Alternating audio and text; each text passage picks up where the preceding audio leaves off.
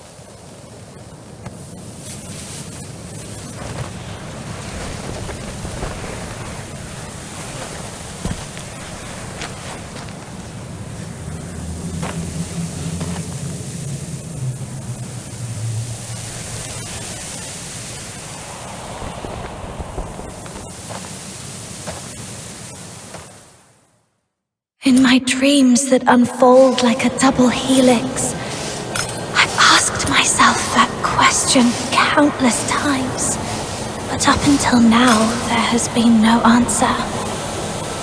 Only endless, flowing quicksand covering my vision. Him.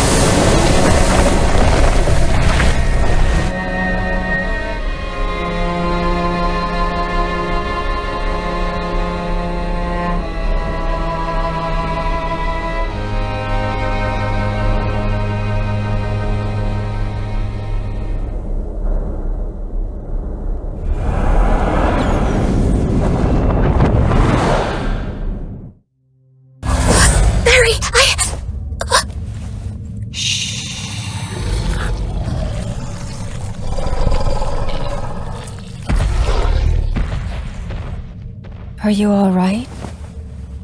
Yeah. Get some more sleep. I won't leave. I'll be right here when you wake up. It's okay. We should get down the mountain and head to the village. You want to go back?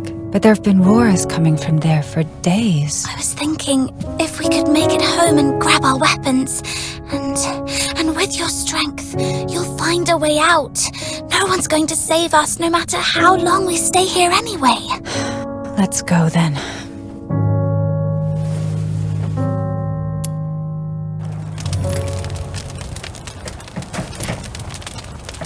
Take it easy.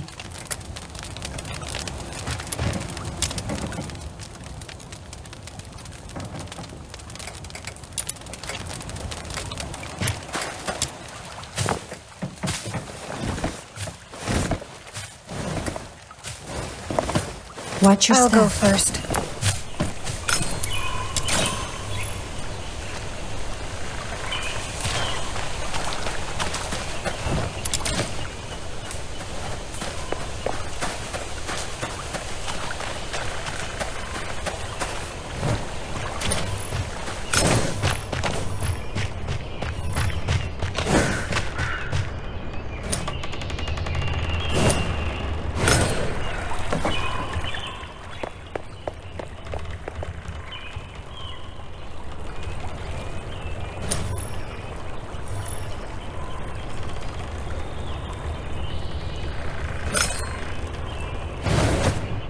You're not fully recovered.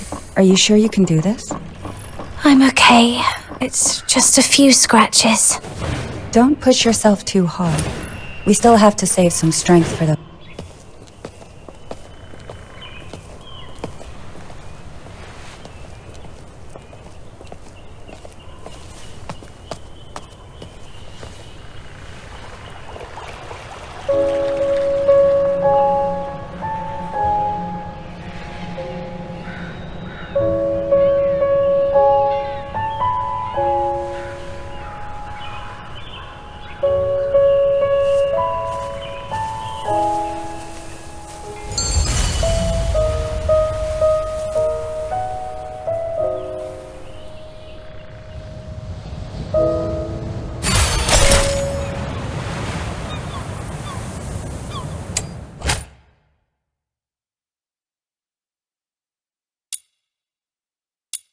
The village is in dead silence.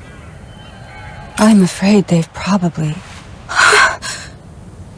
they've probably escarpered off by boat. We should hurry home and get the weapons, and then get to the wharf. It's still dangerous here.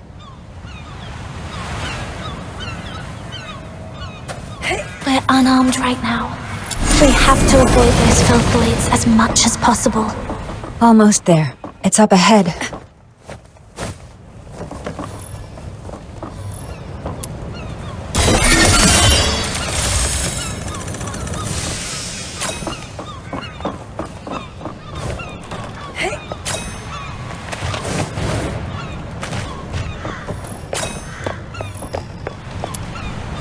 Take that sword with you. It might be helpful one day.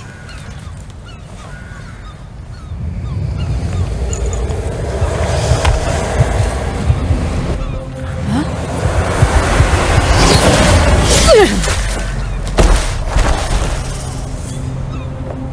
Keep yourself safe. I'll take care of these filthoids.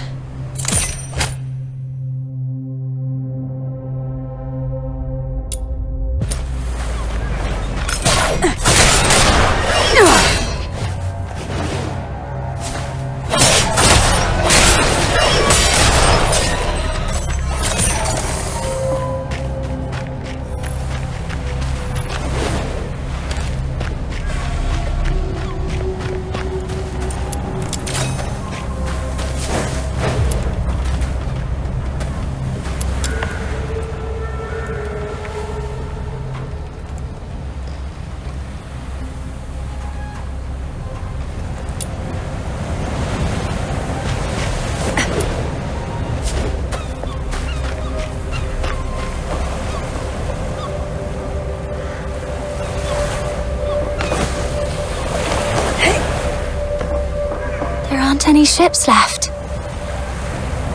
You were at the village when the filthoids came, weren't you? If it wasn't for coming back for me, you could have escaped with them. If it weren't for me, you could have left with them.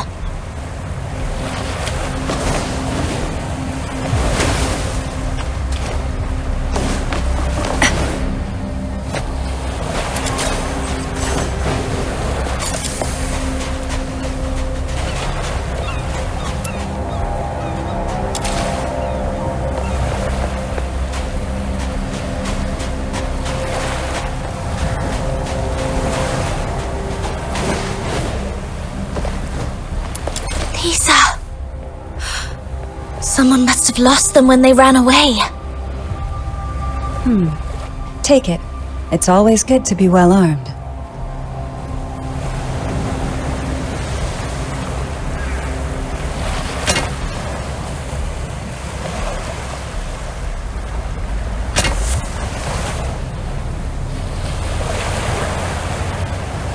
No chance we're leaving by sea. Guess we'll have to count on that thing. That one you told me to stay away from. A ship? On the mountain? Yes, a ship that flies. Now follow me.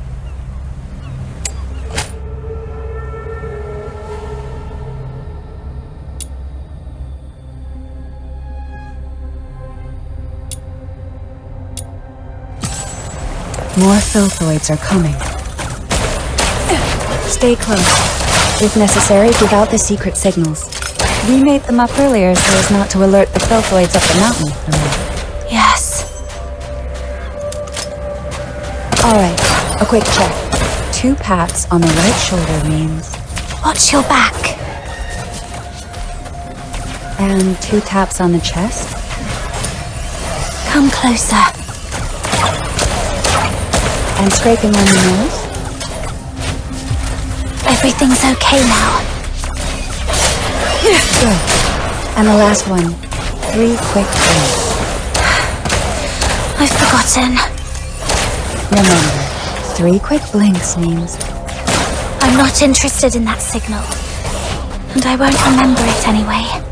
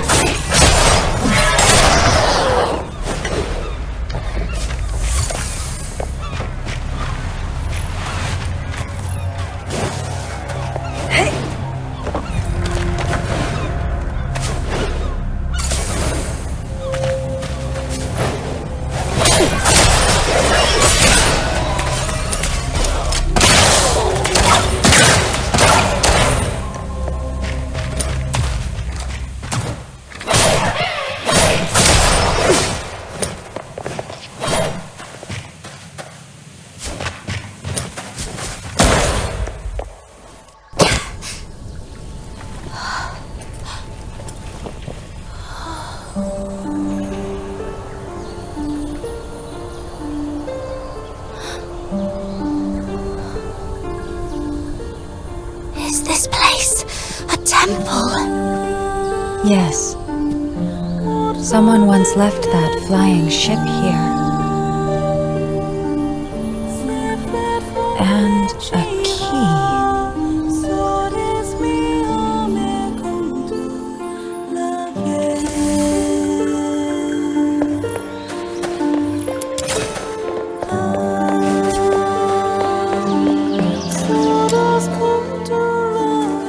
Listen.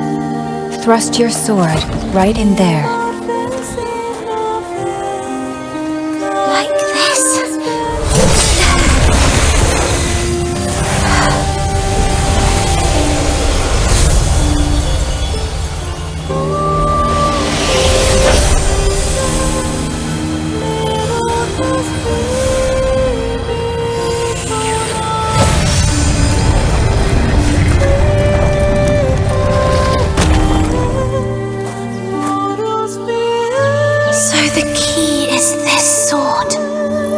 Yes. Your sword was never meant to hurt.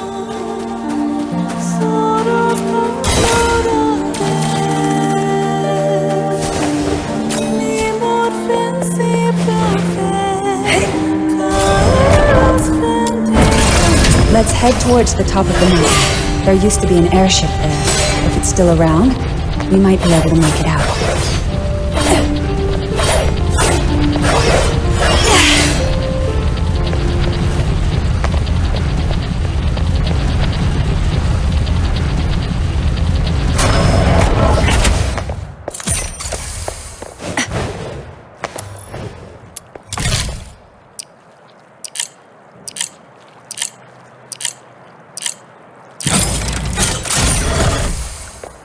Are these filthoids dead? It seems someone had a fight with them just before we arrived. Could it be one of the villagers? No, we were the first to open that door. Anyway, thanks to that person, we don't have to deal with these filthoids ourselves. Whoever it was, they're not to be underestimated. We must be vigilant.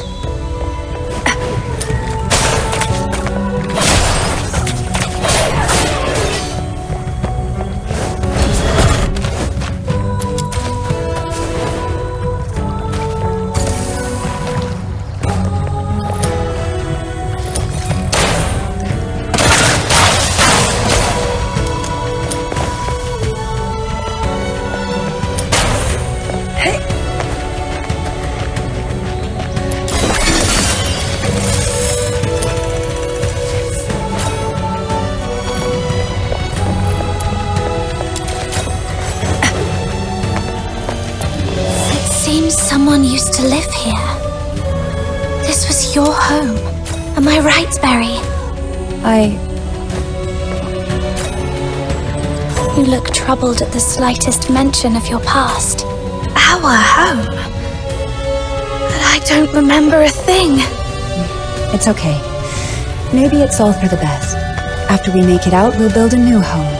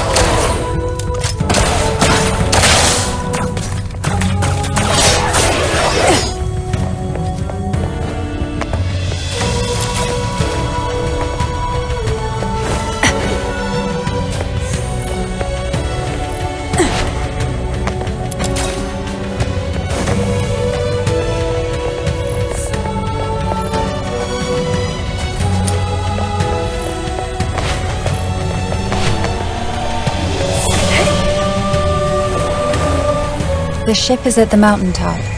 After a short break, we'll push on. believe we'll be saying goodbye to Purgatorio Island soon. You creatures just can't give us a break, can you?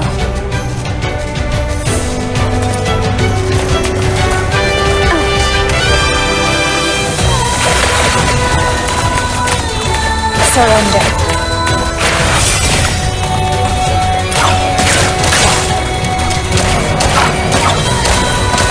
Tear you apart. Surrender. Tear you apart. Surrender.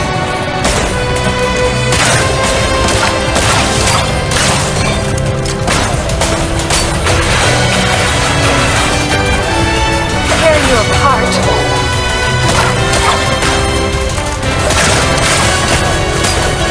Surrender. How many of them are there? Let's get to the top to shake them off. Surrender.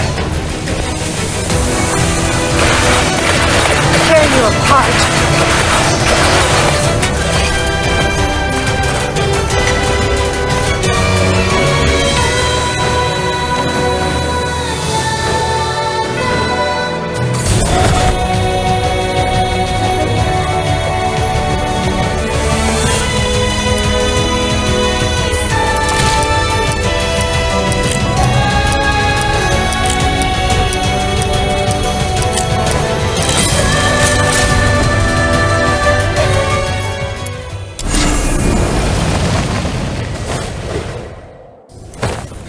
We've been searching for years. When will the chief give up this pointless hunt?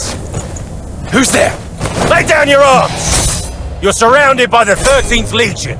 How come it's that? What happened, Barry? The Legion. They found their way here. Anyway, we gotta break out first. They must be up to something.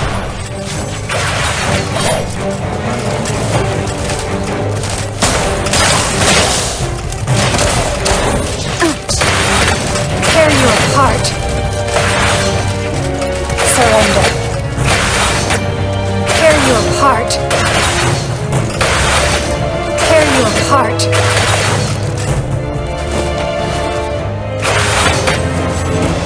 Surrender.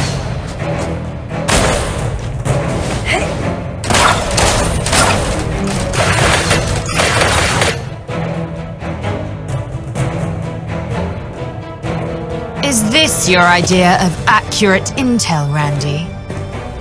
You gave me your word. The soldiers did their best with the filthoids. These are indeed unforeseen circumstances, but we did find something valuable on this island today. Alchemical tool she has used, and an airship with a Legion serial number on it. You realize we're looking for number 0, not this useless junk, right? We've been searching for over a decade, but our maritime unit intercepted several of the village's vessels. They might be able to dig up some... Were those gunshots? Randy. Yes, Mom.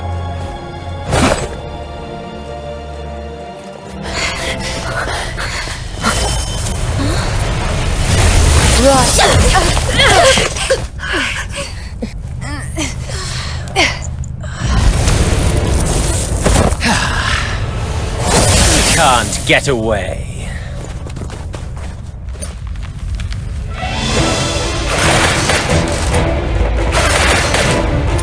Tear you apart.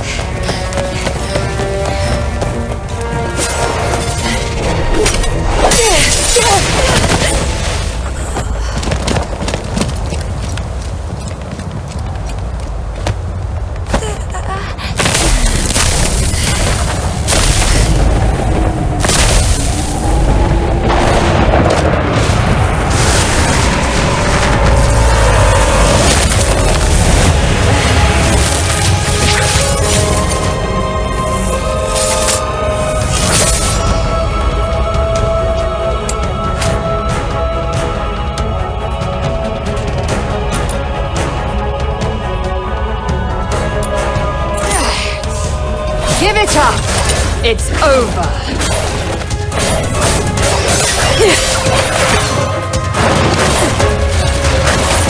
Surrender.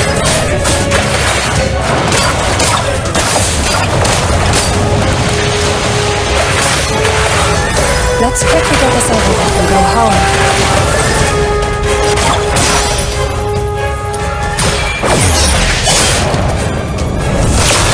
Not bad, I must say. Keep it up! Don't think you can get away.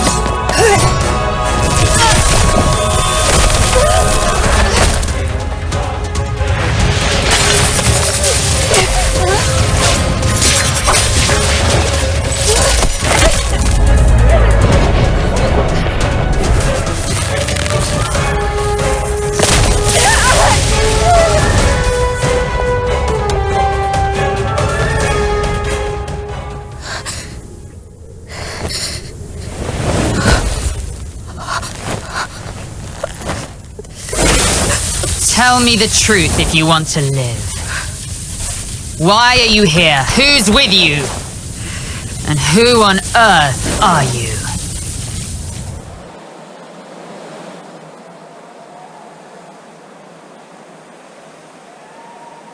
That's how it happened.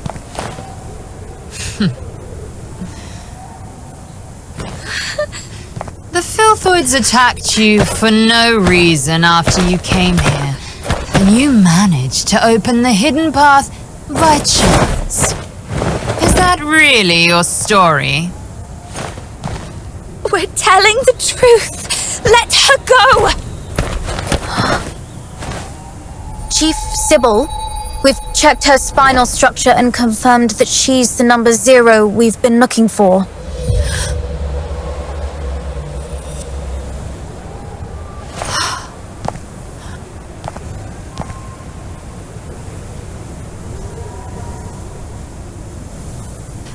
Fortune has finally smiled upon me. Take her back. As for her...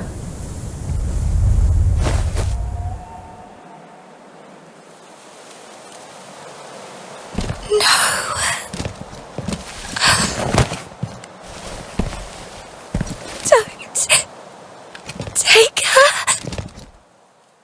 Remember. You must remember. Your power. The power of resonance.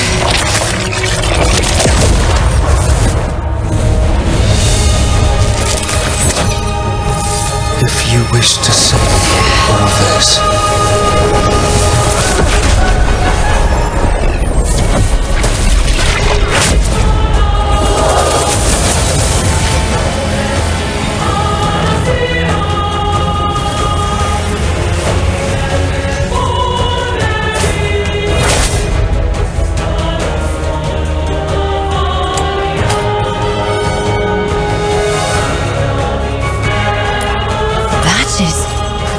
Number 0 is not supposed to release all her powers yet. Why?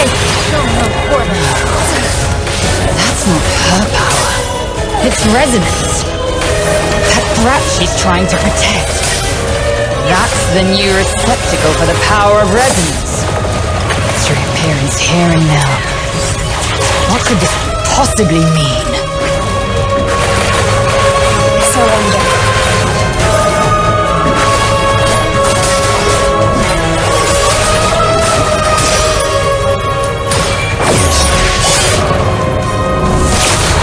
Show me what you're made of.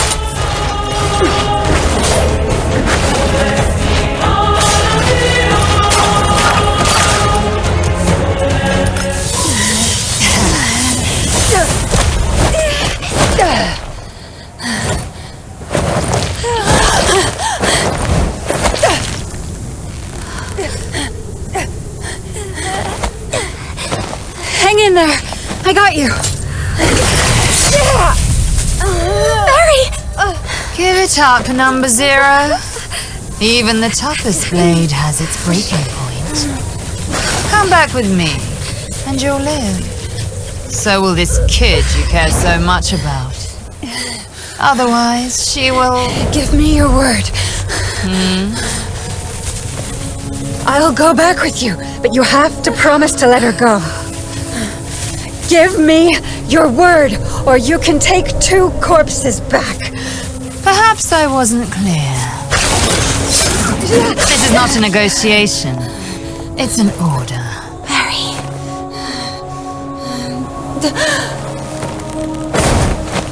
You out of here and live. No! Quick question. The 3 quick blinks means... I've got this, Mary. 3 quick blinks means... even if left all alone, you should be brave and live on. Until the day we meet again.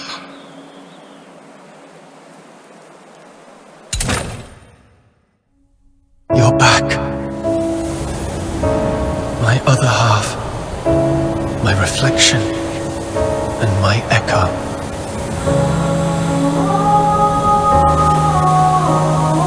You heard my voice and retrieved the power that belongs to you. The resonance.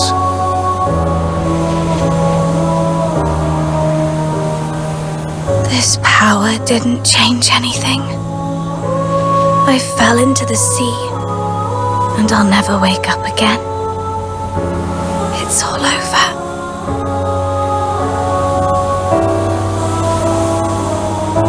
No, I can see it. Your future, our future. It doesn't end here.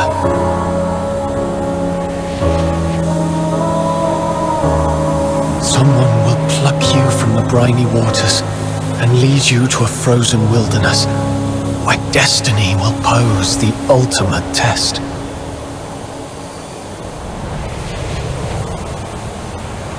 Are you saying I'm still alive?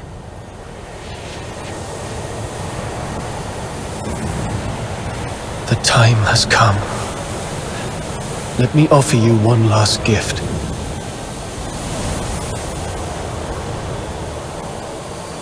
Here.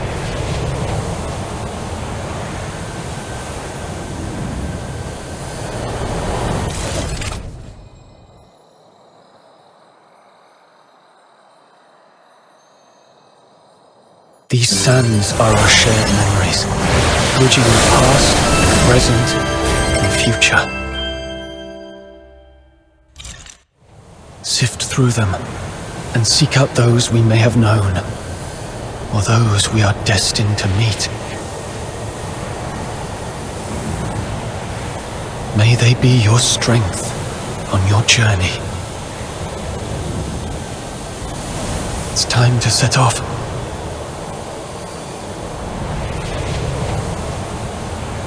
Life is like a lonely cruise through the boundless darkness of the night.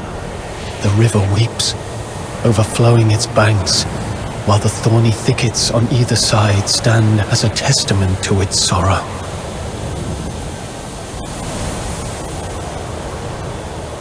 I'll keep watching over you, the one across the shore, to see where you're going.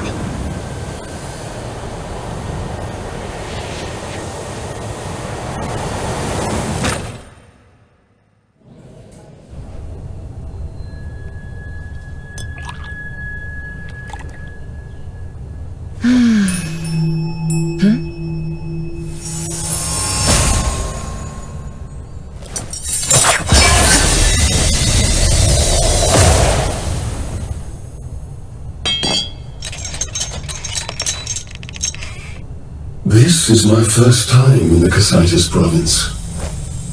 Is this how the people here show their hospitality? I don't want to bother you. I just want to strike a small bargain. I'll pay you whatever you want. And all you have to do, well, it will be a piece of cake. Hello? Hello? Can you hear me? Camilla! Look! She has woken up! Alive and not incapacitated. No broken bones, then. Who are you? How do you know my name? Berry, where are we? No. We were... I must find Berry. If it weren't for me, she would have managed to escape from those soldiers. Maybe... Hey! Are you even listening? Camilla and Snow have come all this way to save you! You better come with us to the city right now, or else you'll soon become a snack for some wandering filthoids! To... the city? Got a fright, huh? No worries, you'll be safe in a jiffy! Icelake is the largest city in northern Hyperoreia! Hyperoreia? I'm in the Hyperborean Empire. Well, yeah. What's the big deal? Do you know this woman called Sybil? Others refer to her as the Chief, and she's supposed to be in this country. I need to find her. Sybil is a common name, but there's only one that's linked with the title Chief. You want to find her? How did you lose your mind to the blizzard? I thought Charons are supposed to be resistant to cold temperatures. I'm serious. She might have taken some... thing that's very important to me. So I must find her and get to the bottom of it. Espionage, assassination, defiance. With what you've just said, the Imperial soldiers could arrest you for these 3 reasons alone. If you really want to find the Chief, I'd advise you not to rush into it. And for the last time, if you don't want to end up as filthoid fodder, come with us.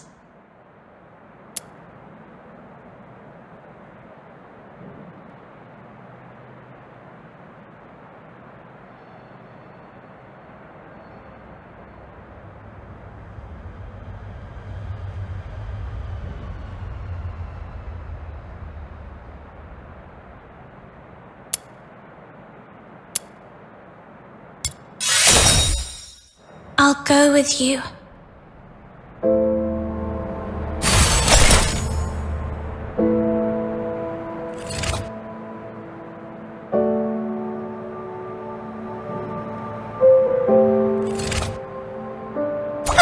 Where are we heading for today's haul?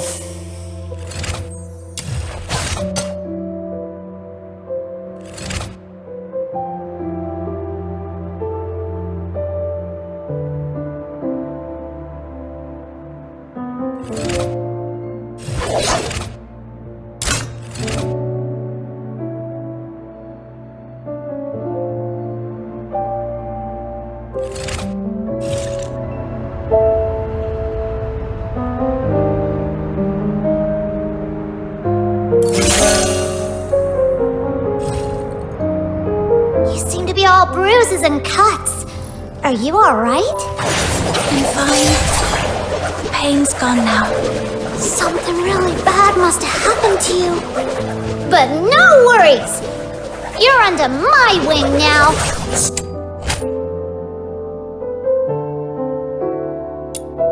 will protect you. After all, Snow is...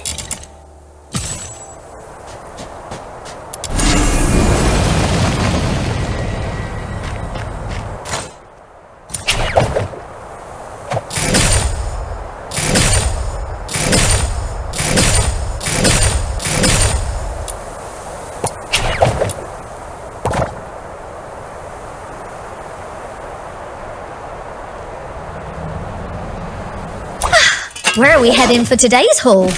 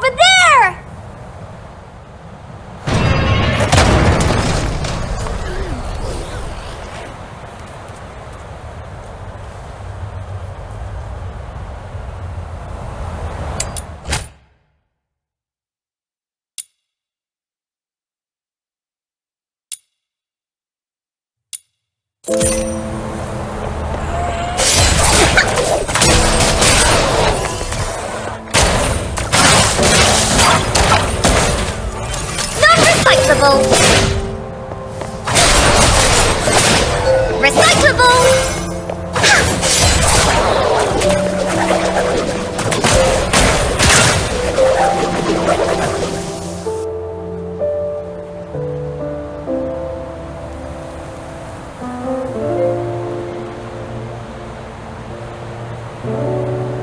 Seems like someone's had a bit of a mishap, and it's even attracted some filthoids! Those nasty monsters! Phew! Thank goodness we took them down!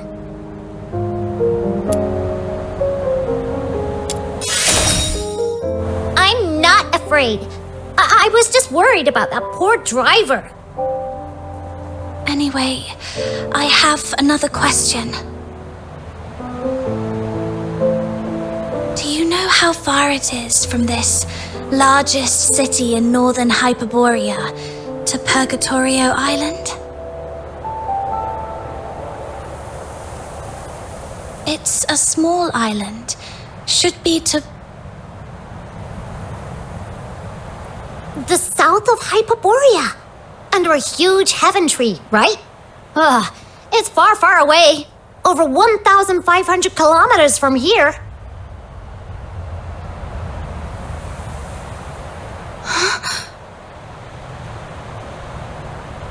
What? Did you come from there? Or are you trying to get there? Don't worry about that now. Let's find a safe spot to take a breather first.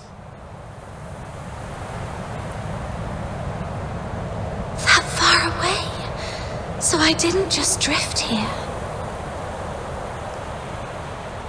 But who and why would they bring me here?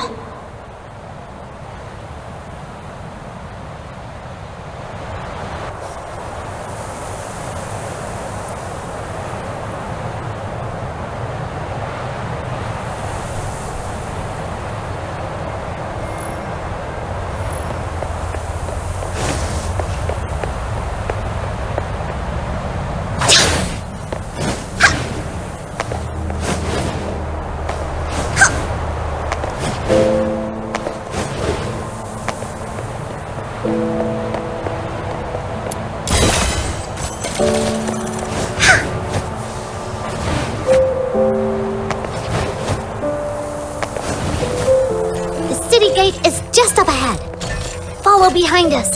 We'll get you in. And keep your mouth shut. If anything comes up, our almighty Camilla will take care of it. Okay. Stop right there. Not another check. Don't even remember Camilla and Snow, huh? Looks like your eyes and your brain aren't working very well. Not you, Luno. I was talking to... Oi! One Eye. In such a hurry to visit the security bureau for tea, eh?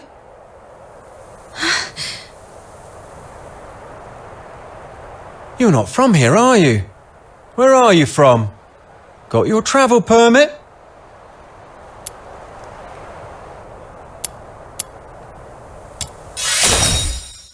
She's from the south, sent by the Vivar winery to deliver goods.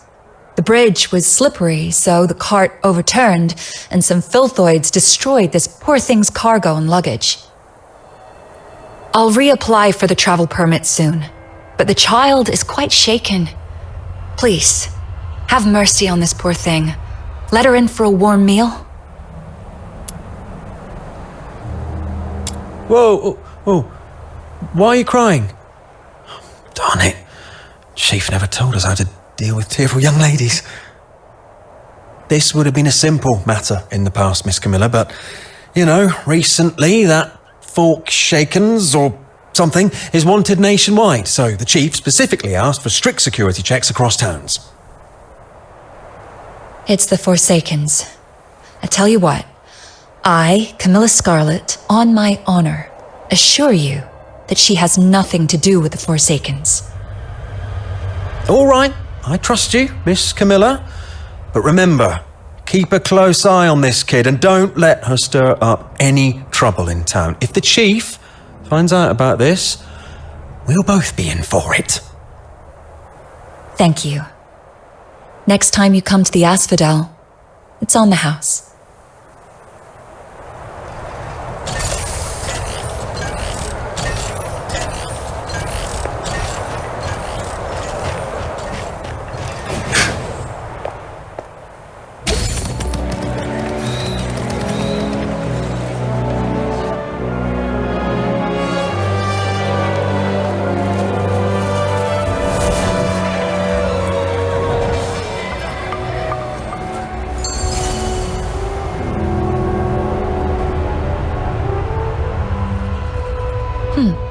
An excellent performance, I must say.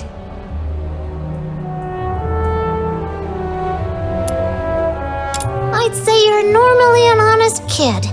Look, your hands are still shaking. It's all right. You'll get used to these tricks of survival in no time in a place like this. All right, now that I've brought you in, the deal is fulfilled. I should go back to my tavern.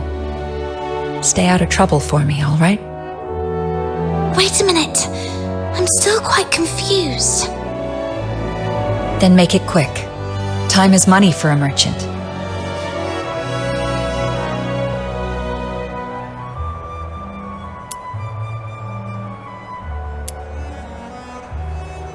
Yep. Just yesterday, in the pitch-black windy evening, a fiend cloaked in white light infiltrated Camilla's tavern and threatened her.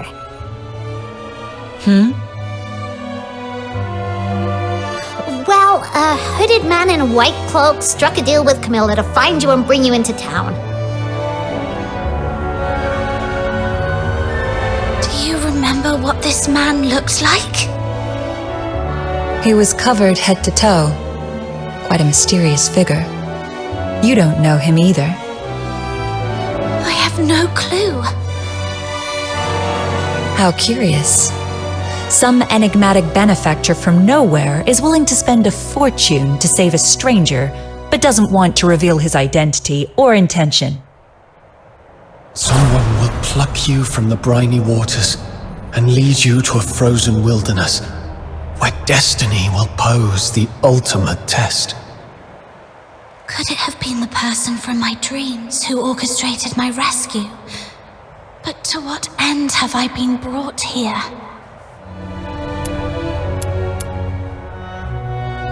Snow just told you, didn't she? It's leagues away. The southbound train requires a hefty fare, not to mention travel costs. You'd need several thousand silver coins. Even if you'd rather beg your way across the Hyperborean plains, you'd still need to somehow deal with the inspections in every town you pass. Next time, you might not be so lucky. For all you know, you might well find yourself languishing in prison. Right, going all the way back is no picnic. I must first get some money and, as that soldier mentioned, a travel permit.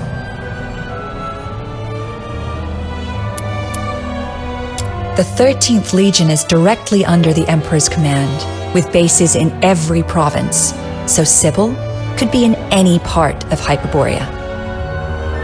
The most likely place, though, is the colossal Steel Bastion in Dysmania, the Imperial capital city, where you can find the Empire's finest soldiers and an arsenal of every type of conceivable and inconceivable armaments.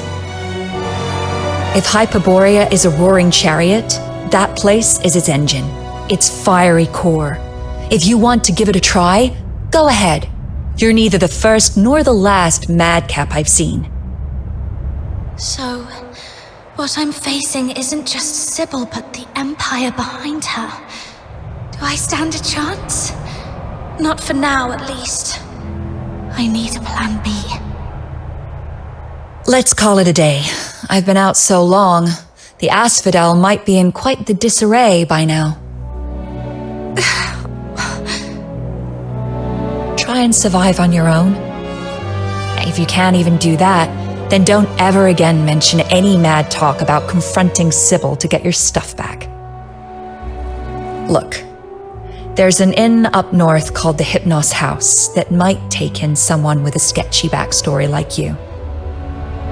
You mean that spooky haunted house? Where else would take in a Charon without a travel permit, but a place that is so creepy, even the soldiers didn't want to search? I understand. Thank you.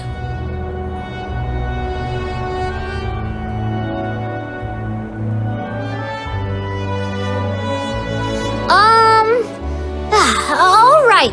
Seeing you so lonely and lost, I'll take you to this Hypnos house to see what's what.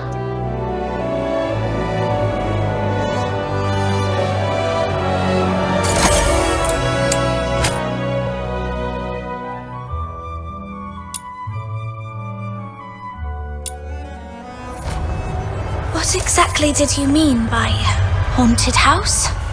I heard about it from the guests at the Asphodel. There's always someone complaining.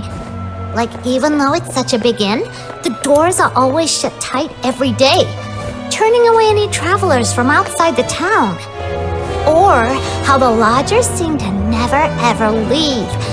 And sometimes there's this really weird smell drifting from the inside of the house. And how the innkeeper's face is colder than the waters of Lamenting Lake. It's as if he's not running an inn, but a coffin shop.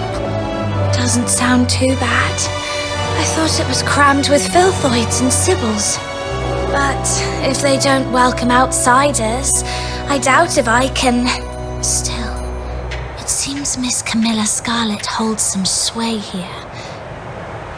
Perhaps I could leverage her influence a little bit. Nah, you can use Snow's name. From now on, you're under my wing, my little minion. Thank you. But what's a minion? It's what they call someone in those stories who's the favorite lackey of the awesome Demon King. Among all the Luno in the world, why else would little old Snow have these nifty horns, if not to be a Demon King one day? It's totally my destiny. And it was those mysterious voices that brought me to you. So you must be the minion sent by destiny. So, I've made up my mind. With all my wisdom, I'm gonna guide you down the right path. The Lunarians are generally friendly towards humans. The books weren't lying. The inn's just up north. Come on, follow me. It's just that this one seems a tad too friendly.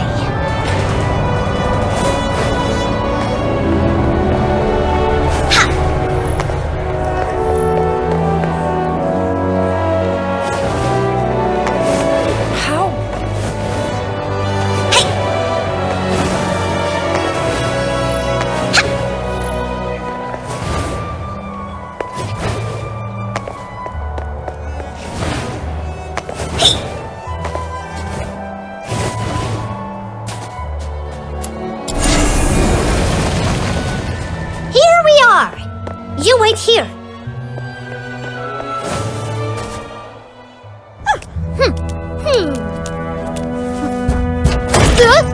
Who is it?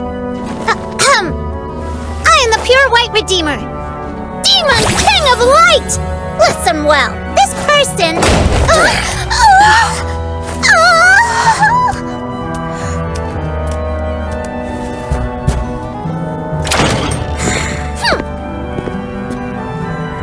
Hold on, please. Miss Camilla Scarlet told me to come to this place. I was hoping to stay here for a few days. Would that be possible?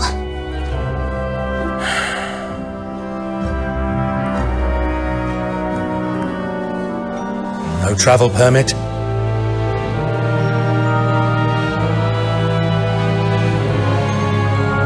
That woman's misplaced compassion knows no bounds. All right then, let's see it. The price you're willing to pay.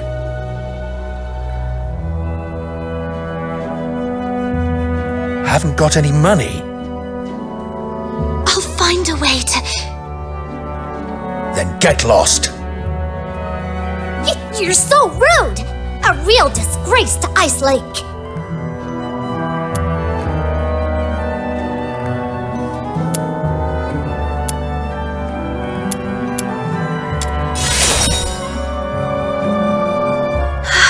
Let's leave, Snow. Mr. Henrik, I'm back! I just tidied up the house again, and it's all set. Be careful.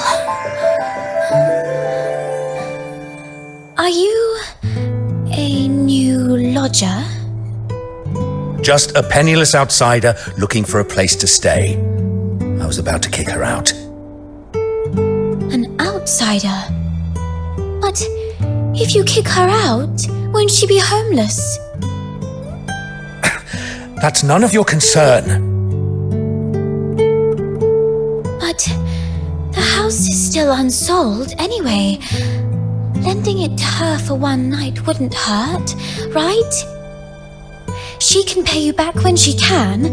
That way we get a little extra cash for basically nothing. If you keep being so cold to everyone, you'll never find a buyer for that place.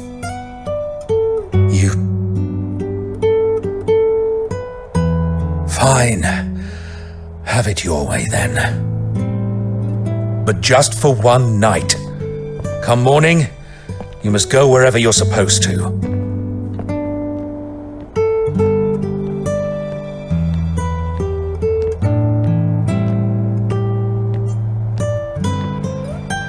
Understood. The house is to the south. Follow me.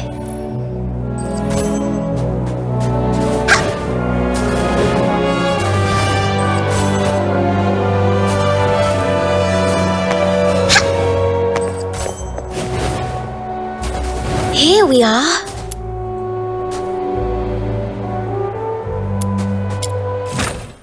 This room has just been cleaned up. You can stay here tonight.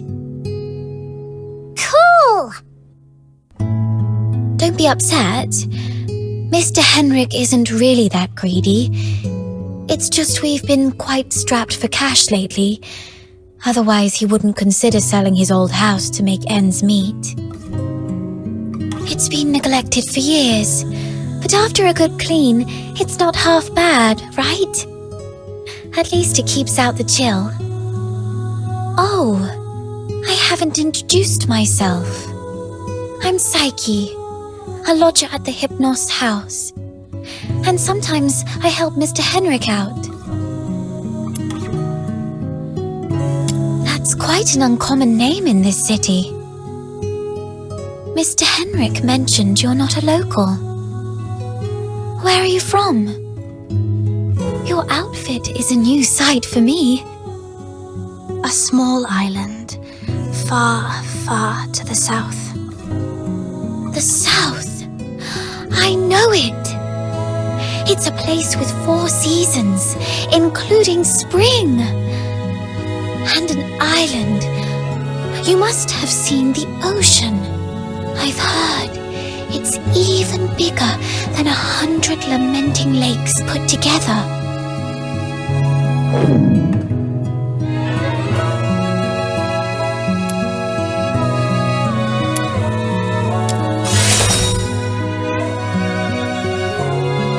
Of course not. We Luno folks aren't as fragile as you. We don't get hungry so easily. Are you hungry? I'll get you something to eat. Be right back.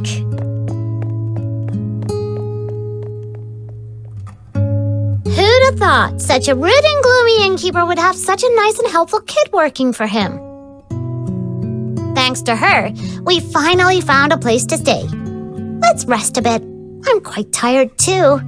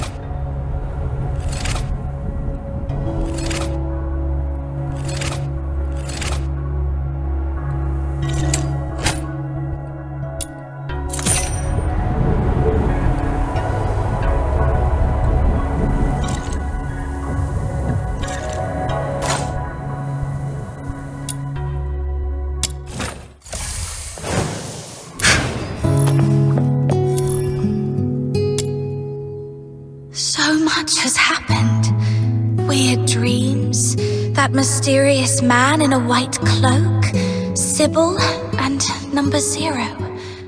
They all seem to be connected somehow, but I can't figure it out. The only thing I'm certain of is that I've lost Berry. If she's managed to escape, she'd surely try everything to find me. Of course, I can't rule out the worst-case scenario that Sybil has taken her to the Legion. The silver lining is, it seemed that Sybil needed Berry for some reason, so she probably wouldn't harm her. Anyway, I need to scrape together some money in Icelake, get a travel permit, and then plan for my next move. I'm back.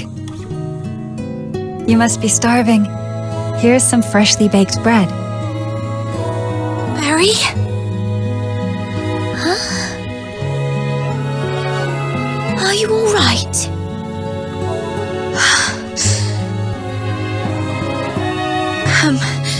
I'm fine. Just so hungry that I accidentally bit my tongue. It hurts, so...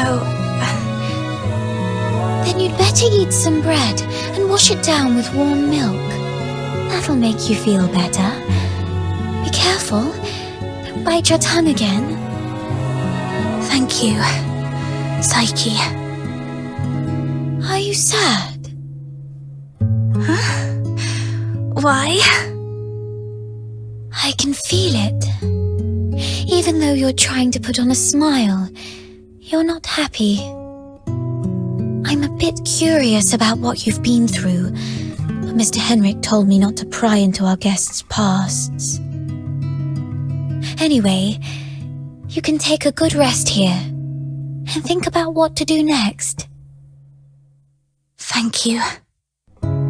Psyche, I need to ask you something. I need some money. Is there any place in the city where an outsider might find work without too many questions asked about their past? Let me see. Most people here work in the factories. But they all ask to see a travel permit. Well, there's perhaps one place you could try. Miss Camilla Scarlet's Tavern, the Asphodel. You can take up commissions with handsome rewards there. But those commissions are often quite dangerous. You might have to go to places even the local escort would avoid, and you might encounter some wandering filthoids. Camilla Scarlet. I met her today, though I had no idea that her tavern also runs this sort of business. It's okay, I can handle it. Can you take me there? Huh? After all this running around, you're going back to Camilla? Then count Snow in! Snow's more than familiar with that place.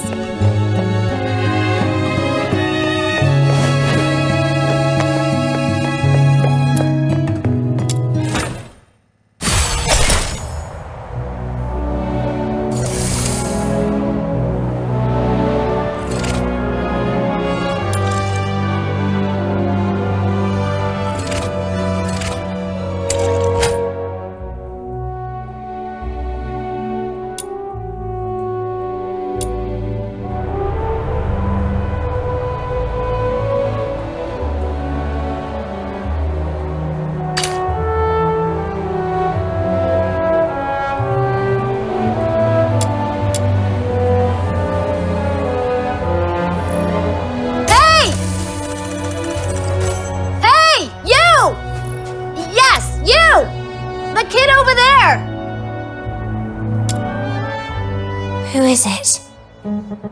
A girl who looks just like Snow.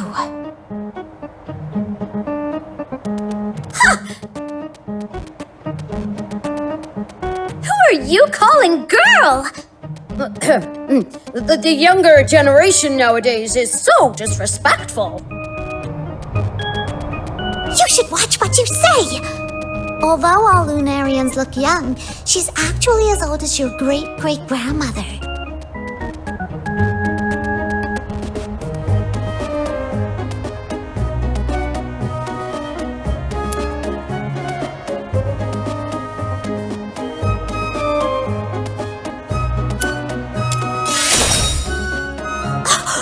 You!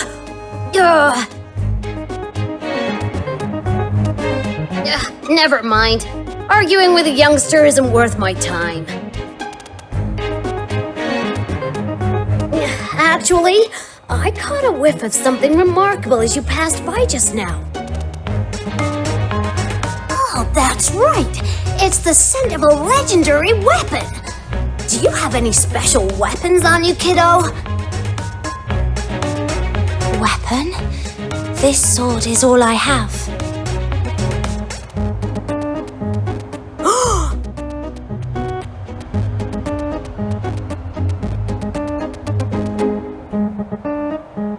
Amazing! That's incredible! Look at the texture and the craftsmanship. This clearly wasn't made by those mediocre Hyperorean blacksmiths. Where did you get it?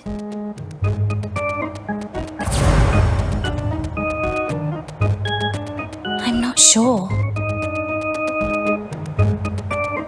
This sword has been with me for as long as I can remember. Maybe it was passed down to me by my parents. Intriguing. Very intriguing.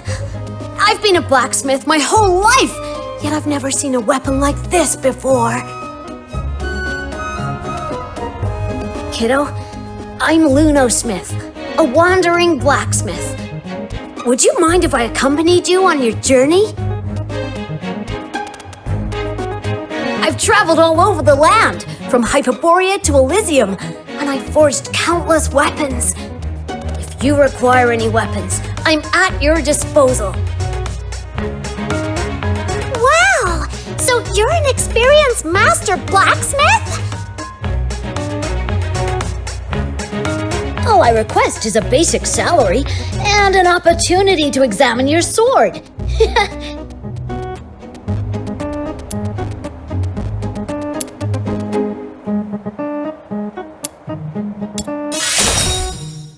So, you'll have me? Excellent! Then take me to where you live!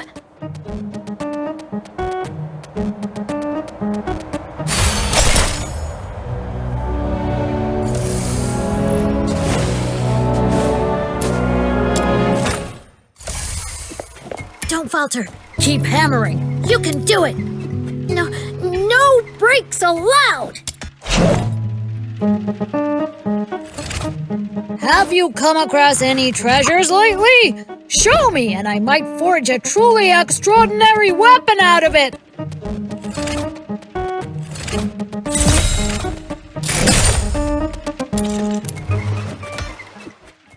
Awesome!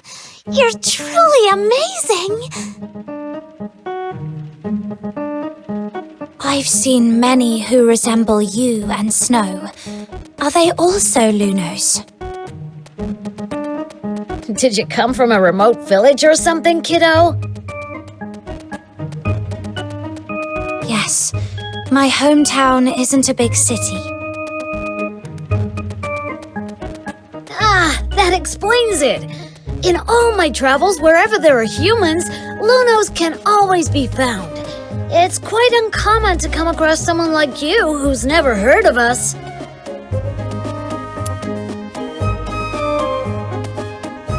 We share a similar appearance.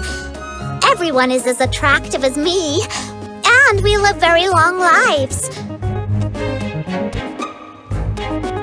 Like the master blacksmith, every Luno has a particular forte. Wow.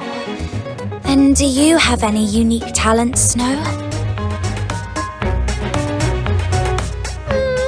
Yeah, of course I do.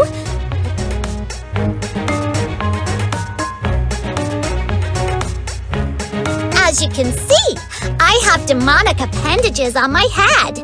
No other Lunos have these. Indeed. In all my years, I've never seen a Luna with horns like those.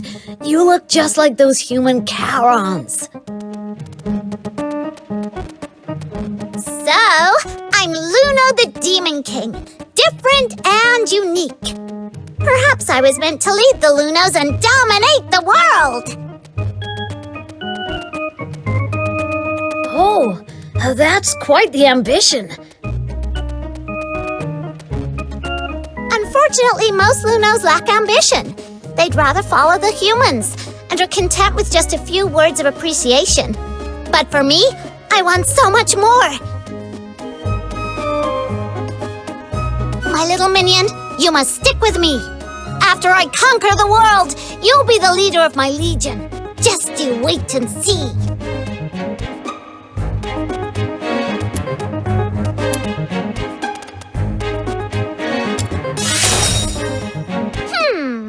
How about 20 letters of praise written by this Demon King?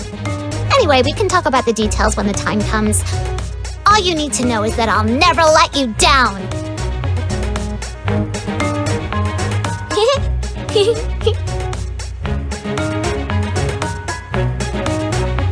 Wow.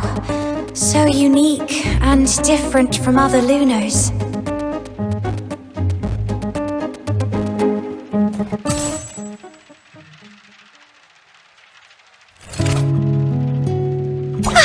Where are we heading for today's haul?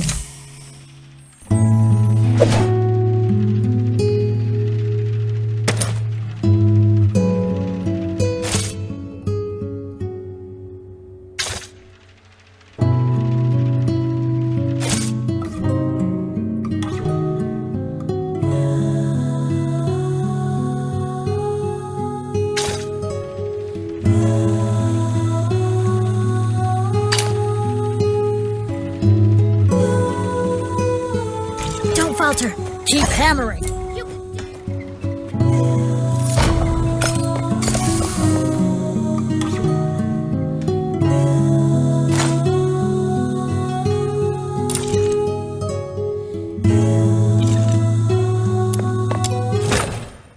The asphodel is just to the south.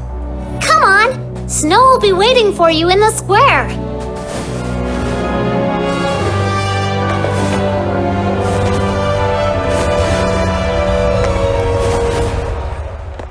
Your travel permit.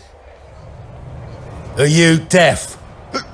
Show me your travel permit. Sorry, sir. I'm a bit slow at this age. Please, bear with me for a moment. Here it is. Huh? Oh, is this you in the photo? You old codger. Yes, sir. How come it looks more like a mongrel to me? Oi, why don't you give us a bark, huh?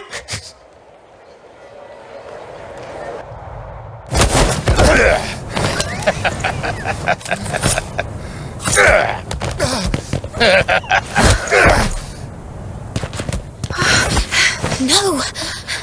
Don't. What are you looking at, you little twerp?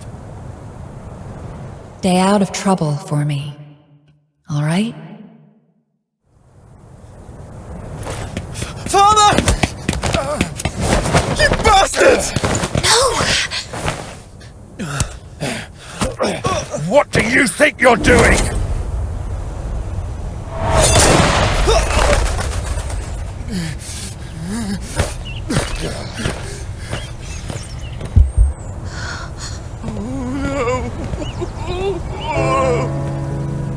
Let's leave. There's something important you should know. If you're from somewhere afar, remember, never anger the humans. The humans? You mean those without horns? What's so special about them? Or is it that we are the special ones? Yes.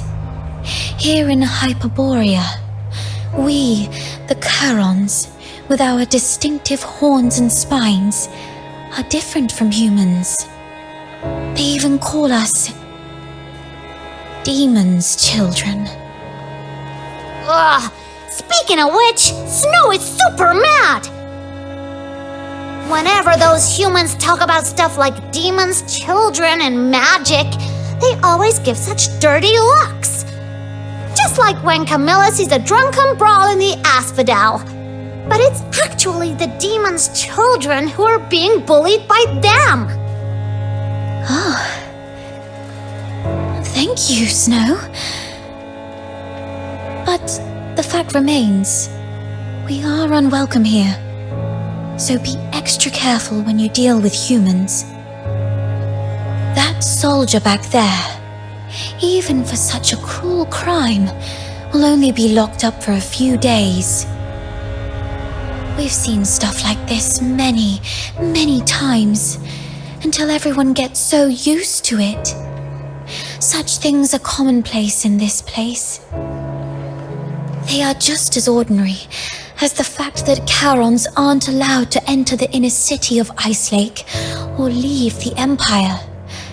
As ordinary as flowers withering, lakes freezing over, and snow melting in the hearth. This makes returning to Purgatorio Island even more challenging. Why is it like this? The humans of Hyperoreia believe that the Charons who wield magic are evil sorcerers, the greatest threat to their peaceful life. But you can't always just suck it. Why not use your magic on them and boom! Make them cry like babies. Oh, seriously, it makes me so mad.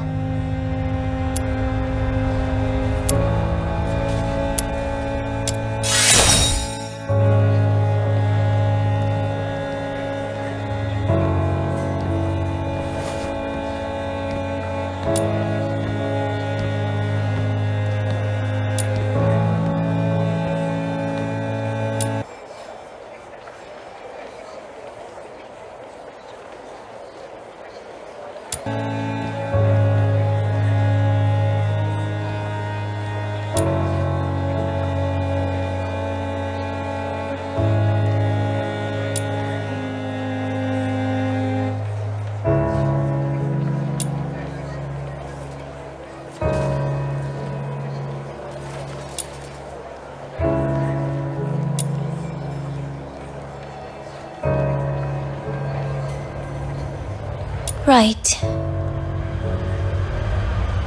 The asphodel is just up ahead. Let's go.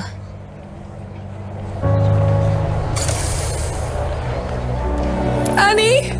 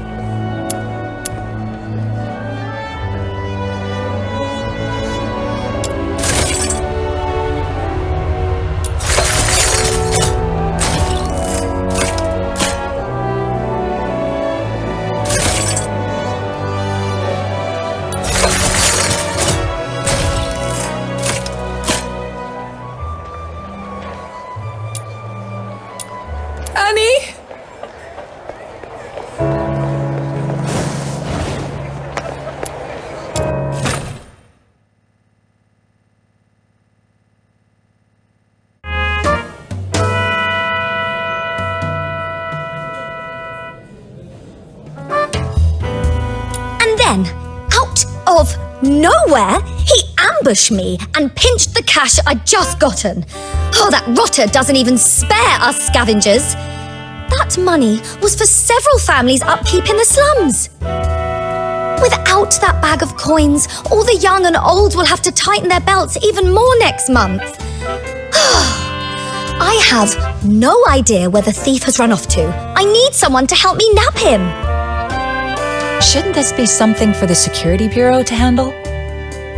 Well, by the time the Security Bureau bothers with us Charons, the ice in Lamentin Lake would have melted away. Please, Miss Camilla, the kindest and most beautiful lady in Icelake, could you maybe ask some of the fox hunters here to lend a hand? Just one tiny favor. Pretty please. Save it. You should know that nothing asked for here comes without a price. Well then, can you maybe, give me a discount? Or I could offer you something else. How does it go again? Information is as good as gold, right? I deal with all the rubbish bins in Icelake, so how about this? If I stumble upon any useful info, you'll be the first to know. It's you. And you're the little girl from the phrase. Psyche, isn't it? Yes, Miss Camilla. I'm staying at the Hypnos house for now. I see. I'm here with a friend. She is looking for a job and wants to become a fox hunter. Then you came to the right place. There's a commission for fox hunters right now. Not now, Margie. Okay.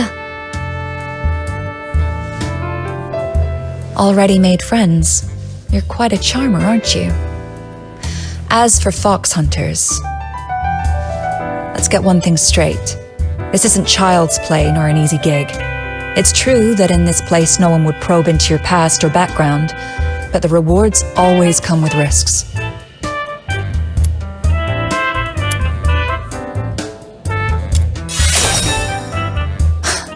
You don't look tough, though your courage is admirable. You're indeed stronger than the average Charon. I've seen you in a fight, but brute strength isn't enough to qualify you to be a fox hunter. You need to prove that you're capable of dealing with all possible contingencies and a very mixed group of clients. It just so happens that a chance for that came in just now. Oh, right. Snow heard that someone swiped this lady's money!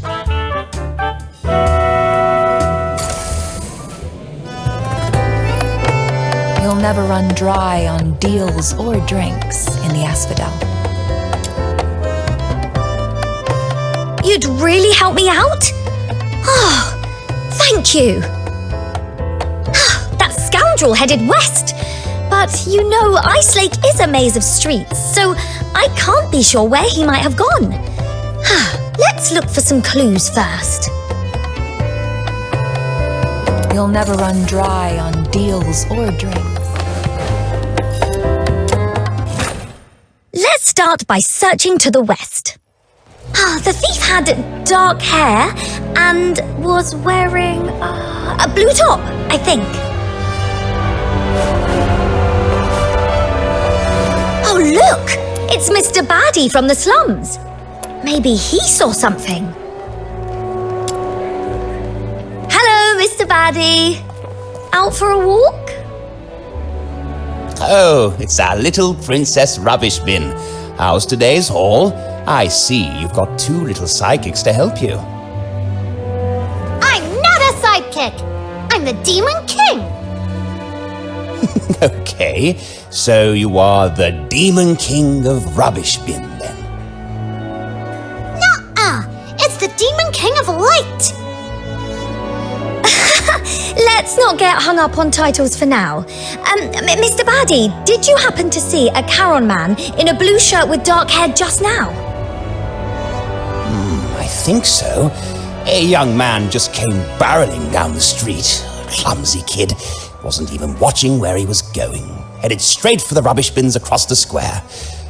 Wait, was he trying to poach on your turf? in a way. Thanks. I'm going after him. Across the square. He meant Big Bin number 3. Now come with me.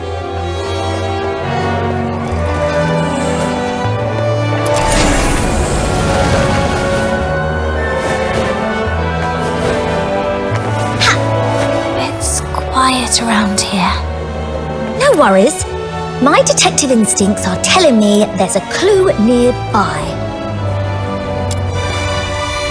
What? Something in the bin? Just making sure he wasn't hiding in. Wow! Is that half a bottle of wine and an antique pin? Wow! Aren't you the chosen one, blessed by the gods of rubbish bins? But this really isn't the best time. Just a sec.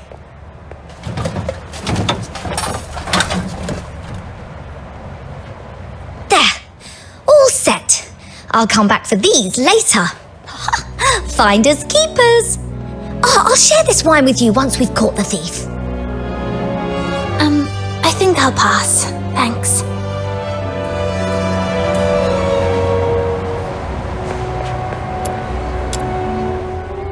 Oh, check this out. 2 layers of crates against the wall. The bottom one is skewed, and there are messy footprints all over it. It's busted. According to the statement of Margie the witness, she just straightened these crates when she did her shopping at Big Bin number 3 this morning. Thus Margie, the reticent detective, deduces that desperate thief must have stacked these crates to climb the wall. He's likely hiding on the rooftop right now. Smart thinking. Let's get up there and check it out. So, reticent detective, that's your title, Margie? Sounds cool.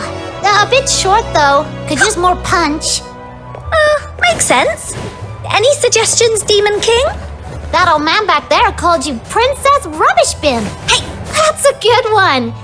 Reticent detective, Princess Rubbish Bin. Has a nice ring to it, doesn't it? Oh, no way! Can we please drop that nickname? It's embarrassing.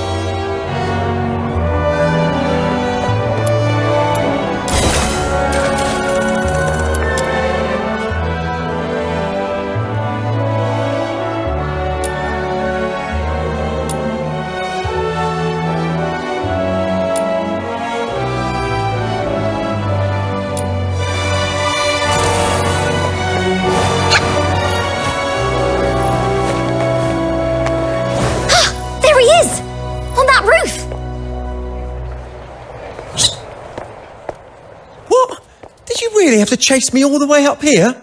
You said you were going to share the money with the poor anyway. So why can't I get a piece of it? If you're hard up, I can help you. But you can't just grab money off people. That'll earn you a whack on the head with my shovel.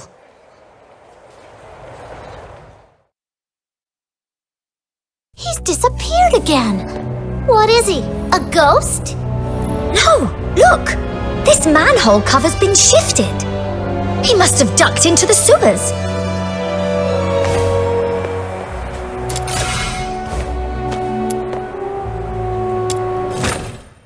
Stop right there, you rotter!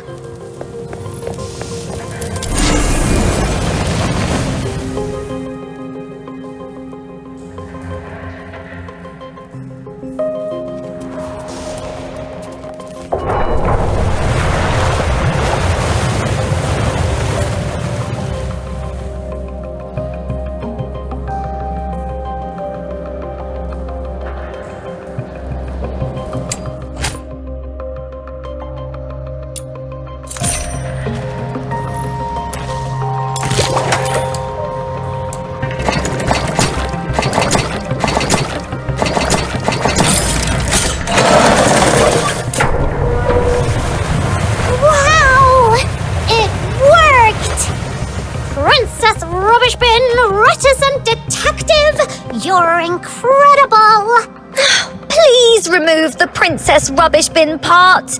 Oh, I'm begging you! The water level has dropped a bit. Let's see if there are more switches.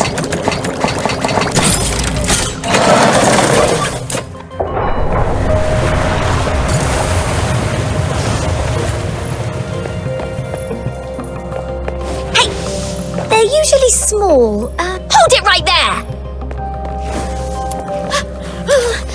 Oh, wait up!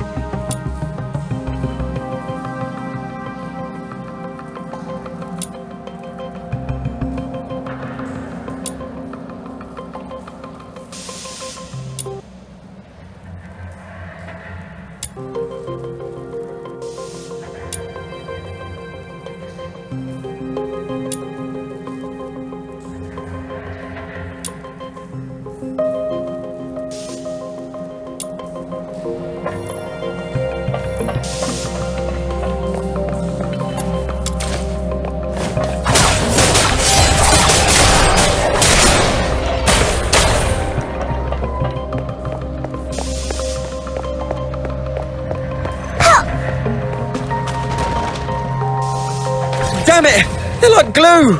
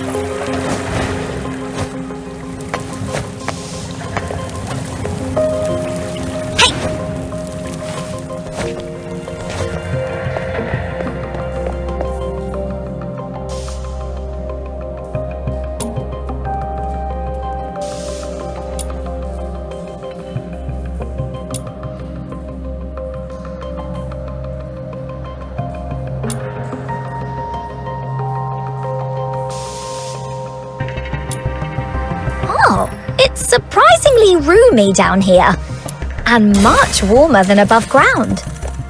Oh, like a secret little kingdom. Chase away those critters and get rid of the smell. Then you could pitch a tent and practically live here. Right! Woo! You should live here. It's rent-free.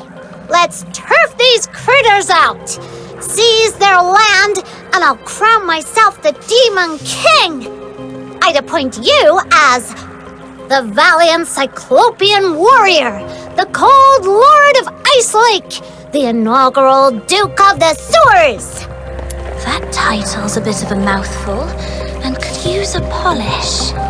Hold on. Why am I even considering this?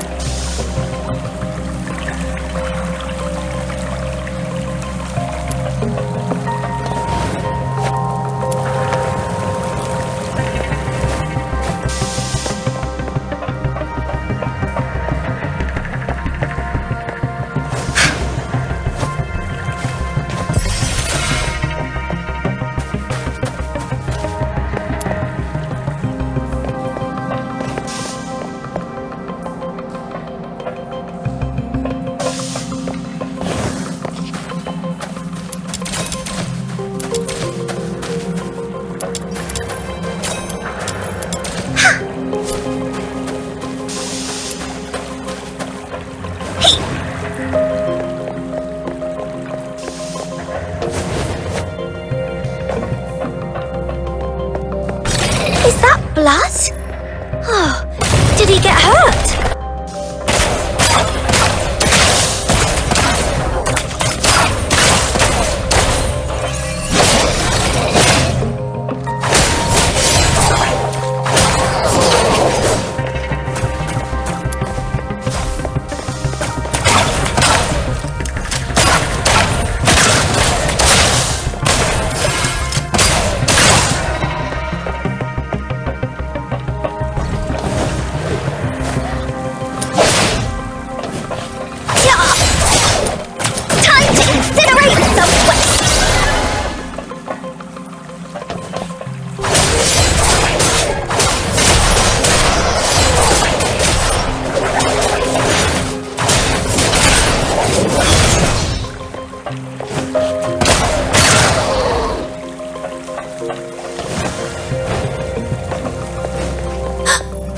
Footsteps.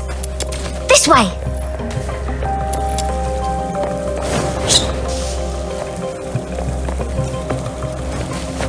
Did something just whiz by?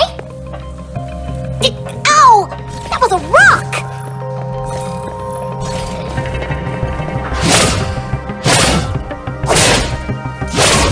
Recyclable!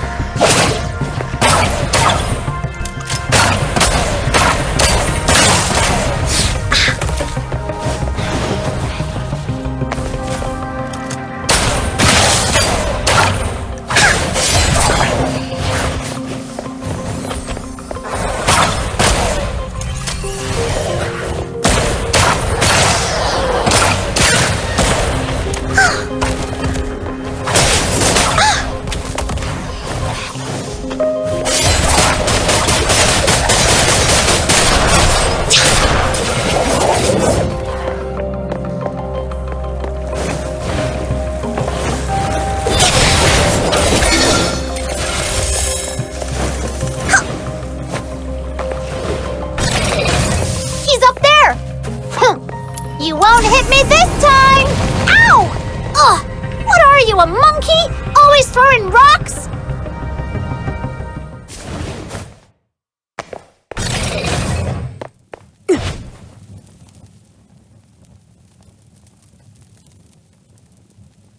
Just as I thought, he startled the Filthoids here and got attacked.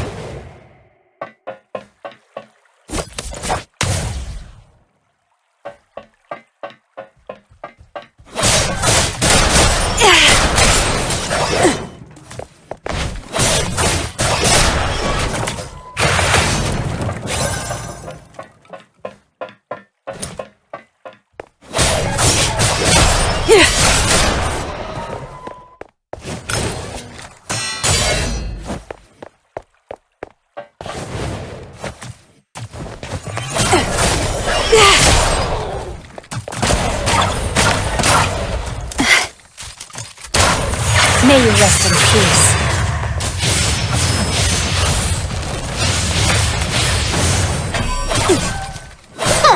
Not so fast now, are ya? Come on! Let's pin him down!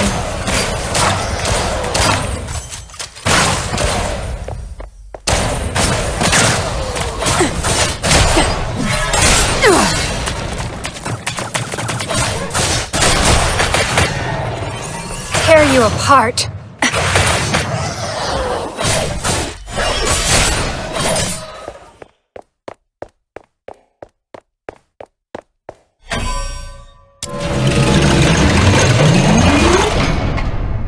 That's for underestimating Snow's minion. Now you know what we've got.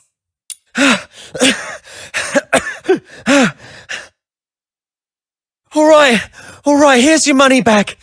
I haven't had a decent meal in days, so I got desperate. I'm sorry. You're starving? Guess what? So is everyone in the slums. And you didn't seem so sorry when you snatched the money bag from me. How about this? You threw a few punches at me, so now I'm gonna hit you with my shovel a few times. Then we can call it even, and you can leave. Okay. Watch out, Margie! He's got something in his hand!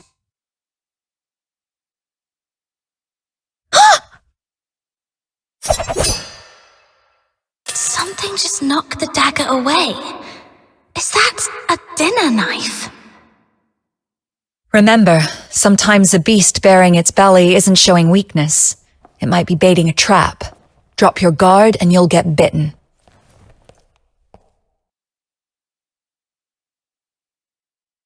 Like the wild, the city's teeming with beasts like that. Margie, be wary of undue mercy or trust. You too. I'll remember that. Miss Camilla, did you come all this way to back us up? Since you've come all this way to Icelake, it'd be a shame to meet your maker in this sorry spot on your first day, wouldn't it? I thought some big shot came. Turns out it's just a tavern-keeping old hen. What are you going to do about it? Call the guards? Do you really think those high-ups give a damn about Camerons? We'll handle you our way. Teach you a few life lessons your presumably absent mother never did. Don't you dare bring my mum into this! Let go of me, you nasty hag! Take him to the Security Bureau, straight to Chief Damien. This is out of our hands now. What? No! No, please! I surrender! Please, don't take me there, I'll do anything! I'll leave Icelake for good. Please, let me go. I'm begging you. Miss Camilla, what's wrong with him?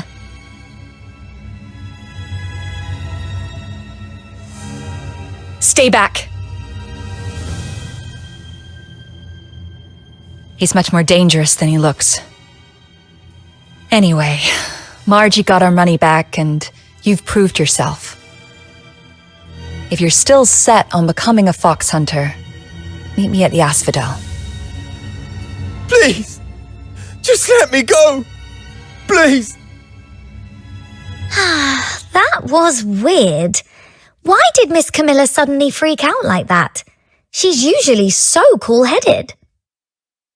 And that thief too? Shaking like a leaf all of a sudden? Is the Security Bureau really that scary? Looks like he's in for a tough time. All I wanted was to get my money bag back and maybe teach him a lesson. I didn't expect all this. I almost forgot. Here's your reward. Thank you so much. You're a lifesaver. My sister from another mister. Well, I gotta go divvy up these coins. I usually do my shopping all over Icelake. If you need me, just drop my name in the slums and they'll help you find me. All right, let's go find Camilla, little minion.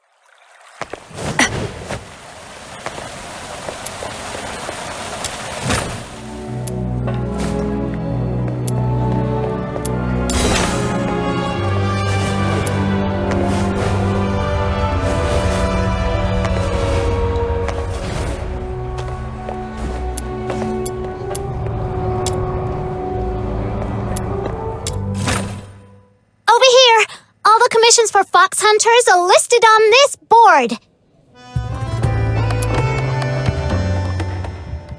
Hi, Snow. Lending a hand to fox hunters again. What is it this time? Nabbed a few hundred bandits? Thwarted a dozen dastardly schemes? Today I'm keeping it low-key. Just nabbed a petty thief. Just one? That sounds almost believable. I've got to see this. I've never fibbed before. Come here, my little minion.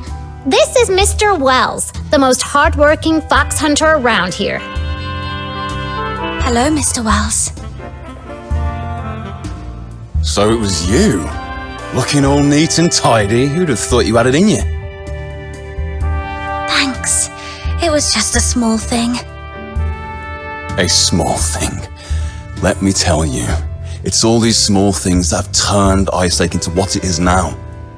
If it was something big, Icelake would be turned upside down. Then I should try harder. Learn from professionals like you. Learn from me? Oh, give me a break. Take a good long think and figure out why you ended up on this path. This is what you should do. I need money. Who doesn't? I've got folks owing me a fortune. Being short's one thing. I've never stooped to thieving or robbing. You're back. Everything okay? Did you catch that thief?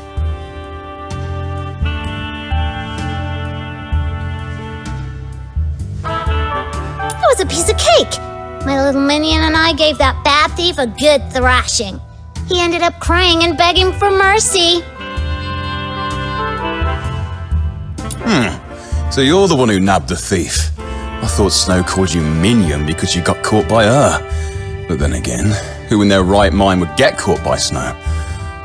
What was I thinking?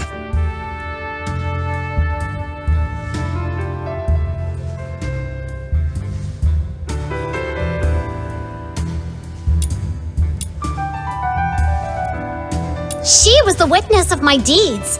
You had it all wrong. You've made a fool of yourself this time, haven't you? Serves you right for being so preachy all the time. Sorry for what I've just said. Care for a drink? Just let Camilla know. It's on me.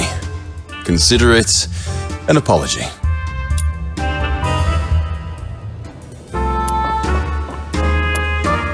You'll never run dry.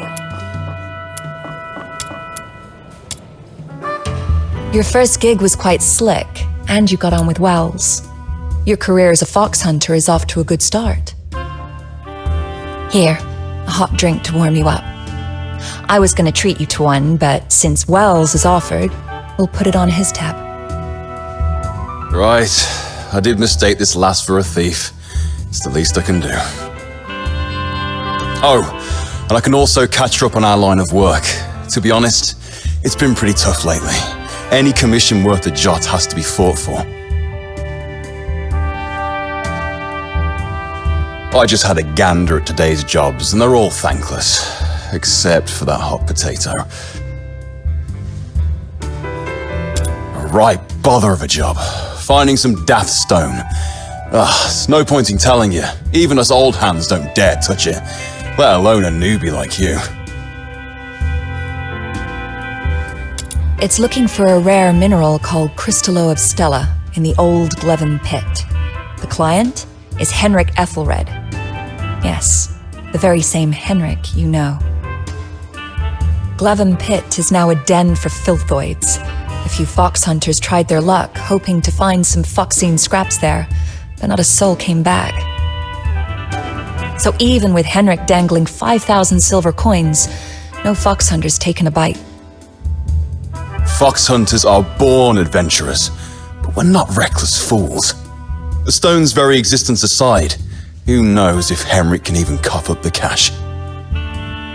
Everyone knows he's recently gone bankrupt, even looking to sell off the family house. Is he planning to gamble it all on trading Crystallo? Wait a minute. Crystallo trading's been banned for years. How's he planning to unload it?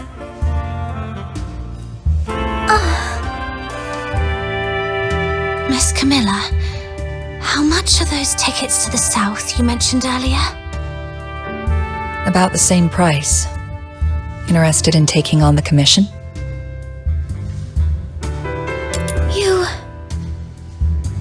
You serious? Kid, I'm not joking. This is no child's play.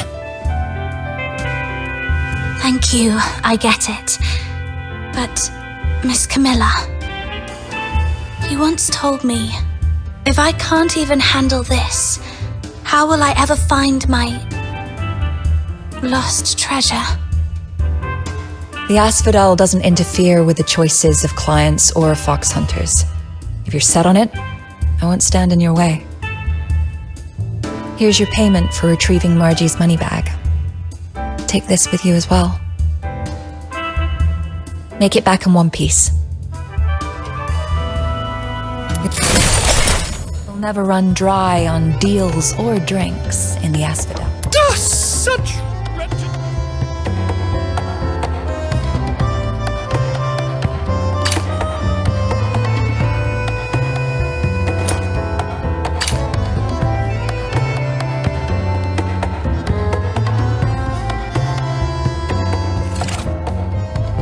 Let's go.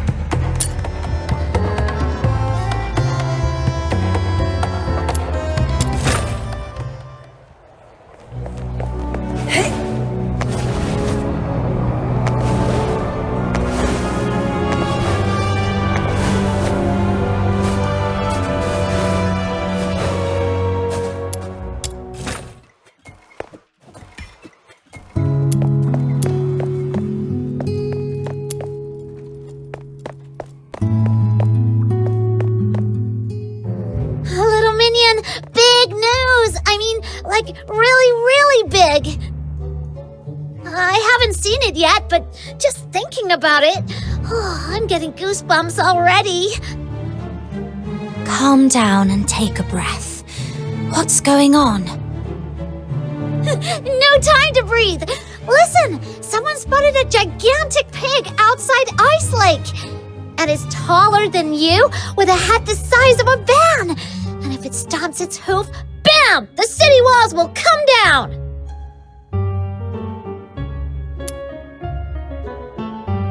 Of course it's more than that. As the mighty demon king, I don't just freak out over a big pig. Anyway, I'm really curious. Come on, let's go check it out. You aren't doing anything important, right?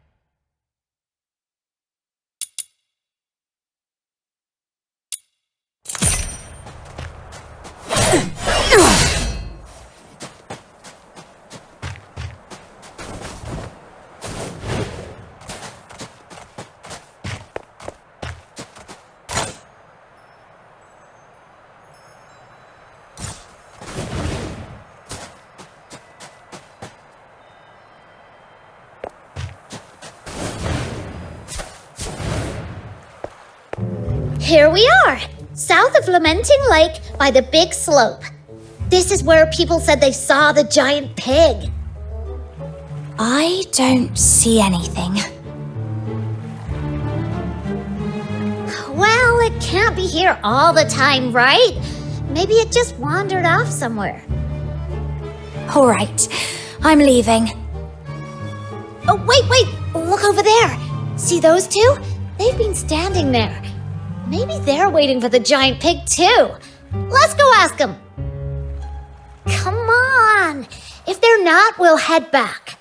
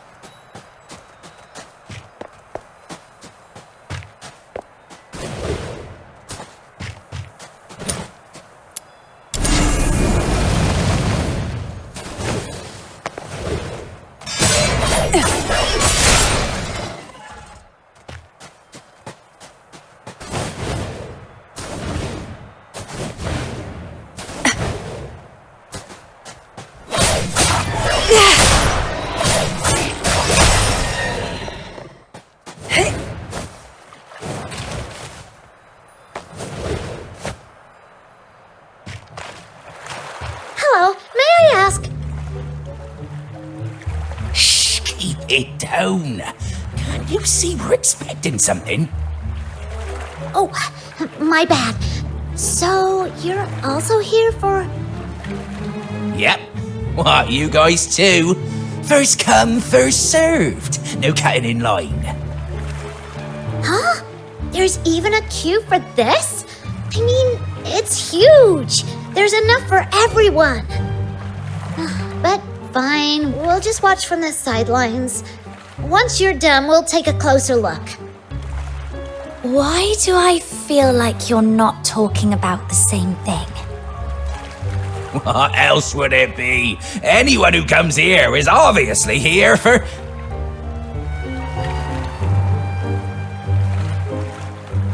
Now, pull the rope!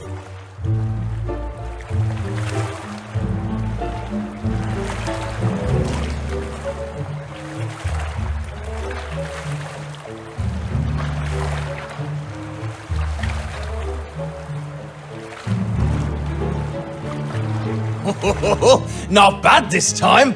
Got one we haven't seen before. Let's take them all back. Huh? Wait, what are you doing? Don't hurt the genieons! Filbert, knock them off! Oh, for crying out loud! How many more times do we have to run into her? Hurry up, grab all the genieons and move.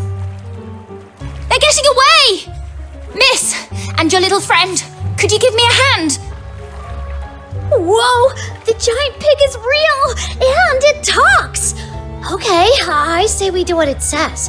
Those guys look super sketchy anyway.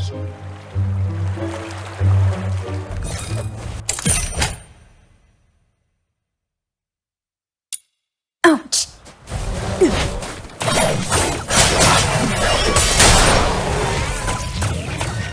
May you rest in peace.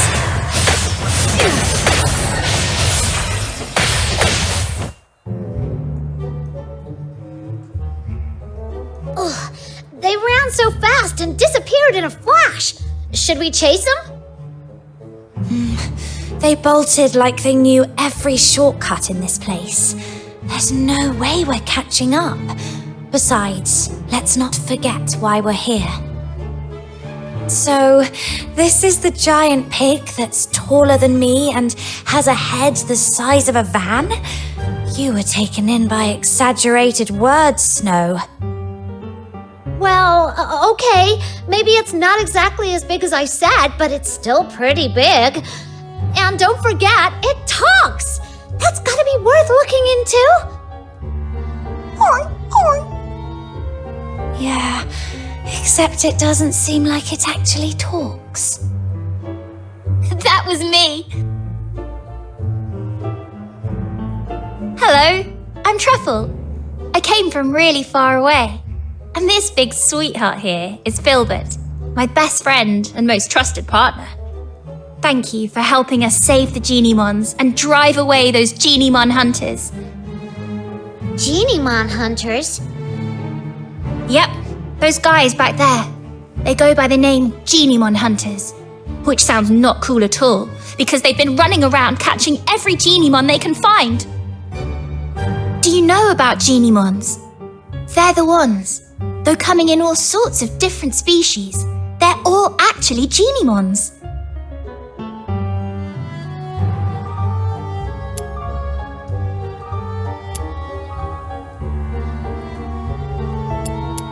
Exactly! You figured that out so fast! You must be really smart. Anyway, I read about it in a book that Geniemons tap into the power of Foxine and become various forms to adapt to different environments.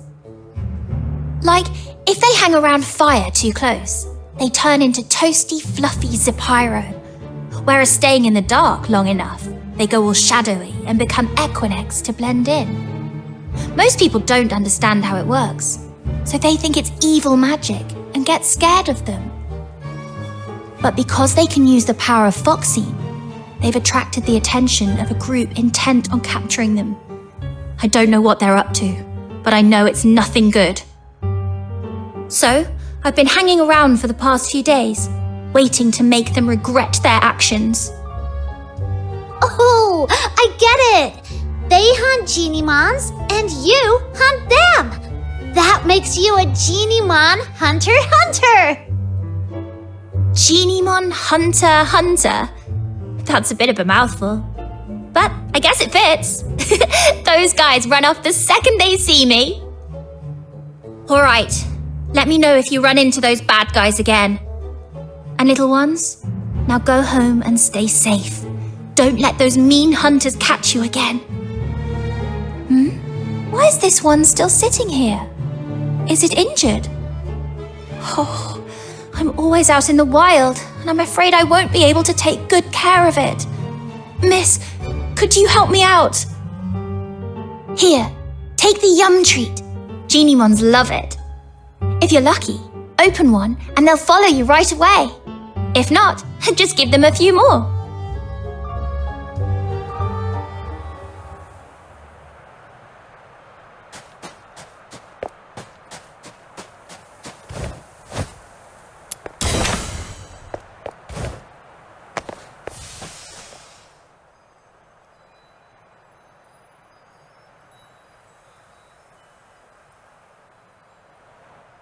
Yes, that's how it works. You're amazing. Miss, look at that. The little guy perked right up. I think it really likes you. What is it, Chirpy? It's talking to her. This little one says you feel familiar, like someone it can trust, and it wants to go with you. You take care of it, and it could come through for you in a pinch.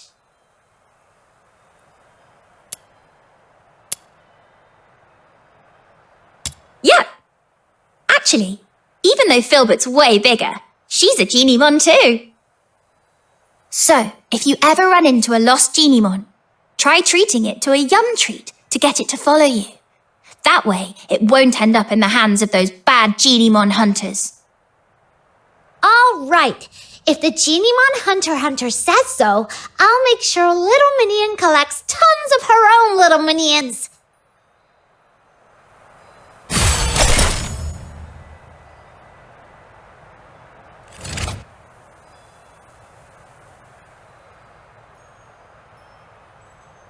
Let's go.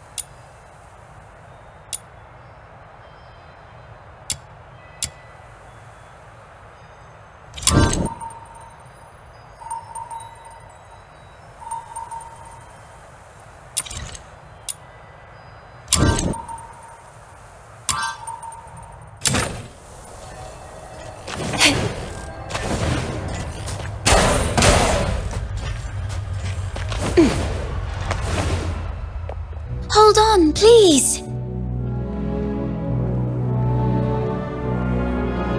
Psyche, what are you doing here?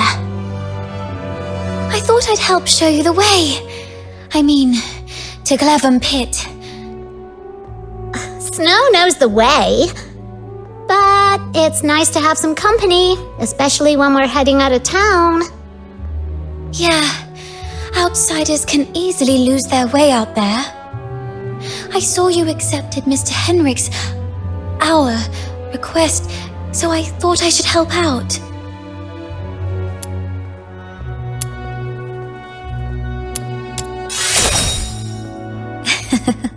Actually, I was looking forward to a little walk myself, too. Shall we get going?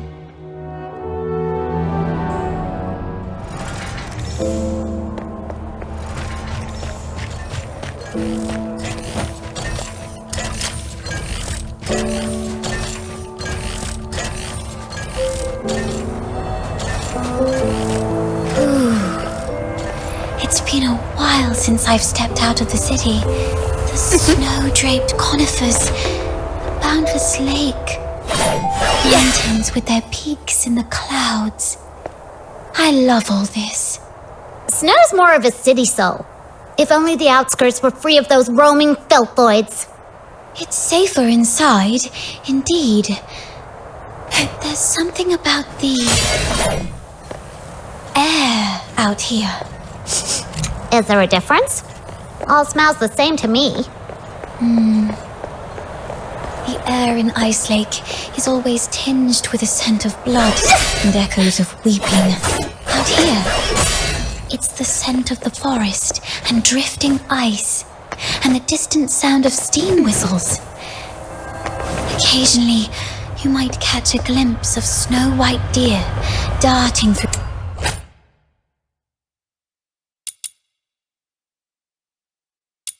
the trees, while around the Icelake's alleys, what darts out are thieves or bandits, or sometimes just lingering beggars. What about your hometown? Tell us about it. What's that island like? The air is golden gravel and beachside rosemary.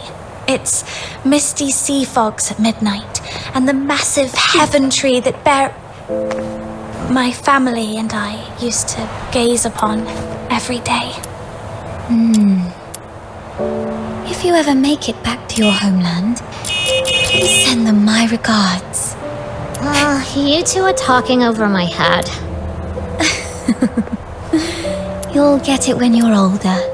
But then again, Lunos never really grow older, do you?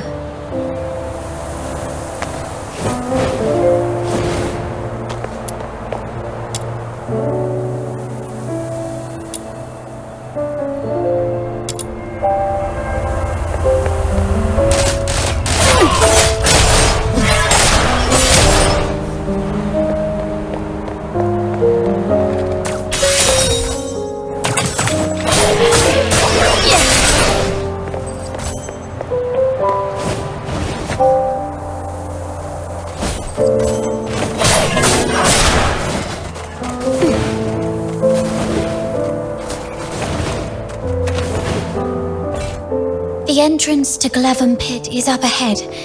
Please be extra careful. Thank you. You've been a tremendous help. But you two should head back now. I can take it from here on my own. No way! This Demon King can't just scarp her from the battle and let the little minion think less of her. Psyche, you should also come with us. Me? Yep. Come with the Demon King to clear out this monster's den. I bet you've never been on such an adventure, right? What a pity. Your life is certainly incomplete. All right. I'm in.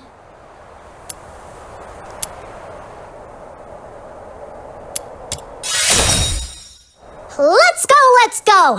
It gets dark early in Icelake. We gotta hurry. Right. All right then.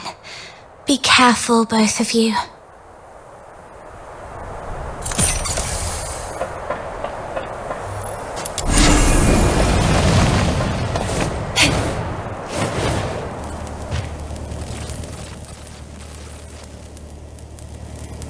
It's locked.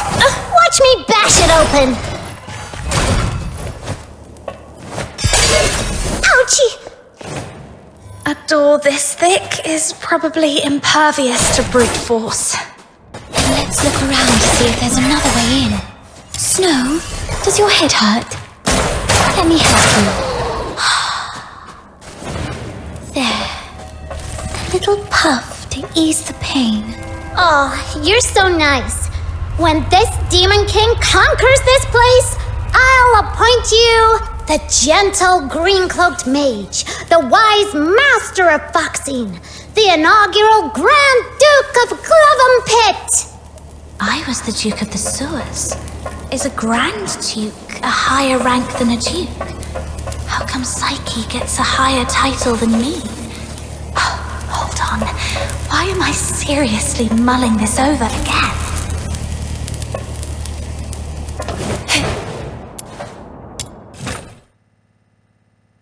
Guided by Snow, the Demon King, the little minion who just arrived in Icelake from afar, has become a brilliant fox hunter in a mere day. A new chapter in the legend of this Demon King! Fox Hunter is a cool name. Do they all hunt something called fox? Nah, fox hunters nowadays are actually bounty hunters. It has something to do with foxing a long time ago. Right. I heard it used to refer to a profession that originated right here in Icelake. It seemed to all start with the rich heaven-tree veins in the Vidofnir mountains, and the foxine on them could be sold for a good price. Exactly. So a long, long time ago, many people braved the risks of collecting foxine for money. But then the big merchants and the Empire took over the mines around here, and ordinary folk hardly had a chance with foxine anymore. After that, the local veins gradually ran dry, including this Glevon pit. Yeah, what a pity. Otherwise, my little minion could have made a fortune selling foxine, while fox hunters who lived off commissions remained as a profession. It's just that the types of commissions changed a lot since then. There are big ones, like protecting the city from the claws of filthoids, and little ones, like getting freshly baked bread back from a dog's mouth. Fighting dogs for bread? And some even more terrifying commissions, like making sure a certain someone you don't like never shows up again. But by the time you make a trip down to the Asphodel, wouldn't the bread have been gobbled up by the dog already? You're both missing the point here.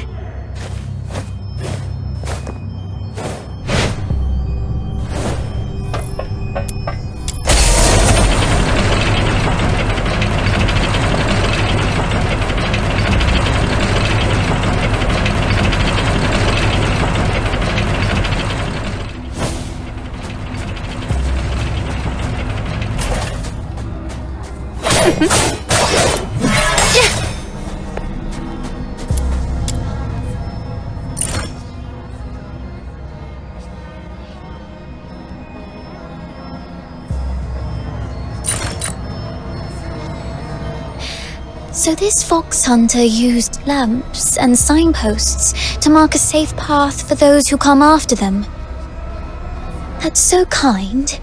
If we have the time, let's help maintain these lamps too.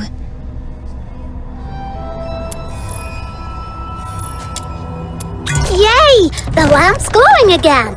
Warning! Super scary treasure-hoarding filthoids ahead! Do not approach!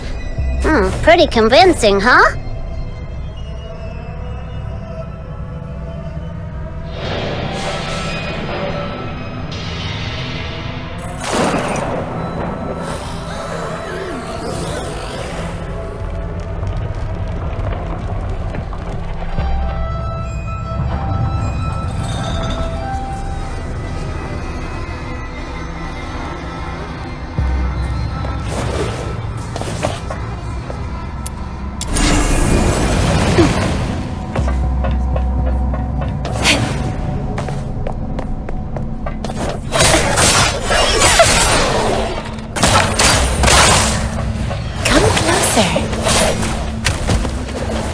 Rest in the sweet aroma.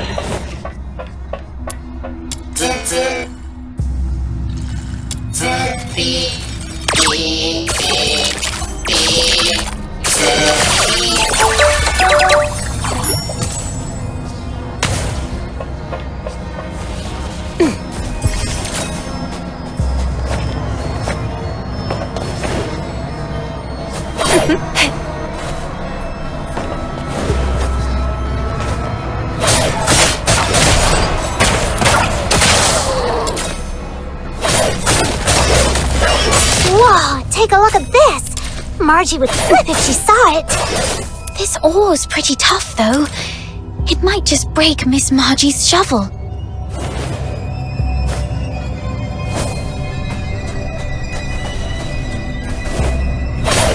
Yeah! What's this? It's a hidden switch for the gate! Who'd have thought?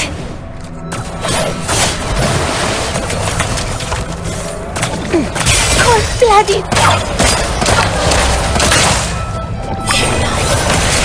I send you to the land.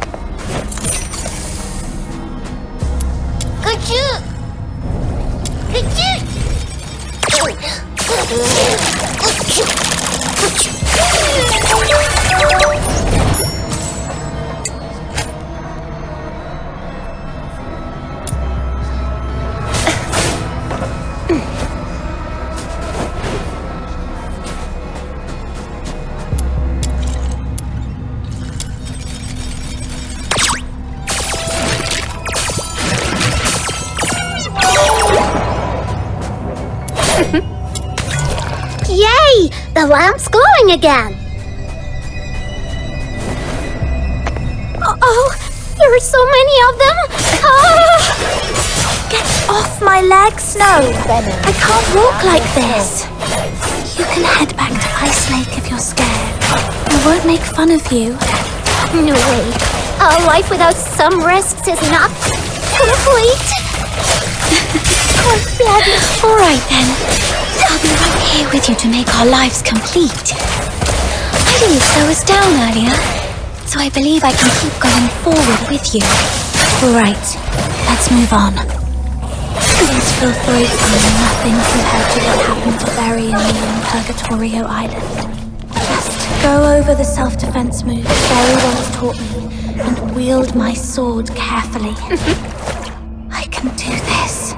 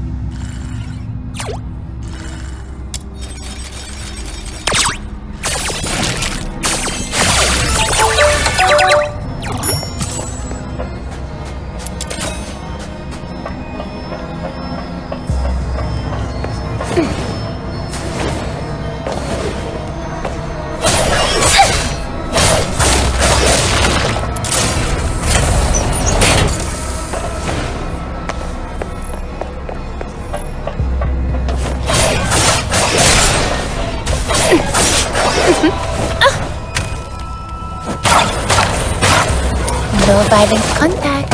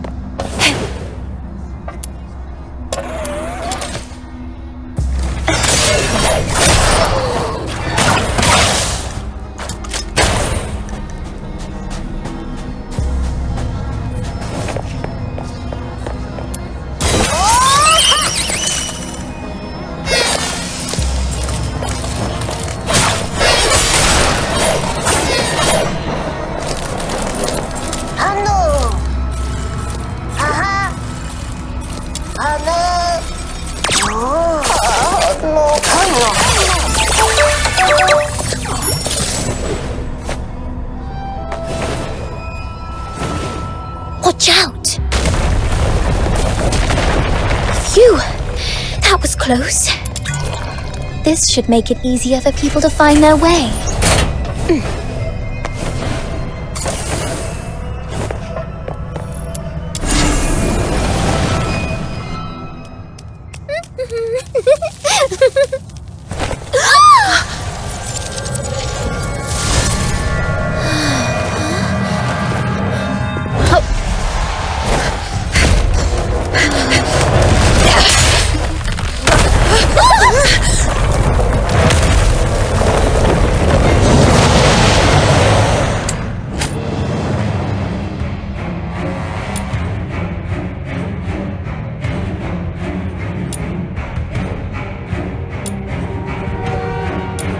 Everything all right? I'm so excited.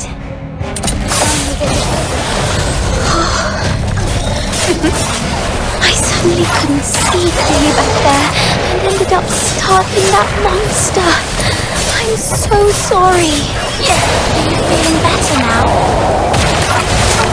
Yeah, I think I'm fine now. Great. If you're in the condition to fight, let's take on this monster together. Sure. Oh, didn't they say even the fiercest beasts can be brought down? They say even the fiercest beasts can be brought down by targeting their weaknesses. Yeah. It must be the same with this filthoid. Let's take a breath and find its weakness.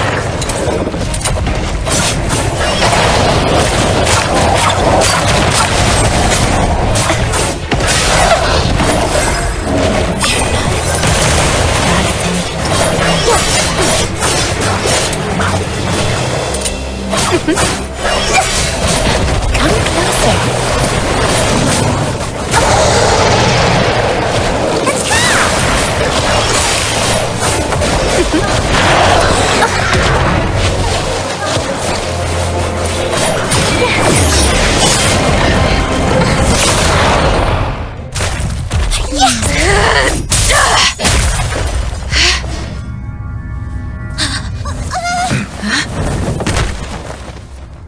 Crystallo of Stella.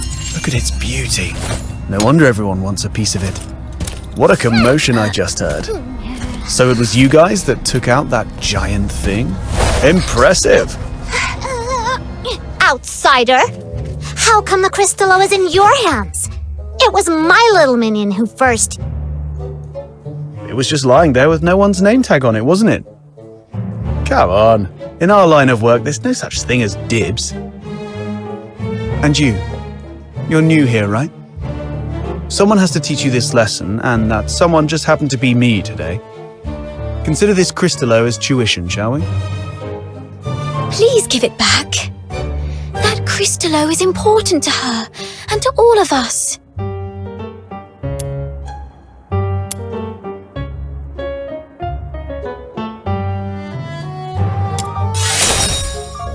Since you refuse to be a reasonable person, this conversation is over. Easy, kiddo. Don't get mad. That's the spirit! Come on, get him! Whoa! Calm down. There's no need to resort to violence. What do you say we split it 50-50? Sound fair? Got a bit of a temper, have we? Perhaps you could talk some sense into your friend, young lady. Sure, but I'm not really familiar with the way you fox hunters handle things. No worries. You're a polite girl. I forgive you. We're sorry for not knowing the rules. So, as an apology, Mr. Outsider, we'll let you make the first strike. What? Hold on! Even if it's 2-on-1, there's no guarantee you can beat me, am I right?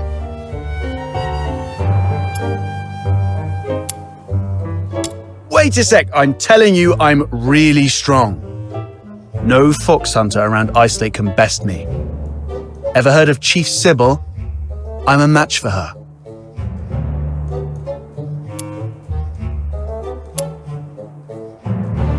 You certainly match me in big talk, that's for sure.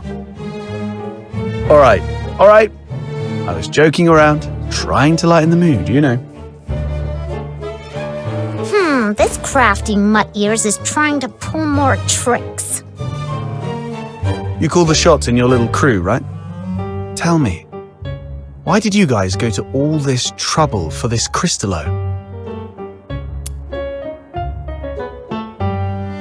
I knew it. Well, that makes things easier. I need this Crystallo for my own reasons, but if it's silver coins you're after, I can match that amount. If you've got a moment, I'd like to explain. Are you free tonight?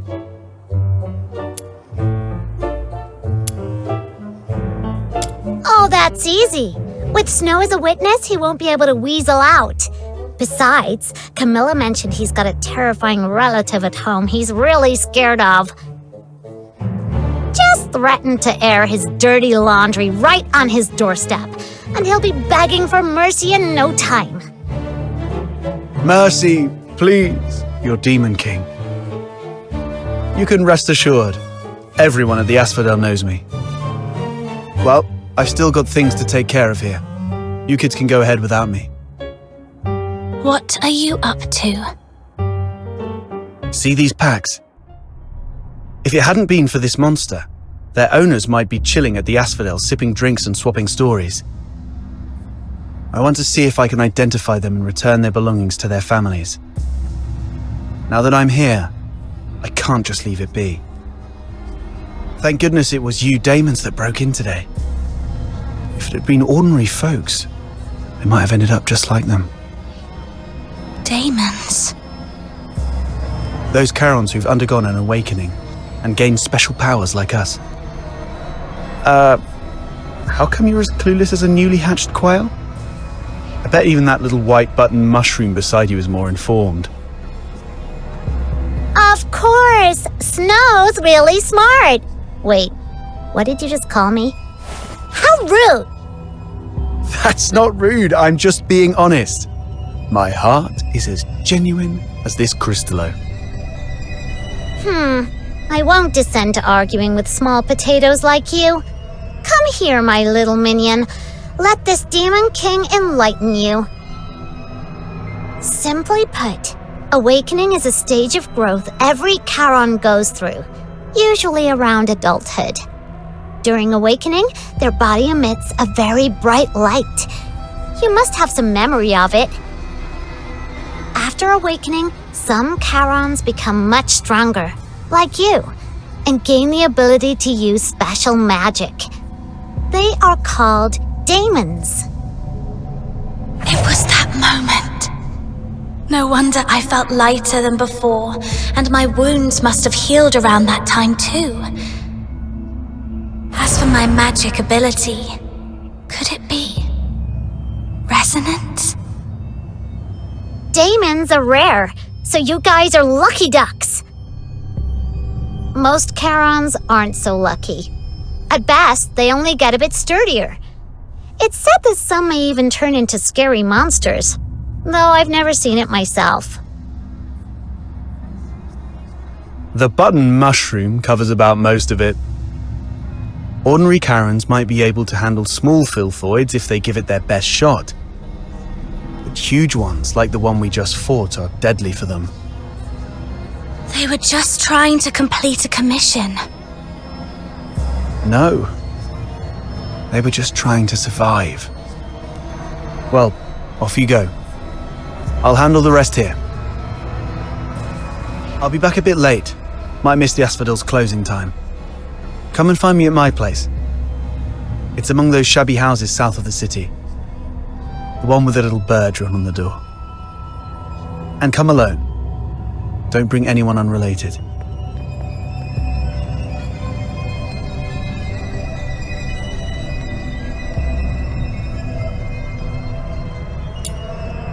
Looks like there's a path over there. Let's get out of here. This place gives me the creeps.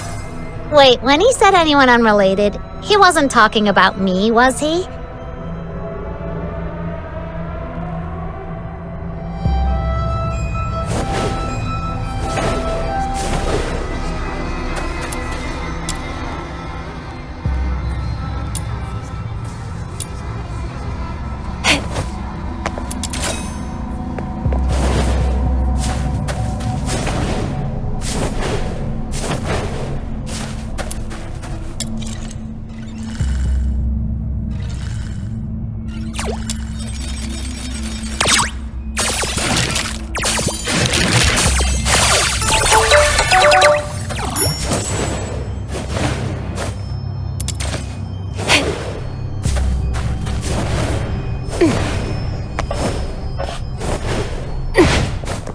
This trail feels different than the one we passed through earlier. Almost as if it's been hand-dug by someone. Yeah, there are even pickaxes lying around here. Looks like other adventurers have been here before us. You okay, Psyche? You look pale, and you've been awfully quiet for a while. Have I? Guess I'm still reeling from that monster. I keep wondering if it could have once been... Relax. We're right here with you. That outsider said that my little minion is a strong daemon, right? So even if 10 more filthoids came with us, they'd be no match for her. Cut it out. I'm nearly spent, and Psyche was just bluffing. I'm just relieved you're both safe. Maybe I shouldn't have involved you two in such a dangerous event. No, not at all. I'm really happy that I took part in such an adventure. I never thought I'd get out of town with friends, explore unknown places, get in trouble, and fight evil enemies together. Now that I think about it, it all feels so unreal. Like living a daydream. See? Psyche agrees with me. Oh.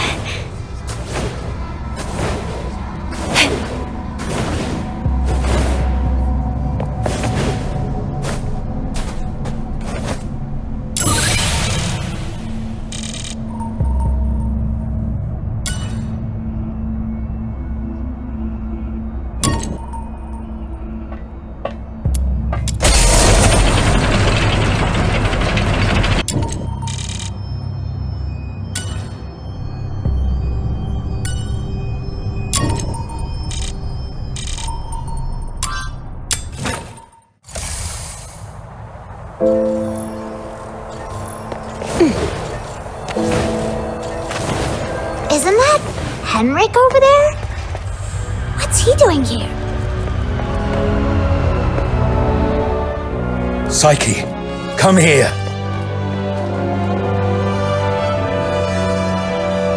Mr. Henrik!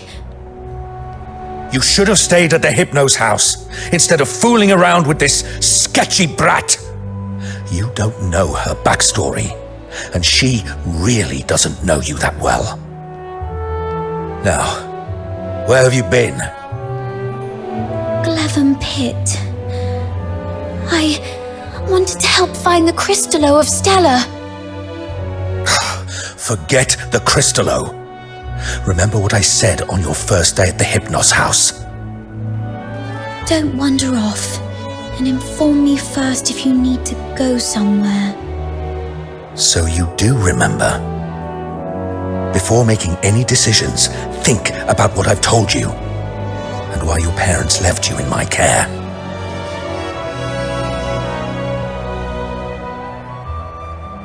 If anything happens that messes things up, or if people start asking questions, you know what's at stake. I'm so sorry, Mr. Henrik. You're a good kid. Just don't let this ever happen again.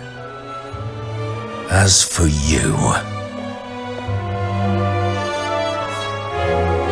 tend your own garden, and don't drag irrelevant people into your business.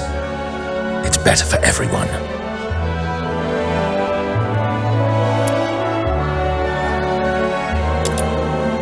Let's talk about something else then. For example, are you this polite and friendly to everyone? No wonder that house of yours never sells. That's my problem. For you, the thing to worry about should be where to crash after tonight. By morning, I expect you to move out. Let's go home, Psyche.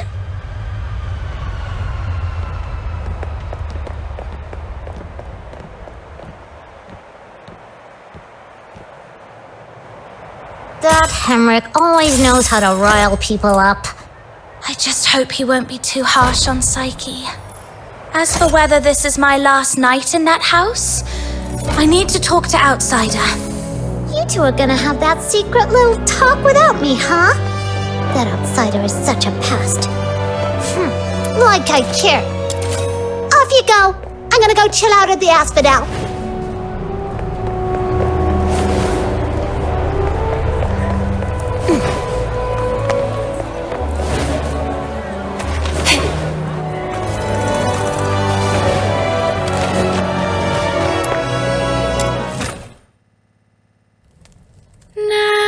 Nightingale, broken wings, you can weep, you can sleep. Nightingale, rise above, you will free, you will see. Little Nightingale, look, your magician has returned. Outsider! You're home so late today. Where have you been adventuring? Was it in the dense woods where snow wolves prowl? Or the swamp witch's tower? I didn't go anywhere. Today is Miss Fina's birthday, so I stayed in Icelake. You always say so. Yet new scars keep appearing on your arms. But this time it's true. Look, I went out today to get this for you. Is this a cake? But there aren't any cake shops in the neighborhood. I have my ways. You know, I am a magician of extraordinary wisdom. Moreover, I have something else to show you. Close your eyes and count down from 5 to 1.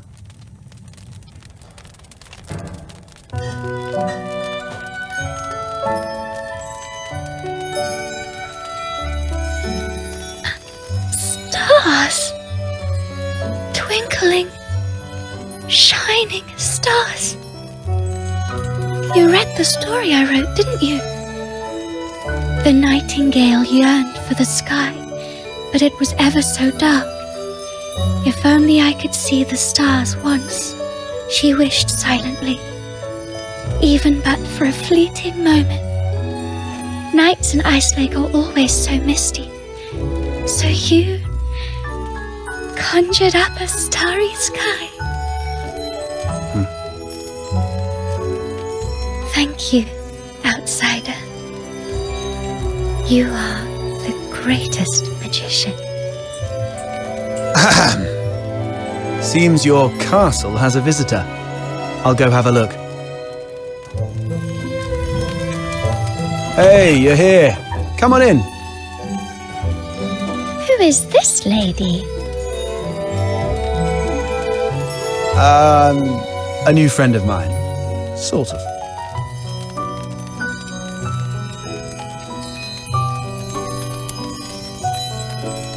Don't listen to that little button mushroom. She's so full of it. Terrifying relative? I don't quite follow. I'm Fina, Outsider's sister. Are you all right? I'll get you some warm water. It's okay, I'm fine. Just happy to have a friend of Outsider's over. Would you like to join our tea party? We'll have sweet cake. A tea party? It's just water. Don't get hung up on the details. Just play along. What's wrong, miss? Nothing. It's just that the cake is quite sweet, which reminds me of my family. She used to season food with lots of sugar. The island we grew up on had plenty of fish and salt, but sugar was a rarity. So when we were little, we never really got to have any.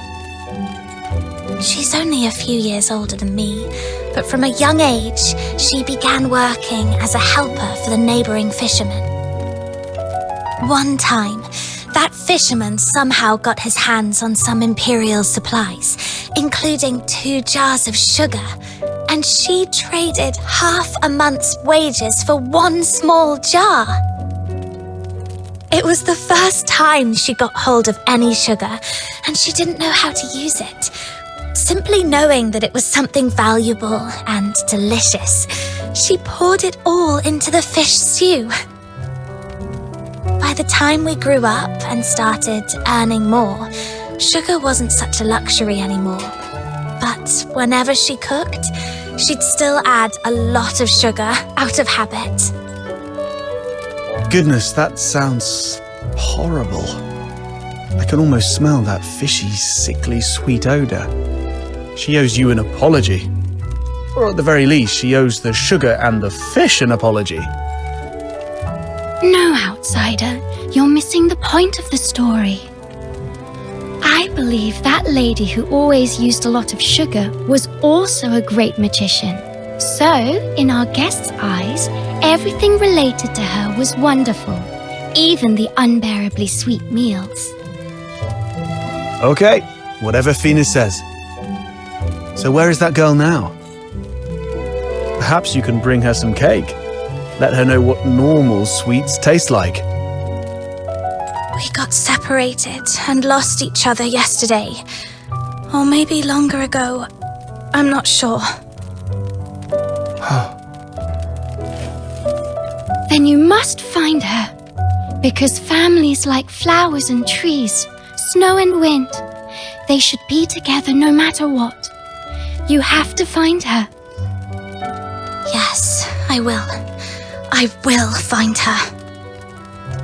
So, outsider, I need money for accommodation, information gathering, and some extra set aside in case I need to set off right away to find my family.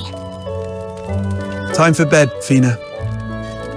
I have other matters to discuss with our guest. Fox hunter stuff. Okay, good night then. Good night to you both.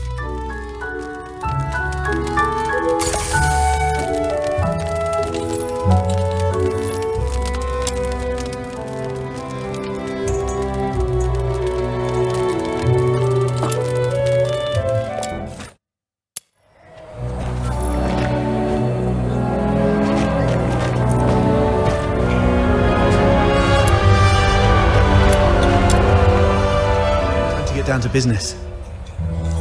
I mean, about what happened at the pit today. Sorry that I took your crystallo. I had to do that so we could talk in private here.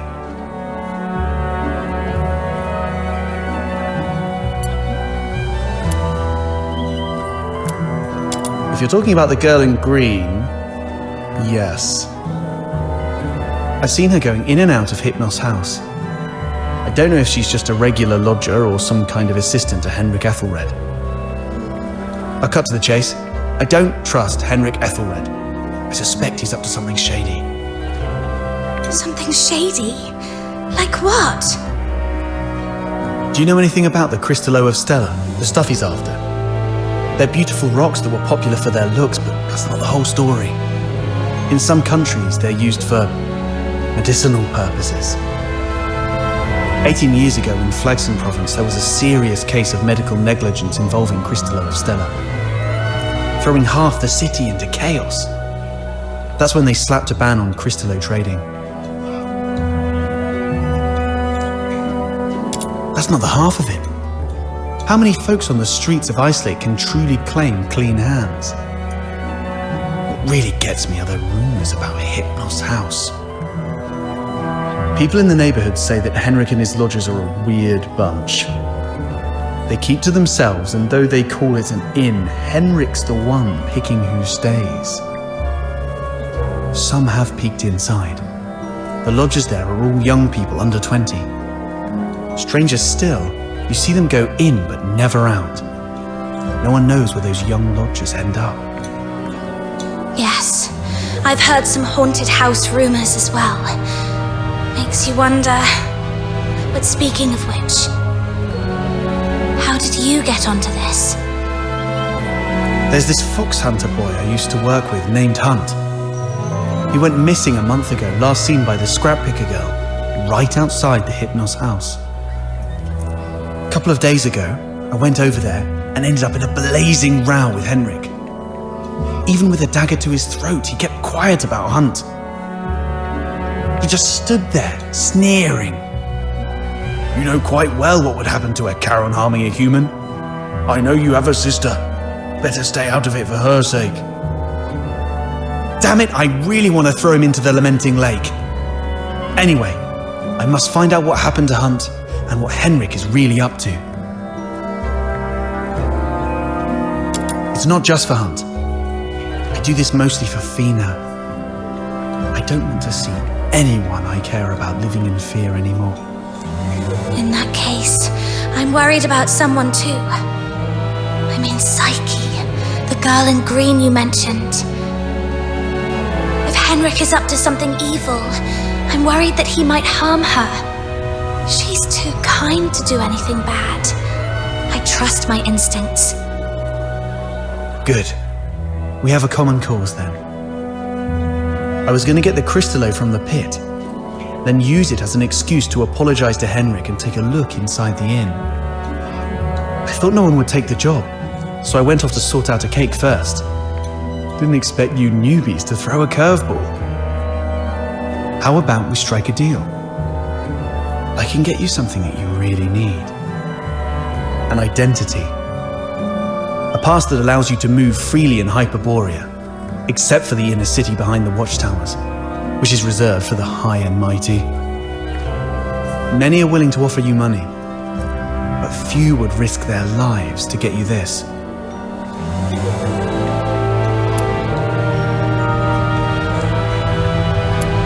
Just a guess. So you really don't have a travel permit, huh? Lucky you ran into me. Without one, you'd be in a world of trouble in Hyperoreia. Unless you choose to hide in a shadowy corner all day. He's fishing for information.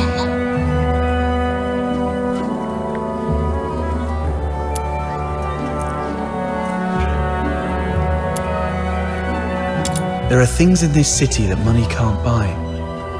Especially those that could land you in hot water. What you need is the invisible thread of connections between people. Without a travel permit, it's indeed difficult to get around in Hyperoreia.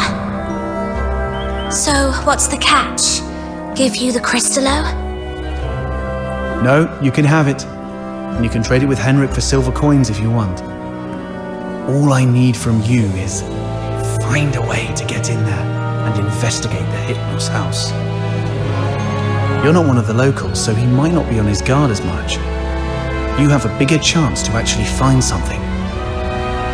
Trade a little snooping for a travel permit? I think I can handle that. It sounds easy, but you should be careful. Meet me here at 12 tomorrow with anything you found.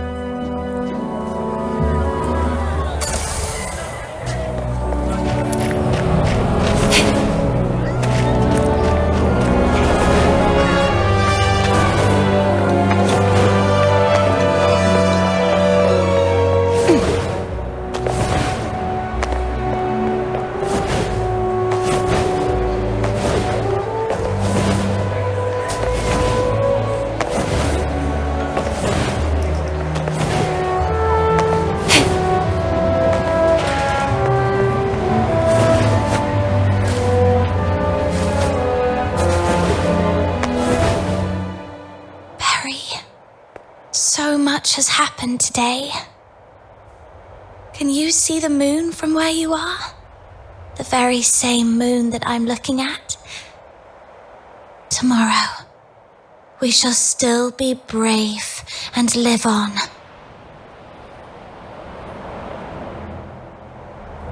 It's dawn. Time to head to the Hypnos house.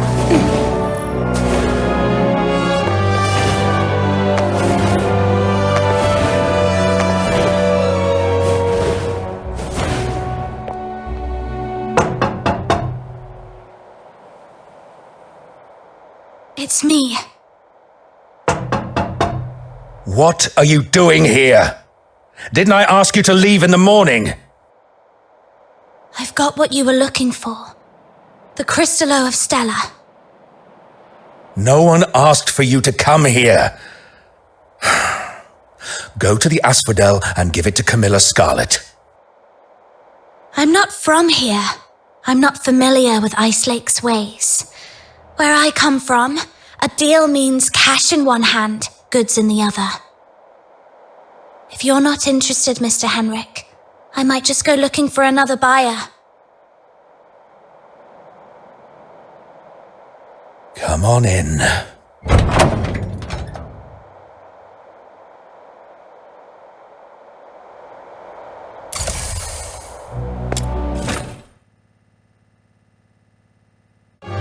Got the Crystallo with you?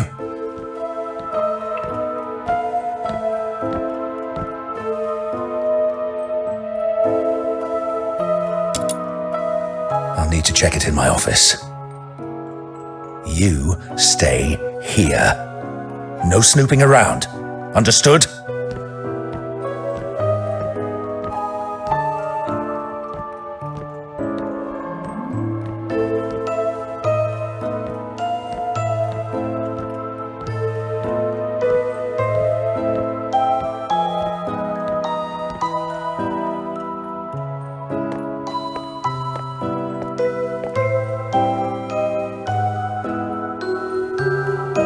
See? A little flower pinned in your hair would really make you look good.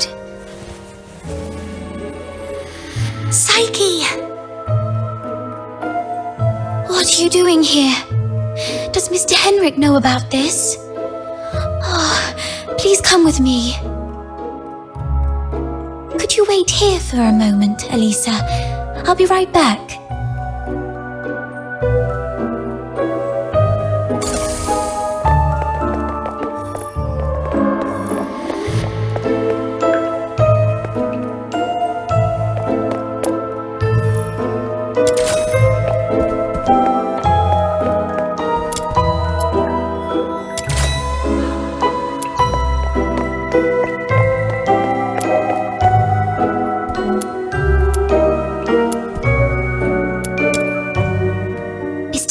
Doesn't allow outsiders to come in, and you two got off on the wrong foot back then.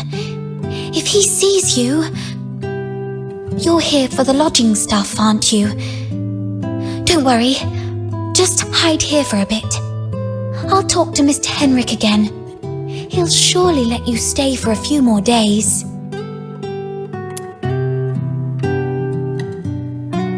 Ah, really? That's great! But that man is so domineering. How did you make that happen?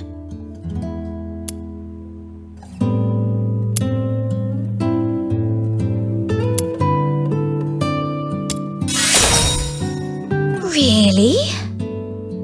I wouldn't have pegged Mr. Outsider as someone so sensitive. He's a bit different than his brash exterior suggests. Anyway.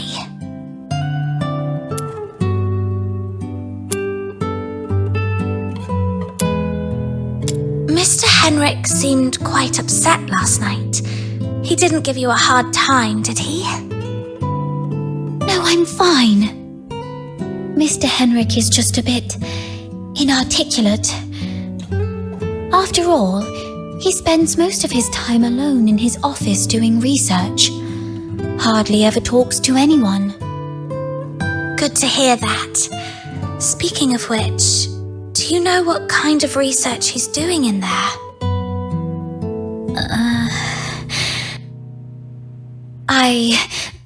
I don't know. Sorry. That's all right. I was just curious. Psyche is withholding something. Must be on Henrik's demand. Better not push her.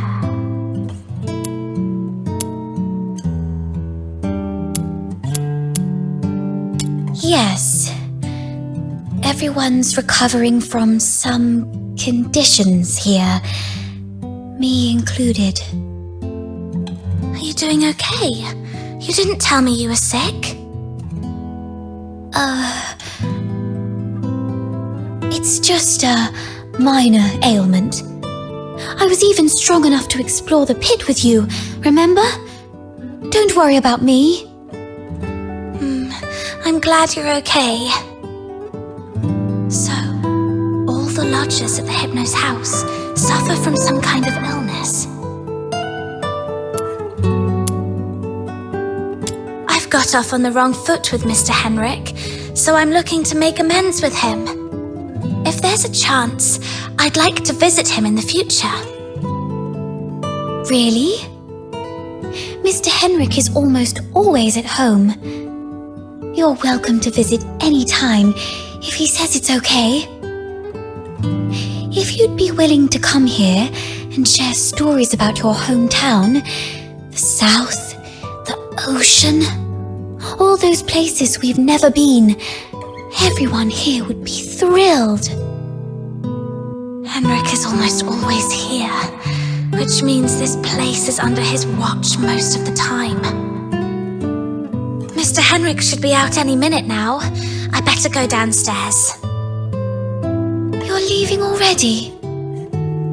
Here, take these cakes with you. They'll keep you going when you're hungry. Oh, just a moment.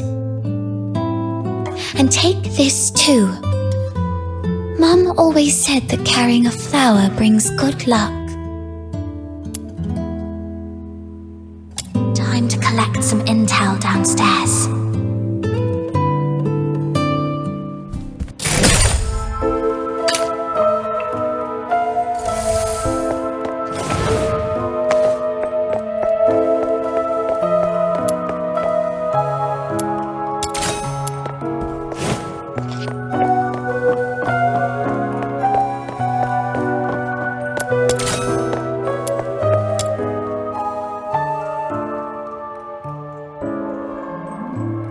Don't touch that door!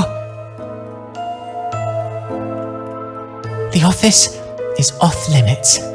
No one but Mr. Henrik Ethelred is allowed inside.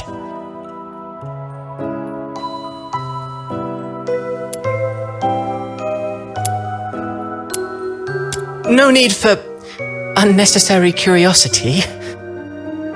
There's nothing interesting there. Only misfortune. Cleaning, dusting, every day, every shelf, every door, everything gets wiped down.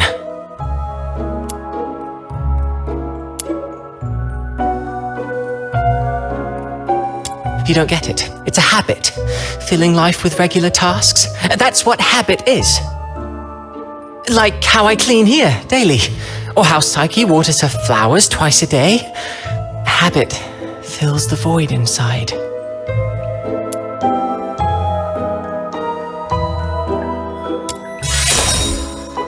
He seems quite disciplined. Probably a good role model for me. Mr. Henrik? He does have some habits. Let me see. When peeling apples, the peel mustn't break. The number of steps from the bathroom to the office has to be even. Every month, he goes out at precisely 8 p.m. on the 20th, then returns to double-check the door lock 3 times. These habits are quite personal, though. I doubt they'd offer much for you to learn from. So, Henrik regularly gets out of the house at 8 p.m. on the 20th every month.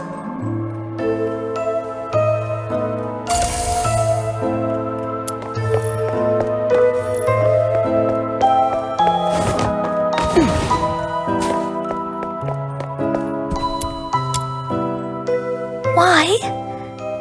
Not only did you leave me, but even the pocket watch you gave me has stopped. It's all right. We'll meet again very soon. Hunt.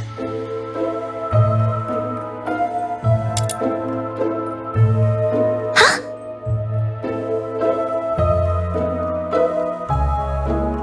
Who are you? I haven't seen you before. Are you from the outside? Were you eavesdropping?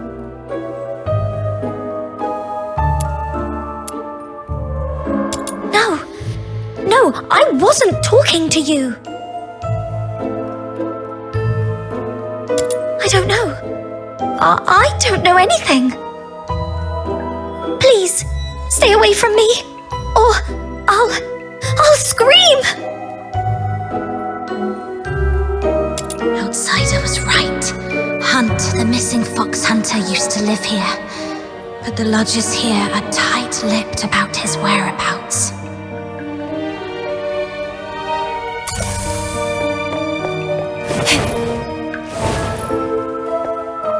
Fox Hunter, I've checked it.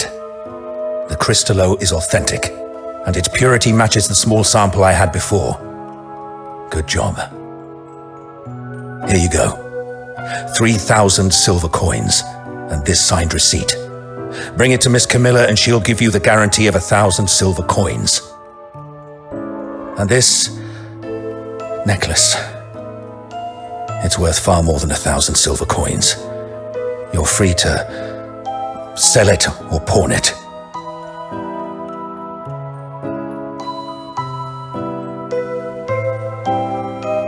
Though I couldn't get into the office, I've managed to gather some useful intel. Time to see Outsider.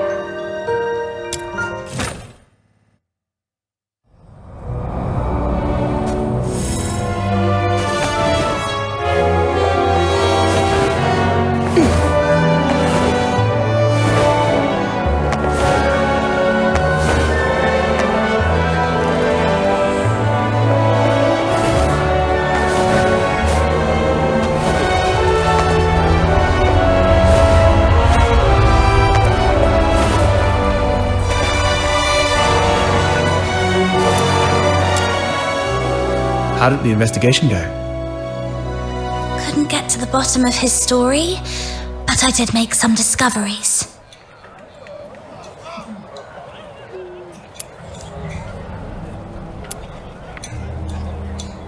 I chatted with the lodgers there and dug out some intel. Henrik has a peculiar routine. He always leaves the house at 8 p.m. on the 20th of every month. Great. That's our window of opportunity to investigate him. We need to figure out how to secretly follow him, or sneak into the Hypnos house. So, it's actually a sanatorium. What's there to hide about that? I mean, it's true that Karens lead hard lives, but seeking medical help isn't forbidden. Right. I also learned that someone there knew your missing friend, Hunt. Was he ill? Hunt was quite healthy before he disappeared. So, what illnesses do those lodgers have? No idea. They refuse to talk. Or more likely, Henrik forbids them to. Is Henrik targeting the sick? That's even more disturbing. I'm gonna have to add extra locks and remind Fina to lock the door all the time. Anyway, what exactly happened to Hunt?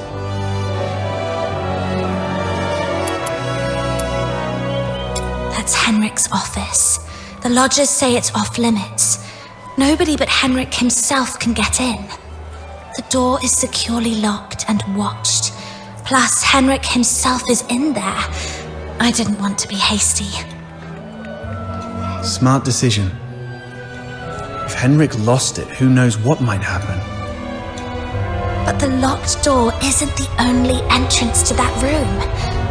When I left, I scoped out the house. It appears the room connects to the chimney on the roof. That's impressive. I'm glad I found you to team up with.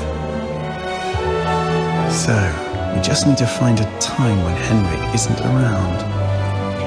So, here's our plan. On the 20th of this month, while Henrik is out, we'll try and get into the locked office through the chimney. That room is exclusive to Henrik, so we won't be noticed. You're quite sharp.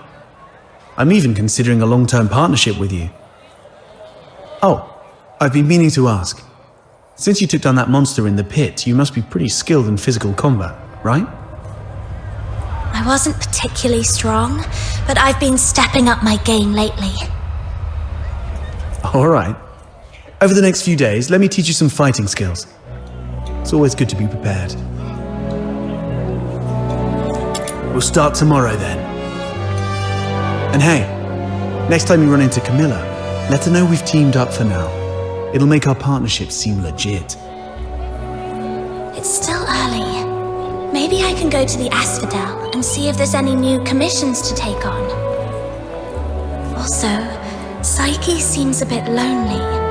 Maybe I should try to make some time for her before leaving Icelake.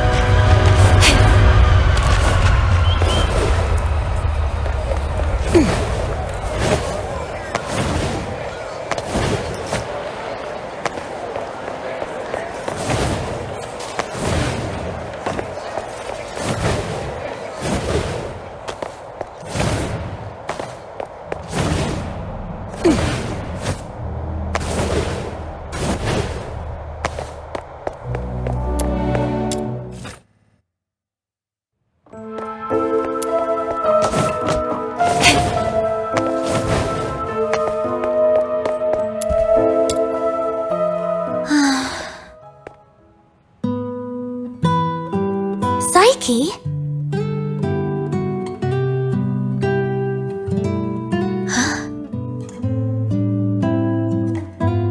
Is that you? I promised to come check up on you, remember? Your eyes. Are you having trouble seeing things again? Like what happened at the pit?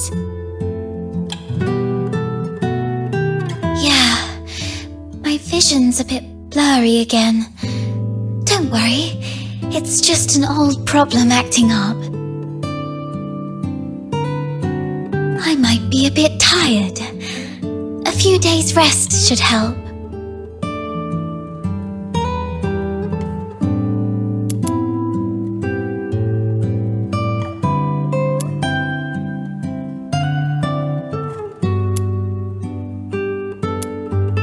Why did you sigh at the flowers?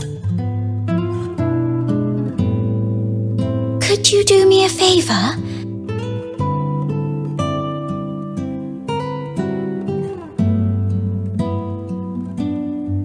The potted plant here.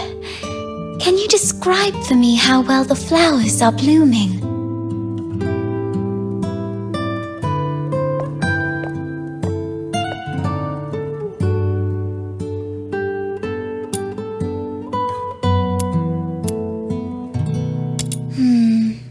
Like I guessed. Could you take a closer look? The well-being of flowers hinges on careful observation, but I can't do that now.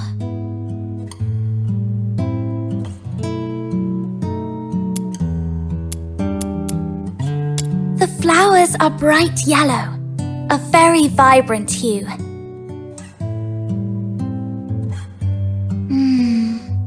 I love yellow flowers. They remind me of the sun and warm my heart.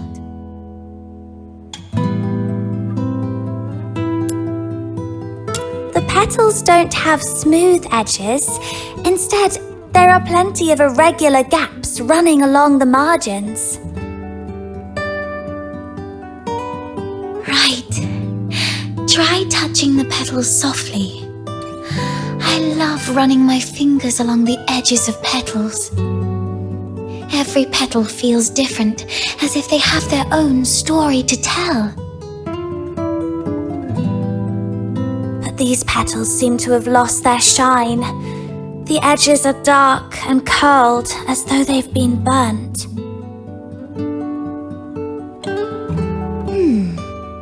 I believe the flowers are thirsting for some water.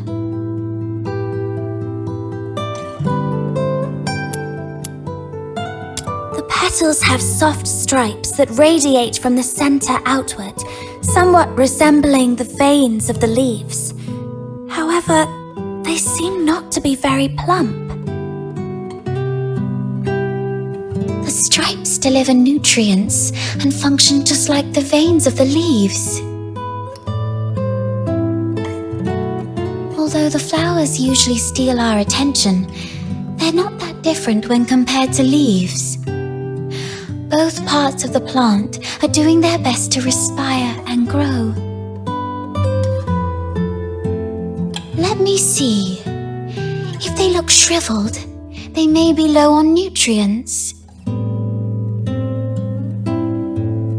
I think I understand the issue now. Thank you. Is this kind of flower hard to care for? No, it's quite resilient actually. It can even thrive in places with long winters, like Icelake.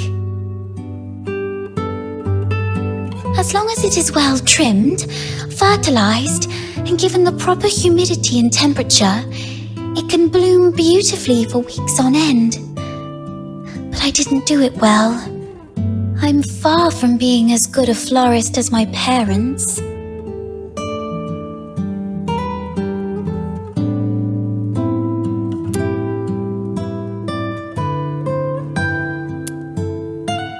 You might be right, but...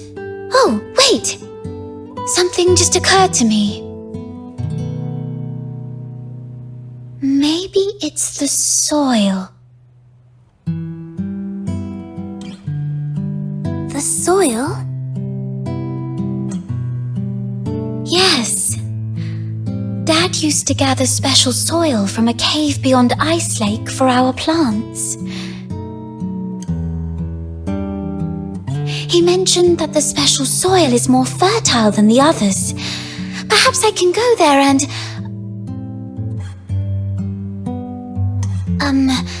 forget it. I'll worry about this later.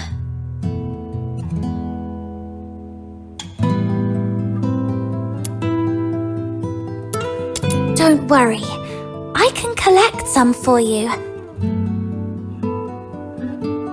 You don't have to do that. Just coming here and talking with me is already... It's okay. I'll have to leave town for the commissions anyway. Gathering soil isn't that hard. So, where's that cave you mentioned? Thank you. Oh no. I was about to say thank you, but I think we're beyond such formalities with each other.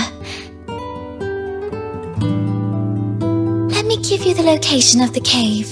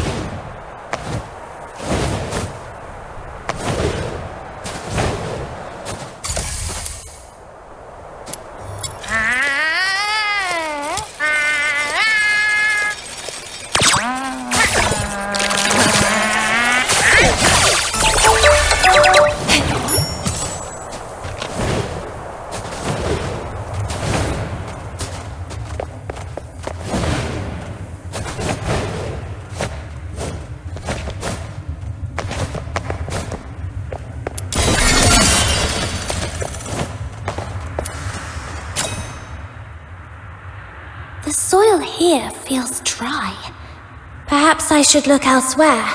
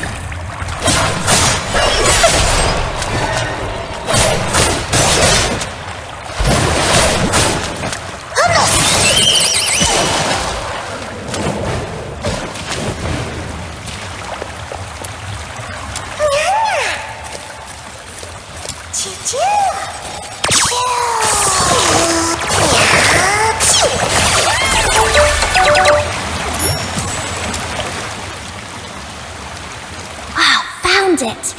The soil is soft and the wetness feels right. I should collect more. Okay, this should be enough. Time to head back and bring it to Psyche.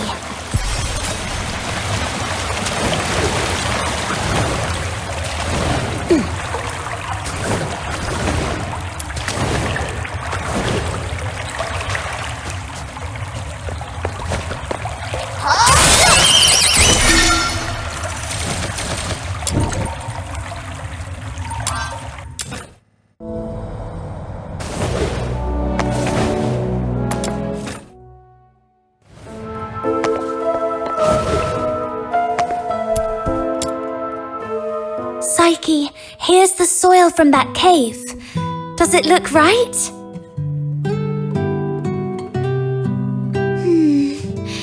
Its touch is exactly like that of the soil Dad used to grow flowers with.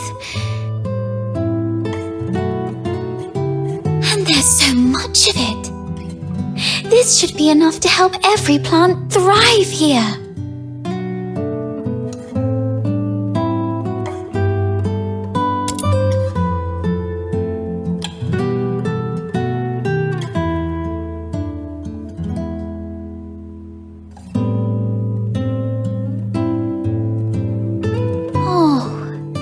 It's that flower I gave you.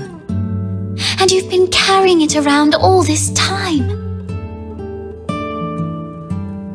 Of course, it's a precious gift. You love these flowers, don't you? Is it okay for you to pluck one from the plant and give it away?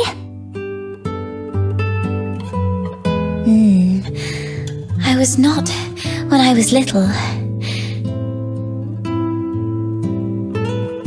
Have you seen freshly cut flowers sold at the florist?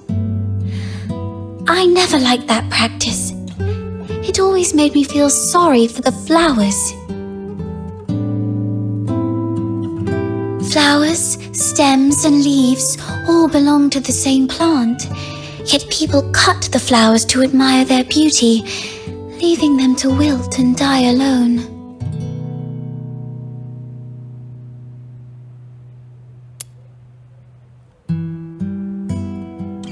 It does seem so, from our perspective. You said when you were little. Does that mean you feel differently now? Not entirely, but... Can I ask you something first? What do you think about flowers that are plucked from their plants?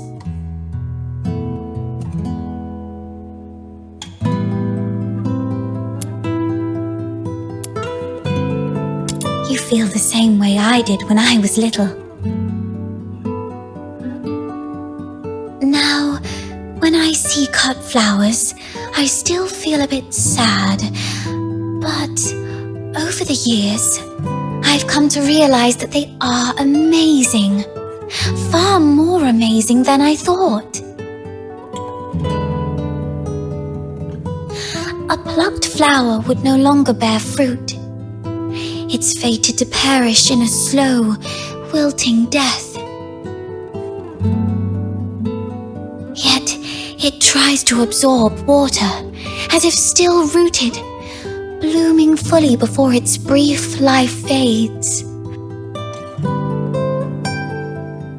I no longer pity them. I am impressed by them.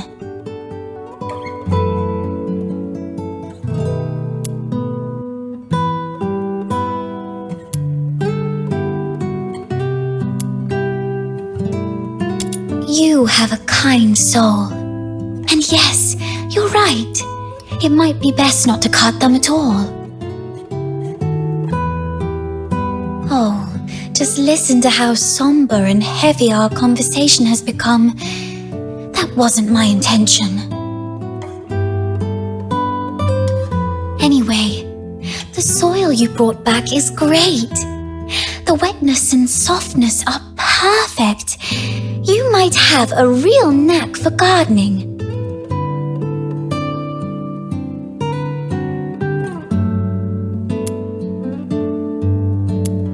You are such a wonderful person.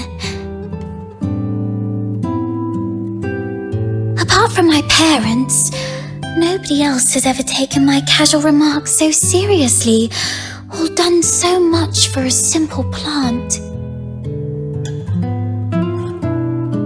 Please, take this as a token of my appreciation. It's not much, but I hope you'll accept it. Do come back and admire these flowers when they bloom once more.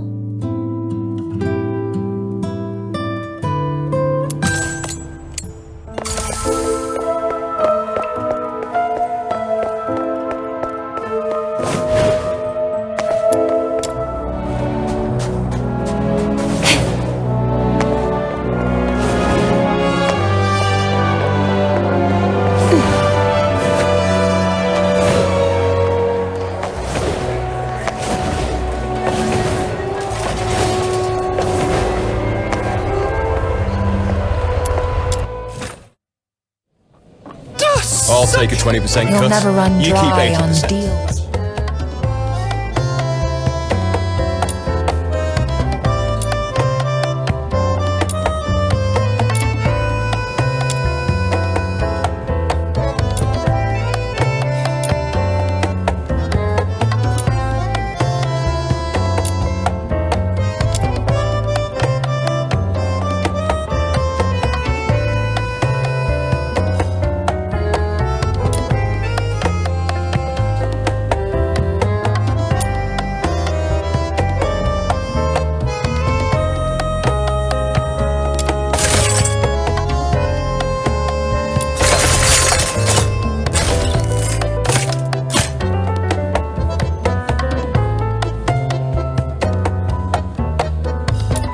I'll take a 20% cut. You keep 80%.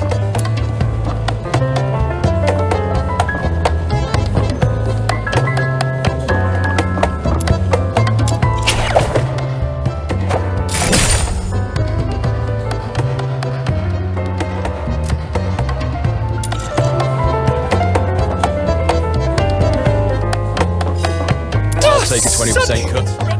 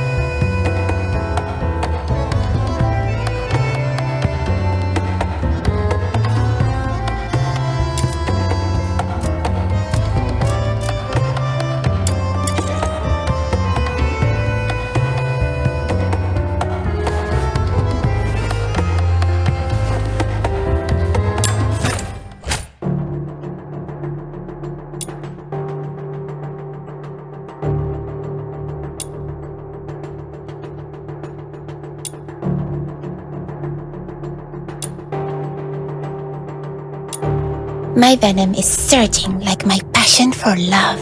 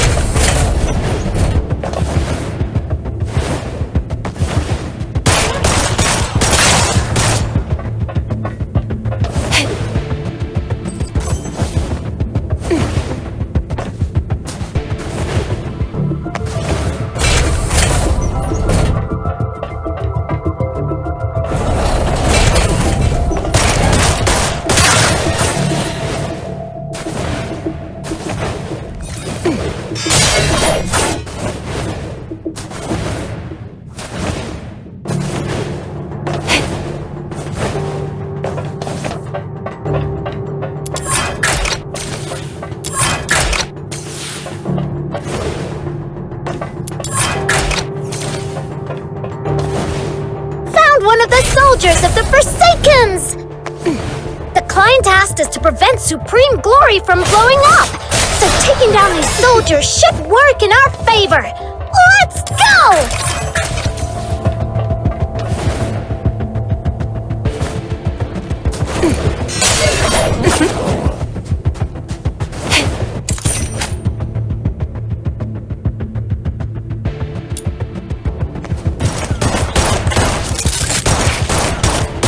No violent contact.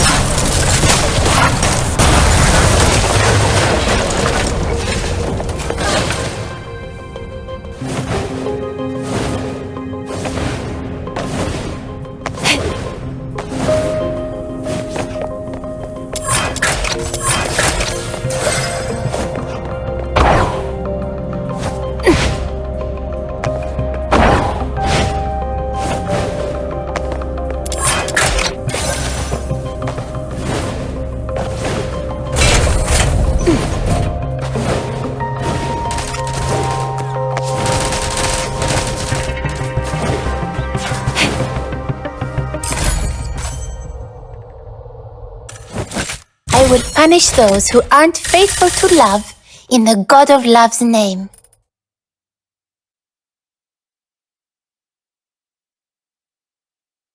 Chief Sybil!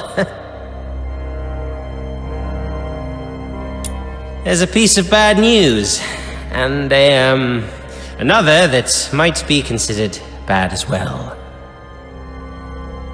Let's hear the worst one first. The unit left on Purgatorio Island has been searching the area for 3 days, but they've yet to find any trace of that girl who was with Number 0. We searched the nearby waters immediately after she fell off the cliff. Theoretically speaking, she shouldn't have drifted far. Unless...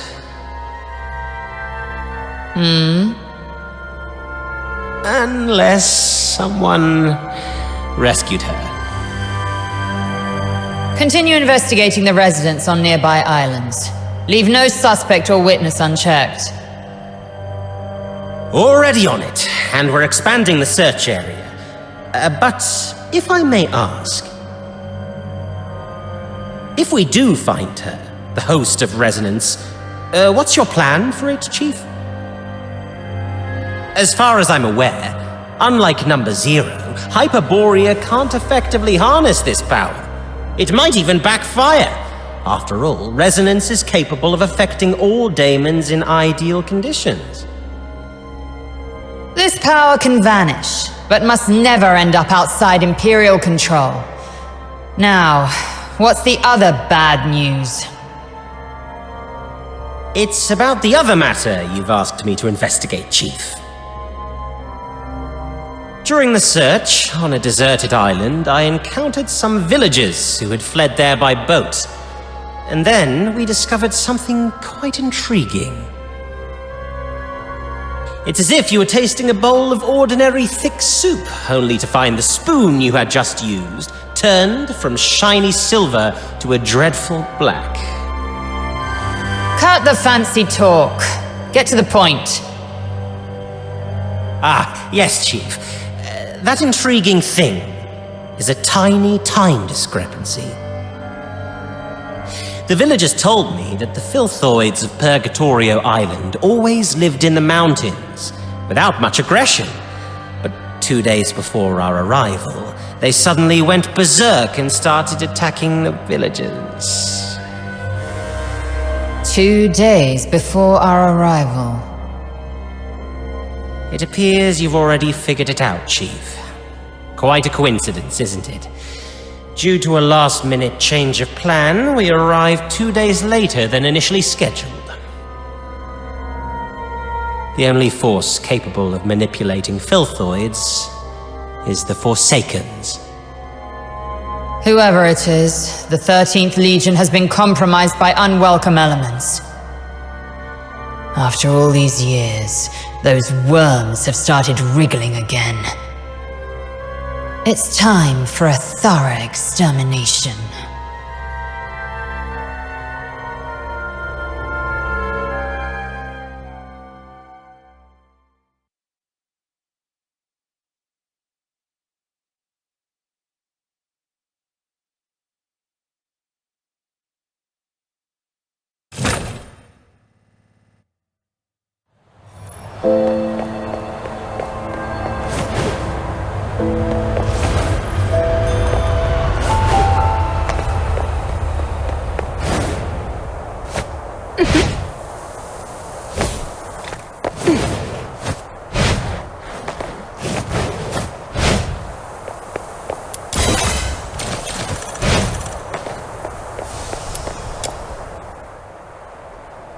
I gotta give that thing a little tweak.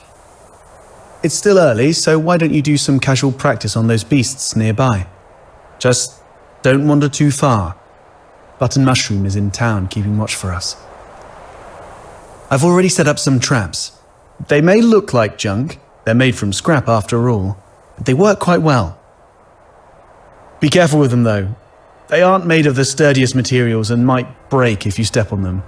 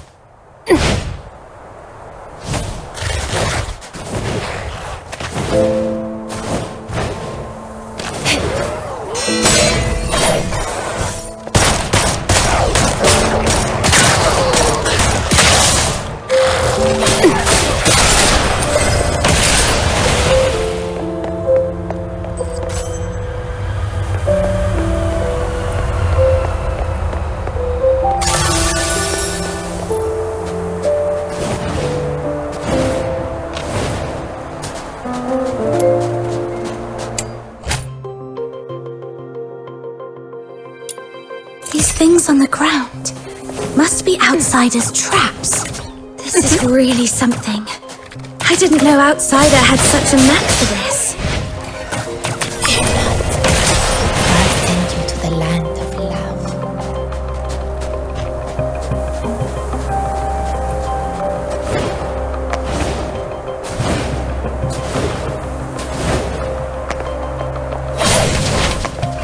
Sweet venom going down your throat.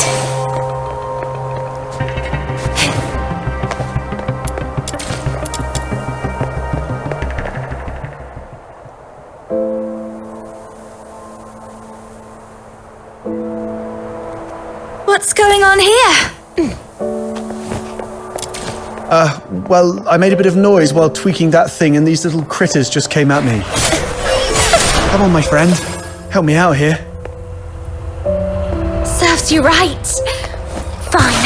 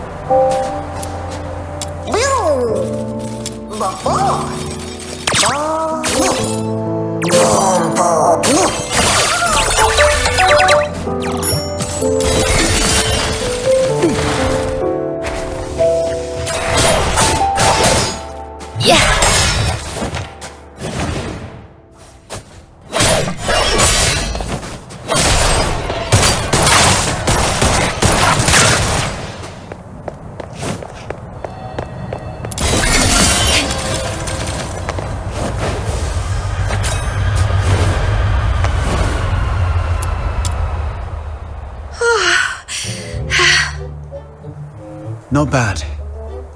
You've improved a lot these past few days. Still, there's more to learn. For example, with larger beasts and filthoids, they're fast, but clumsy. So you can stand in front of something solid like a wall or a tree and provoke it to charge at you. Then, dodge its charge to let it knock itself out.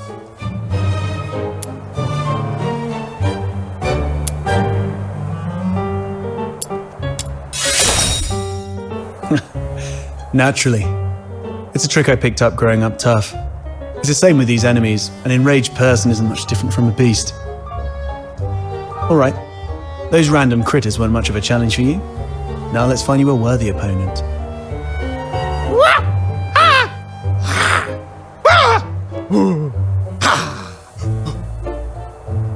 What's this? Is it your voice howling in there? A piece of scrap metal I picked up from the scavenger girl. It's tougher than it looks, and those filthoids can't easily smash it. I've stuck a loudspeaker inside to lure them. Ah! Look! Here they come!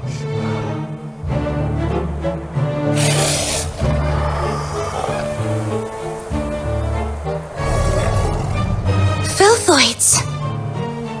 Just think of this noisy piece of scrap as someone you want to protect, and these filthoids are baddies after her. Try to keep it safe. Make sure it doesn't get banged up from filthoid attacks. But I'm not ready! Well, we fox hunters are always dealing with unexpected situations. Don't panic. I've got your back.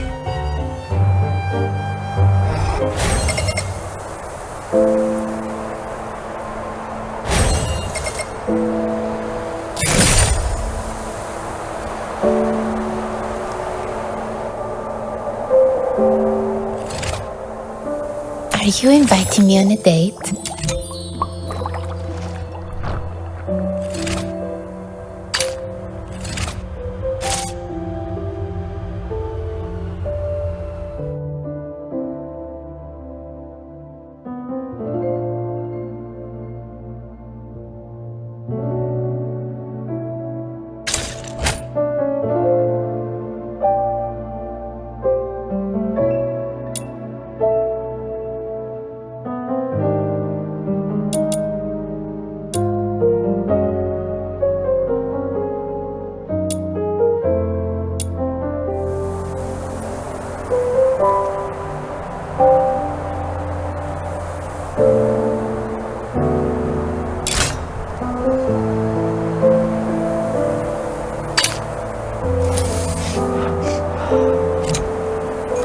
This time, we'll make it back safely, just like always. This time, we'll make it back safely, just like always.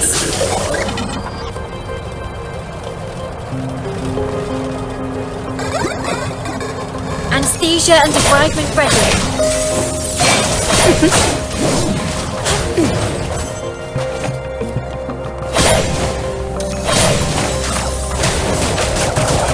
Wrapped in the sweet aroma.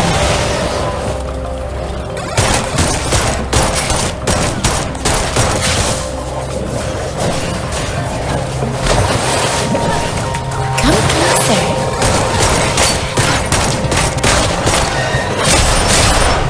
Tourniquet for hemorrhage. Yes.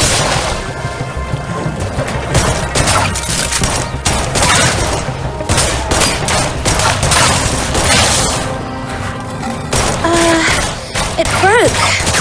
Well, it is made from scrap after all. Going down your I throat. was surprised it would work.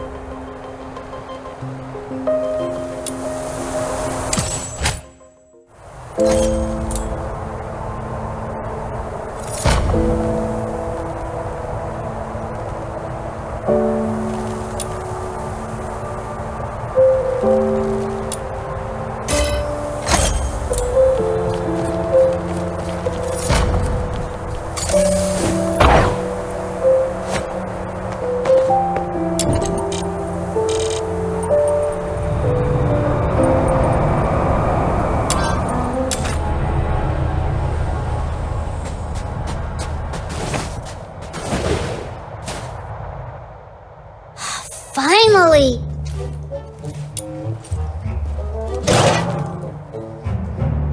You're such a pest outsider, making me stand watch here.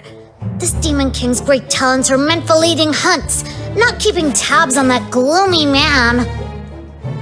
That's because you have a special gift for acting by stealth, Your Majesty. Look at us, all big and clumsy. We'd be spotted by Henrik in no time. Smart of you to have recognized my greatness. Wait, That's just a roundabout way of calling me short. No, not at all. You're the tallest and mightiest. The towering Icelake gates were practically built for you. Shh! He's coming out.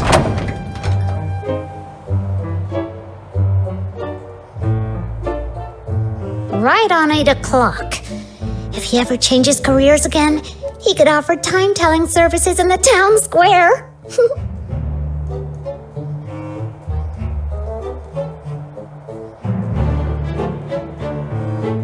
Stick to the original plan. Snow and I will tail Henrik, and outsider, you sneak into Henrik's office through the chimney. We'll meet up at your doorstep afterwards. Got it.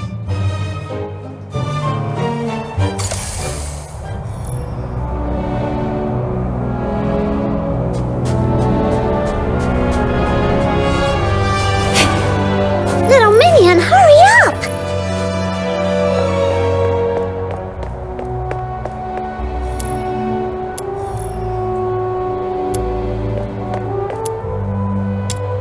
Ugh, what's taking him so long?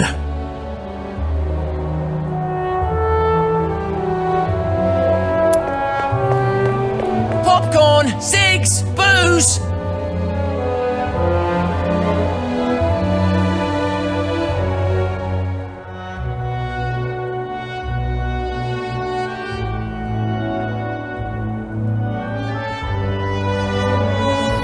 Popcorn!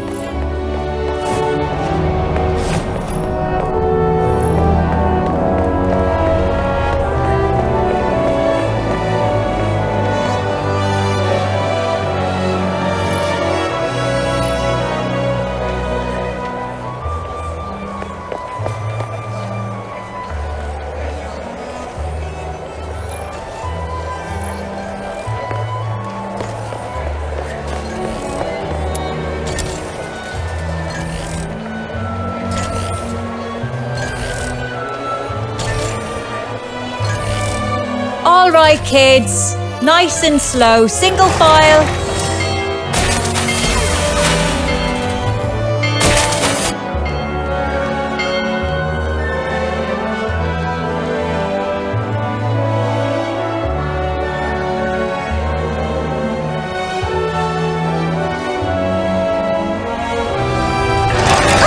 I've got an idea!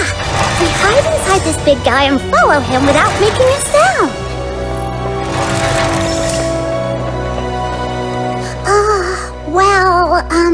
Oh, look!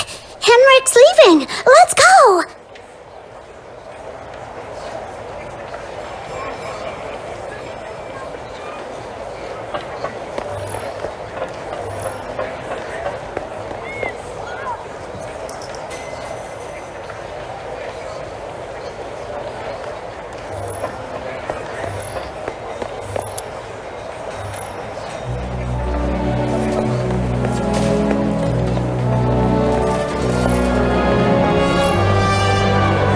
He went in there to buy flowers. Wait, is he going on a date?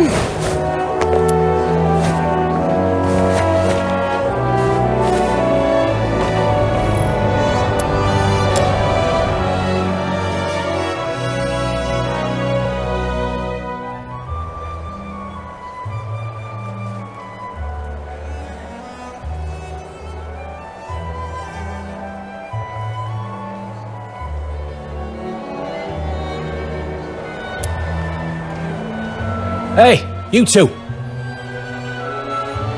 Yes, I'm talking to you. What exactly you... Sneaking around? Nuh-uh. We're just just admiring the lovely view. Look at that gorgeous sunlight.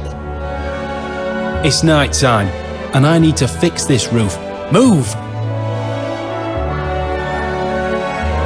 Oh, we totally lost him.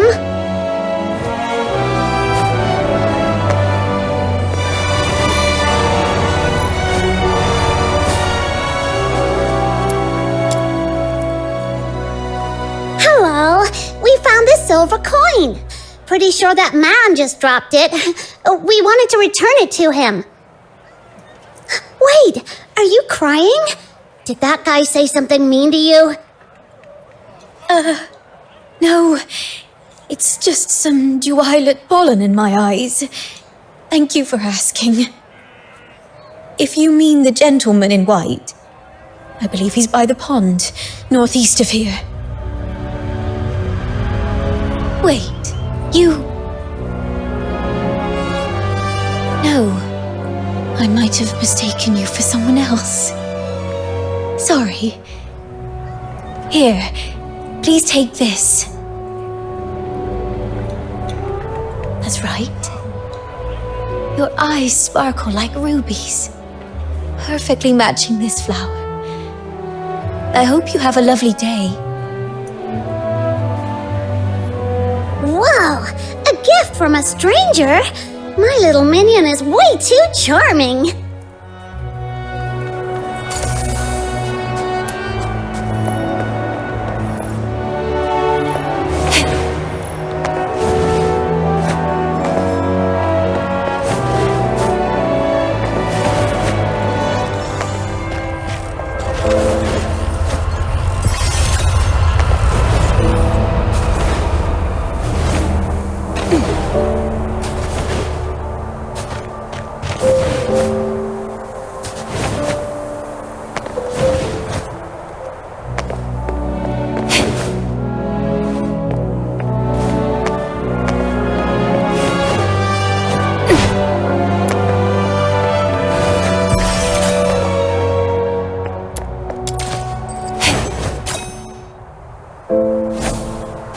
This should be the place. Yep, there he is.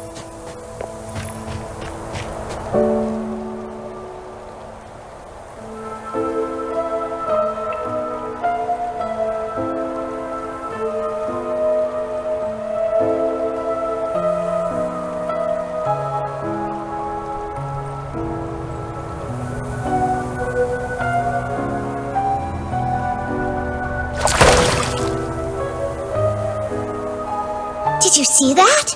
Henrik just threw something in there. This has gotta be his horrible secret. You stay here. I'll go fish it out.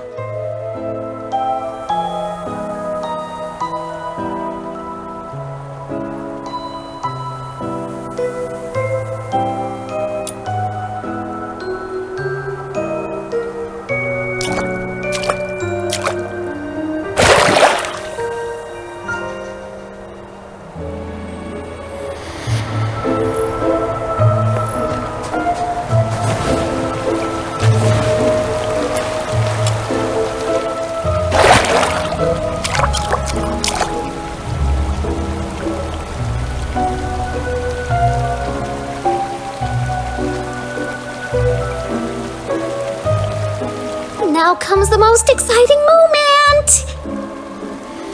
Through great trials and hardships, the Demon King and her minion finally retrieved a precious treasure from the deep waters. With hopeful hearts and anxious breaths, they opened the box, only to find... Huh? It's empty!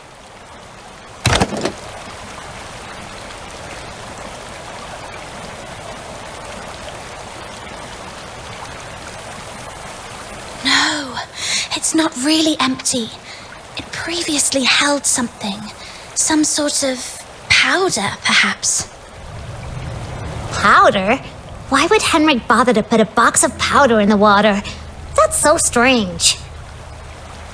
No idea, but something feels really off. Let's go back and see how Outsider is doing.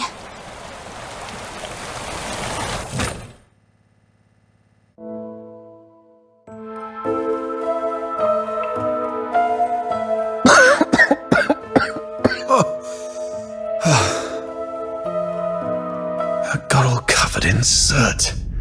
Fina's going to make a fuss about it when I get home. Anyway, finally made it in.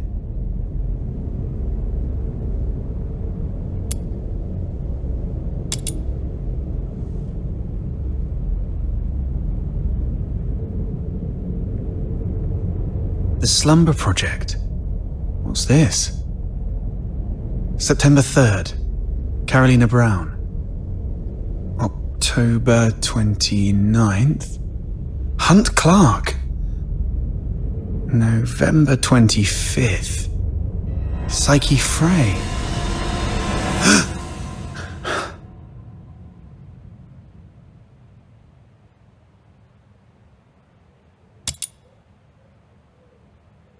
Mr. Henrik, you're back.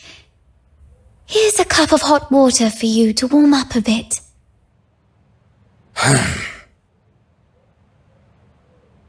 Drat.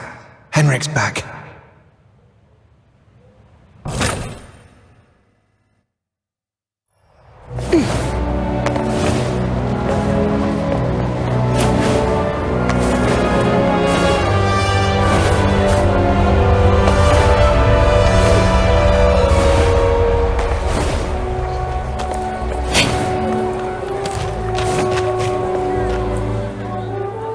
Are you saying Psyche is in danger? Hunt appeared on that list after he went missing. I fear things didn't end well for him. And I'm worried your friend Psyche might be next. Henrik came back at a bad time. If I had just a few more minutes. It's my fault. I wasted too much time with that chimney. Damn it. I knew he was up to no good. What do we do now? Psyche is a good girl. We have to find a way to save her. I'm going to the Hypnos house right now. Don't rush into it. We still have 5 days, so let's go back and get prepared first. No, it's always better to act sooner rather than later to save someone. I can't just...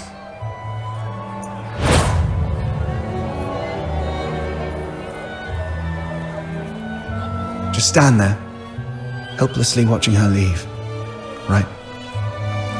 How did you know? Just a guess. You seem pretty shaken up, tossing all caution and reservation to the wind all of a sudden. She means a lot to you, doesn't she? Imagine being thrown into a foreign land all alone, feeling unwanted and helpless. Then someone reaches out and encourages you to hang in there for good things to happen. If this person were in danger, you'd do anything to help too. Maybe you're right. The bitterness of failure after trying beats the endless regret of, why wasn't I braver back then? But remember, being brave doesn't mean acting recklessly. Being brave is saying, I'm aware of all the possible endings of this path, and I accept them all. Then I tread this path with no regrets, and nothing will change my mind. Thank you. I've calmed down. I'll make some preparations. But tomorrow, I still need to go see Psyche. Don't worry, I've eased things with Henrik. I'll just pretend I don't know anything. Okay. We'll also need a plan after we rescue those lodgers. You're not familiar with Icelake, so I'll handle that.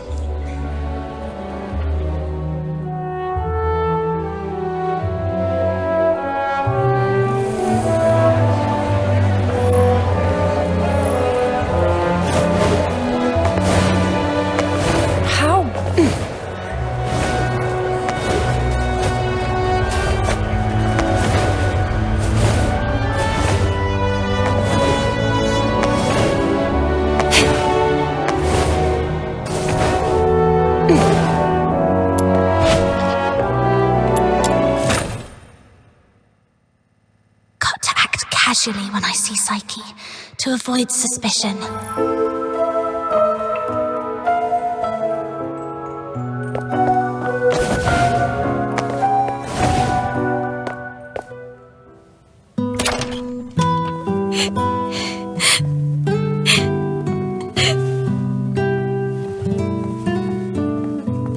Psyche.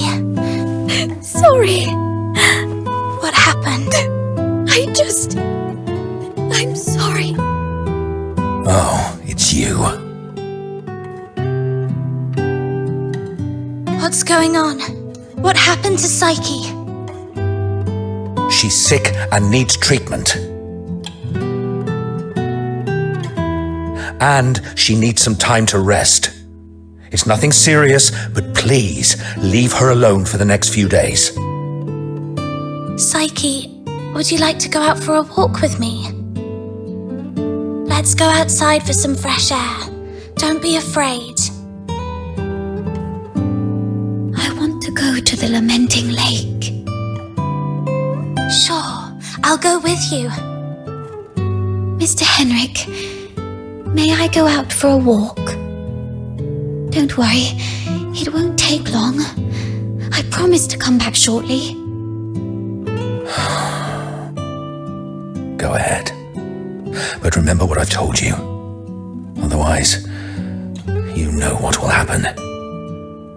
I understand. If anything happens to Psyche, you won't have a second chance to leave Icelake. Keep that in mind.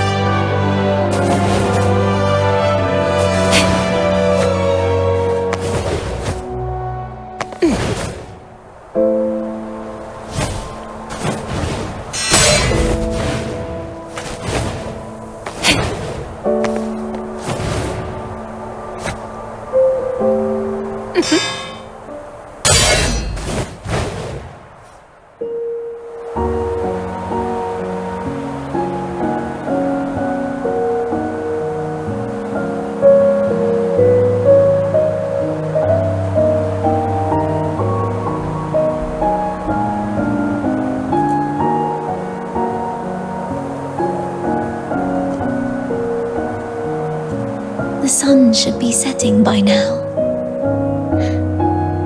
I wonder if Lamenting Lake looks as beautiful as it always does at this time. Would you like to take a walk with me by the lakeside?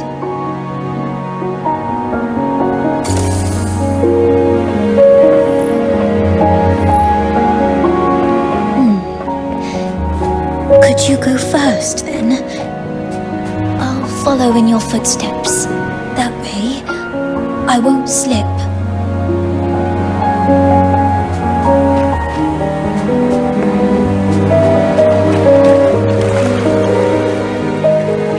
I'm not sure. Maybe to the ocean? No. That can't be right. I remember reading that ocean water is salty. So, if this river connects to the ocean, shouldn't it be salty too? When I tried the water here before, it wasn't salty at all.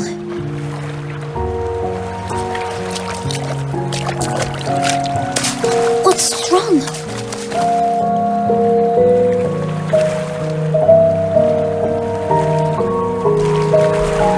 When I was little, I thought if I just kept running, I'd leave Icelake behind.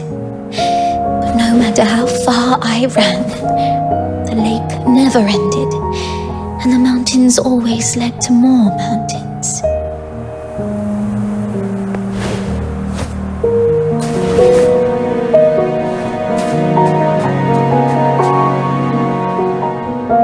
Really? Let me feel it. It's a star frost. Though the petals are smaller and the scent fainter, it's the same kind as the pot of flowers in my room. No, just knowing it's here is enough for me.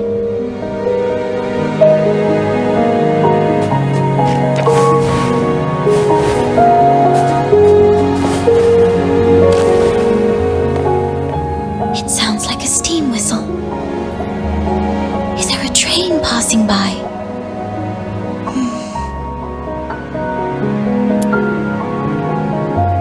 Oh, I see.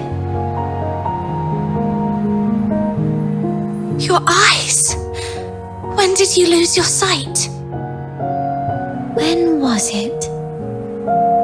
I don't really know. I thought it'd be the same as before. Just blurry for a while, and then it would go away. But now it just... Let's not talk about that. There's a place I'd like to visit. Could you come with me? It's by the Lamenting Lake, near an old tree stump. My dad once took me there when I was little. It's been so long.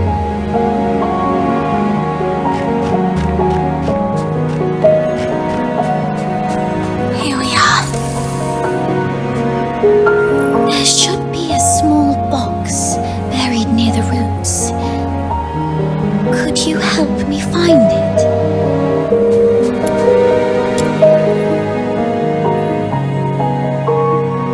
Could you open it? This is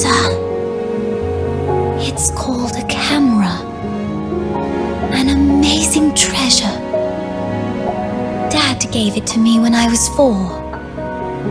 That year, he had managed to grow beautiful Lamenting Lake bellflowers.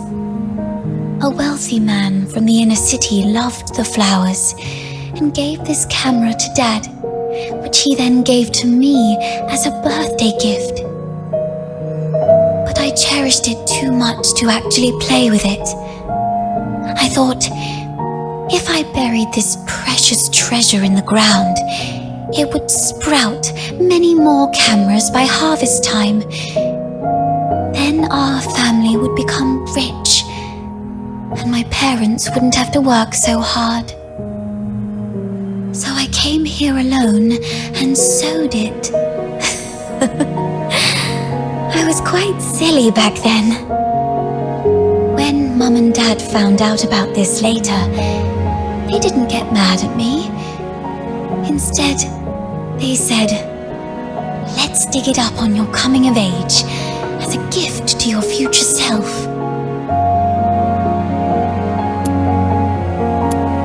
Thank you for keeping me company these past days, but I don't have anything valuable to give you. Please, take this camera as a gift from me.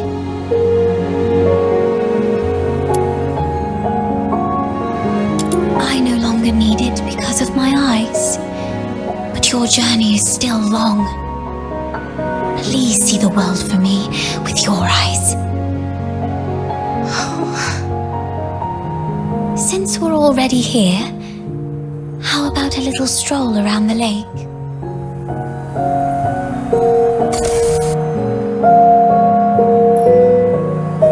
When I was little, Dad would sometimes bring me here for walks. Despite the occasional hide and seek with the filthoids, I always looked forward to coming here because I loved the floating ice and mountains here. And more so, I loved watching the trains roar by. You like trains? Yeah, I'm fascinated by their destination. The South. I've read that it's nothing like Icelake. The sun's warmer there, and you get to see seasons change. When spring comes, the ice and snow melt away, and there are flowers everywhere, even in the wilds. I always dreamed that if I could catch a train, I could actually get there. Dad told me it was not a dream we could afford. Because you're Charons? Yes. And also because Mum and Dad are just ordinary gardeners.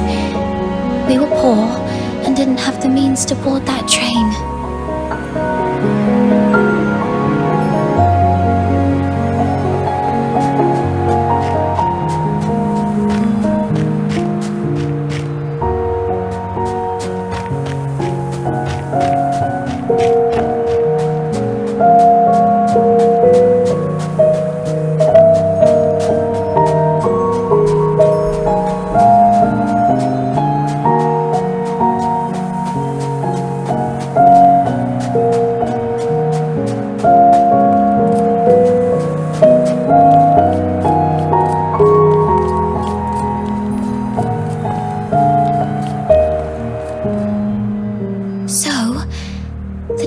Showed up at the door of the Hypnos house. I was thrilled. I'd never met anyone outside Icelake. I've always secretly wondered what your homeland is like. Have you seen the ocean with your own eyes? Is it as large as 100 lakes put together? If only I could also see it for myself. Look at me. Almost 18 and still daydreaming like a child. Listen, Psyche. It can be more than just a dream. Besides Barry, you were the first one to be so kind to me. I've always wanted to do something for you. There's no one else here, so tell me, have you been under threat? You can trust me, no matter how scary the enemy may be. I'll protect you. I'm a stranger here. I can take you away, just like the day we went to the pit together. Once I find Barry, we can go to my hometown in the south, build little houses by the sea and grow flowers around our homes. When spring comes and the flowers bloom, your eyes will heal. Every day the sun will shine so brightly that you might even find yourself missing Icelake's snow. Oh, it might be a slight damper on your dream, but are you scared of bugs? The ones in the south are bigger and noisier. Thank you. I'm not under threat. It's just that I just can't leave Icelake, no matter what. Sorry, I can't tell you. Let's just say it's my little secret to keep. Could you take another photo of me and make sure Icelake's in the frame? I don't like this city. I hate the ever-present smell of blood in the air, the towering walls, the guards' heavy boots, and the endless whimpers that fill every alleyway. But it's still where I grew up.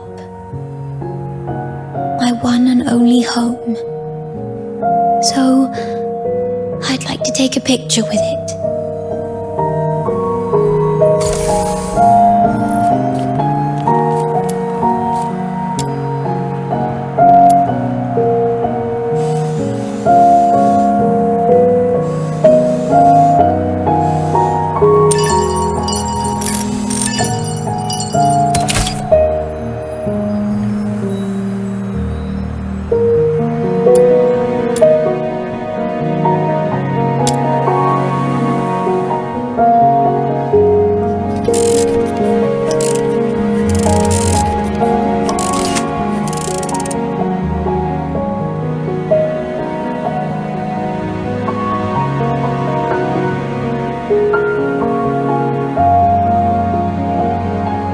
Psyche!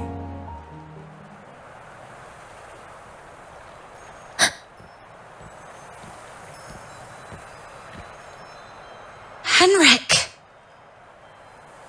It's not safe outside the city. You've been out too long. Sorry. I'll head back now. Psyche, keep in mind what I said. If you decide to trust me, Meet me by the signpost south of the Hypnos house at 2 a.m. Goodbye.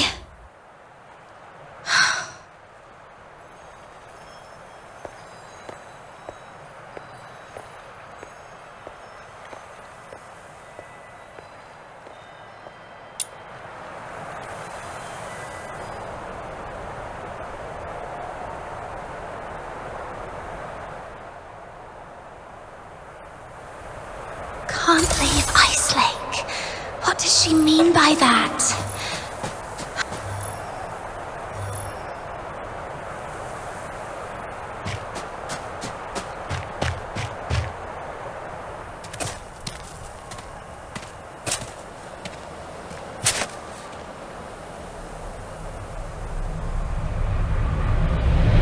Who goes there? Stay back, or I'll shoot.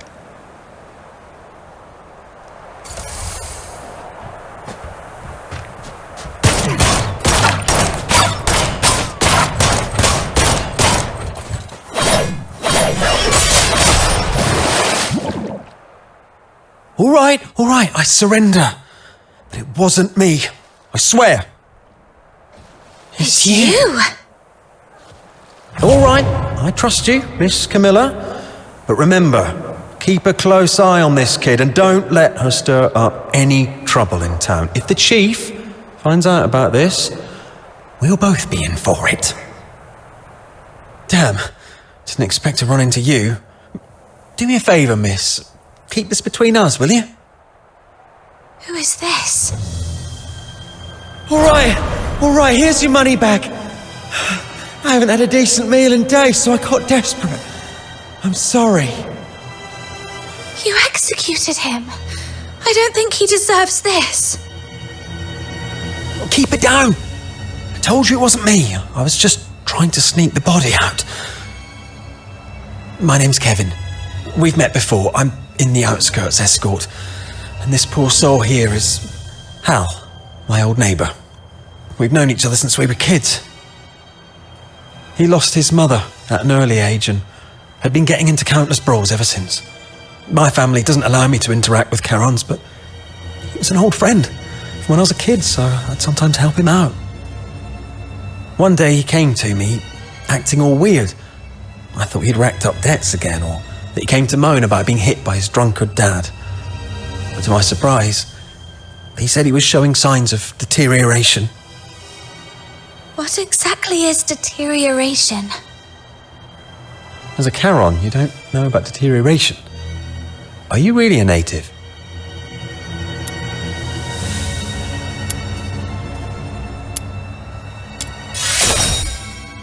Oh, right. Camilla did mention something about that.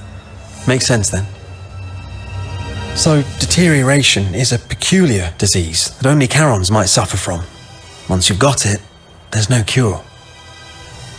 You folks usually awaken some kind of power around your teens, but not everyone's that lucky.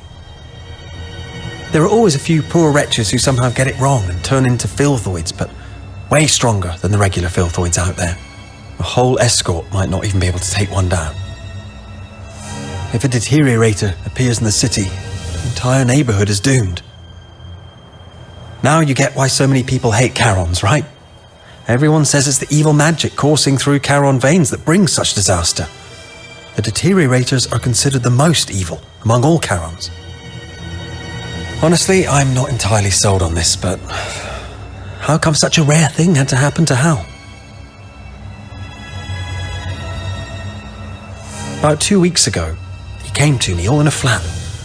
But what could I do? Harbouring a deteriorator is as serious a crime as sheltering a member of the Forsakens. One slip and you're done for.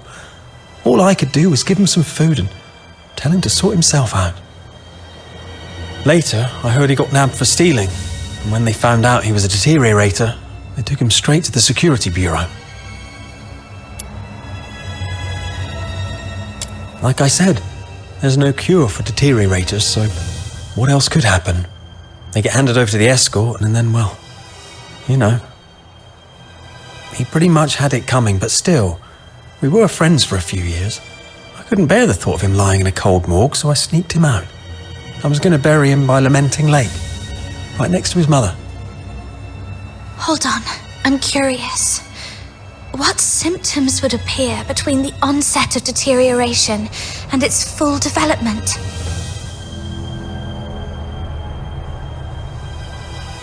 I wouldn't know, but I have heard that some would turn extremely violent, and some poor souls would gradually lose their senses, like going blind or deaf or something perhaps. This is all just hearsay though. If you're curious about it, best ask a doctor. But it seems to me you've awakened already successfully. Why do you care?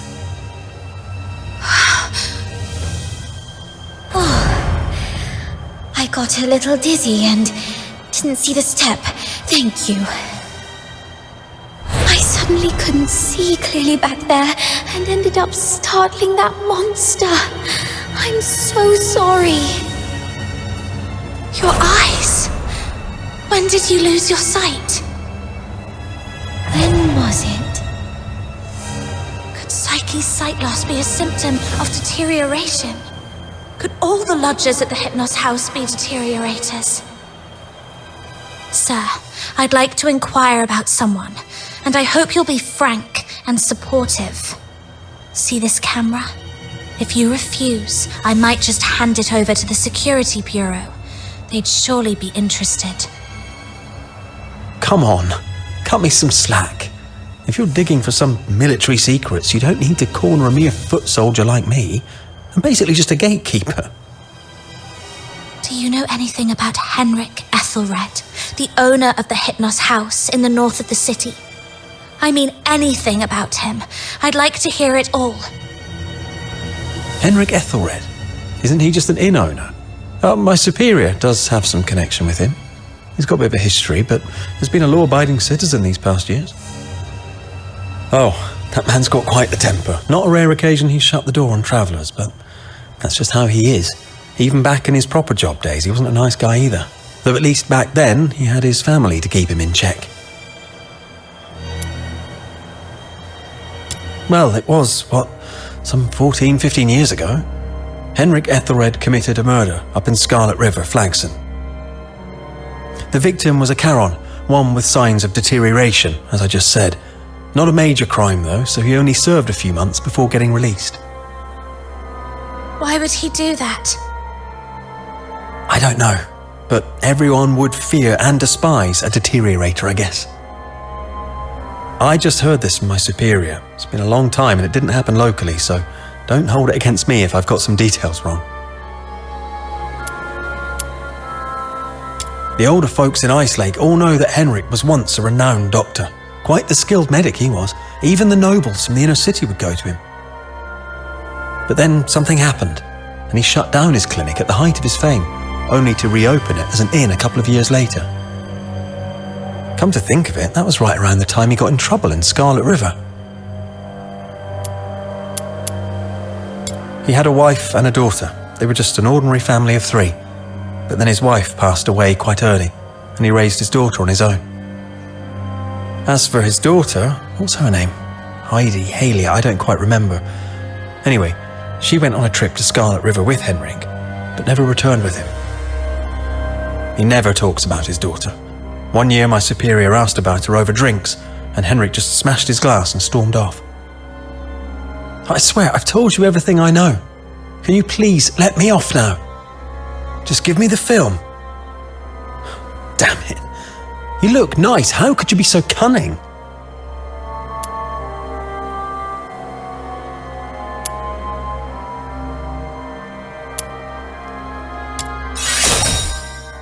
Well, take care, sir.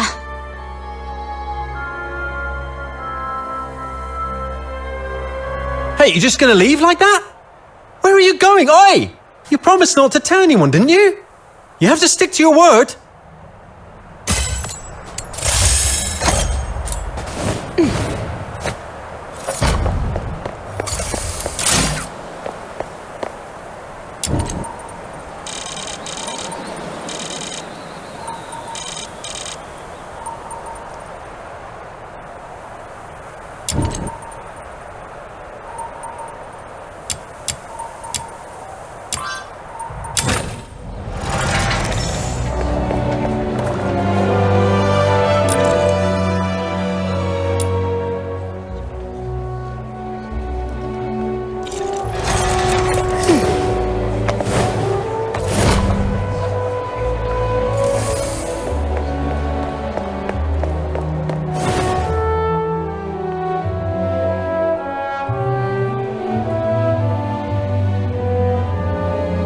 It is all set.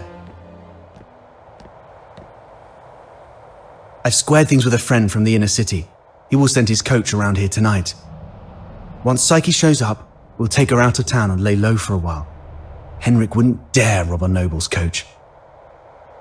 After that, we'll have to play it by ear. You really have a wide network, don't you? Gotta make the most of all the crap I've been through these years. But are you sure she'll come? I'm not sure. Anyway, if she doesn't show up, we'll go with Plan B. We break into the Hypnos house and confront Henrik. Ha! Sounds like the story of a hero from some pulp novel. But don't get your hopes up. Even if we manage to save Psyche today, she won't last much longer. Remember the thing we saw in the pit? That's her inevitable fate. One thing at a time. Right. Speaking of which, aren't the deteriorators usually handled by the escort? What on earth has Henrik gone through to end up doing things like this? I might have figured out why.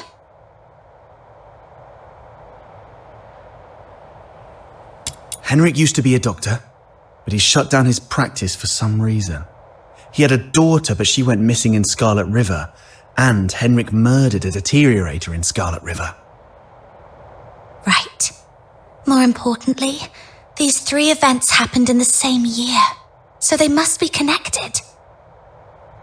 And the lodgers at the Hypnos house are likely all deteriorators. I see what you're getting at. Henrik's daughter was likely killed in Scarlet River, possibly by a deteriorator, sparking Henrik's deep-seated hatred towards them, which hasn't faded even after so many years. So, he somehow managed to control some of the deteriorators and administer his own brand of justice. That's your conclusion, right? Yes. But regardless of what he's gone through, or what the deteriorators would eventually become, we must...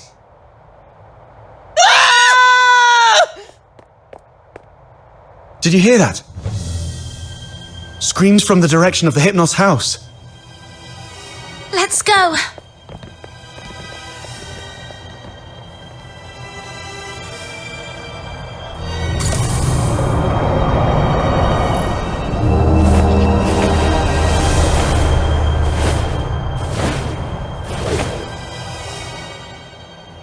You're finally here! You've no idea how scary it was! Was that you shrieking just now? What happened?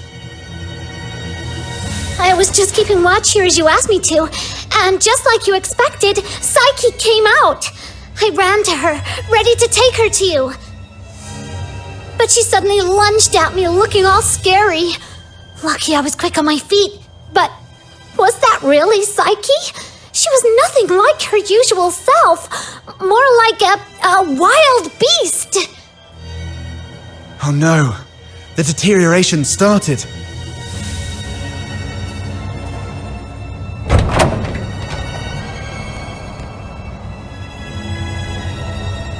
Please help us! Mr. Henrik is in really bad shape. What? Please help us. Follow me. Over here! Mr. Henrik's in his office.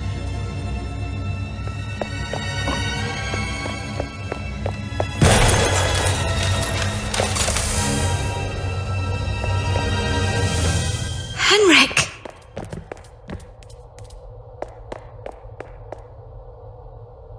He's still breathing. Snow, see if you can find any bandages or strips of cloth. Anything. Don't waste your time on me. I deserve this. Please. You... Don't bother, he's a goner. Let him finish his last words. You have to stop Psyche. Stop her?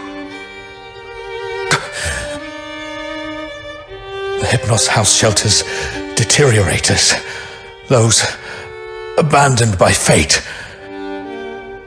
Their destined end was supposed to be a cold bullet. Right. In Hyperoreia, any Charon showing signs of deterioration will be taken away immediately to prevent them from turning into filthoids. Wait. Are you saying... Their families didn't have the heart to see, so they hoped that I could help end their misery in a decent, gentle way. Just like how I sent away Haley. Are you saying the deteriorator who was killed in Scarlet River was your daughter, Haley? You know about that too.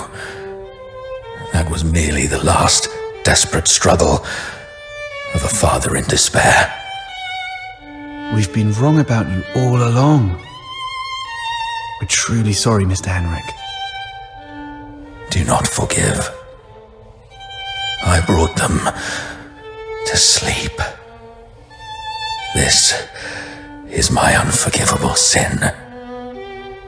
Then what happened to Psyche? I tried with the Crystallo of Stella, but still couldn't avert deterioration. I was supposed to let her go, like all the others. But that child was so special. She knew what was coming, yet she's always worn a smile. For months, she shone like a ray of sunlight in this God-forsaken place. Just like my Haley. I'm old. I couldn't do it again. So, in your hesitation, you missed the last window. Psyche lost her mind, attacked you, and ran away. How come... I can't believe all this. Your demons. You can stop that child. She has such a gentle soul. Hurting others is the last thing she'd want. Please. Save Psyche. Save my Haley.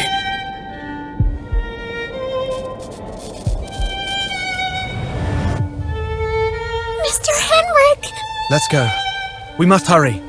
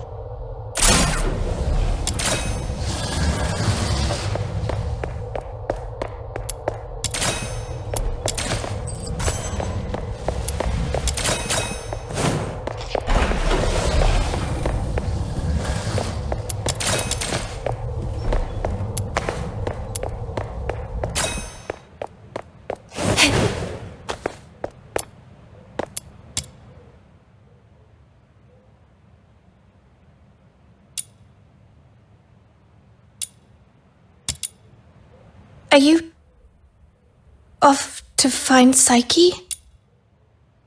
Please take this with you.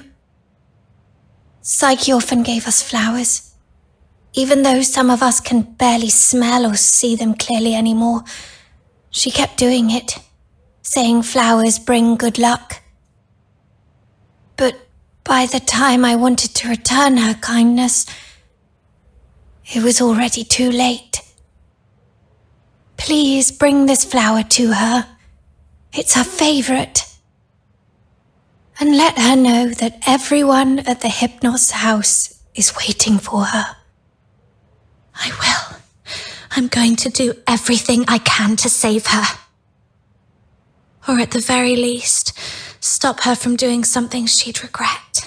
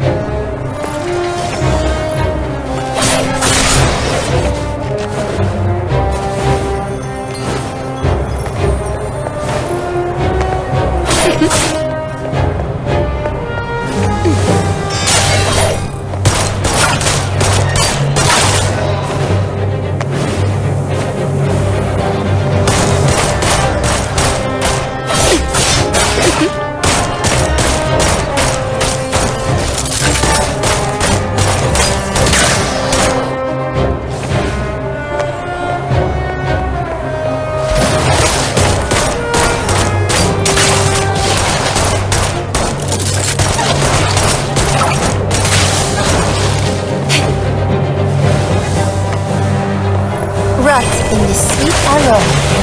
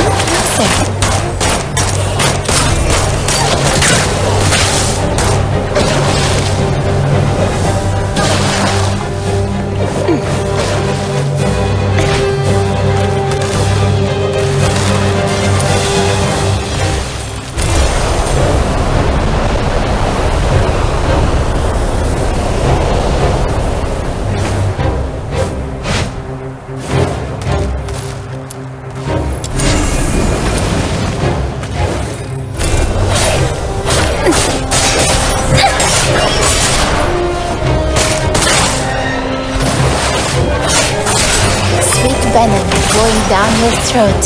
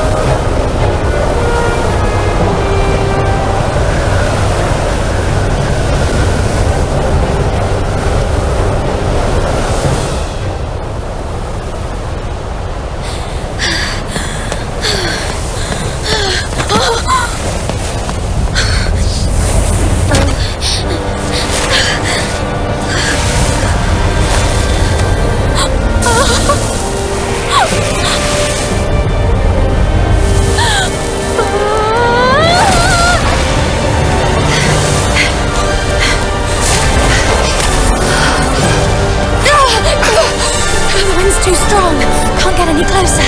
It's dangerous! Stay back here! Damn it, we're doomed if this keeps up!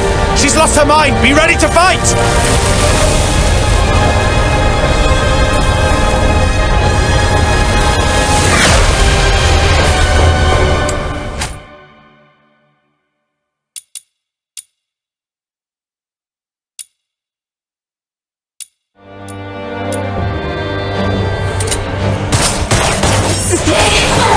Psyche, can you hear me? This time. Talk to me, Psyche. You said it yourself. There's so much you want to do. You'll leave Icelake for those unseen places. You'll go to a small island where you can build a house by the sea. Grow white flowers around it. Talk about the snow in Icelake with your friends while shading yourself with a wide-brimmed sun hat. Talk to me, Psyche. Rut in the sweet arrow.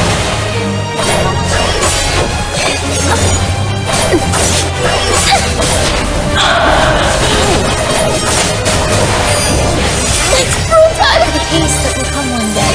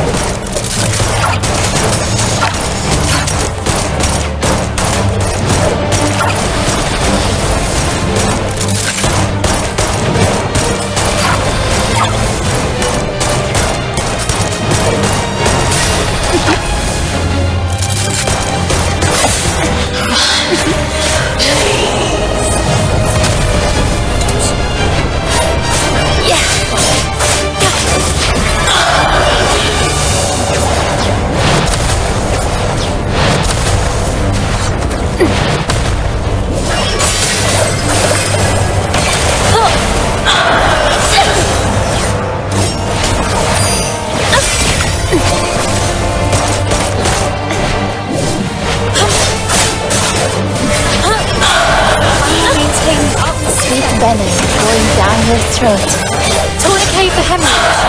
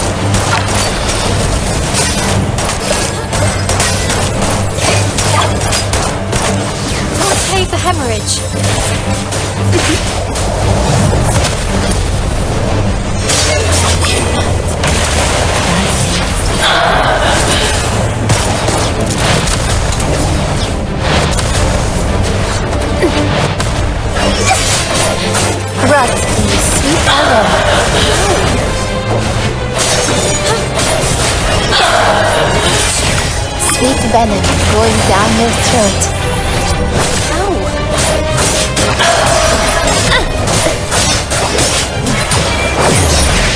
Anesthesia and debridement ready.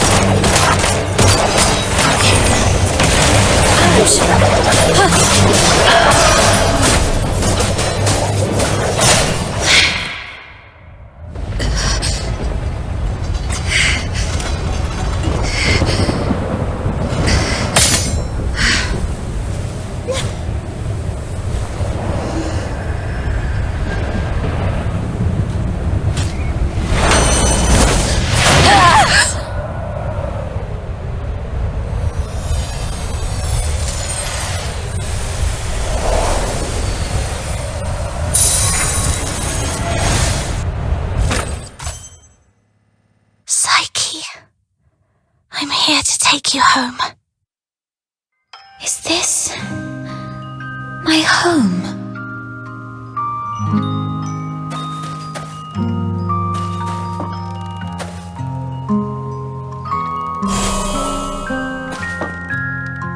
Honey, look. Psyche is smiling at us.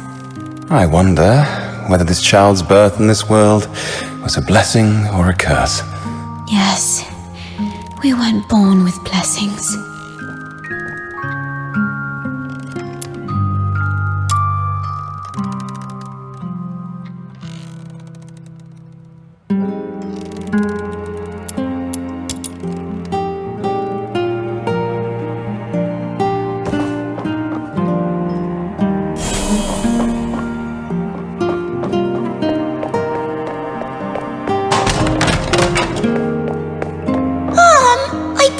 Psyche, I'd bring her home today to play with blocks.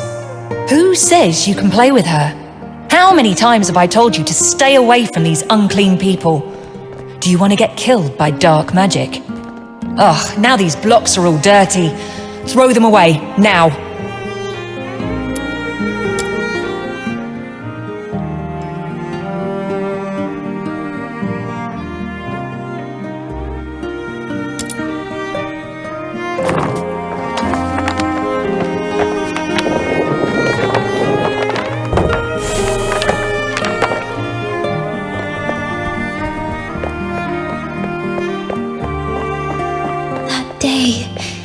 Feeling wronged and confused, I bathed all night until my skin bled.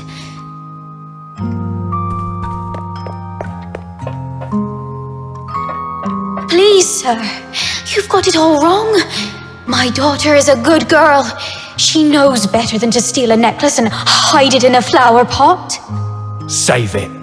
Is there even one Charon kid who isn't light-fingered? All right, if she's so innocent, she can prove it. Just smash all the flower pots here. That'll clear things up. It's all because we are demons' children.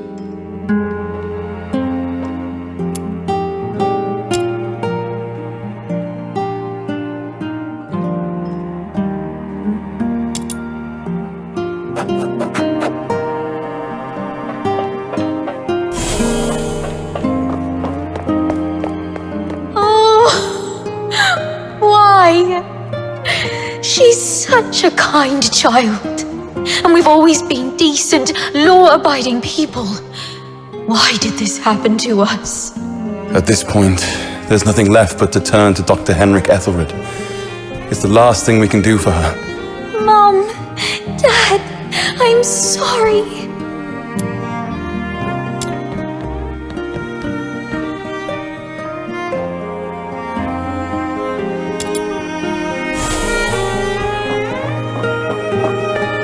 It's all meaningless. You bring these things to me every day, but what difference do they make? Psyche, you should know what it means to be sent here. Yes, I'm aware.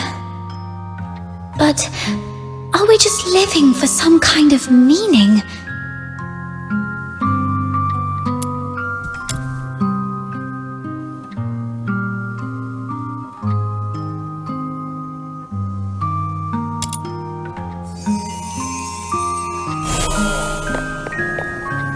Honey, look.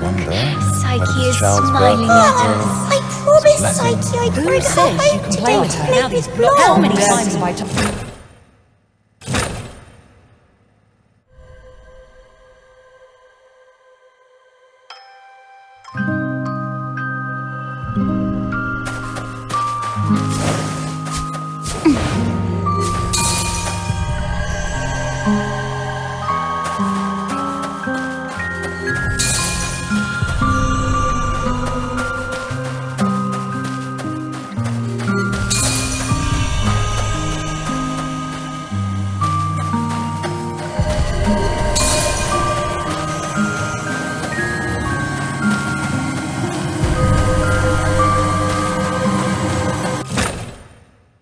You've witnessed your entire life. A cursed beginning and a meaningless end. It's all meaningless. How you've always appeased others with a fake smile. Are you really that selfless? No. You're just cowardly, begging for their pity. And for them to remember you as before you turned into a monster. It's all meaningless. Their fleeting pity and memories will soon wither and decay with time, leaving you rotting in the ground, utterly forgotten. What are you thinking? What are you furious about? I see. You crave to vanquish me. You still harbor the naive thought that by eliminating me, your life will return to those amusingly peaceful and tranquil days. Well, you're wrong. Deterioration is irreversible. Once I die, you'll vanish along with me. Just embrace me. Yield to the primal urges of this flesh. Be a beast. None of this absurdity can hurt you anymore. You, demon's child. Just be a beast, you demon's child. Sorry. I'm okay.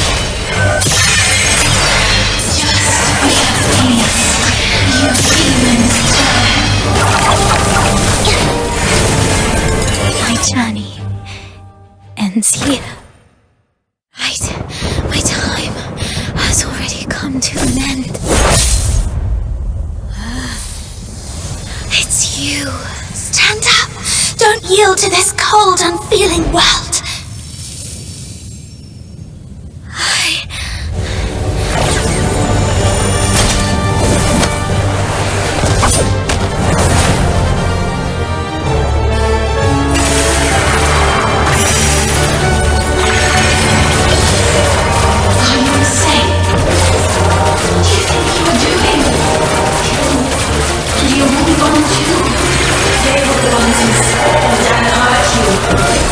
Yes.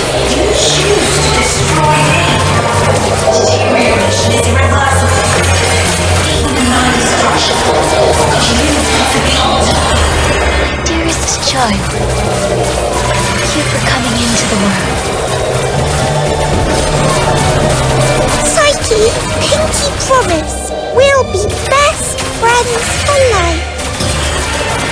I'll remember that you lived in this world.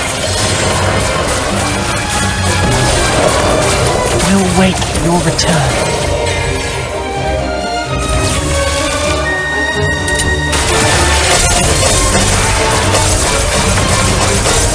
Fate, please have mercy on me. Let me help her fulfill this wish.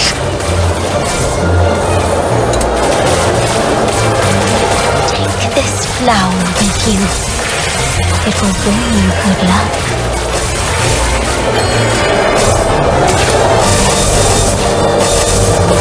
Go to a small island where you can build a house by the sea and grow white flowers around it. Psyche, I'm here to take you home.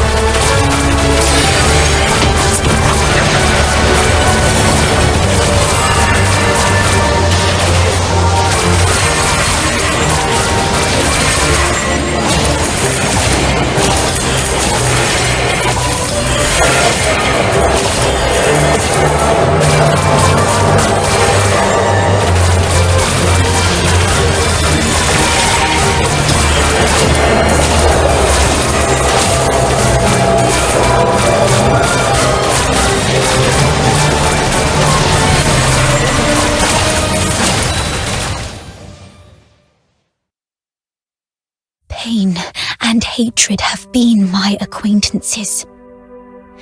They've wearied and aggrieved me. Yet, I find joy in having existed in this world. This is my choice.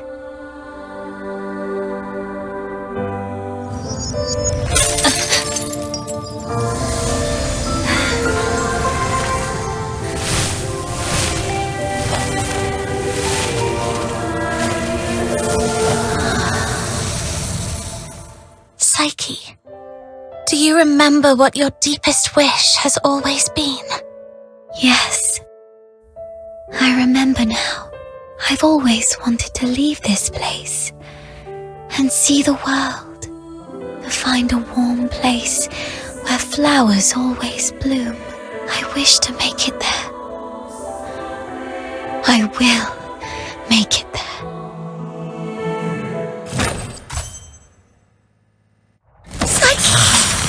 I'm here to take you home.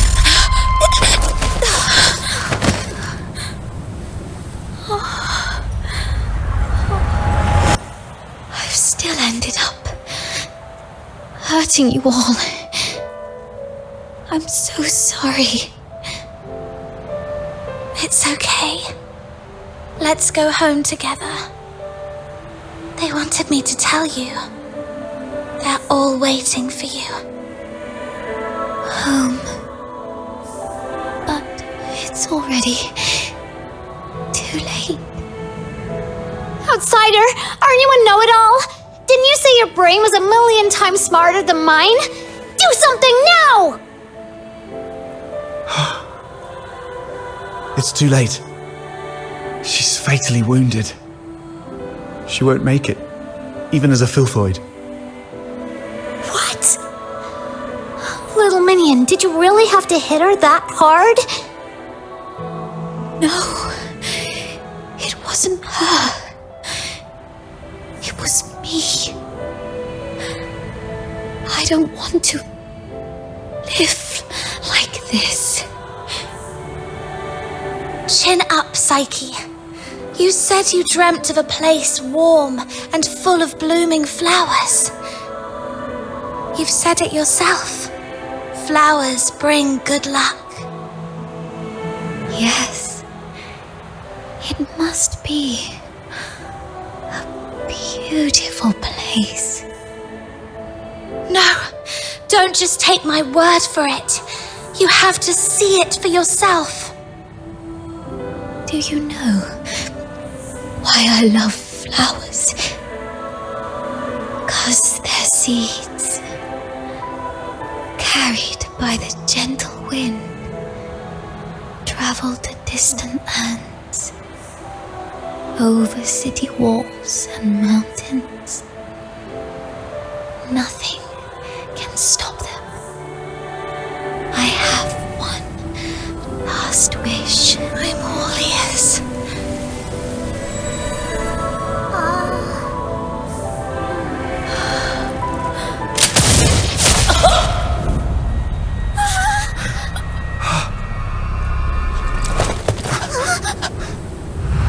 The Deteriorator has been eliminated. Good, the hostages are safe. The Deteriorator headed towards the outskirts, so no casualties were caused. Luck is on our side this time.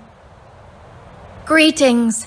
I am Rhythm Fisher, Warrant Officer of the Cocytus Escort of the 6th Legion. I received an alert of a deterioration outbreak in the northern periphery. The Deteriorator is a grave threat. It's unclear if it's truly dead or merely in a dormant state. Immediate evacuation is advised. We'll take over from here.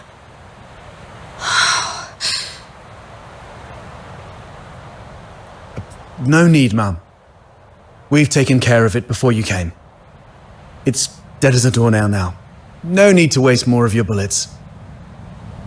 It's dead. No signs of life indeed.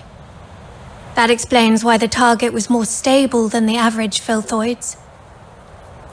Although, was it just the two of you?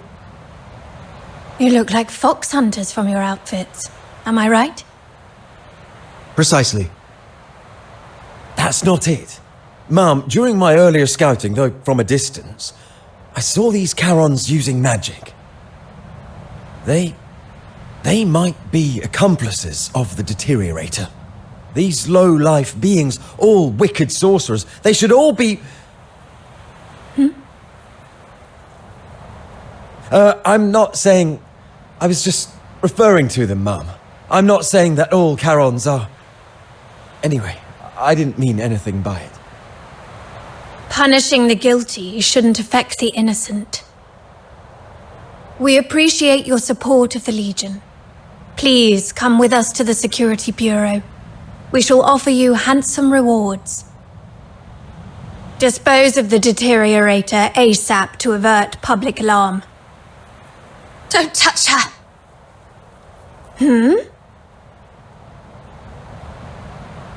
She was trying to keep away from the crowds. That's why she ran towards the outskirts so desperately. Even in her last moments, she was still trying to do something for others. What do you mean by dispose of? How could you even? What did you say? Are you all right? Should I arrange a military medic for you? Not at all, ma'am. My friend is just a bit shaken up. We'll be fine after a few warm drinks at the Asphodel. We'll talk about the reward another time. Got another commission to attend to.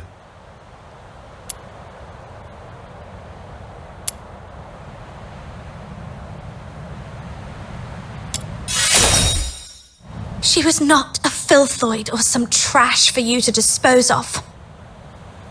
Her name was Psyche. She was a citizen of Icelake. Tonight, she protected everyone in the city from deterioration. I will make sure she receives a proper send-off. Stay away from us. What are you talking about? You're defending a filthoid? Ma'am, this one-eyed brat is highly suspicious. Might need a thorough interrogation. That's unnecessary. In Charon tradition, we don't bury the deceased.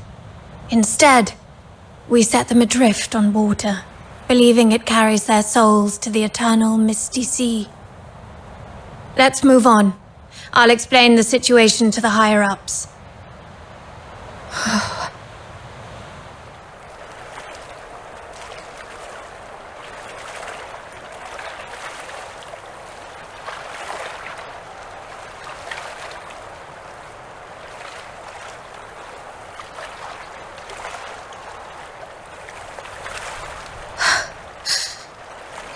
I thought you wouldn't act so recklessly anymore. Yet you remain true to yourself, which isn't bad. This is you. We just said goodbye to a brave young lady. I can't let you risk yourself as well. Thanks for covering for me back there. There's nothing to thank me for. After all these years, I've changed from a hedgehog to a rat, living only to see another day. Don't end up like me. A hedgehog retains its dignity, so it's better to leave the groveling to the rat.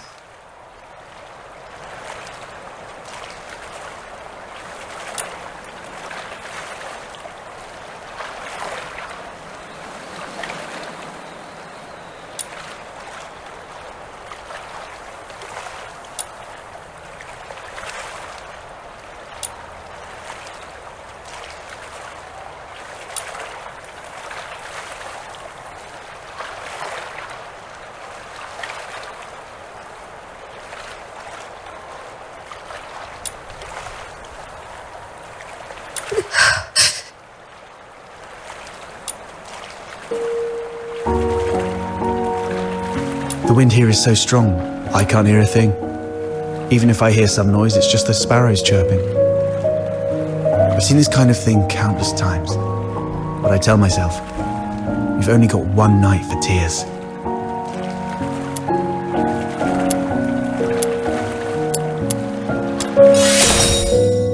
Anyway, pull yourself together. That girl would surely wish you to face tomorrow with a smile. Even if we were once deceived by this world.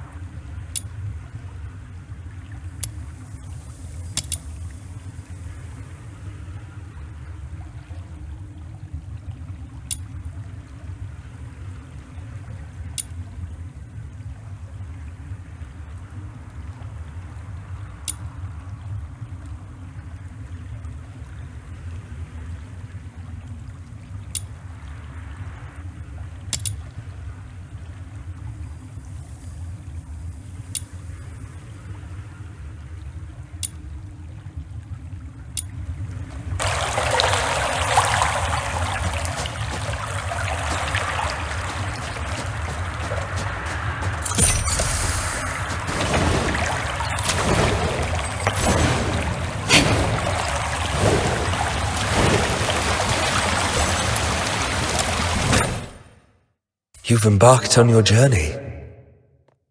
Perhaps you've explored new places and have made new friends.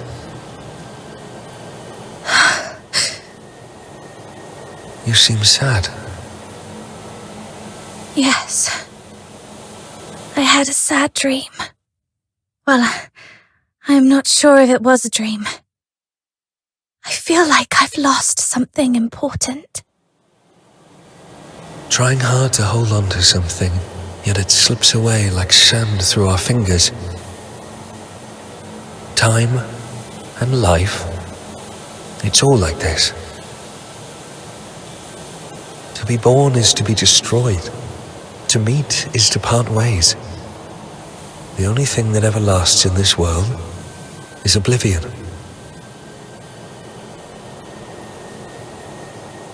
Where are you going?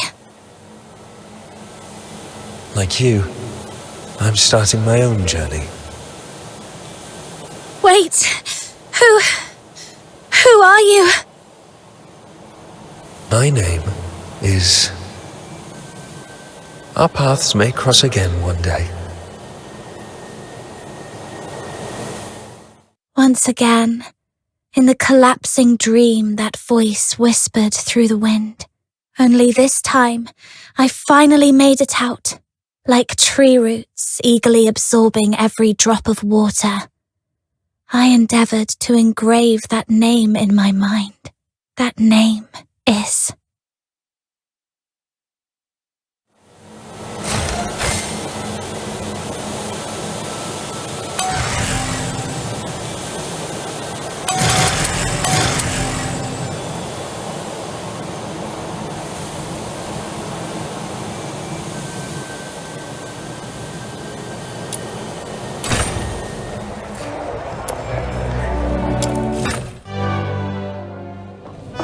I'll take a 20%. Lately, quite a few fox hunters have reported spotting a little girl wandering outside the city with an unusually large pig. If I remember correctly, didn't you mention something about a giant pig not too long ago? You wouldn't happen to know anything about it, would you? Yeah, her name is Truffle, and the giant pig is her best friend, Filbert. Truffle and Filbert. I see. I've heard she's been going after a group of genieon poachers. Calls herself something like Genieon Hunter? Or something along those lines. Yep, I gave her that name. Since meeting her, my little minion and I have made so many genieon friends. But it's been a little while. How come she's still out there? Little minion, let's go check on her.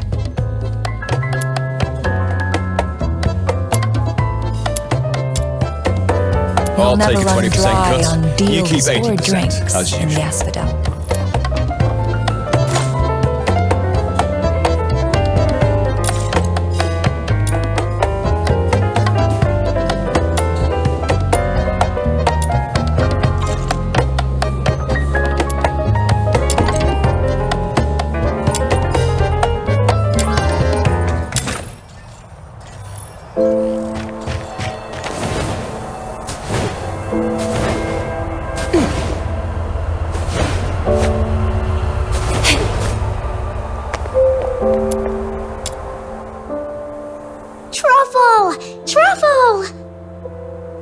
Oh, hi, Snow.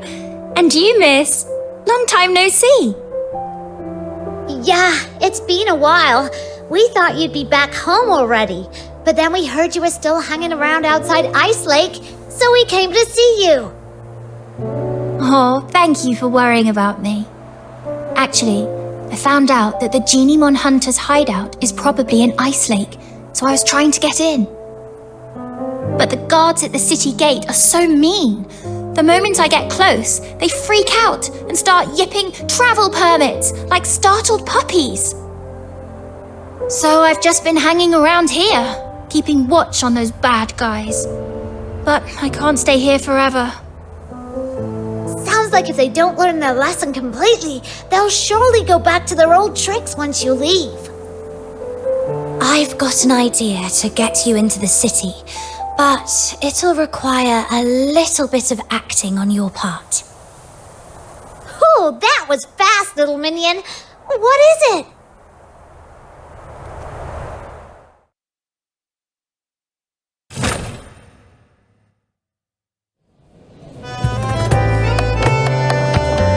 I'll take a 20% cut.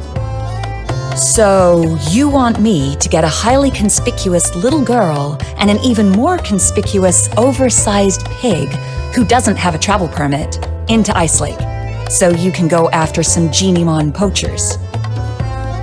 Yes, I believe in you, Miss Camilla. This should be easy for someone of your caliber. I run a business, not a charity. Technically, I shouldn't agree to your absurd request. That said, you mentioned her name is Truffle, her friend is called Filbert, and they came from a faraway place. That reminds me of something I heard before. I suppose I could do her a favor, but once she's in the city, I can't vouch for her safety.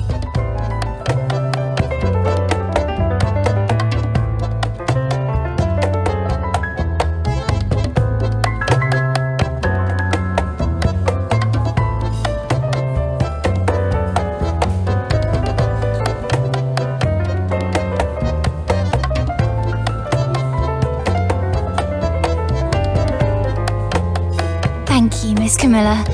I was a little nervous back there and ended up calling Viva Winery Wawa Winery. Sorry. It's okay. They were too busy drowning themselves in the wine I gave them to care. All right. Hope you track down those geniemon poachers soon, little commissary. You made it, Truffle. Welcome to Icelake. Who would have thought those big, scary guards would turn into meek little kittens in front of Miss Camilla? Just like geniemons when you've got treats. Oh, speaking of which, we've got bad guys to catch. Icelake is way bigger than I expected. We need to hurry. I have my dear Filbert. Filbert's nose is incredible. She can sniff out geniemons from miles away. And those bad hunters must be around. I'll take a Never run 20% dry on cut. You deals keep or 80%, drinks as in the usual. Asphodel.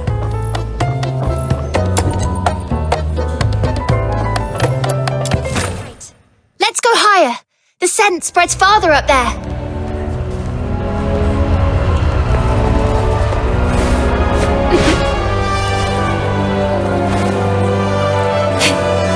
Oh, Filbert's onto something. Over there.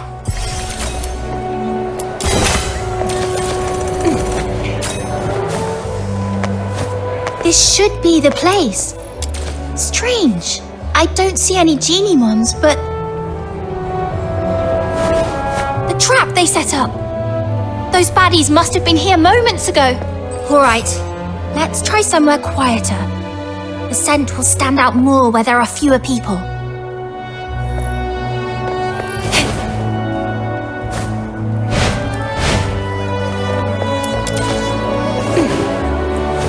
This way. Careful, miss. It's slippery here.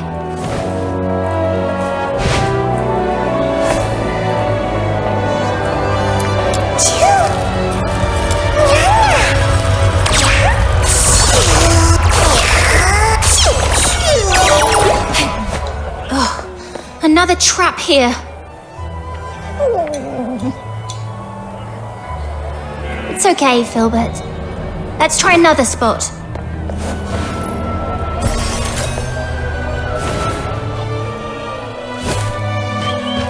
I oversee all the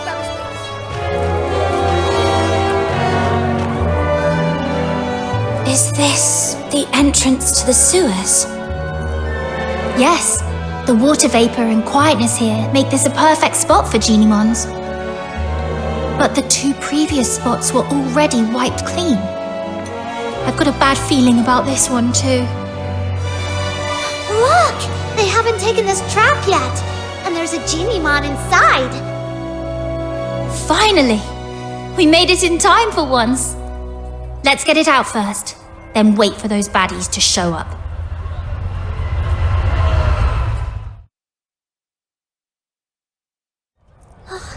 Don't be scared, little one.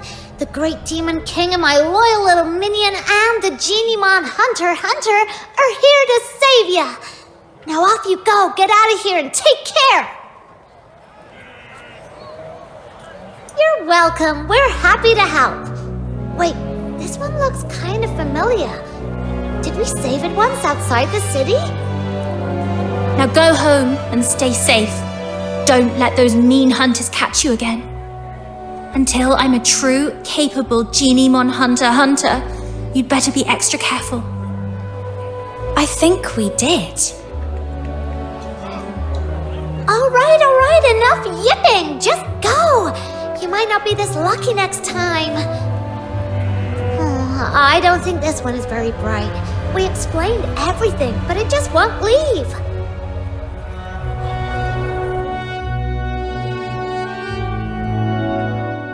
Wait, did it just slip back into the trap? Is it so scared of us that it thinks the trap is safer? That doesn't make sense. We rescued it, and we didn't do anything bad to it. Geniemons might not talk, but they can tell good from bad. Let me think. Has Filbert ever done something that didn't make sense to me at first? There was that one time she insisted on going into a valley that looked barren. Turns out she'd sniffed out a hidden patch of berries deep inside. Then there was the time she wouldn't budge from a flower shop until I bought some flowers, just so she could eat them in one bite. And that other time, when she suddenly took off sprinting straight up a hill without looking back at me for once. Then I realized there was a snake in the grass, and she was leading it away. Every time she acted strange, it was because of something really important to her. What's important to a Geniemon? Food? And perhaps... they're friends! Friends. That's it. If I'm right, those Geniemon hunters must be hiding in the sewers. This Geniemon can smell the scent of its captured friends from here. That's why it won't leave. That makes so much sense. In that case, we can wait right here. And as long as those bad hunters show up, we can follow them and teach them a good lesson. So, is this Geniemon smart or dumb? I mean, it's got the brains to want us to save its friends, but it also just walked right back into a trap. Maybe it did that on purpose. That way, we can just follow the bad guys who come to collect the trapped Geniemon to their hideout. Oh, really? That's... Oh, not bad. Looks like we caught another one. It's the Geniemon hunters. Quick, hide. Got it. I really want to punch him. Let's just take notes for now and settle the score with them later. I thought we'd already captured all the Geniemons in Icelake, but looks like we scored another one. We still need to head out of the city. That's where the real haul is. But that pig-riding brat is always out there messing with us. Don't worry, she'll leave. No way she's gonna camp out there forever. Right, with the cold and the filthoids, I bet she'll be crying her way home in a day or two. Yeah, she better be. They're slipping back into the sewers. Come on, let's go! Shh, keep it down. If we give ourselves away, that Geniemon we just saved would probably call you an idiot in its Geniemon language. No way. I was so nice to it. I must have made a good impression. You two really are something. I've met plenty of people traveling with Filbert. Few people genuinely care about what Geniemons think. If more people understood that Geniemons have their own thoughts and feelings, just like you do, we wouldn't have Geniemon hunters in the first place. Let's go. This time, I'll make sure they learn their lesson once and for all.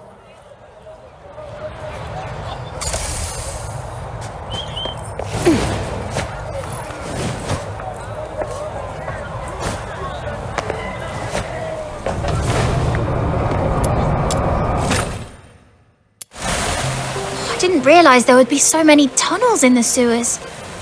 Filbert, can you pick up a geniemon scent? Too many overlapping smells. Let's just keep moving then. Just follow me. I know my way around here. Huh? Why? Is this where you live? Of course not. But as the Great Demon King, I've inspected these tunnels many times. Now keep up, foreign Geniemon Hunter. Okay.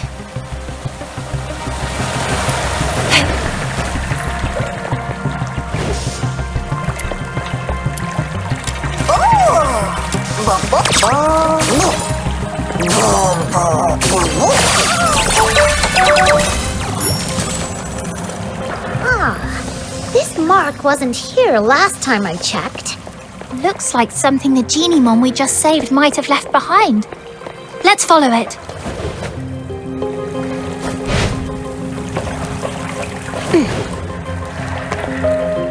The marks are getting fresher. It shouldn't be far. Wait, I think I hear voices.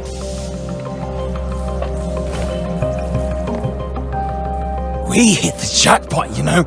This one's special. It's called Panimon, and they say it's the smartest, rarest, and the original form of all Geniemon. The smartest? Seriously? If it's so smart, how'd it end up in our trap? What do you mean? Are you saying we're too dumb to catch the smartest Geniemon?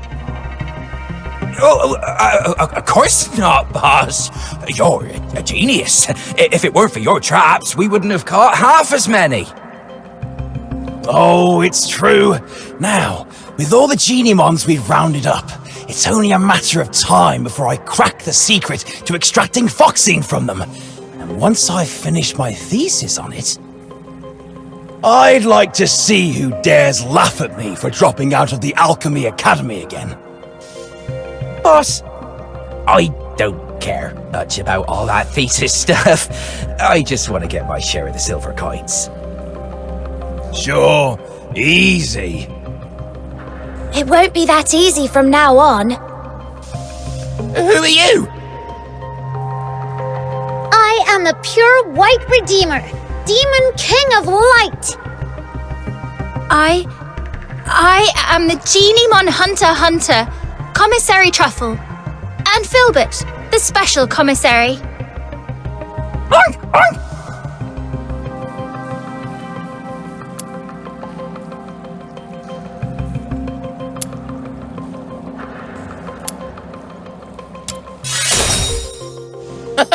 In your dreams! If that's how you want it. Filbert, charge!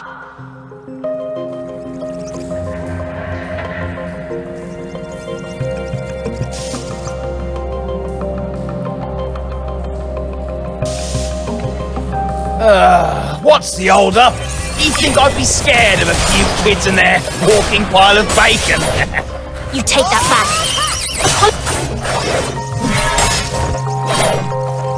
Boss!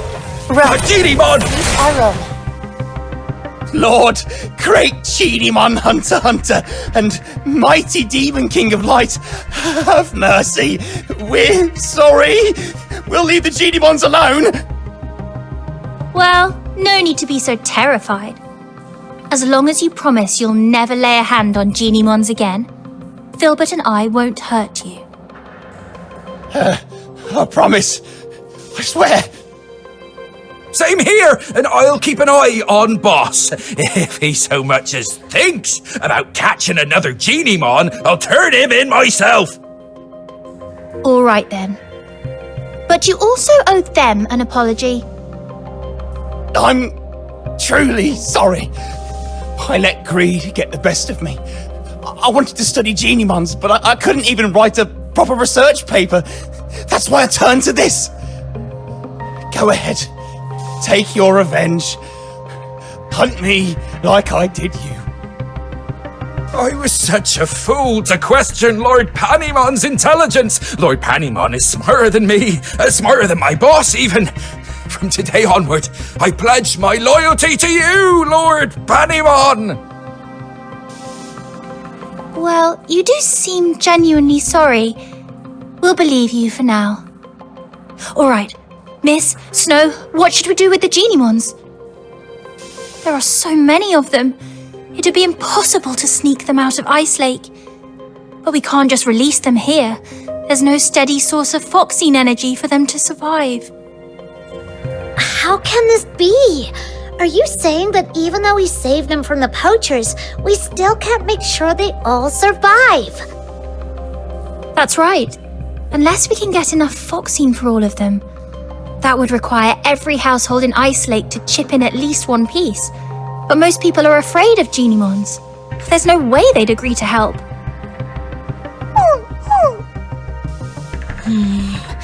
We need a plan. I haven't seen it yet, but just thinking about it, I'm getting goosebumps already. Truffle, back in your hometown, are people scared of Filbert? Well, at first, yeah.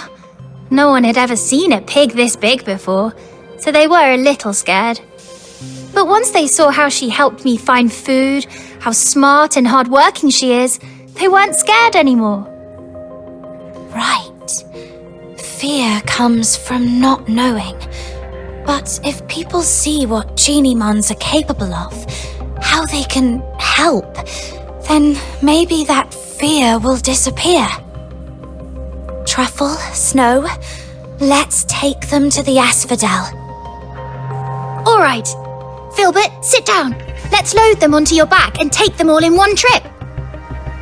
Huh? We're going to Camilla again? She's totally gonna wear a big frown and act like she doesn't want to get involved, then come up with a perfect idea to help us. I'll help too! Me too! Huh? You're not coming with us.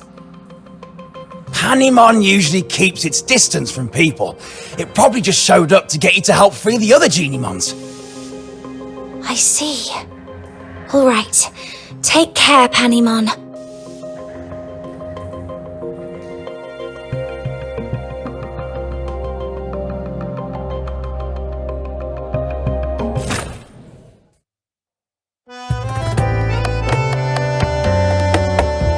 Camilla, I'll have a Zapyro special.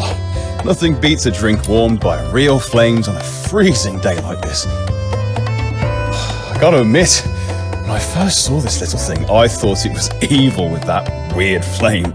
It turns out that flame's perfect for heating a nice drink. Who'd have thought? Oh, the folly, Wells, the wretched, wretched folly!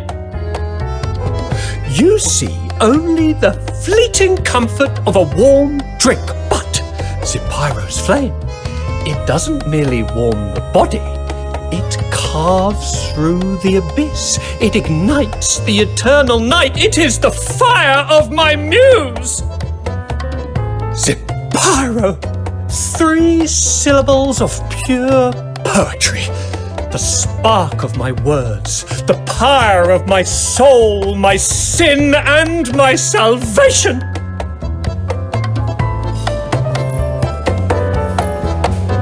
I'll take a 20% cut. Some people use Driplet to water their plants. Others rely on Mr. Goodnight for sleep. And now, even my business depends on a Zapyro. Funny how things turn around. Not long ago, people were all about extracting Foxine from geniemons. Now they're buying it just to keep them around. That all thanks to Truffle and Filbert. If Filbert can live peacefully with humans, then so can geniemons. And if geniemons and humans can get along, maybe one day Charons and Solarians will too. I can't decide if you're naive or a true visionary. Either way, I'll be looking forward to that day. But for now, it's time to say goodbye to a certain little traveler. Truffle, can't you just stay? As the Demon King of Light, I finally found someone who would chant the title I gave them aloud with me, and now you're leaving so soon. Oh! Oh, don't cry, Snow. I've been away for so long. It's time for me to go home. Besides, those ex-poachers are now Geniemon researchers. You can always ask them to chant with you. Nuh-uh, it's not the same. They're not as sweet as you, and they definitely can't carry me on Filbert for a ride. Little minion, don't just stand there. Help me convince Truffle to stay.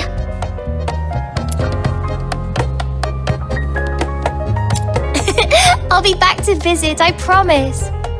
And let me secretly tell you something. The faraway place I'm returning to is actually the Elysium Church.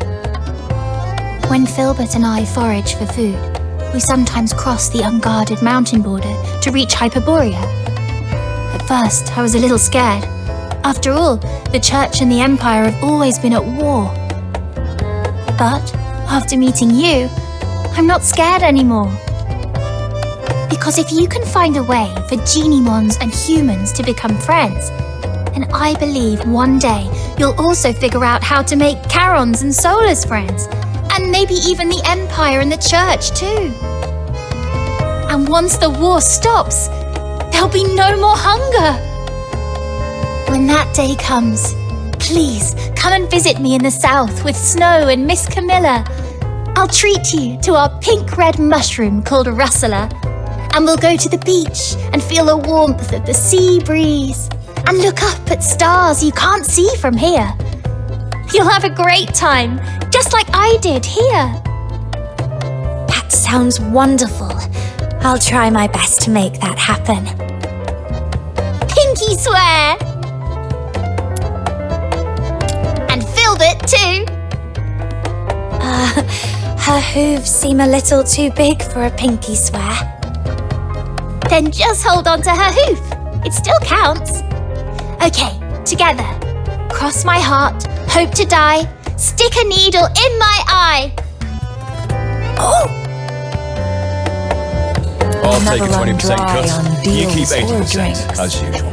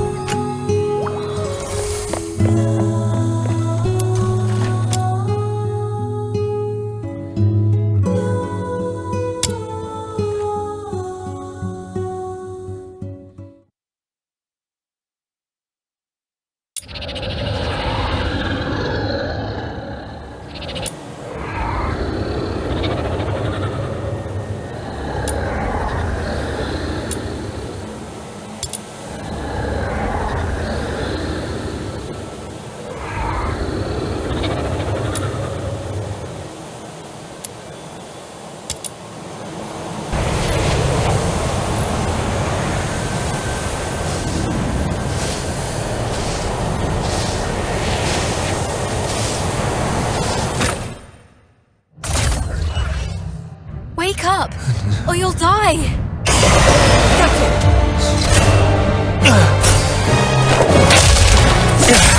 Whoa, Captain's awake!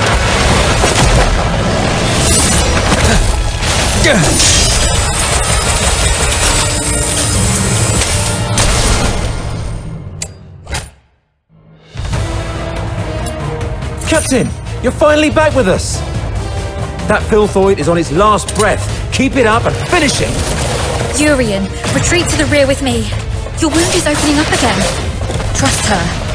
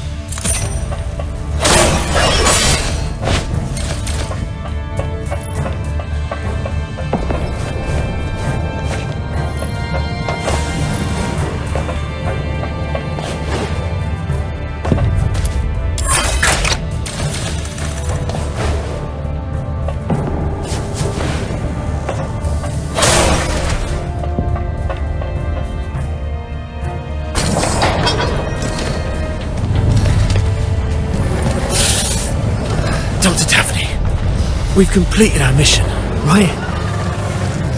No, not until we get back alive. It's all right, Daphne. Calm down. Everything's going to be okay. Calm down. You're back.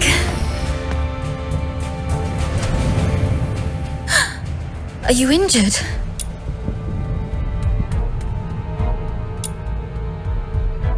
Good to hear that. When you got tangled up by that filthoid, I thought I'd never... I'm just glad to see you're okay. There are so few of us left, and those who survived are heavily wounded. If you have the time, would you stay and talk to the wounded?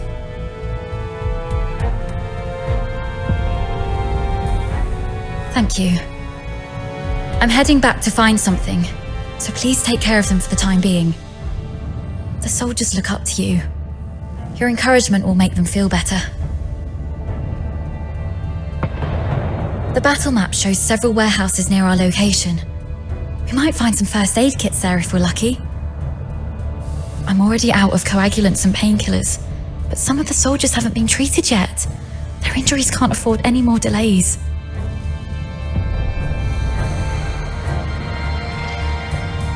This is the medic's job.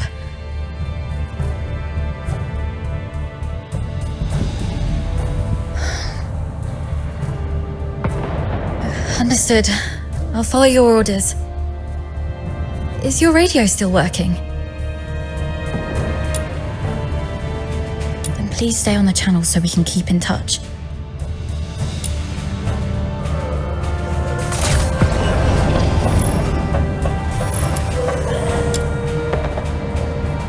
Damn those freaking rotters.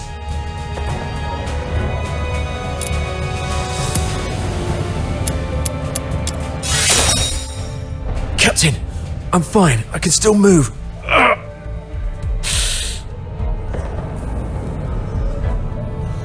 Those despicable cowards are using filthoids as their weapon. The Forsakens are monsters, just like their filthoid pets. And those blasted airheads giving us the orders are just as bad. The mission brief mentioned nothing about the filthoid hordes down here. Oh, sorry about that. I shouldn't have vented my frustration in front of you, Captain.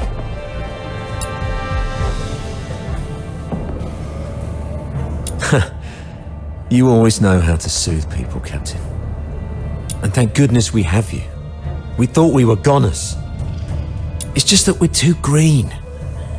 If only Commander Avar were here. As a veteran, he must have a way to get us out.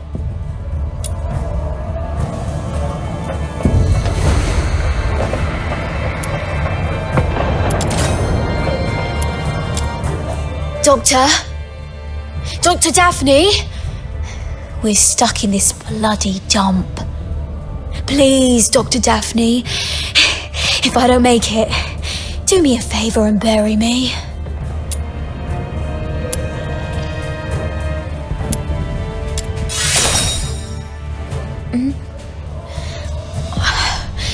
We're out of painkillers, so I have to grumble a bit to make myself feel better. Dr. Daphne and you covered our retreat just then. How is she? Good to hear that. A highborn lady like her could have stayed at the academy, but no, she chose to serve with the 13th Legion. What was she thinking? Eternal glory and loyalty to our Emperor. Those aristocrats say that all the time. I wonder if any of them would still be so keen on that when they're actually in a filth pit like this. But Dr. Daphne has real medical skills and a soft, pretty voice. We've got to keep her safe, Captain. Don't want her to die here.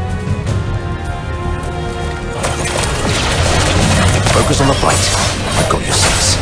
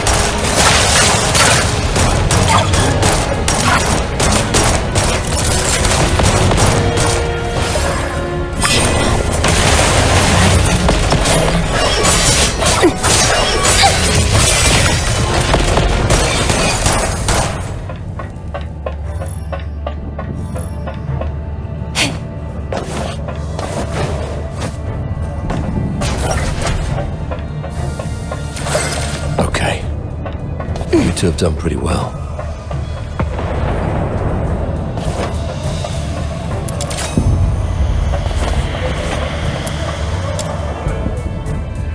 I've checked on everyone.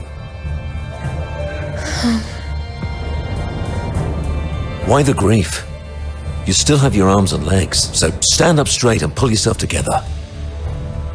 I know what you've been through. I've seen many of our fallen soldiers along the way. But you are soldiers. Save your condolences for when you're home and safe. So, are you two okay? We're doing fine. Just carrying out the orders from higher ups and almost got killed. Thanks for asking, sir. Oh, never mind. You. Do the report, please.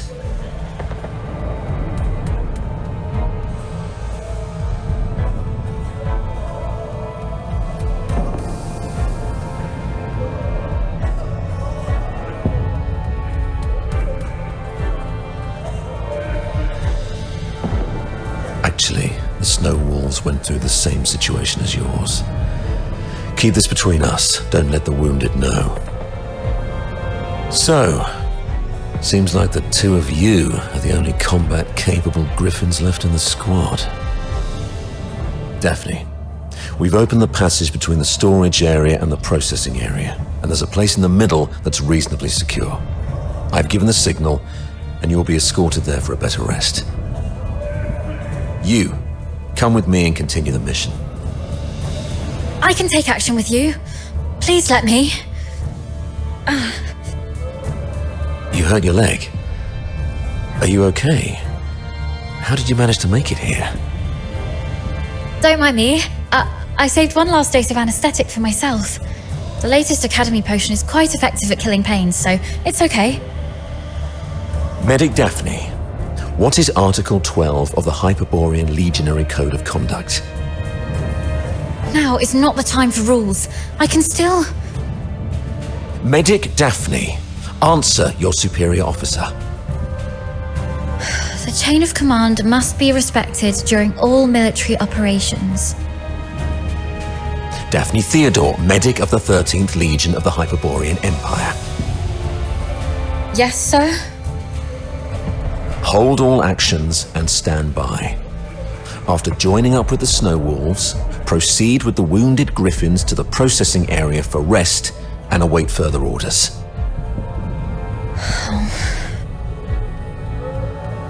Is that clear? Sir, yes, sir. Okay, you, follow me and proceed with the mission.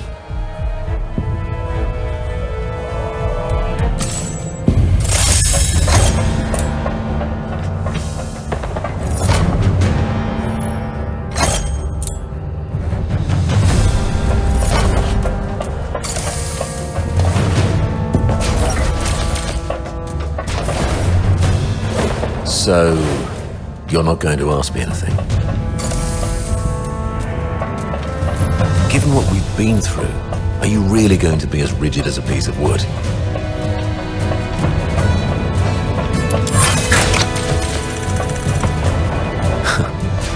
You sharp-tongued brat.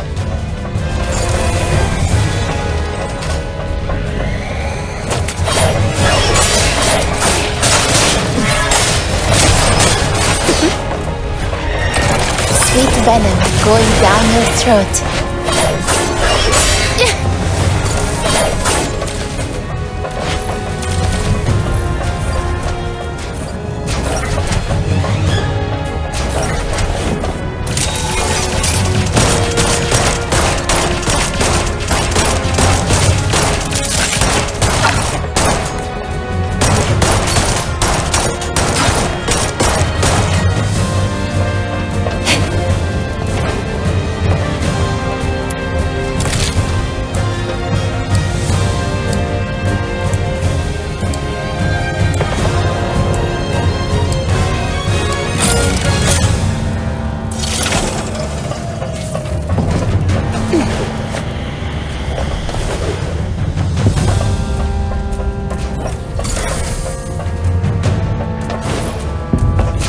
Let's sort through the situation here first. Our battle plan involved Colonel Fulvis and his numerically superior squad, the Narwhals, launching a diversionary attack on the bridge leading to Lonza Fortress to distract the Forsakens. Meanwhile, the Snow Wolves and the Griffins would parachute right on top of the fortress. Our two squads would infiltrate the fortress via the engine room and the arsenal, then launch a direct strike and seize the central control room. However, yes, either they have intercepted our communications, or there is a spy working for the Forsakens in the Legion. Regardless of how our plans got out, the Forsakens were undoubtedly well prepared. They used the fortress's defense systems to ambush us, and even lured a bunch of filthoids here. We planned for an infiltration strike, so none of us were equipped with heavy weapons for large beasts. The only option was to throw our lives at it.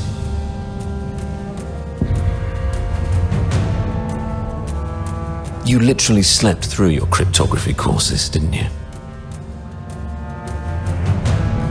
Never mind. Acing those courses wouldn't be much help in this case anyway. The Forsakens have modified the mechanisms in the fortress. We don't have time to go through each hard point and crack every code. But disabling the systems first would be the right call. So we should reach the engine room next.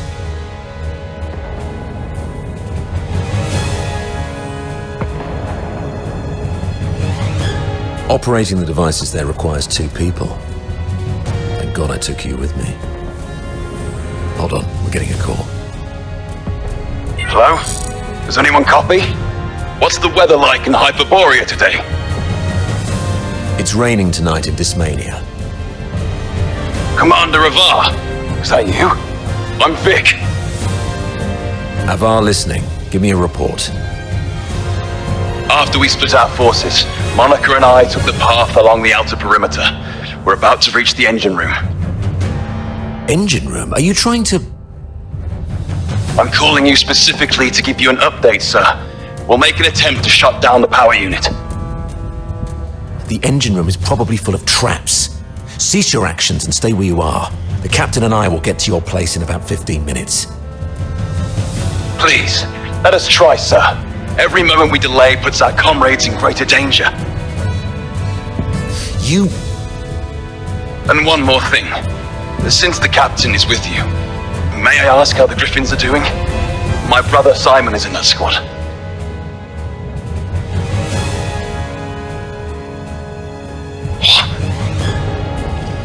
He means Simon's got some injuries, but the medic has taken care of him in a temporary shelter. There's no need to worry about him. Understood. Thank you, sir. Your way with words. Take my advice. Never try to comfort anyone, okay?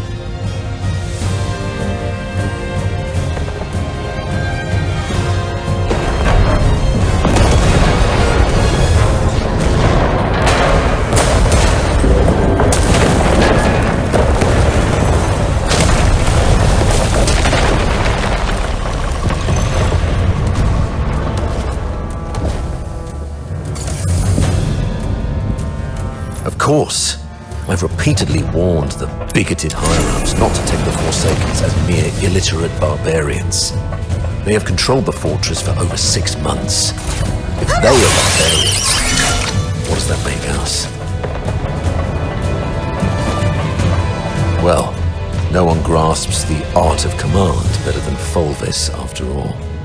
Let the great commander explain himself to the chief, and let's see if his silver tongue can charm Sybil into letting him off the hook this time.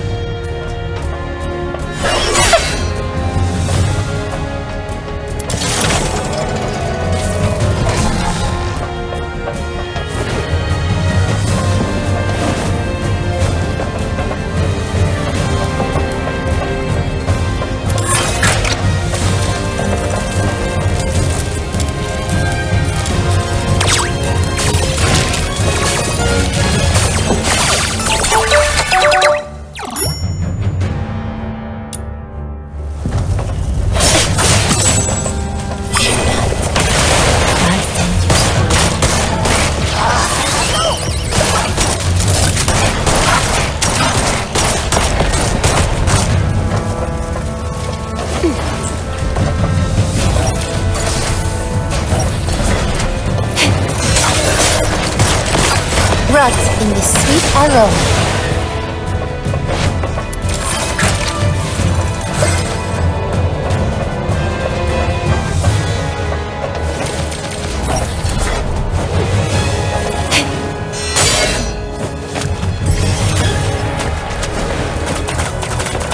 Sweet venom going down your throat.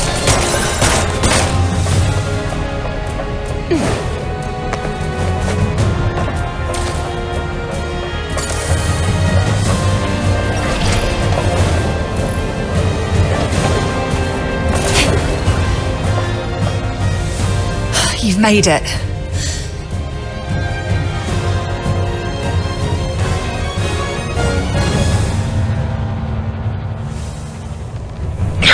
Monica, can hear me? The engine room! Run!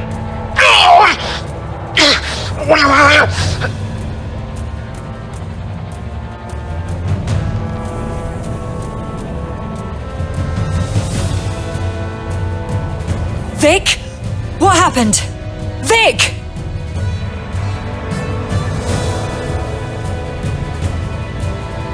Hang in there. I'm nearly finished. Almost there.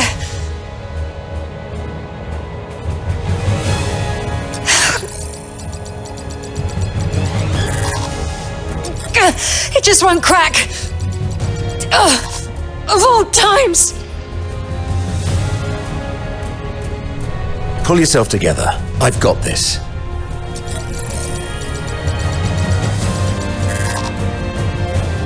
Follow my lead. The quicker we are, the higher our chances of saving our comrade. Understood?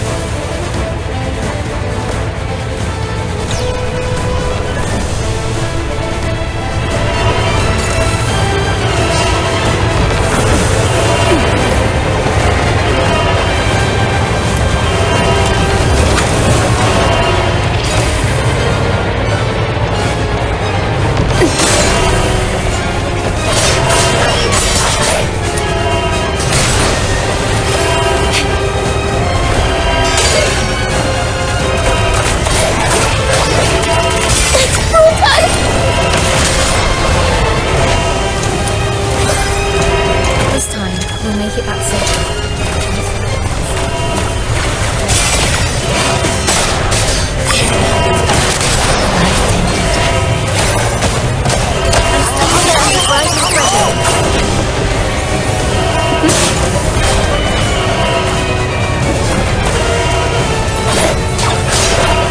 Rut in the sweet aroma.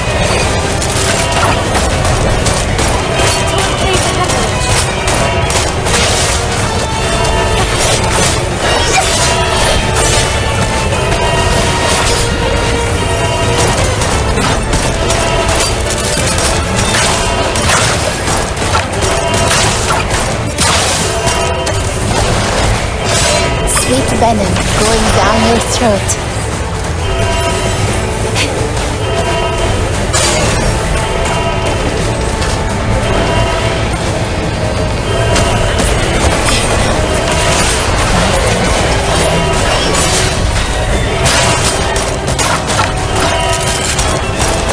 Rut in the sweet aroma.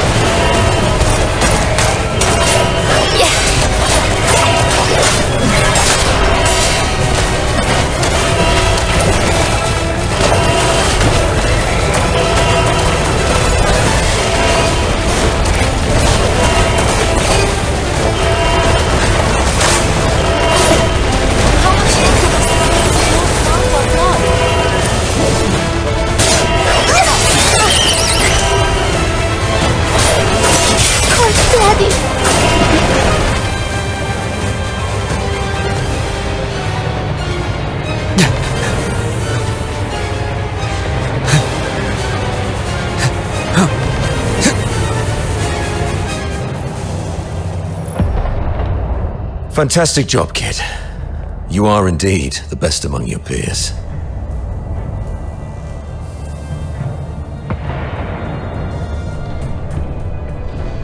Okay. Most of the defensive weapons within the fortress have been disabled. The rest of our squad should have an easier time. So, can you continue? Let's go if you can. We've got other comrades to rescue. Hold on.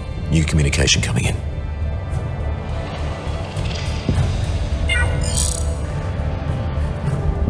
Avar? Where are you?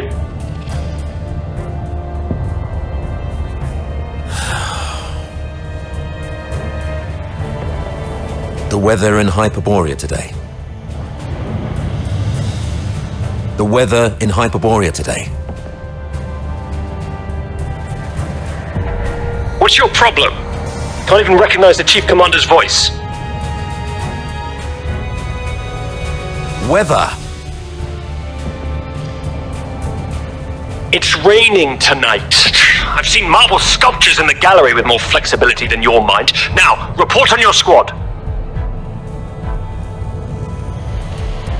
Thanks to your brilliant decision-making, the Snow Wolves and the Griffins haven't been completely annihilated yet.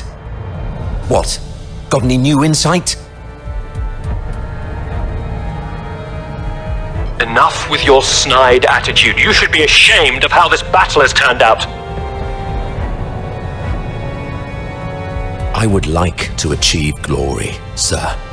If you exercised proper secrecy and came up with a more credible plan, our soldiers would be popping champagne bottles in the central control room at this very moment, instead of waiting for body bags. Avar Horodland, I'm warning you. What's your tone when speaking to your superior? Antonius Fulvis, I'm also warning you. Stop wasting the lives of my comrades. I have no time for this right now. I am here to demand a progress update on the mission. The two squads have been ambushed and suffered heavy losses. I'm preparing to search and rescue the missing soldiers first, then regroup in the processing area, waiting for your support. Your mission is a rapid infiltration assault. No field officer of mine is permitted to make their own bloody choices. Straying off the planned course of action will only alert the entire fortress. I order you to stick to the plan and launch a direct assault on the central control room. Are you even listening to yourself? Alert the fortress. They're already in ambush positions, waiting to wipe us all out. We've sustained 80% casualties. 8-0! Isn't that enough for you? Casualties! Forget about your bloody casualties. All I know is that you're significantly behind schedule. You've brought shame to the Legion's banner. The soldiers of Hyperoreia are not cowards who would stop because of trivial losses like this. From Emperor Dis I to Legion Chief Quintus, the mastermind of the Divine Energy Offensive, no Hyperborean commander ever balked at taking losses. I gave you the elites of the 13th Legion. You should have more than enough resources to take this puny fort.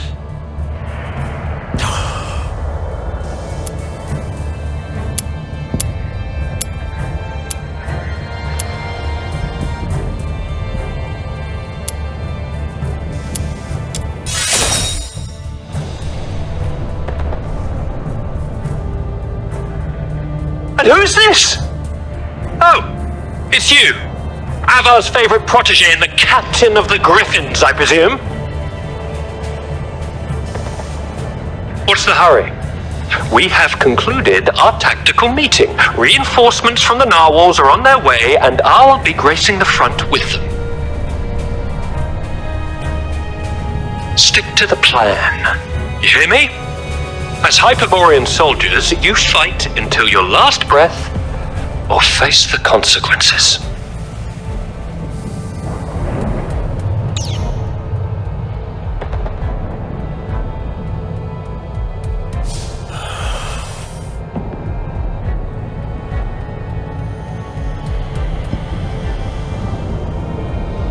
Captain! Captain! This is Simon from the Griffins. Do you copy, Captain? We're trapped by a filth-void horde along the rail track. If you have any forces to spare, we need an extraction. Please, Captain! I also picked up a signal from another squad reporting their position, right after Fulvus ended his call. What are you gonna do?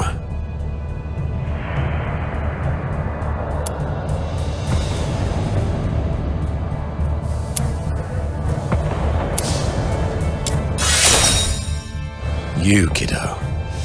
I knew I was right about you. Fulvus is nothing but an arrogant and greedy bastard. His senatorial lineage is the only reason he's up there barking orders at you. He sees soldiers as mere numbers in his reports, treating them as fodder for medals to pin on his uniform, not as living, breathing humans. Besides, battlefields are ever-changing. What true insight can he gain from just staring at a map? Go rescue your comrades.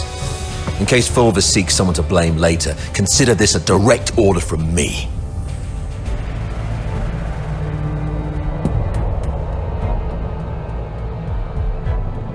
Monica and I will be on our way to rescue another team of soldiers trapped near Turret 4. We disabled most offensive weapons within the fortress. The turret's auto-defenses should be offline now. We might be able to seize the turret first.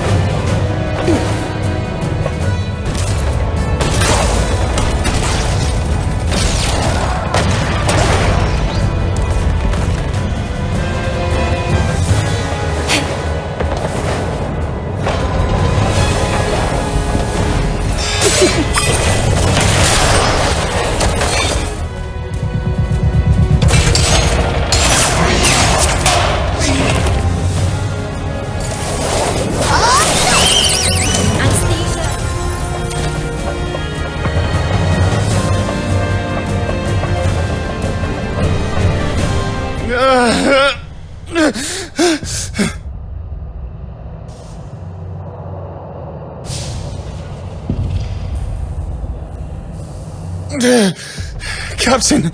Oh, thank God. You're here. Quick! The rail tracks. Everyone is trapped by the filthoids there. Go save them. And be careful out there, Captain. No. The filthoids are feasting on my leg. It hurts so much. Oh, it hurts.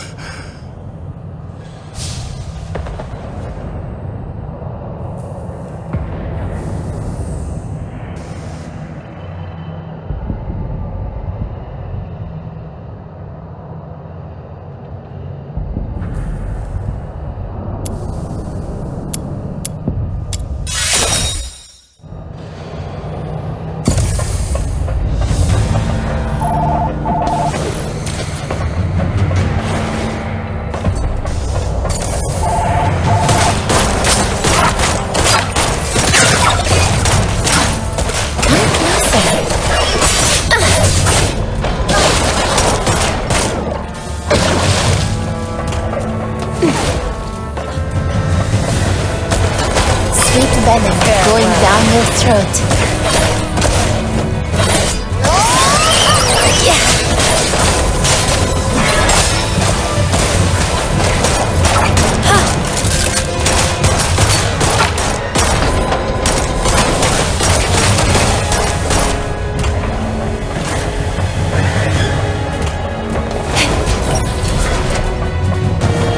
I'll go first.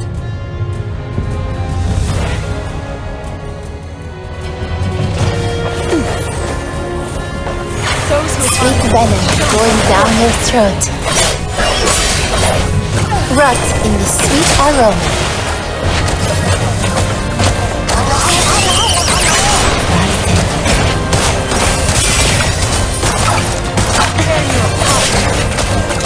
This time, we'll make it back safely. Just like always.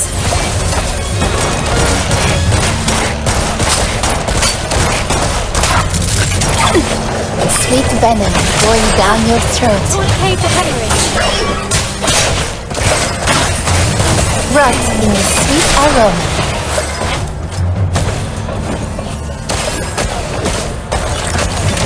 Sweet venom going down your throat.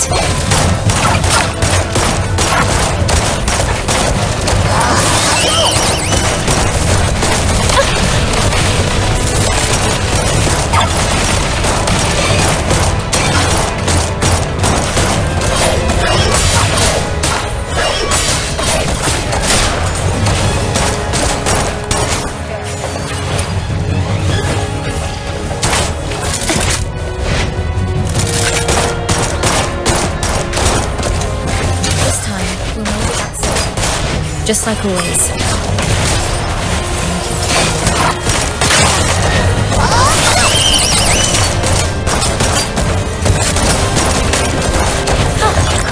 Sweet venom going down your throat.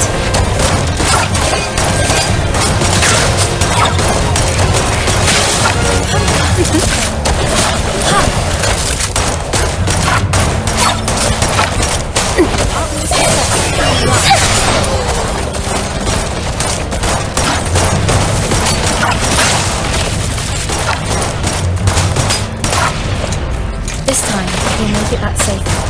Just like always.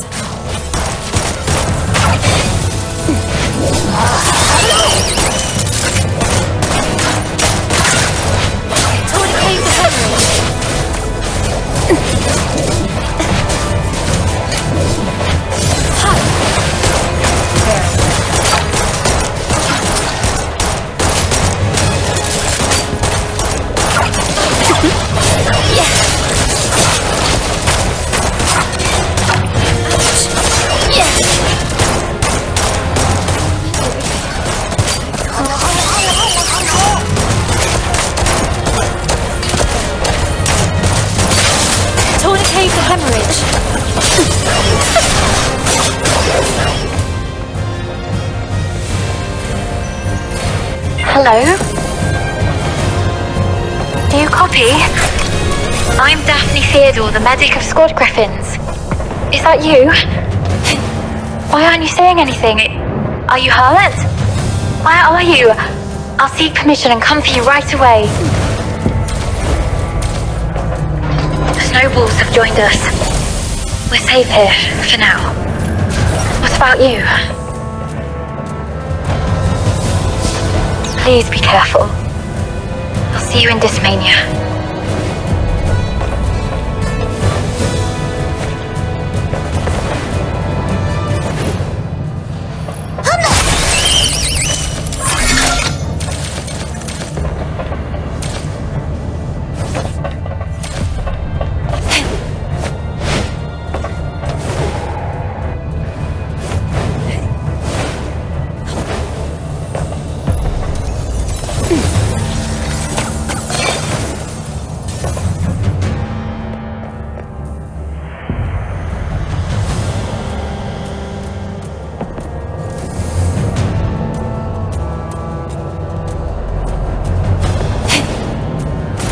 Rot in the sweet aroma.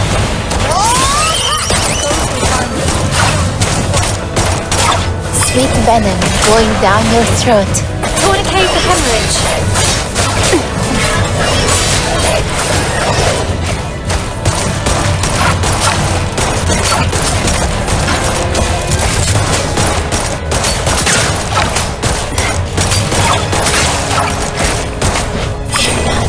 I must.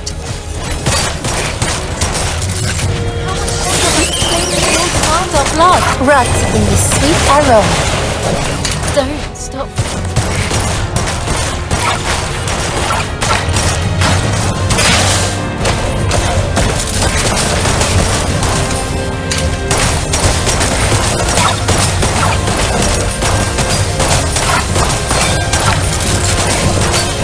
Sweet venom going down your throat.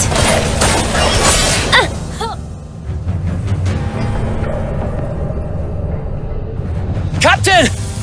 Captain, over here!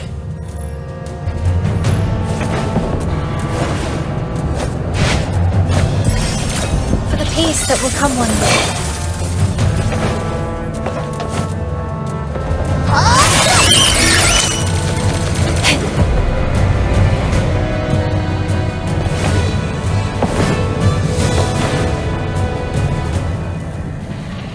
Oh, Captain, my dear Captain.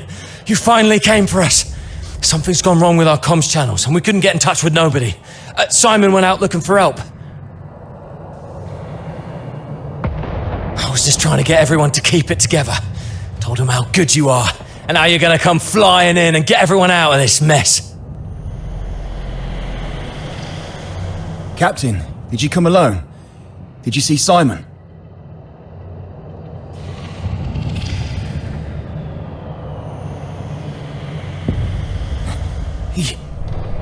He's the smartest among us. How come?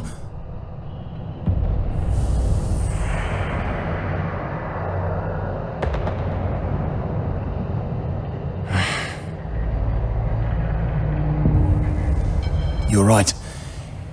He didn't risk his life going out there to look for help so that we could end up here like crybabies.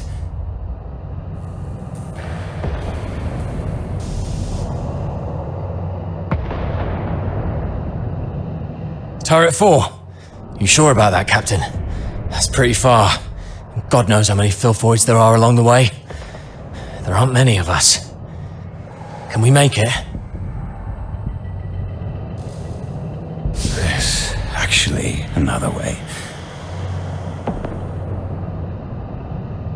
Shut up, Charon.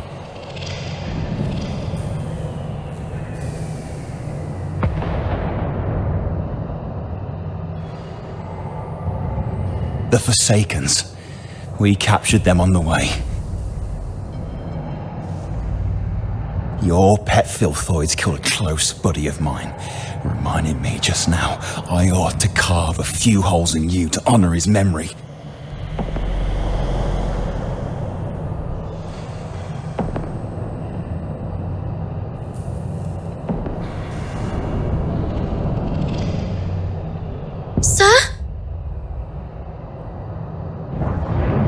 sacrificing one Charon can quell your anger, then take me. But first, please let me explain. Come back, Katya. Don't be silly.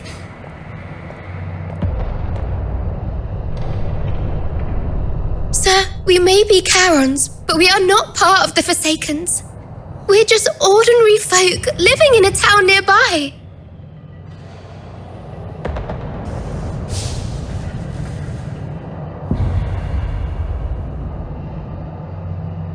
You can't be serious. The Forsakens are enslaving their own people.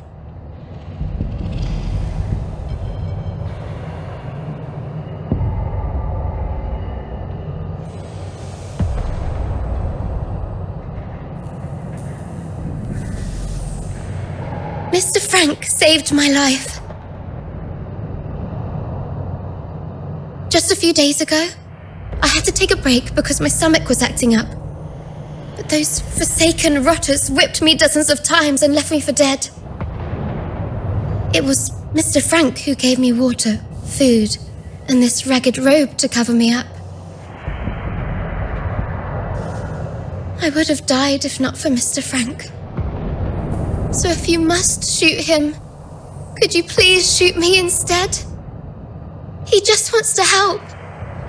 Because none of us can forgive what the Forsakens did to us.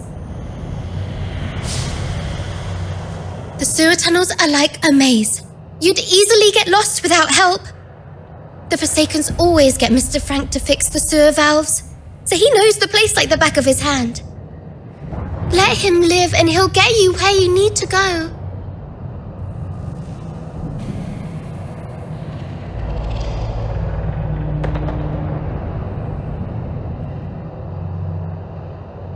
Yes, sir.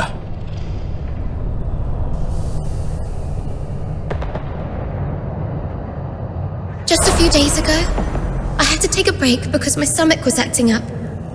But those forsaken rotters whipped me dozens of times and left me for dead. It was Mr. Frank who gave me water, food, and this ragged robe to cover me up.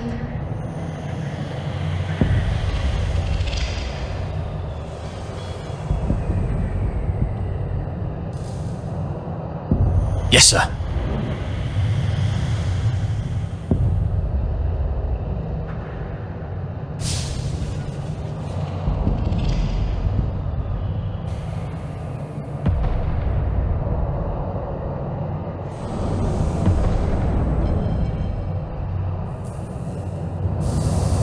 How much longer? Thank you.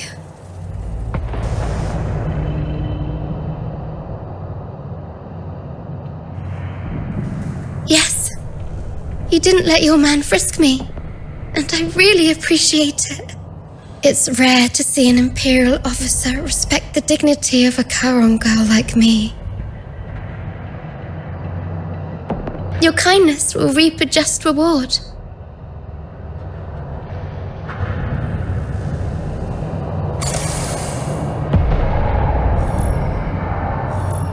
I will maintain the utmost respect for human life.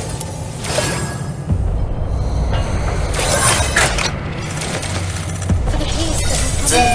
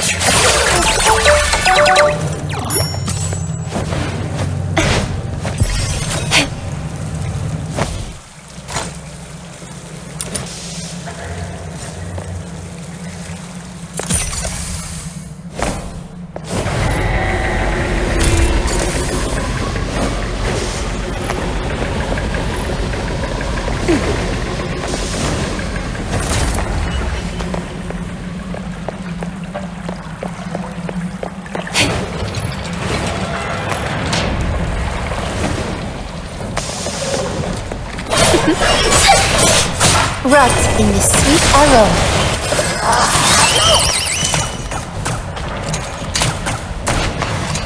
It's brutal! Anesthesia and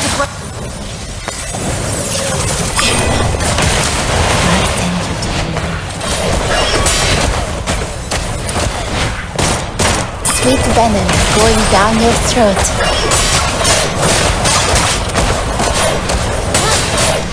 tourniquet for hemorrhage.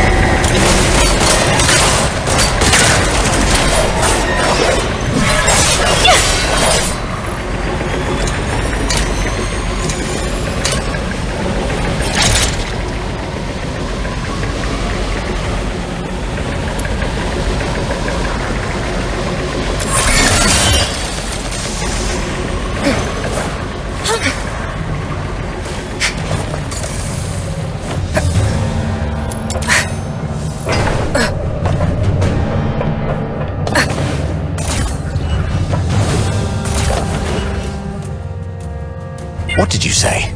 The reinforcements are delayed? The Forsaken sabotaged the narwhals at the bridge. Now we're stuck here. You expect me to break into the central control room with just 2 battered squads and directly confront their messenger? You can't be serious for this! The enemies are daemons, and God knows how many more ambushes lie ahead. So what if they are daemons? You're one too! Besides, don't you have her on your side, who's as strong as any daemon? The central control room is right ahead. It's less than 50 yards away from the turret you're at. 50 yards further, and we can dedicate the victory to His Majesty. What's so hard about that?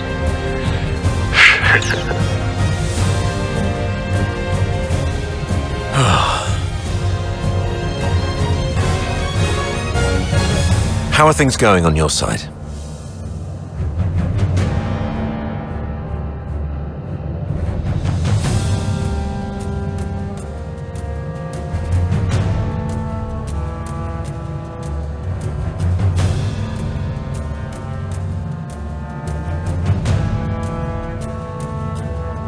Refugees, not Forsaken's rebels in disguise, I hope.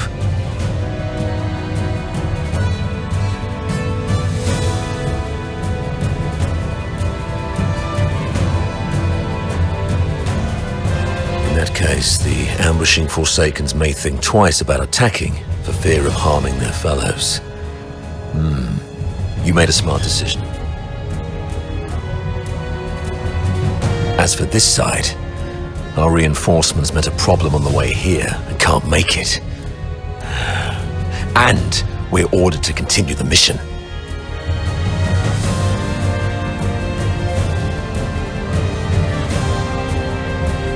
Look on the bright side. The mission is almost done. Knock out everything that gets in the way. breach the central control room, insert the key, reclaim access, and then mission accomplished.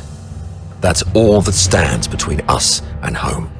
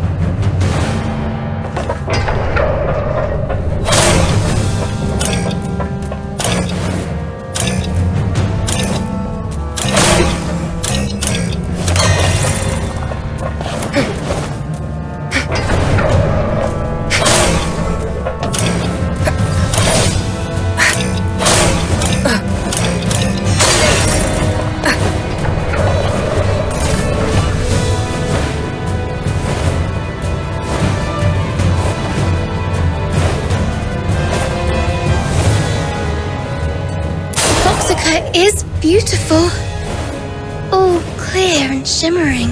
If only it wasn't used for killing people.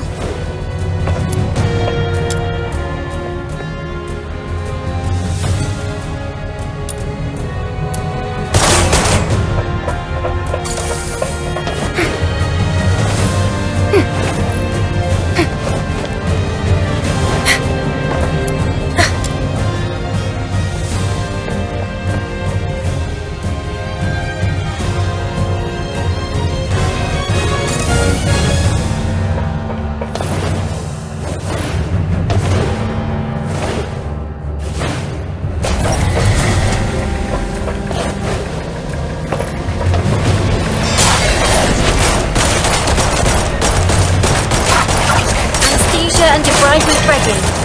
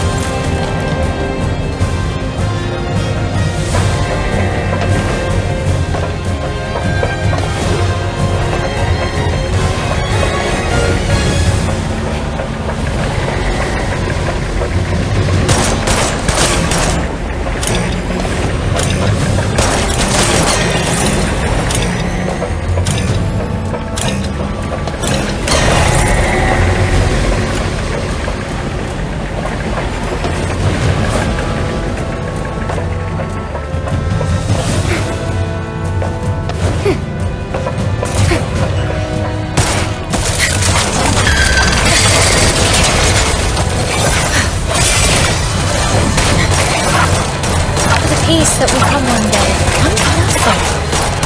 The cleaning is proceeding well, albeit with a touch of noise. There is no need for concern. I will maintain others.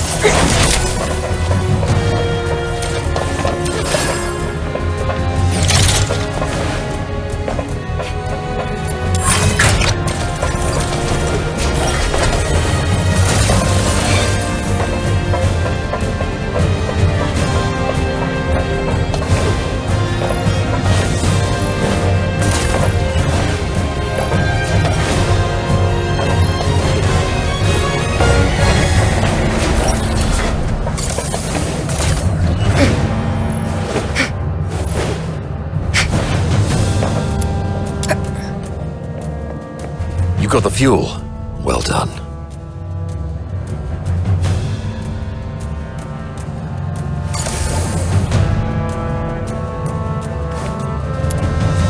It's working. How much longer must the flames of war demand our blood?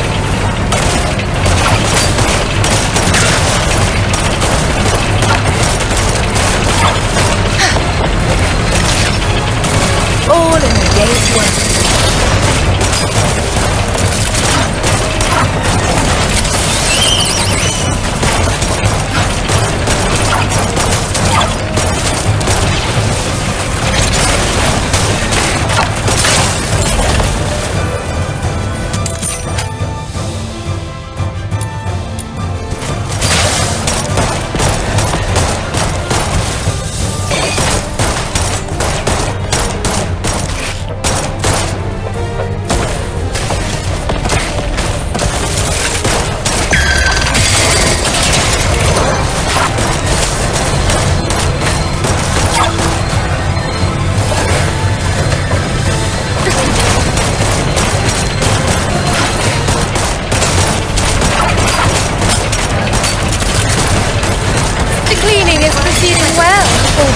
Heads up. Filthoid's approaching. Filthy work.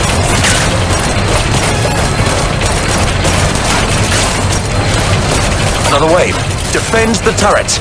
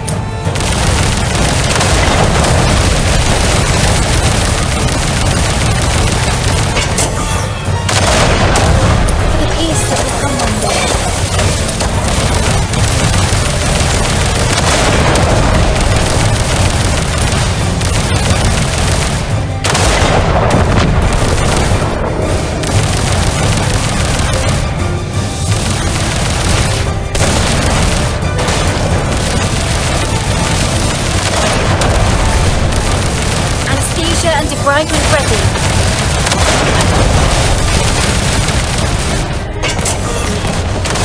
Tourniquet for hemorrhage. Sweet venom going down your throat.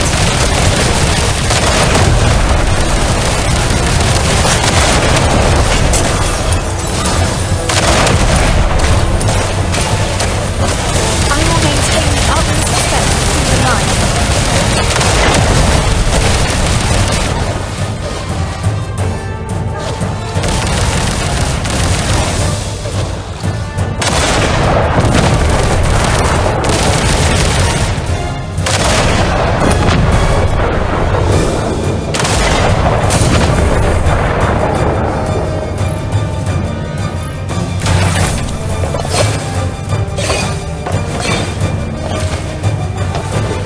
Captain and I are taking the lead. Everyone else, fall in behind us.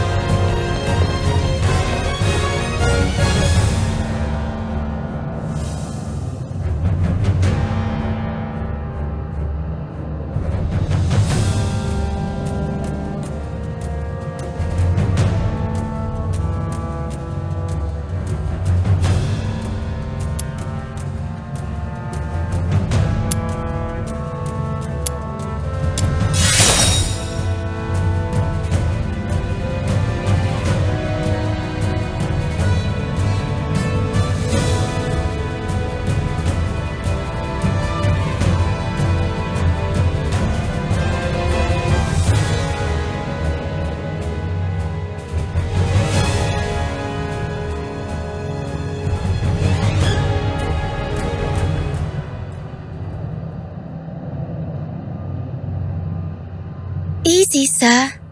I'm just doing some preparation. Now I'm ready.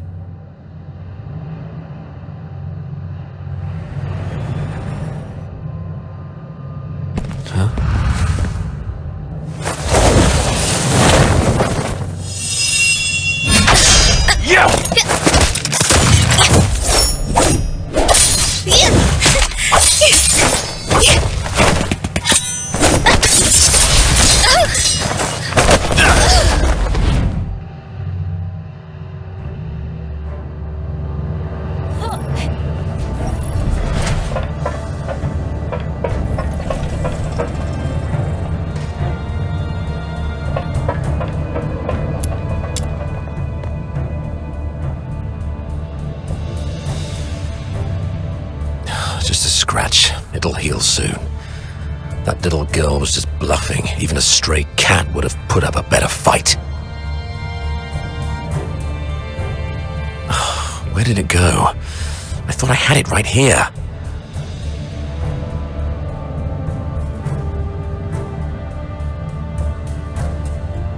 Just a mere photo. Why don't you go interrogate that girl? She seems to be after you.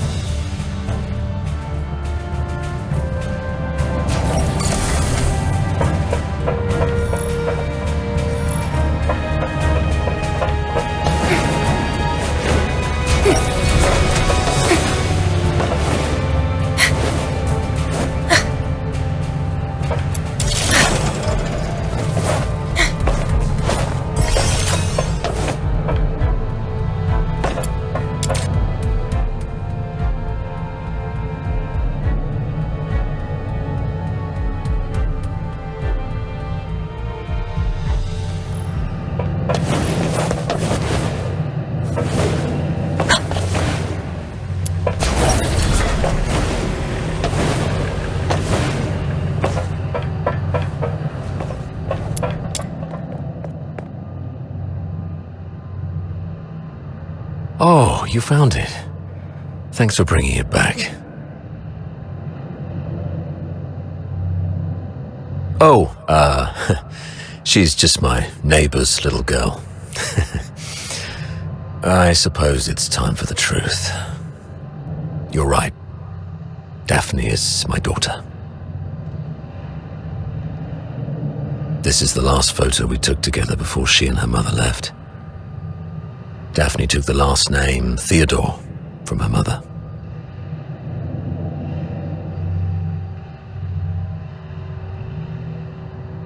Don't tell anyone about this.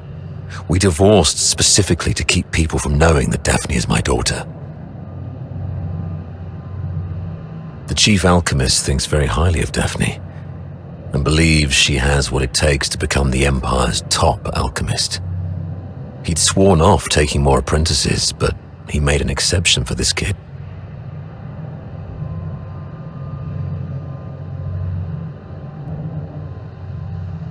She's talented, but it's more than that.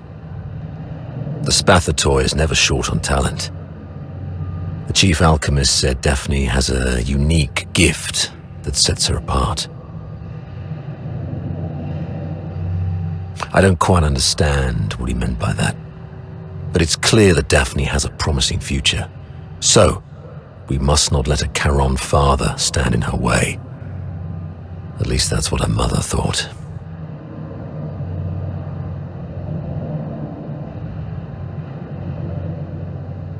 No. She has a heart of gold and adores her old man. How can I tell her?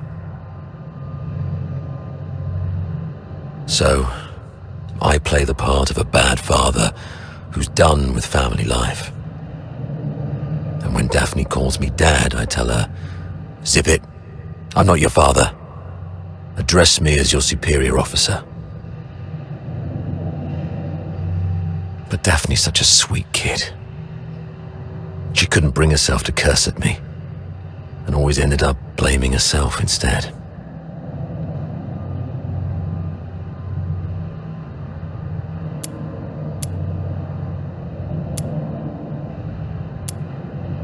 I knew about that already. Daphne volunteered to join the Lonza Fortress mission and refused to be dissuaded by her mother. She even submitted her application to Fulvis behind my back. That girl was dead set on quitting the academy. I'll talk to her mother about this when we return. I'd rather her resent me if it spares her any pain. If we make it back, I'll take her to the Opera House. When I was just a grunt, I never got the chance to take her to any fancy places. I guess it's time to make it up to her. I heard there's a new show in Dysmania coming from the northern province of Cocytus. It's called something in the snowfield. You know what? Why don't you come along? I'll buy an extra ticket.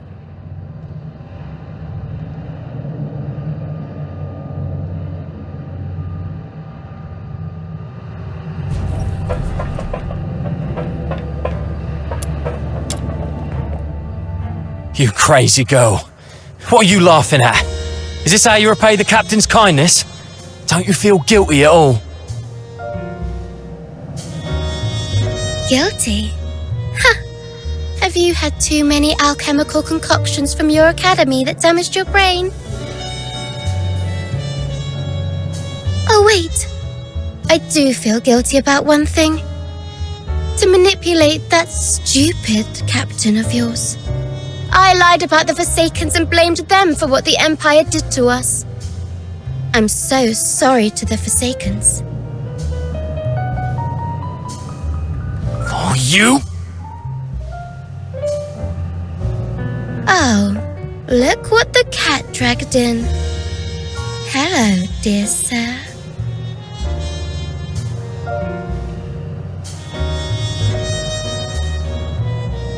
So what are you doing here?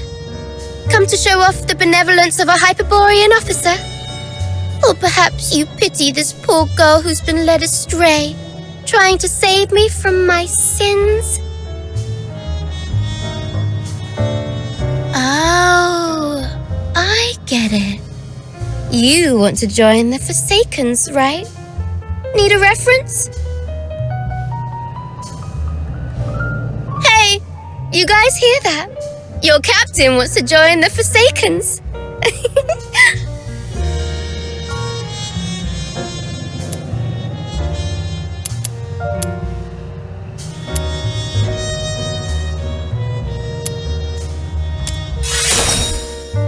Oh, it hurts. Someone do something about this.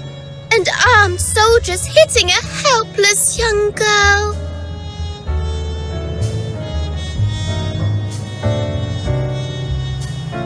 Oh, you look like an angry bull. I'm so sorry, sir. I forgot you like it better when I talk like this.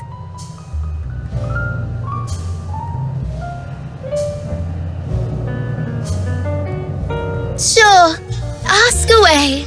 I'll answer whenever I feel like it.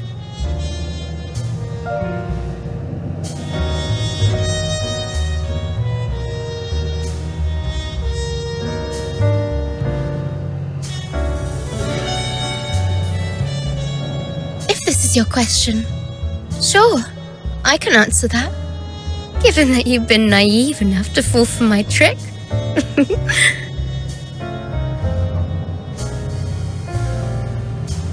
The Forsaken simply want all Hyperborean dogs to die here, and preferably at the hands of the killing machines they created.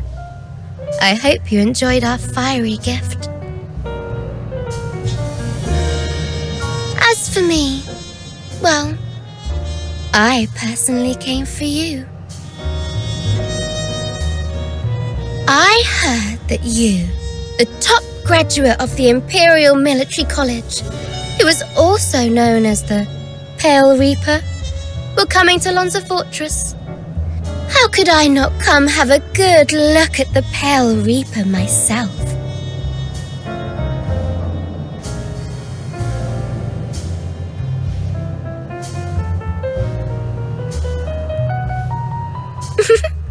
That's for you to guess. My sources said that our great Miss Pale Reaper only has a few years' worth of memories. You know nothing of your past. You don't even know where you came from.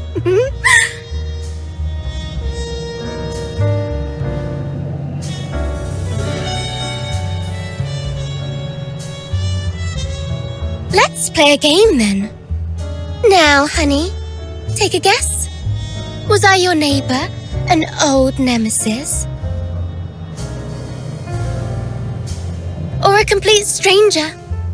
Maybe I just hate you for being one of Hyperborea's honorable people, and I simply wish to destroy that which they cherish.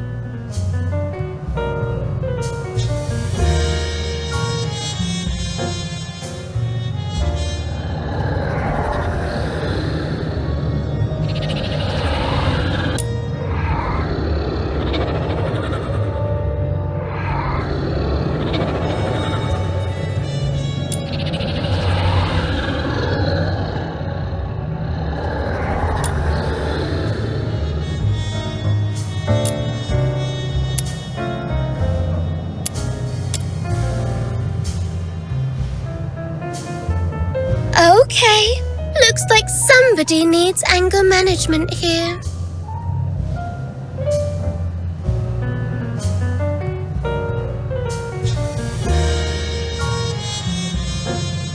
Yes, sir. Wait! Remember what I said back on our way to the turret? Your kindness will reap a just reward. Lend me your ear. I've got a secret that's just for you. Rest assured, you've just frisked me. I am really out of weapons. It may be extremely important to you. You sure you don't want to hear it?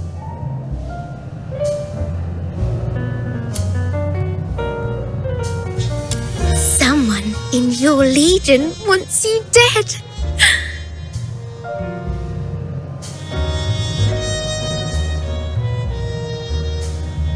Secrets are meant to be whispered once.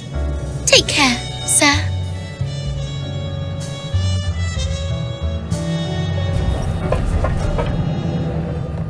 doubt Fulvis will bring reinforcements anytime soon.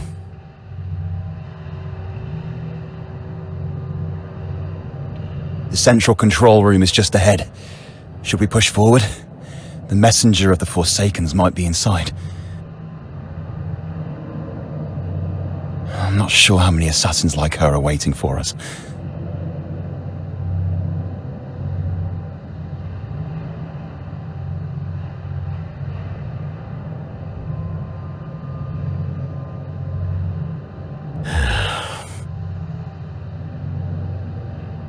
Soldiers of the 13th Legion. Before us lies the central control room of Lonza Fortress, the ultimate goal of this mission. This is our chance to claim glory for Hyperoreia. However, I must apologize, as I won't be giving you the lion's share of this victory. Eh?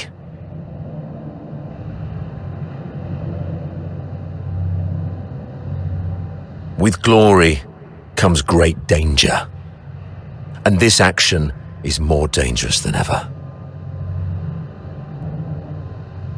You're young, with many years ahead. There will be other opportunities for glory.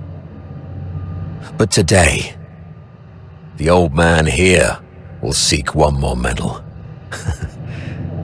And he isn't keen on sharing it with any of you.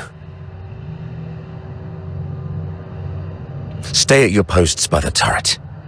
If you lose contact with me, continue to shell the control room from a distance and wait for reinforcements. Do not assault it directly. Commander Avar, you can't do this alone. I know you didn't mean what you just said. What are you talking about? I just simply gave you orders. Pretentious old geezer. I understand your concerns, but I've been through a lot of things like this. I was once like you, young and tearful, thinking my commanding officer had a death wish. But he always returned safely. So I'm telling you that there's no need to worry. Think of your mother, probably by the fireplace knitting a sweater, waiting for you to come home. Commander Avar, you've always looked out for me, and you've just saved my life. Even if my mother were here, she would say, "Follow your officer, do not fear death." You're a Hyperborean warrior, and you're supposed to defend the Empire with your life. It's not about fearing death. I just don't want any lives lost in vain.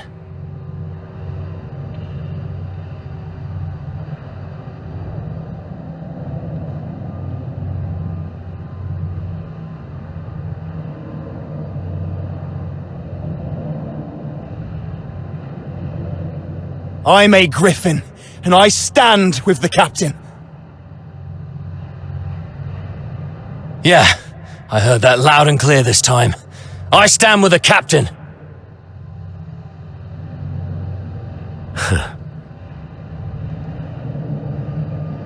Well, since we have the captain, maybe she does have what it takes to lead us to victory.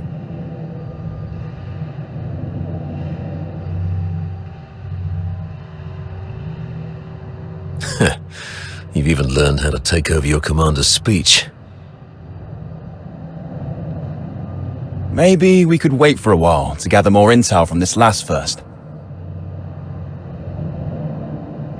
Oh, are you going to interrogate me? No. I've seen how crafty this girl is. Her intel will only mess with our judgment. Here's the plan. We split into two groups. She and I will scout ahead. The rest prepare and initiate the assault upon our signal. If we call it off, retreat to turret 4. Leon, you stay back and guard the captives. Yes, sir! Let's move and see what surprises the Forsakens have prepared for us.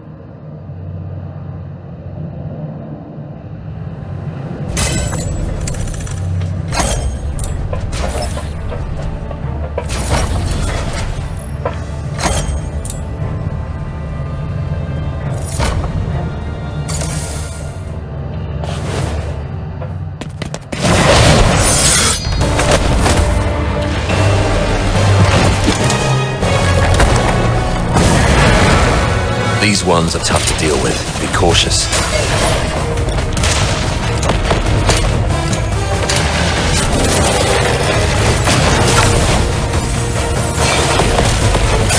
Rising, awesome like flowers. Terror.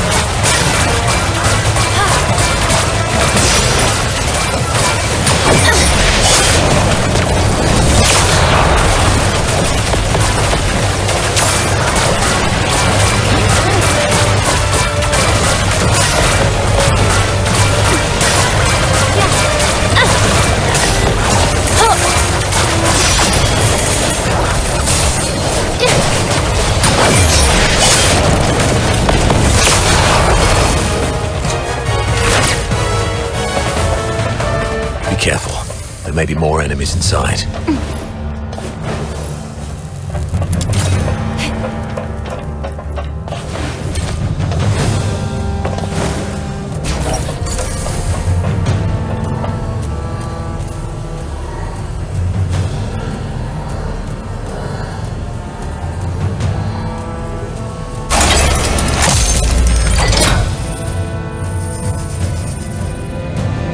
It's an ambush! Defend yourselves! Wait, the defense system here is off. The central control room is empty. Has the messenger left already? Something's off here. The original blueprints of the fortress showed this room should have the strongest defense system, including a self-destruct mechanism. But they've only locked the door, and there's no sign of any defense systems engaging. What do you make of this?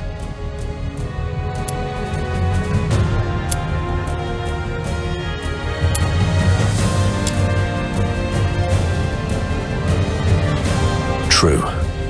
The central control room is key to regaining control of the fortress. It doesn't add up that they'd leave it undefended after all the elaborate traps we've encountered.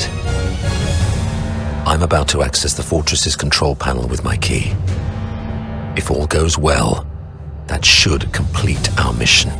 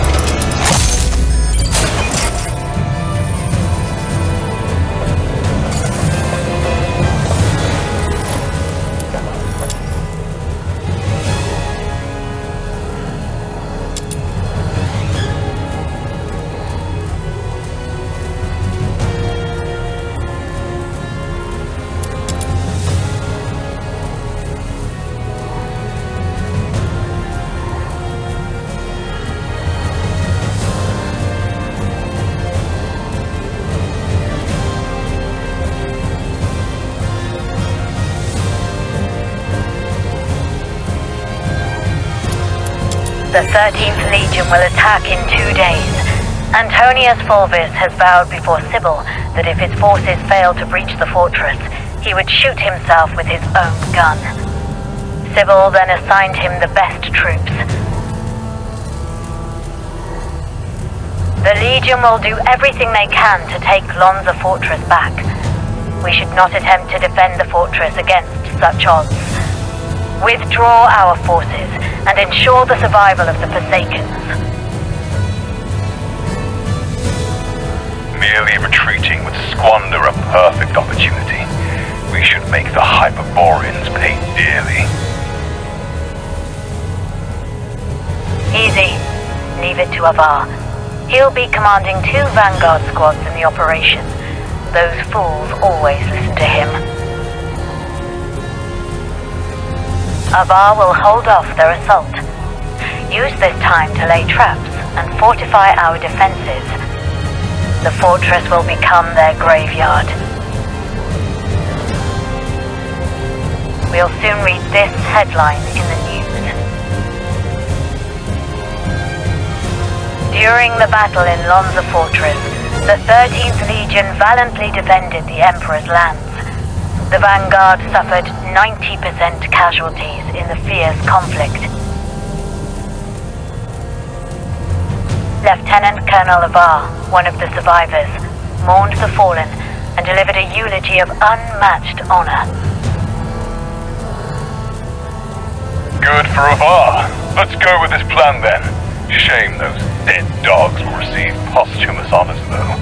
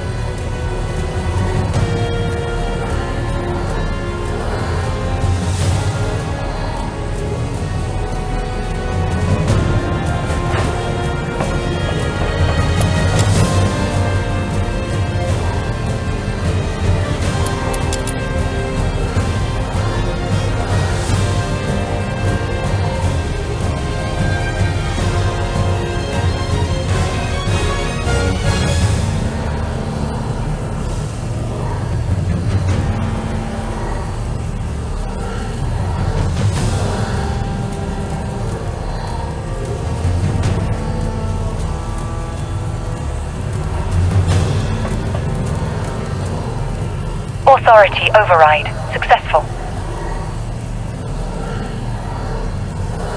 Current authority, Avar Horodland.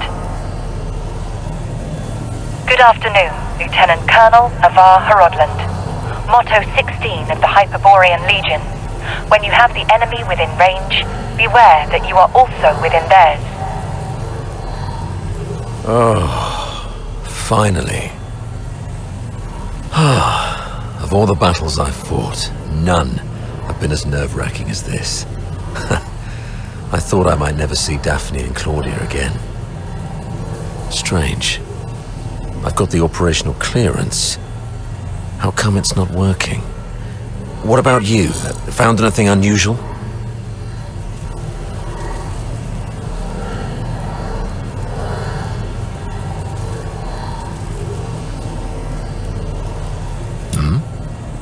You look like you've seen a ghost.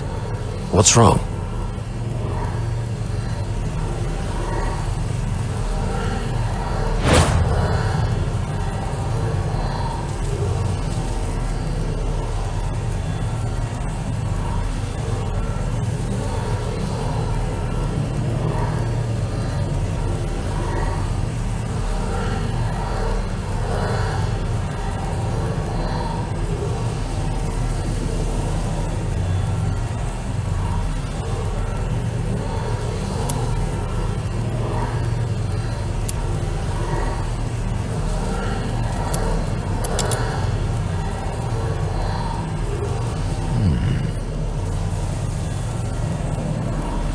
Is that so?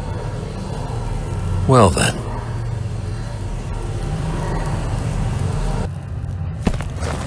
We need to have a serious discussion about this.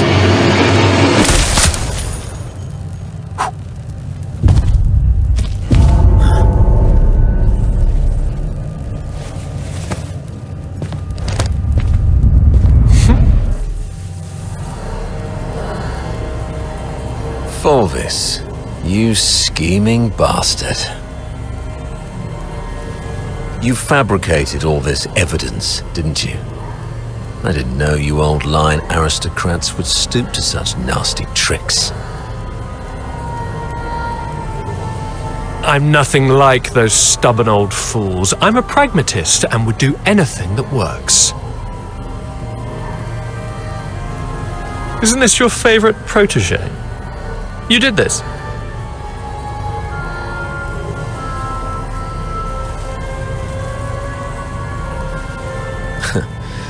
I was just setting the stage for a deal with you. I don't think we need a third person for this.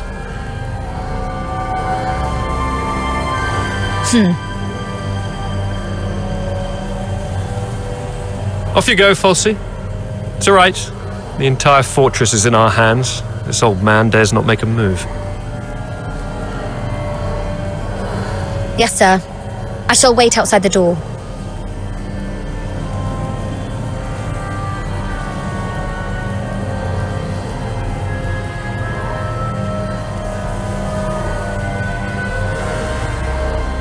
Now, why bother making up all this false evidence? You really think the higher-ups are that stupid? Of course not. They're actually smart enough to turn a blind eye and play along. Use your head, Avar. Why do you think I dare to make this bold move? It's naturally because someone wants me to. Since you're a goner already, I'll show some mercy so you won't die a fool.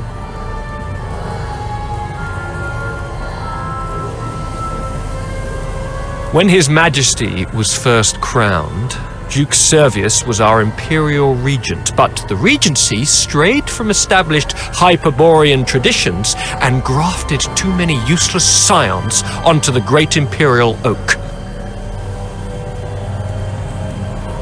Those fools allowed Charons into the military council and the Legion, and even appointed a few, like you, into high offices. This is ridiculous. Though His Majesty is now aware of these mistakes, they continue to plague us. I'm merely helping him prune the oak.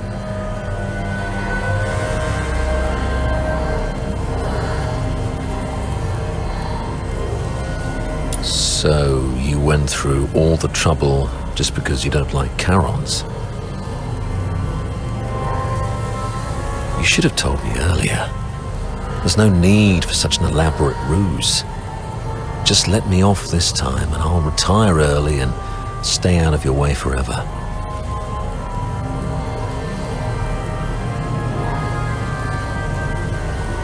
If you need my loyalty, I can do that too.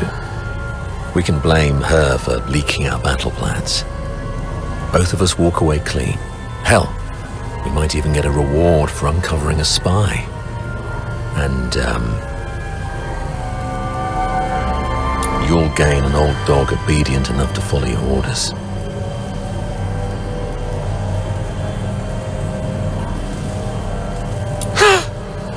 How quaint, Avar. Didn't expect you to stoop this low too. But you don't know the half of it, Avar. You're worth far more to us dead than alive.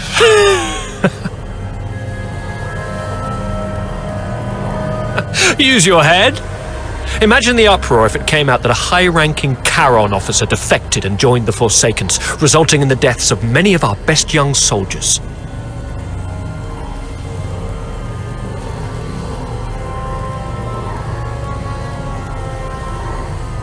High-ranking Charons are already a thorn in many's flesh. Such a scandal will discredit them. Take our beloved Superior. Do you know how many people wish to see her crash and burn? You mean Sybil? You wish her gone. You're after her position and power. Perhaps. Maybe I want more. But that's no longer your concern.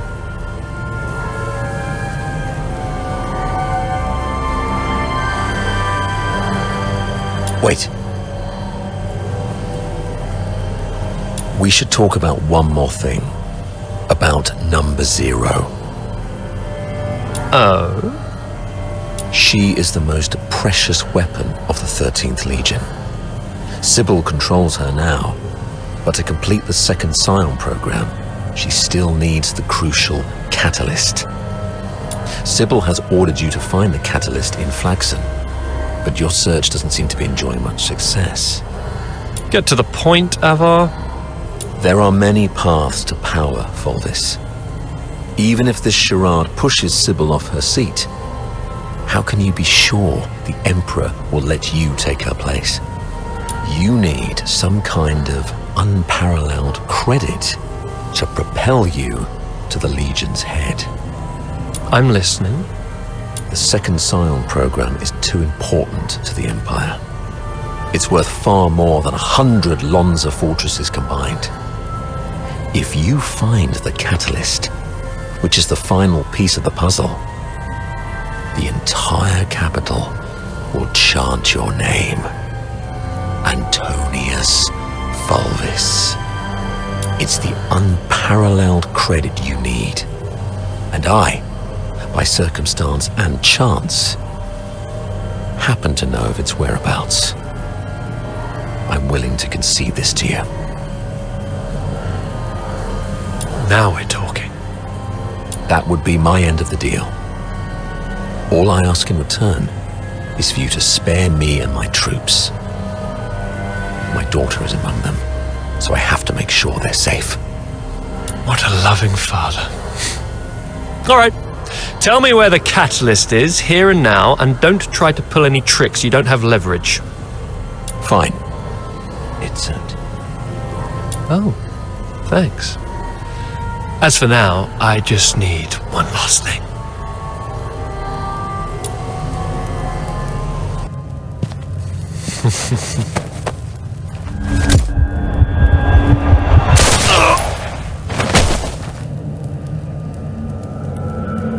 Remember, Ava, never trust a pragmatist. Stay behind, Fulci. Clean up this mess.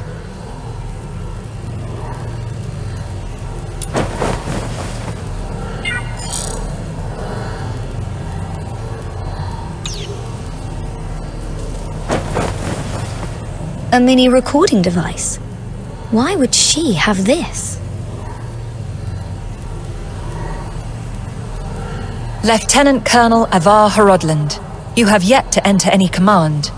Motto 17 of the Hyperborean Legion, obeying orders and trusting your comrades give you a better chance of survival on the battlefield.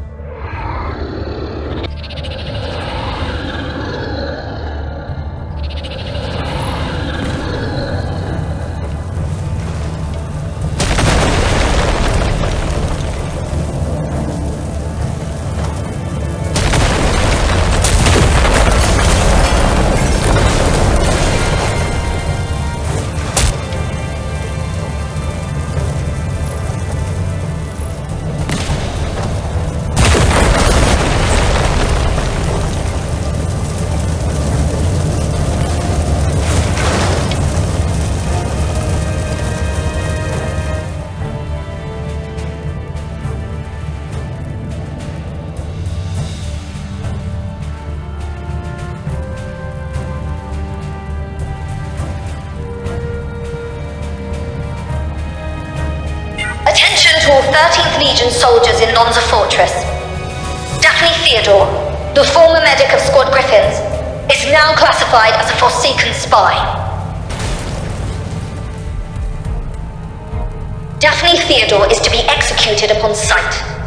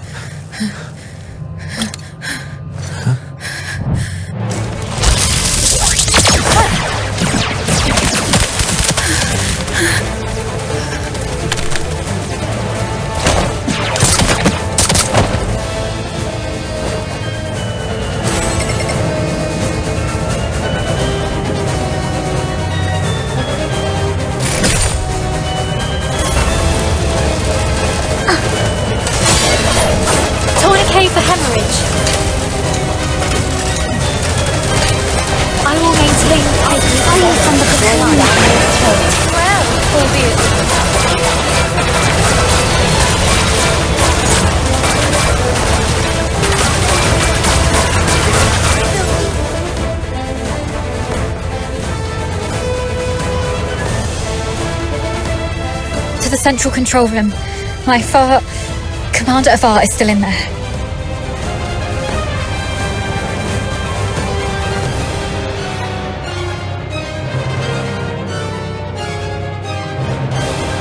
have to check on him myself.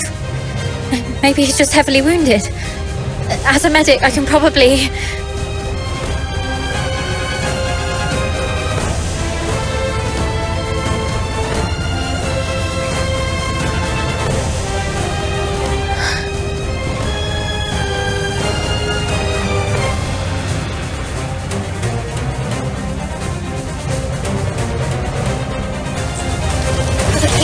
Come one day.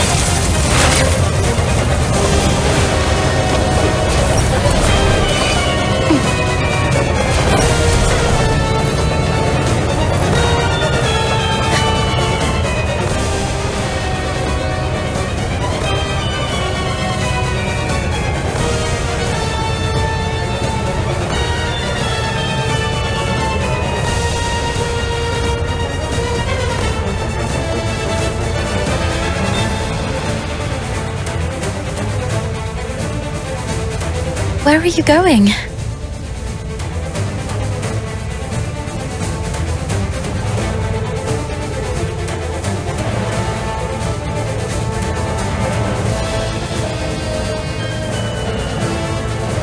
Okay. Watch out for the soldiers around here. We may no longer have any allies.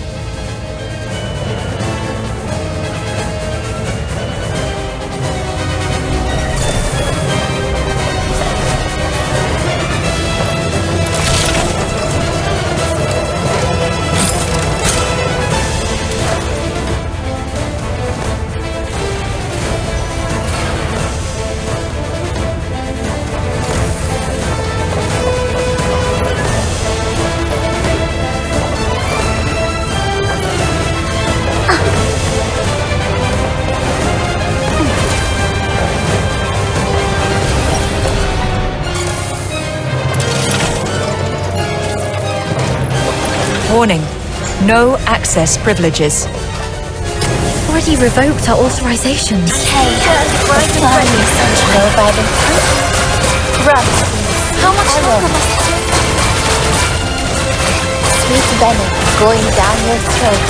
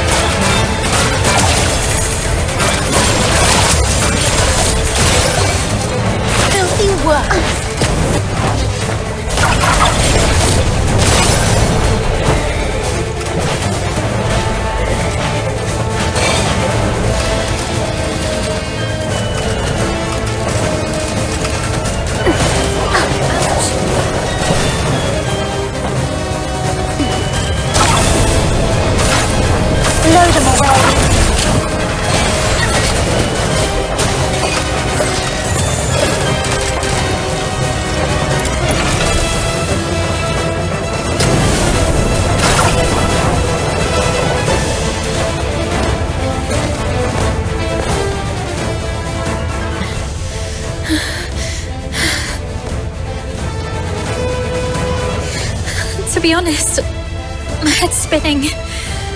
Everything's a mess. Sir Avar's gone. Those Hyperborean soldiers out there are shooting us on sight. They're calling me a spy. But I don't understand any of this.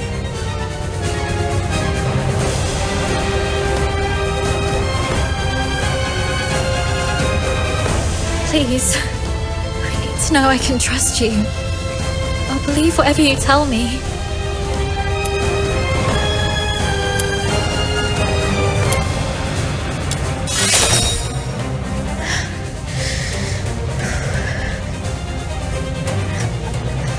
myself together now. Sorry, you're so heavily injured, yet I was there acting like a crying baby. I still have some of the medication you found. Let me help you with your injuries. Let's rest here until the medicine takes effect. I'll explain everything that happened outside. One of them got away? Yes, ma'am. A female medic named Daphne Theodore. The Vanguard squads fought back fiercely, allowing her to escape. The narwhals are entering the fortress, but no one else must know that we cleaned up the Vanguards. The situation may turn for the worse if Daphne contacts them for help. The situation is delicate. Chief Sybil is en route to Lonza Fortress after hearing the battle is turned. Luckily, Avar is already out of the picture. As for Daphne, what do you want us to do with her? Relay Commander Fulvis's order. Block down the fortress, find and eliminate Daphne and Theodore. As for the charges, claims she conspired with the Forsakens, infiltrated the Legion as a spy, and compromised the fortress assault. Yes, ma'am. And after that, I checked on our squad mates while making my way to the central control room. Luckily, I avoided all the soldiers. But it was too late for most. They all suffered precise, fatal shots. Ironically, from our own men rather than the enemies. That's all I know. Now, tell me what happened in the central control room.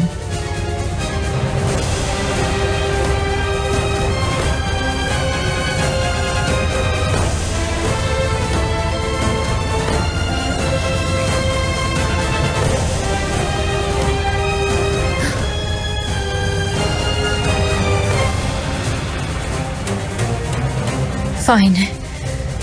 You must have your own reasons for withholding the information.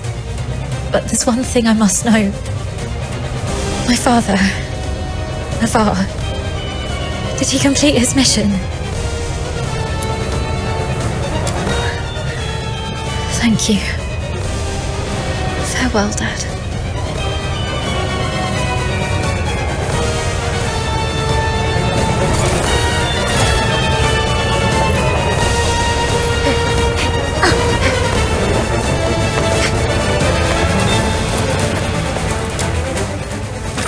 Daphne Theodore and an unknown accomplice are currently hiding in the sewers near Reservoir 1.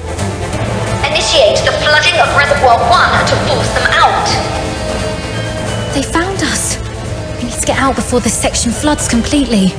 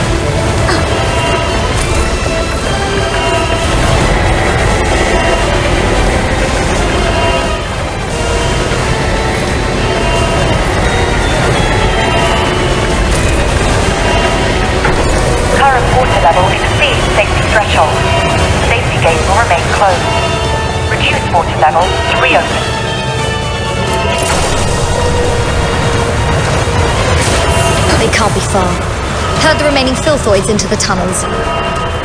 Seal all exits. Once they surface, we'll eliminate the traitors. Hurry up! We're running out of time.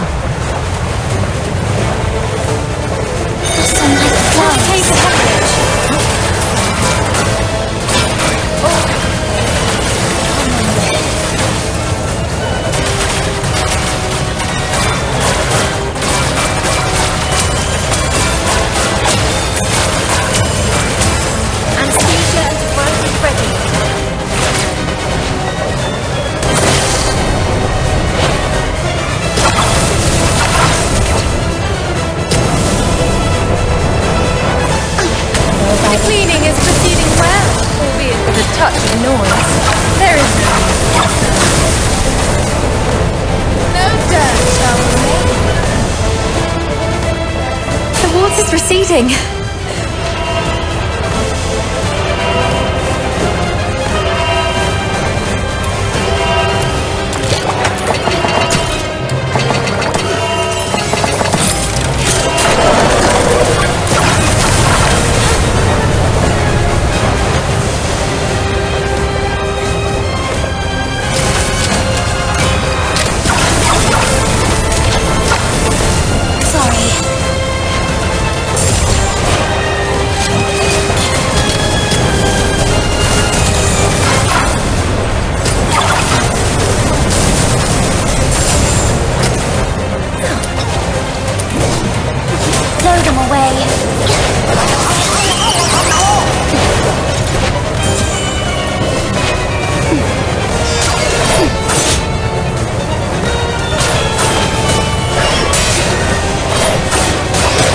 One more valve.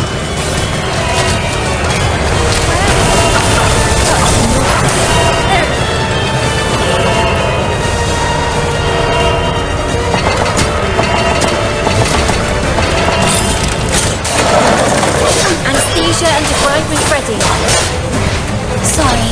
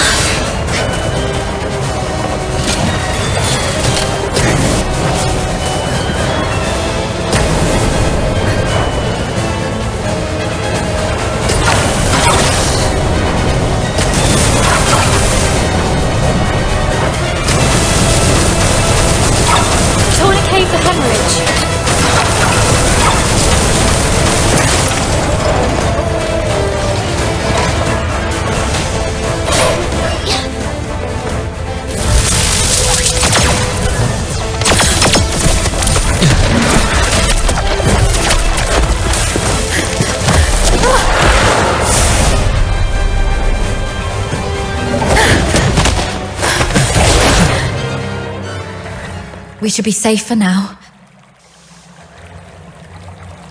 The exit should be up ahead, but...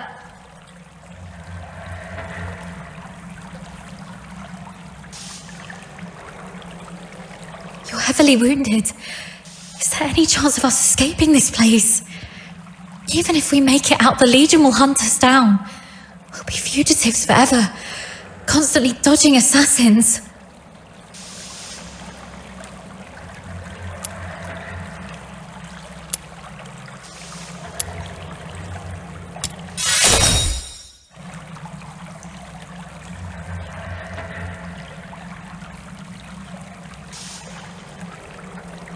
What?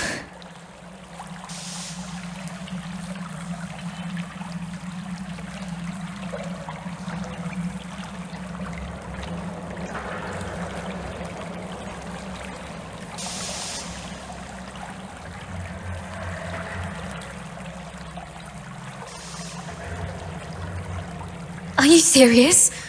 We're completely different sizes. They'll quickly realize they're chasing the wrong person.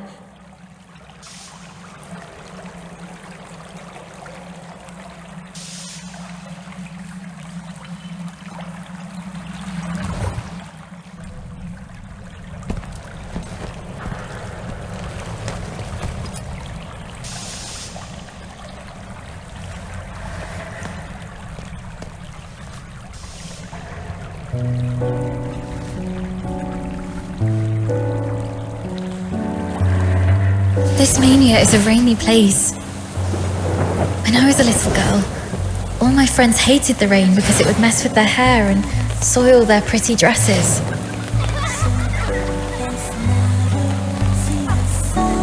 But I didn't hate the rain because it never reached my shoulders. In my eyes, the rain was just little ripples sprouting around my boots and droplets dripping off the brolly. But as I grew older, I realized that rain wasn't that nice. It used to look nice, only because my dad was there to bear it for me. My dad is such a kind man, and such a stubborn one too. He always put others first. Always.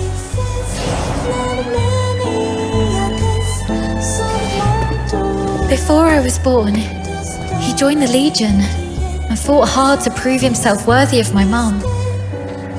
After I grew up, he left us because he didn't want to soil my future.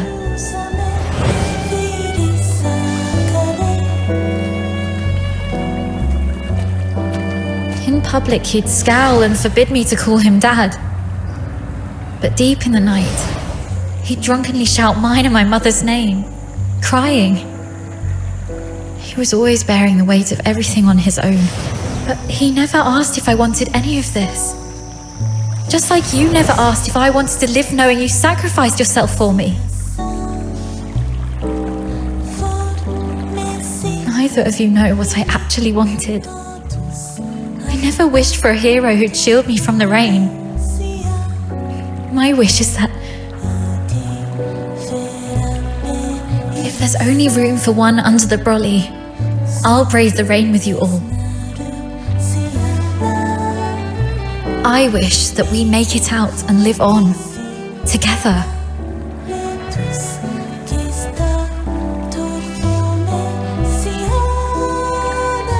Let's think together. There has to be another way. Volvis wants us silenced. That's our situation. He's labelled us as spies so that our fellow soldiers would kill us for him. We're the only ones left from the Griffins and Snowwolves. Every soldier here follows Volvis and his adjutant Falsey. Every soldier in the fortress. Wait, I have an idea. Father once said a strategic retreat could be a cover for an advance. Sometimes the greatest risks lead to victory. We still have one option. We can turn ourselves in.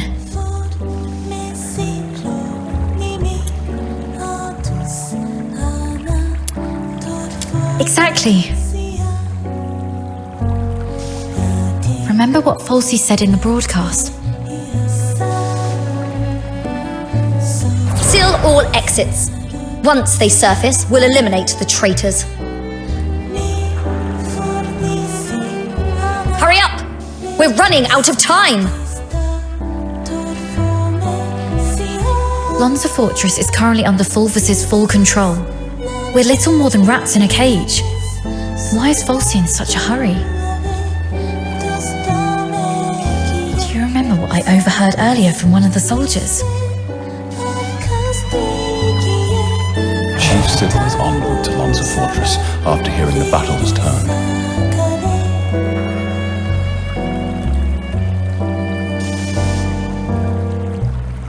Correct.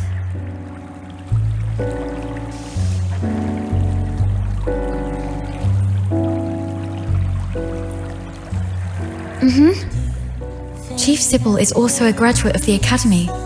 From what I know of her, she wouldn't tolerate betrayal from anyone, not even those she holds dear. Which is also why Sybil would carefully review any acts of treason. She would not make any hasty decisions to execute the suspects, because she'd want to get to the bottom of it. If we manage to meet her, she's most likely to throw us into the Imperial prison. The prison is reputedly so well guarded that even a fly could not escape the place. But it'll also keep out anyone who wishes to silence us. The Imperial prison will be our safest refuge. We can prove our innocence during interrogations. This is our only chance to survive. Your reputation will suffer though, as you'll be interrogated for espionage. But once we endure the questioning, we'll be able to clear our names and bring the real traitors to justice.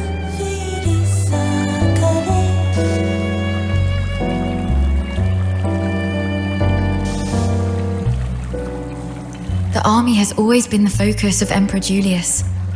Moreover, His Majesty personally founded the 13th Legion. I believe it will reach his ears.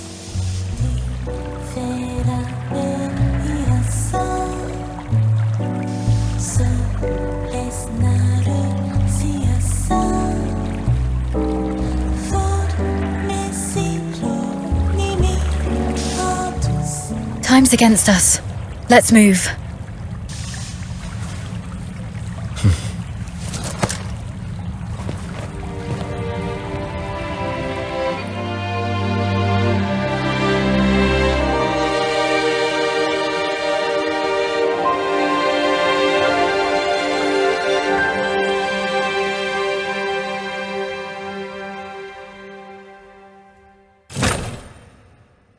What a riveting story, which completely contradicts the testimonies provided by the narwhals.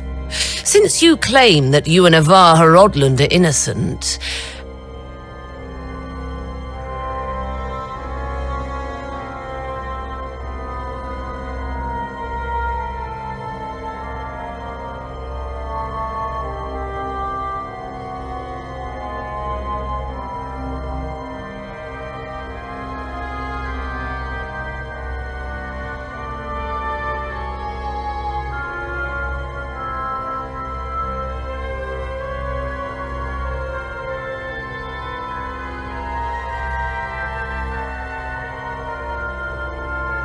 do you have any idea what you just said?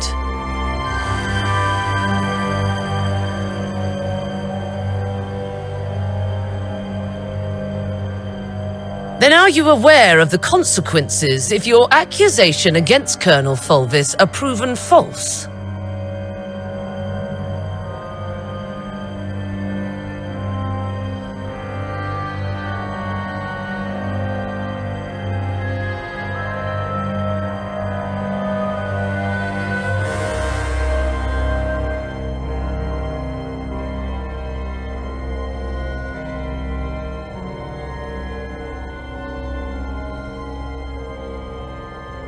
Despite suffering grievous wounds, you have endured intense interrogation without changing your testimonies. Admirable, I must say.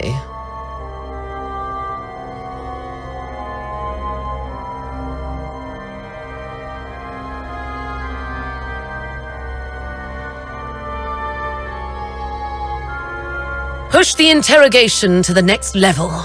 Initiate the Inferno.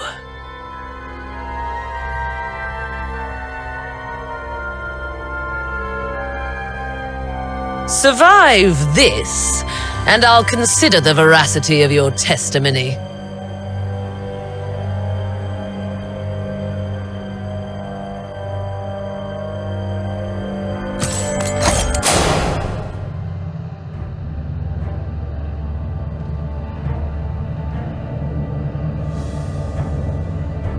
Traitor of the Empire.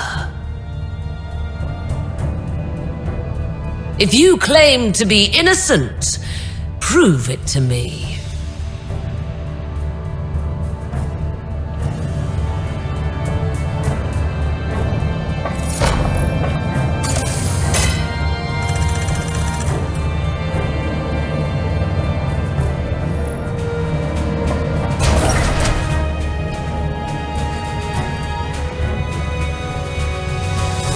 As you can see, Mom, all our plans have been leaked.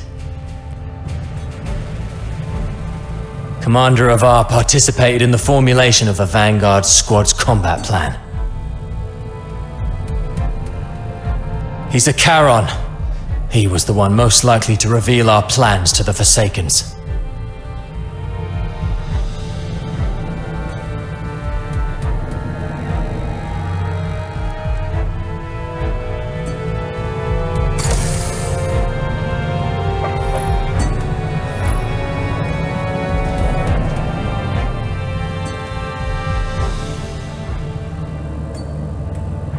Forsaken set traps in every path.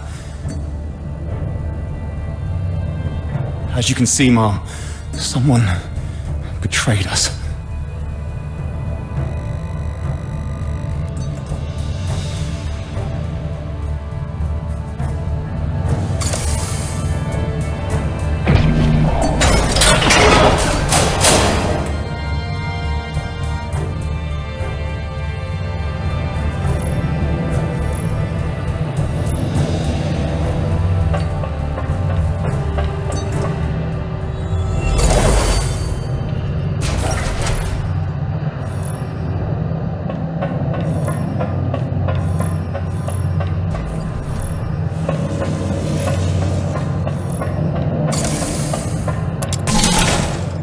see, Mom, I am Daphne Theodore, daughter of Ovar Rodland.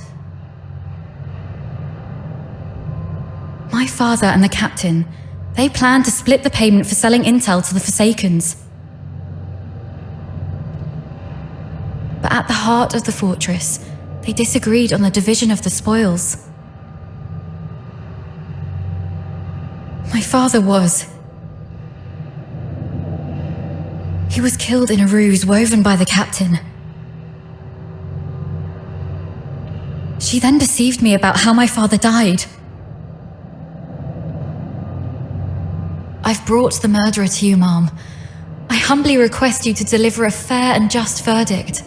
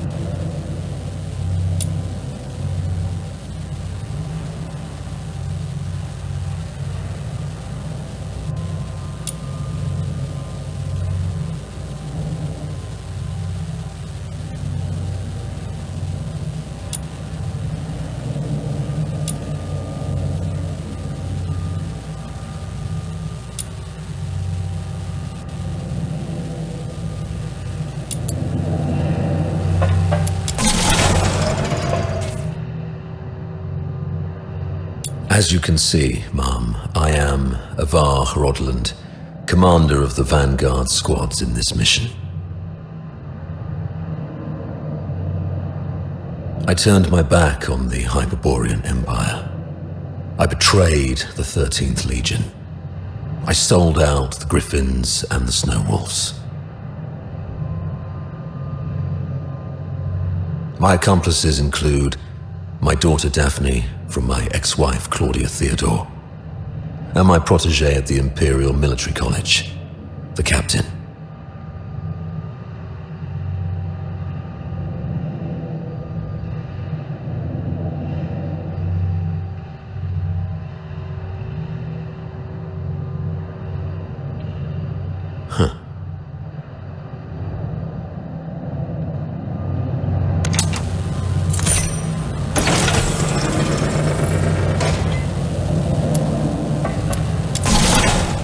As you can see, Mom, I am the control panel in the central control room of Lonza Fortress.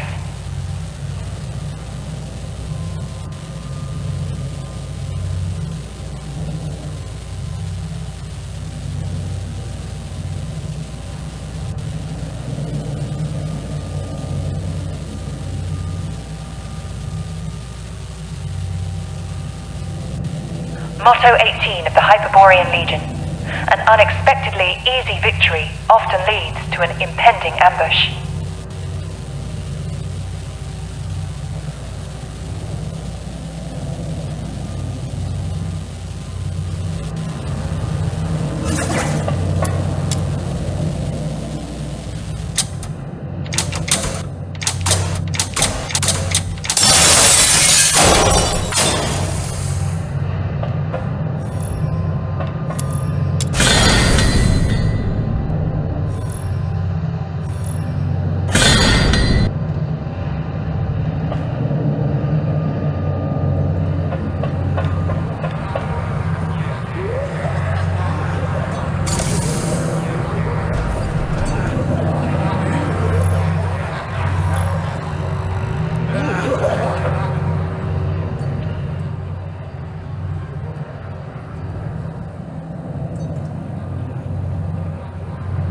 All verdicts are in the name of justice.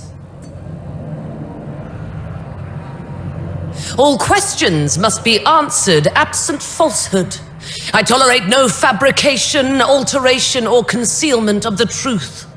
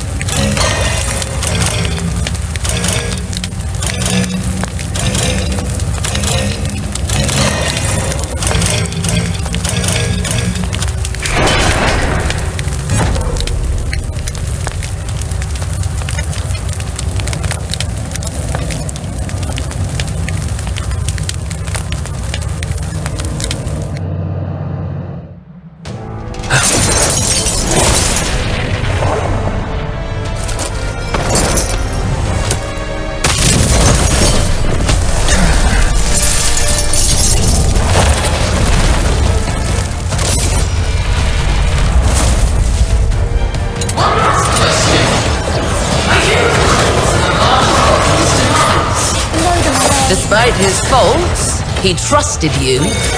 Where were you when he was consumed by flames?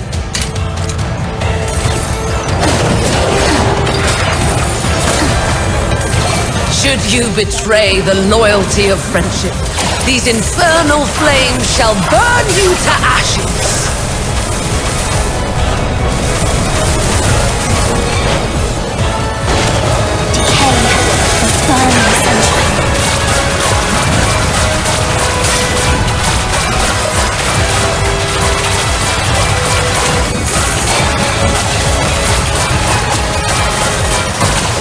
Present your final pleas. No escape from the Inferno's grasp.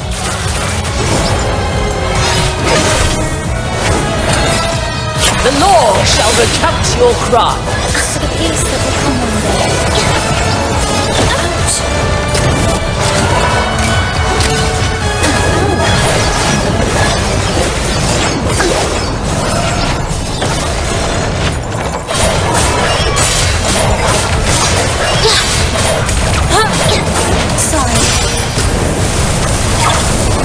Sweet venom going down his throat.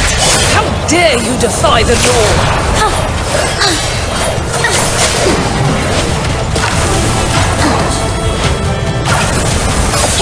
No escape from the Inferno's grasp. Meet your demise within these chains.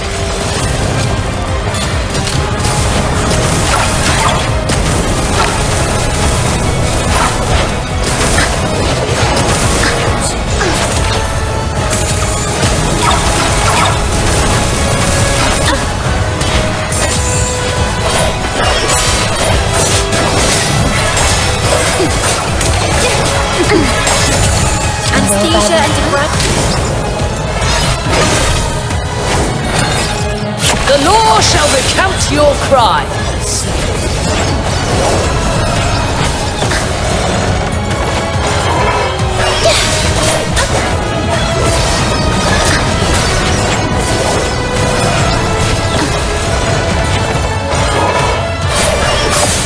No escape from the Inferno's grasp. Blossom like flowers.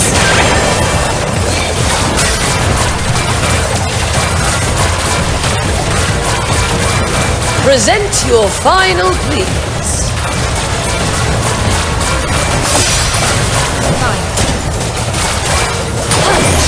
How dare you defy the law? How much longer must the flames of love add your blood? Break free from the cocoon. Meet your demise within these chains. No escape from the Inferno's grasp.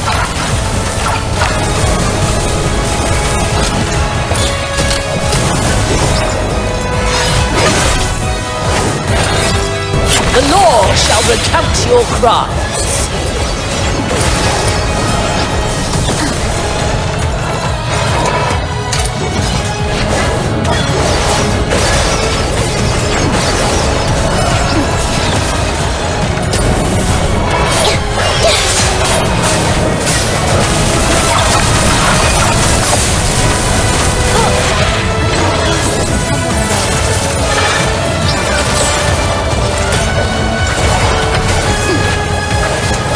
Present your final pleas.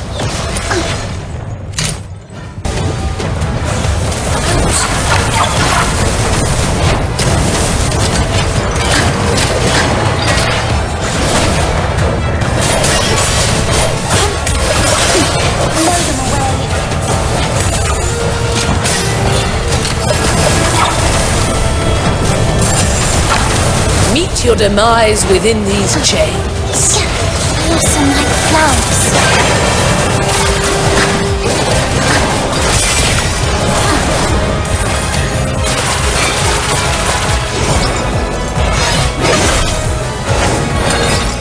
The law shall recount your crimes.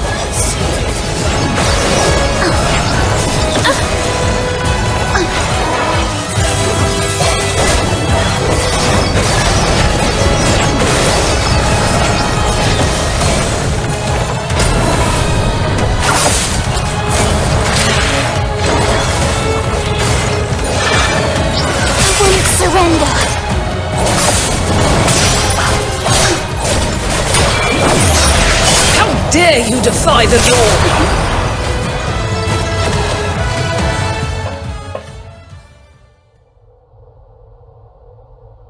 Why did you wake up? My questioning had just reached a pivotal point.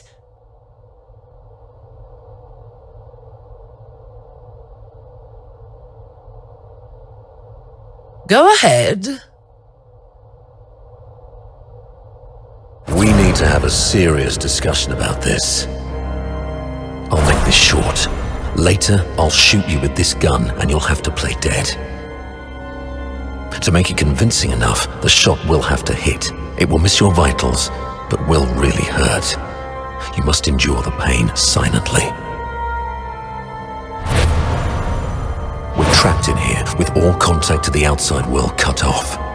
Fulvis is already on his way. We are running out of time. Only the dead keep silent forever. Fulvis will definitely kill me. We're both on this mission, and you've seen his fabricated evidence, so he surely won't spare you either. It's okay, I got you. If I kill you and feign allegiance to him, it'll lower his guard, allowing you to go unnoticed. It's the only way to ensure your survival.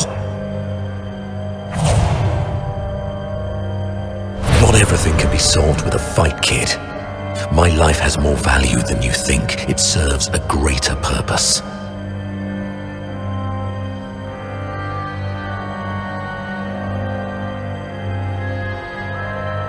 I'll try to negotiate with Fulvis, though I believe it's going to fail in the end, so don't get your hopes up.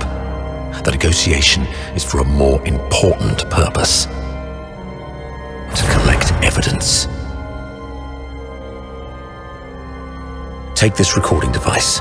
It'll provide the evidence needed to expose and destroy Fulvis. Without it, all you have is your word, which happens to be the most unconvincing evidence. The cries of our fallen comrades will be lost to the winds of Lonza Fortress. Why the long face? Cheer up, kid. A true soldier laughs at adversity. I'm proud to have been your instructor, and I'm sorry for dragging you into this mess. You must survive. Bring the truth to Chief Sybil and His Majesty. Let the entire Empire know that every soldier here held true to their creed and duty, and everyone fought till their very last breath. All glory to our Emperor.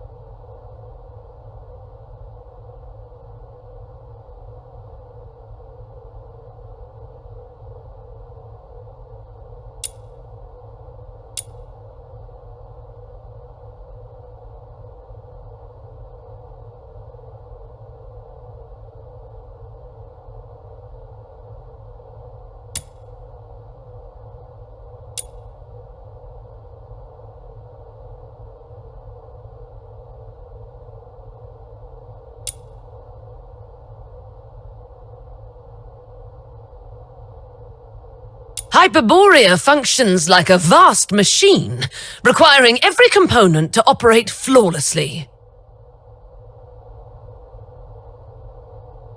My role is to uphold the law and protect the justice defined by Hyperoreia. If anyone attempts to manipulate me to subvert this law, they will face severe consequences. I will investigate falsely. Be aware of the consequences if what you said proves to be false and a waste of my time.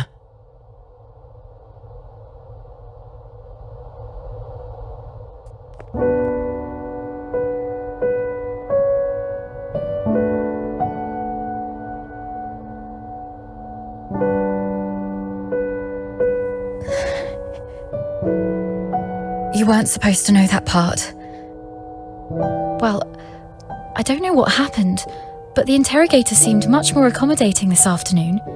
She even asked if I wanted anything. My testimony hasn't changed. Did you say something that swayed the warden? Or is this some sort of final kindness before our execution?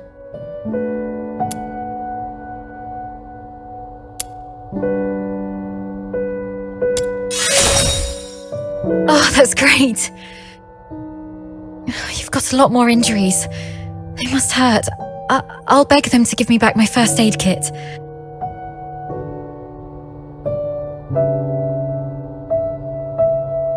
I hope so. And one more thing. I'm sorry, this might bring back painful memories, but I must ask while I can. Back at the fortress, the situation was so desperate that you didn't have time to tell me about my father's death. But I've sorted out my mood. Can you tell me about it now?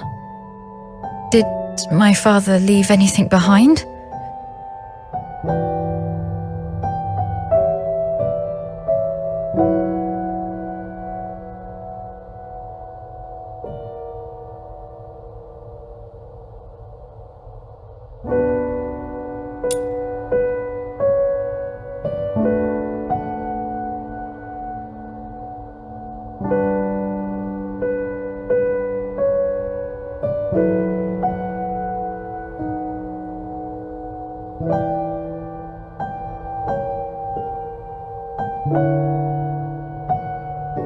I'm sorry, my baby girl. I've always wanted to hear you call me Dad again. Just like when you were little. He kept this photo all along. So long that I'm not the little girl in the photo anymore.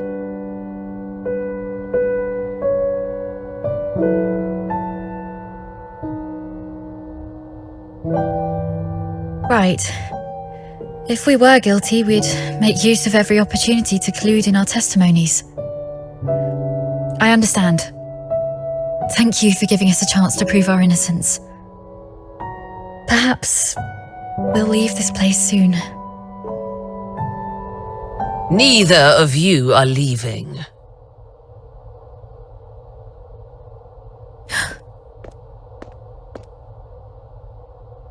A directive to expedite all procedural reviews has been issued from above. The only document I received is a writ demanding your immediate execution. Mom, this is not right. It goes against the standard procedures of interrogation. Take a look at the writ and the signatures at the bottom. Even the Supreme Minister of Justice has signed it. Not even Chief Sybil can stop it. Your case has grown beyond anyone's control.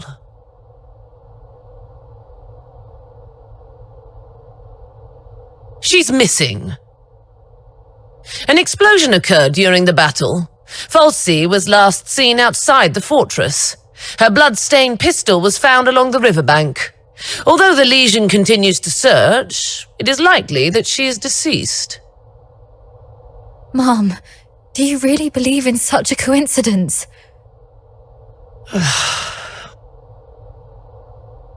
Your Royal Highness, Prince Virgilius, this place isn't fitting for someone of your stature. Please don't proceed any further.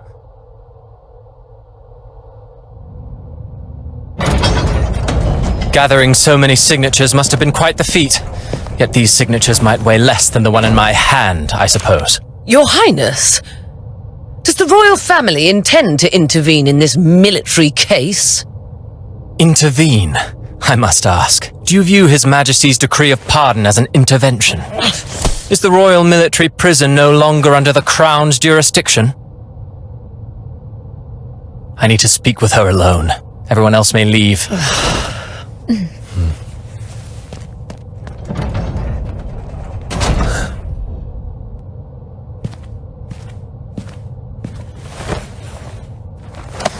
They're finally gone. Thank goodness. One moment later, and I might have had to talk to your headstone instead.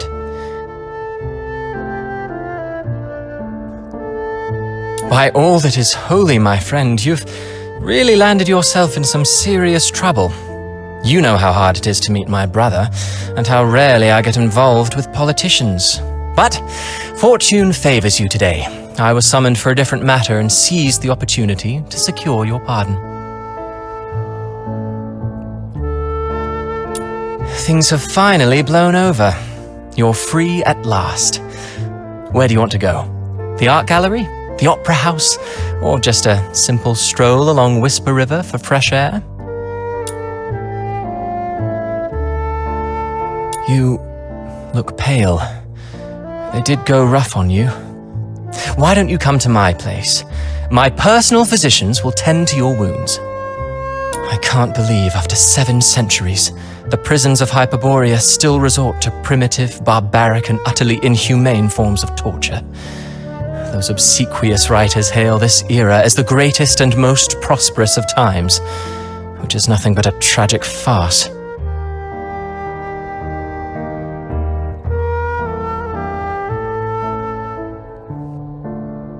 I heard about your efforts to ensure her safety. Fear not, the pardon includes her as well.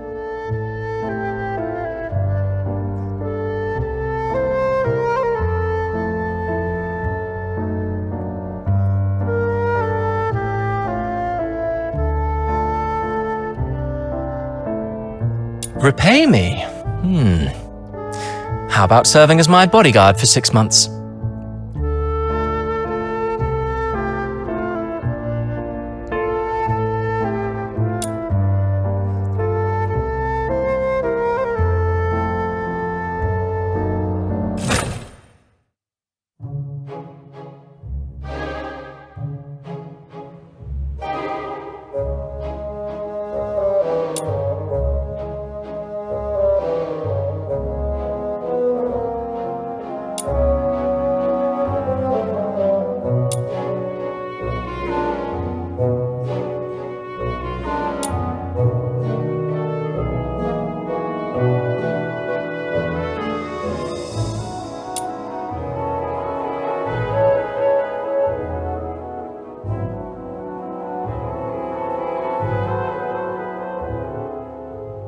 And staying away from the Legion might be wise for now.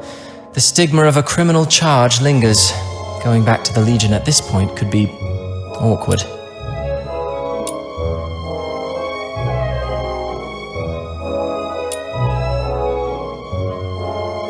Yes. Just think of those signatures. How many people are watching you in Dismania? Your prowess may deter approaching filthoids, but not hidden assassins. I know what you're worried about. Sybil Mason is an old friend of Daphne. She's obviously inclined to your innocence, so she will at least ensure Daphne's safety.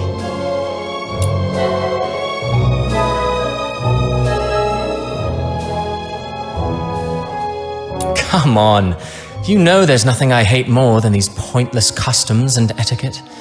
But you're in the mood for jokes now, which is a good sign.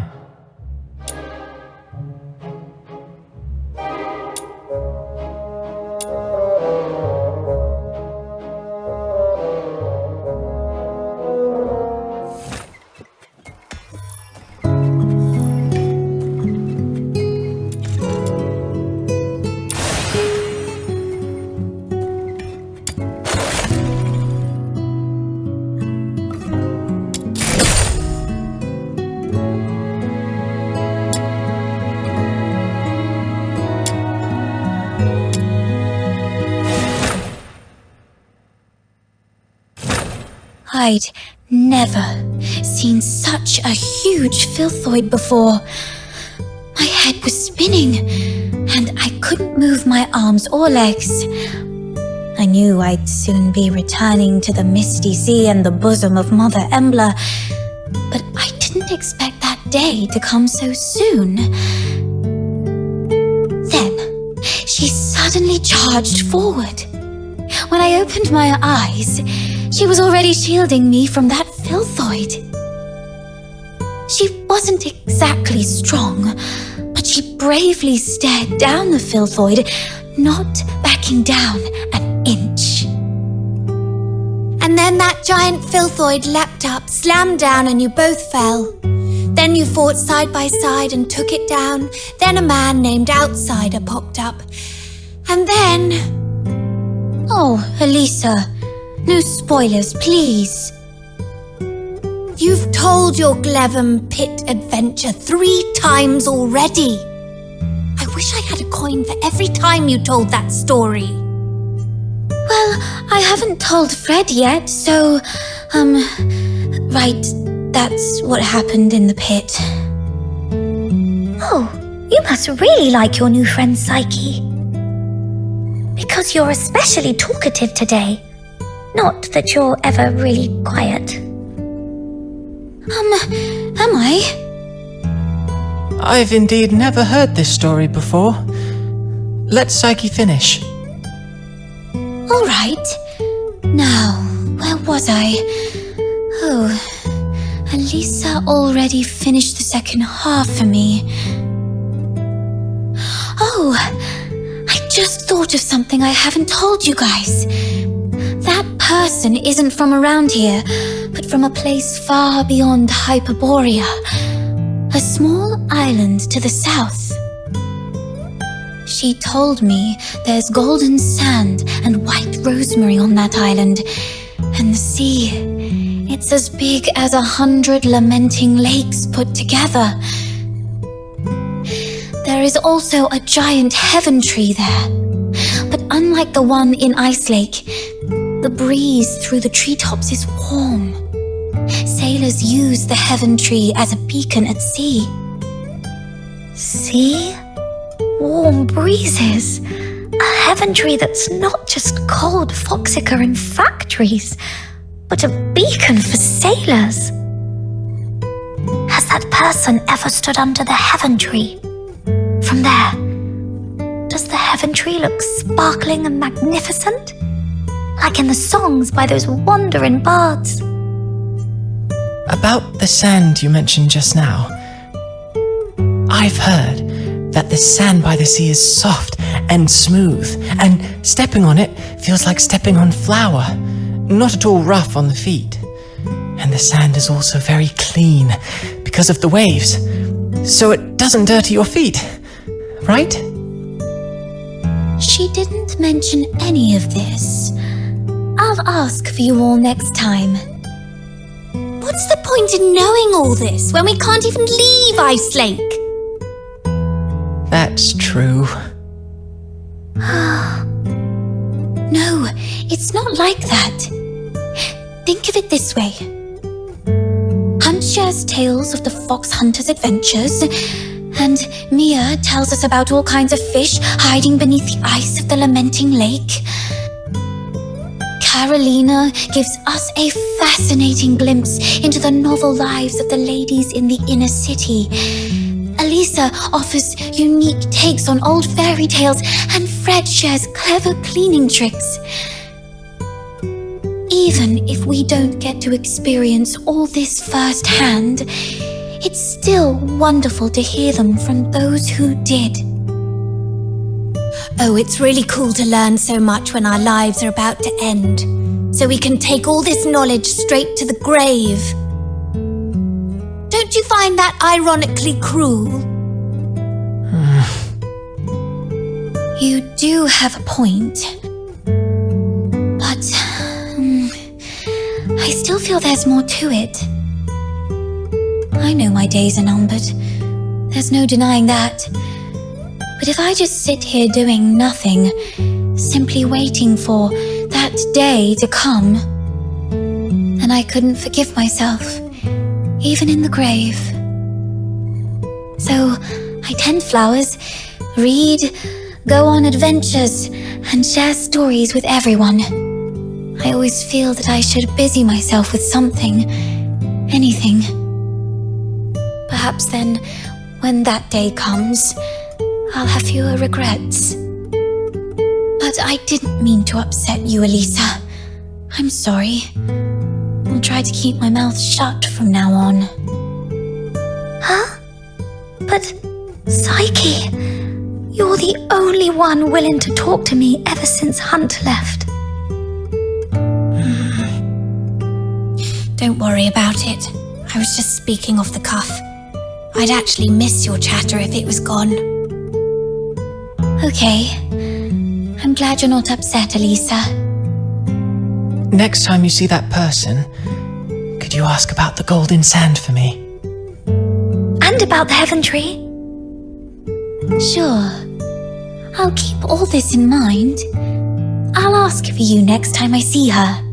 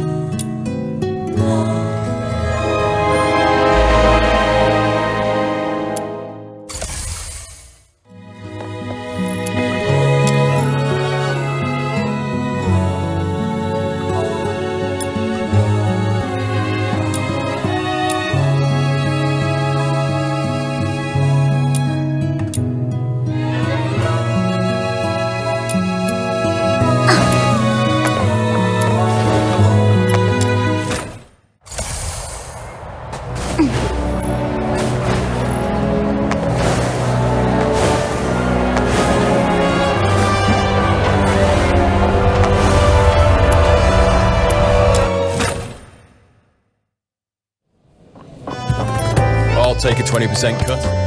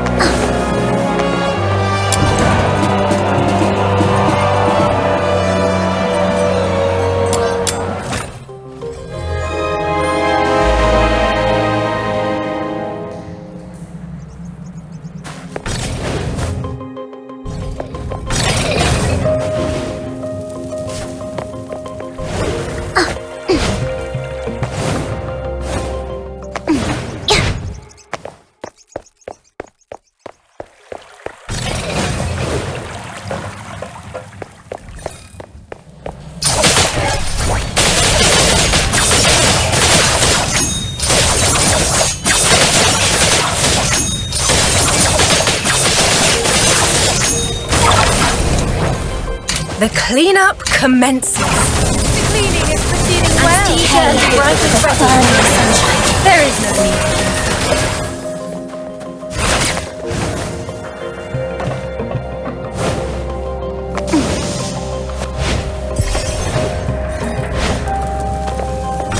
All in the day's work.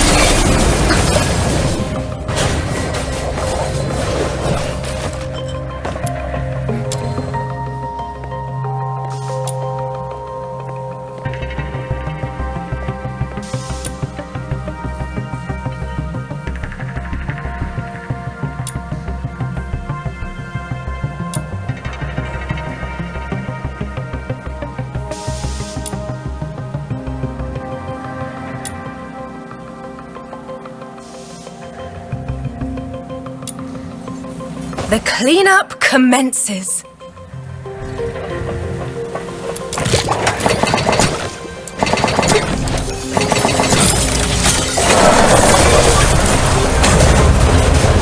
Cleaning is proceeding well, albeit with a touch of noise. There is no dirt shall remain. Blossom like flowers. Flames of water mars our blood.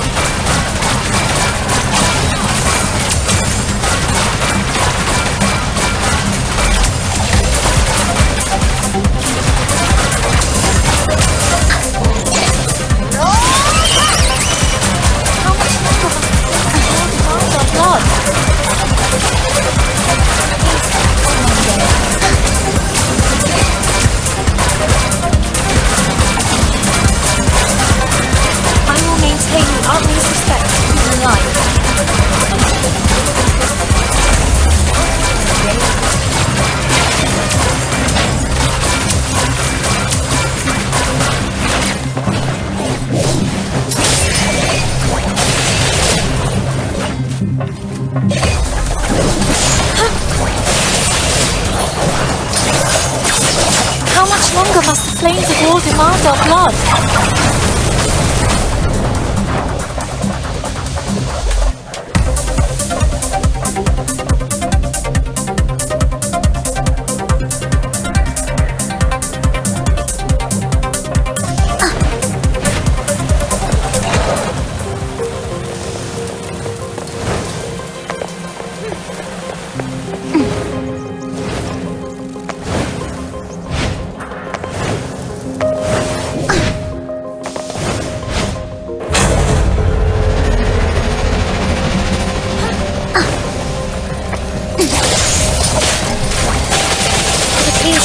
One day.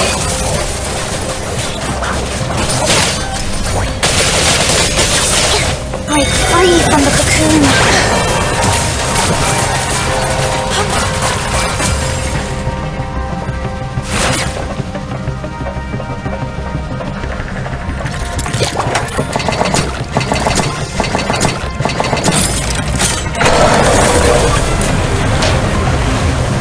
Anesthesia and debridement ready. The cleaning is proceeding well, albeit with a touch of noise. There is no need for concern. Blossom like flowers.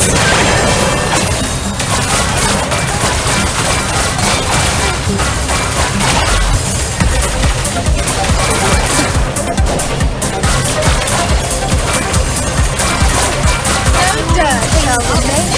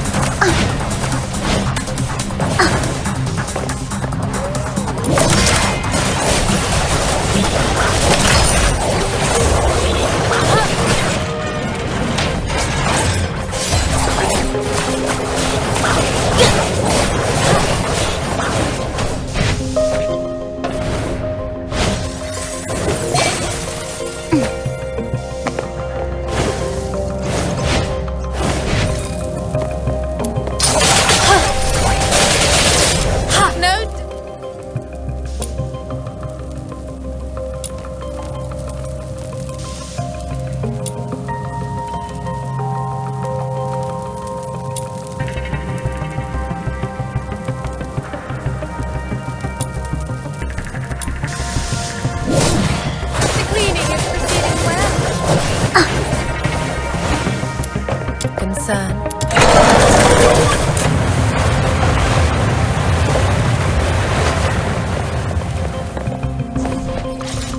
For the peace that will come one day.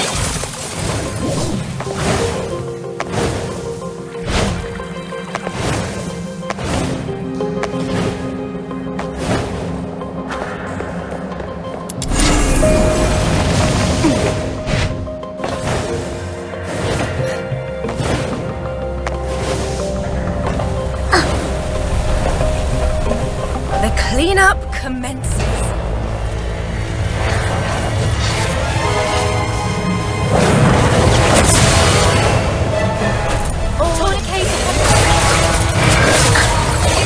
Blossom like flowers. No dirt, Chardonnay.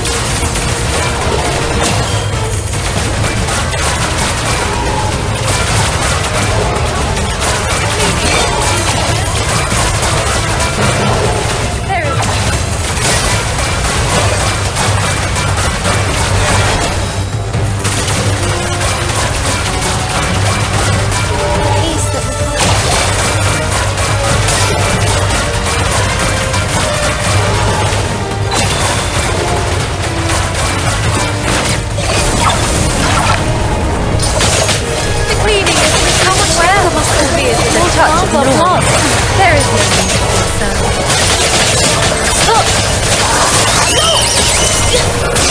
The peace that will come one day.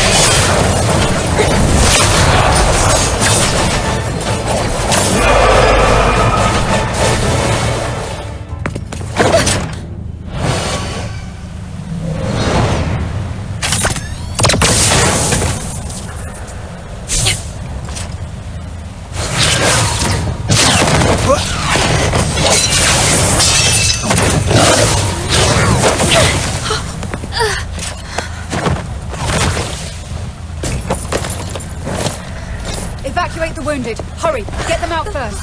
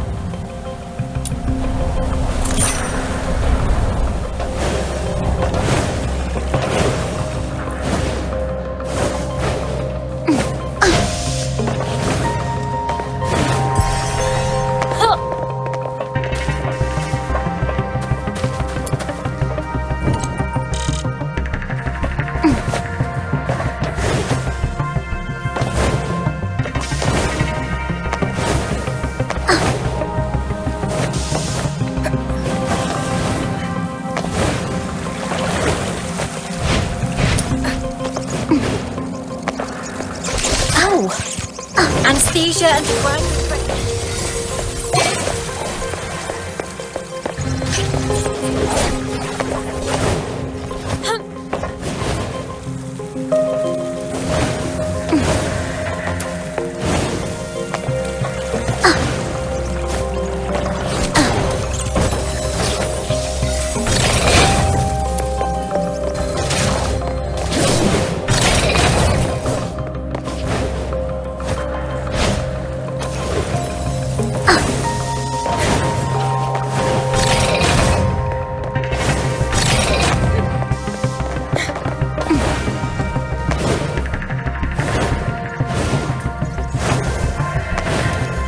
bitch.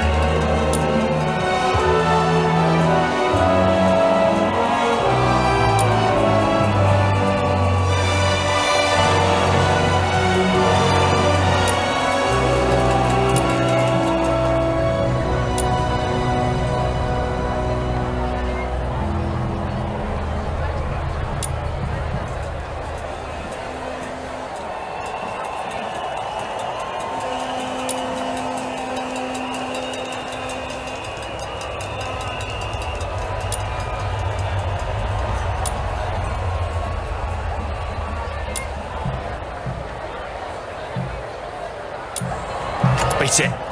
Dirty cat.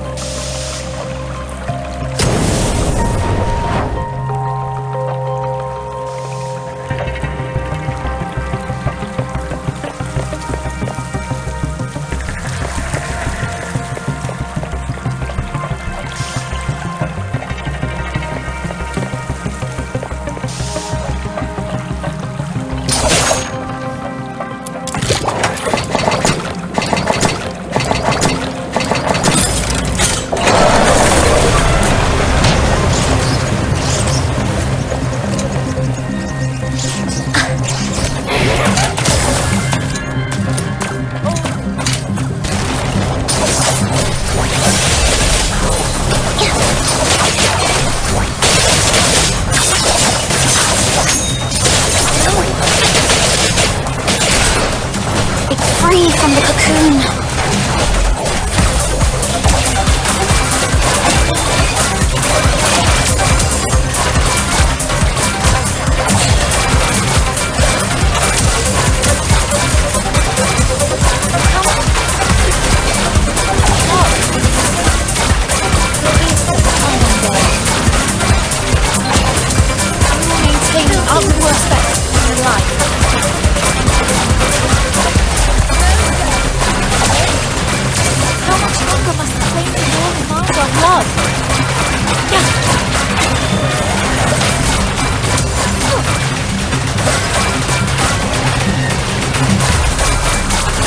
Peace that will come one day.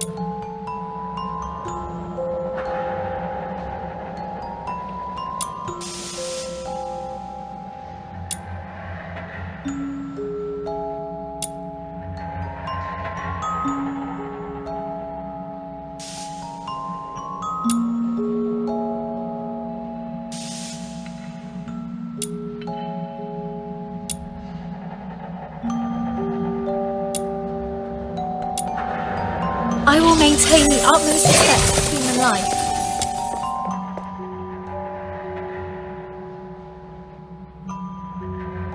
How much longer must the flames of war demand our blood?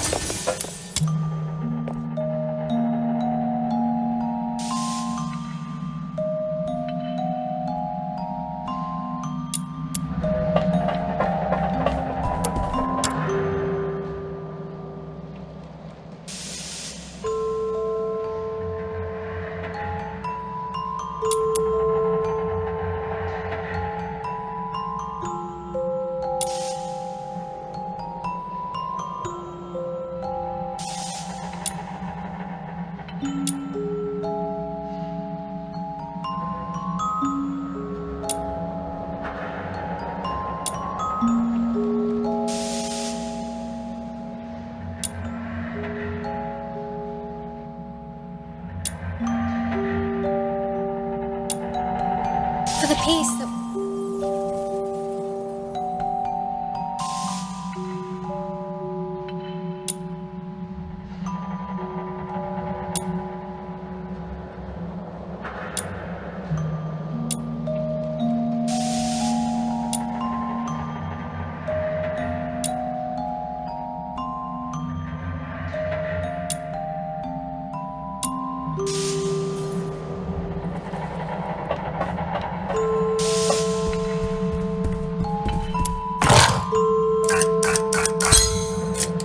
How much longer must the flames of war demand our blood?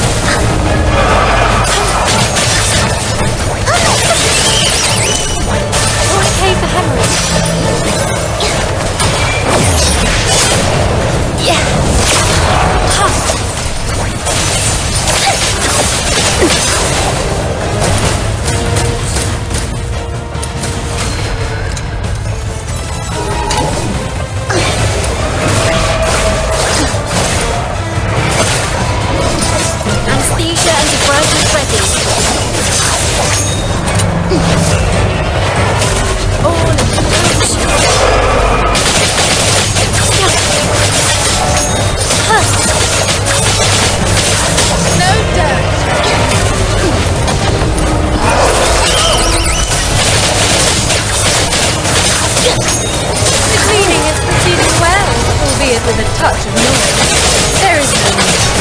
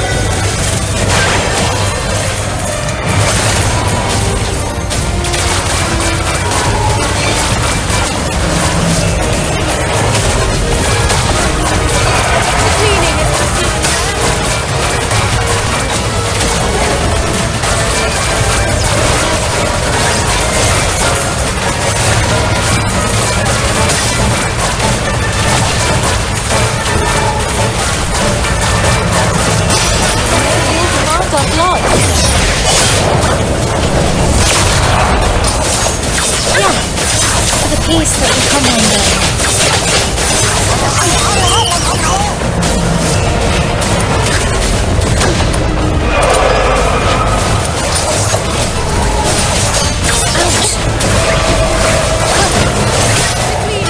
Bleeding well, albeit with a touch of knowledge. There is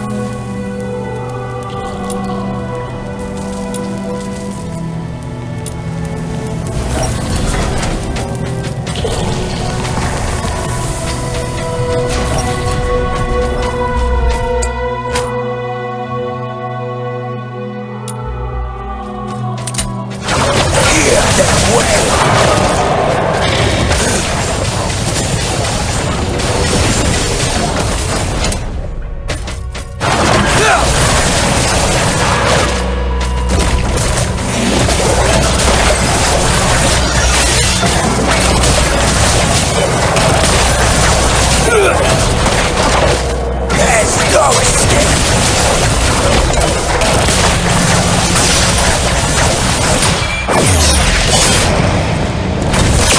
Hear them wail!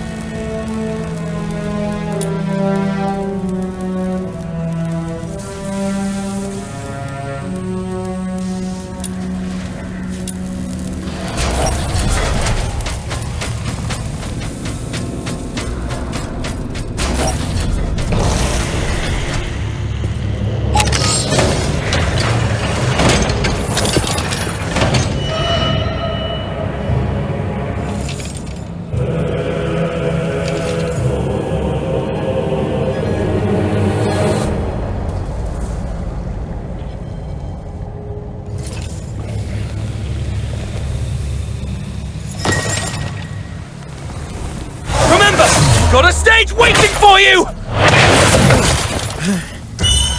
What's the point of making promises you can't keep?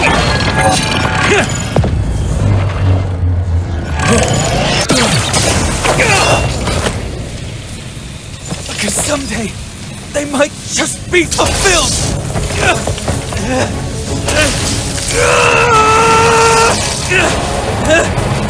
What? You never said anything about making it out like this!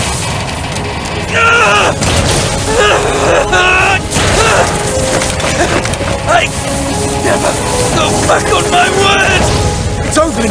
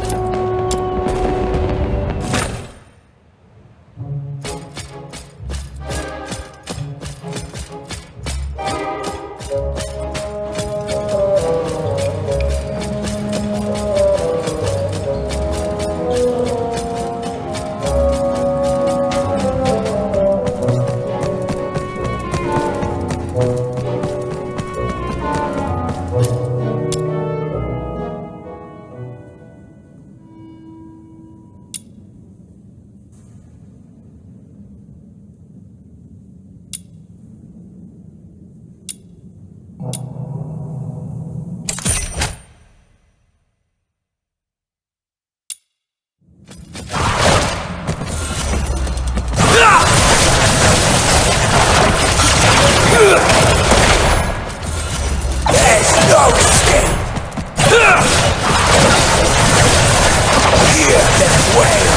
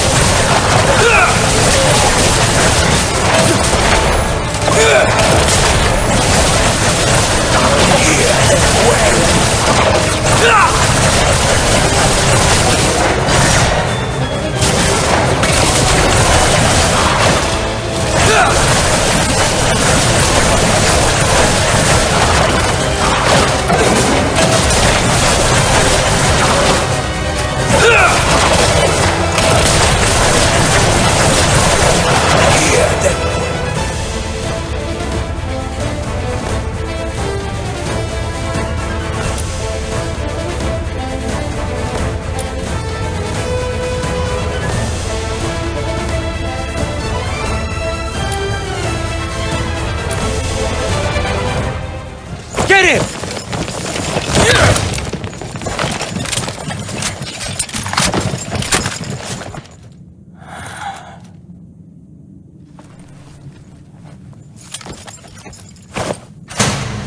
Who is it?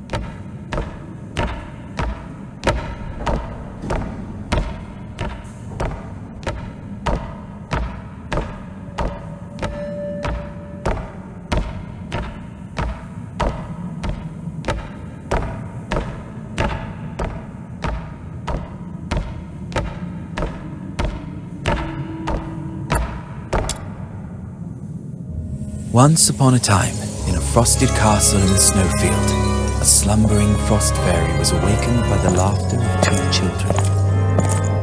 Though the children lit a fire, its flames could not thaw the icy core of the fairy's heart.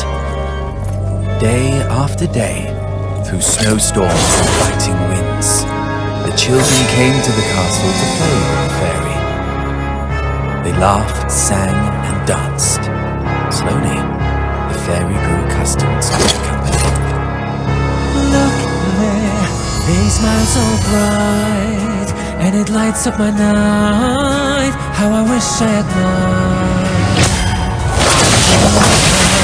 It's been cold for a lifetime. How I wish I could feel the world inside.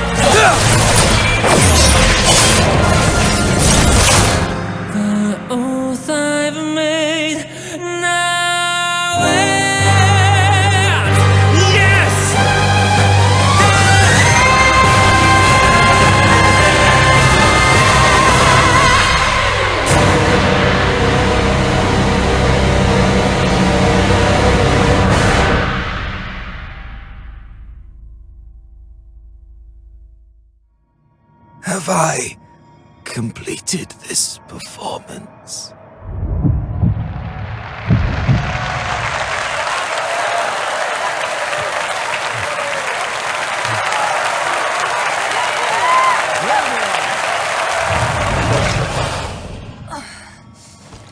All units, ready your arms! Fire!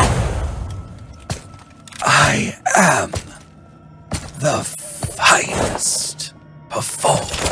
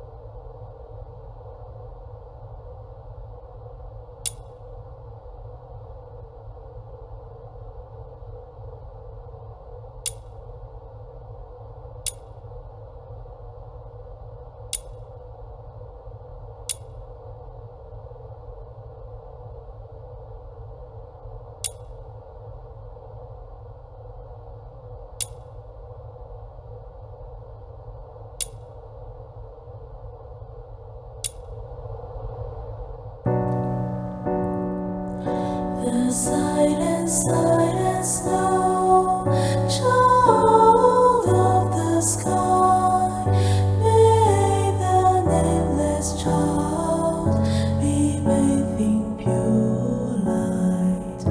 The crystal heart will keep shining through the chained ballad too, and what we've been through. Beneath the snowfield you will find your own peace.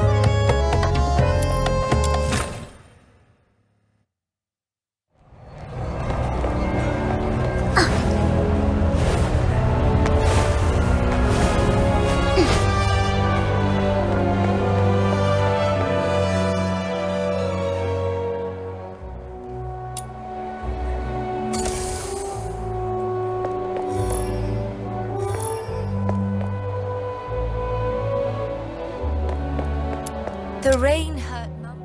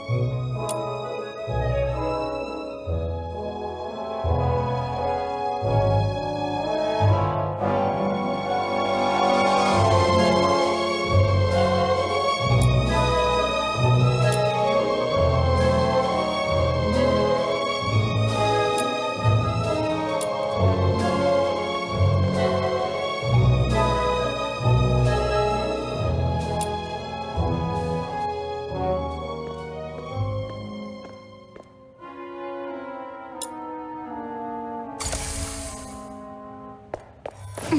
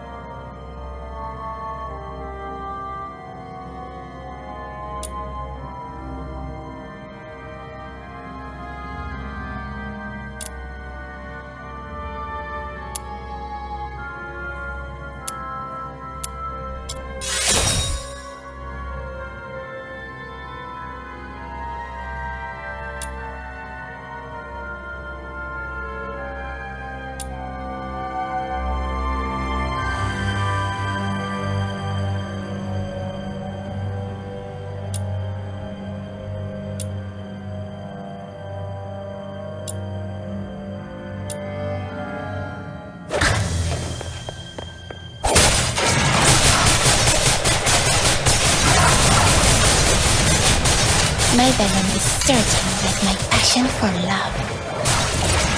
Well, I will pay the burning.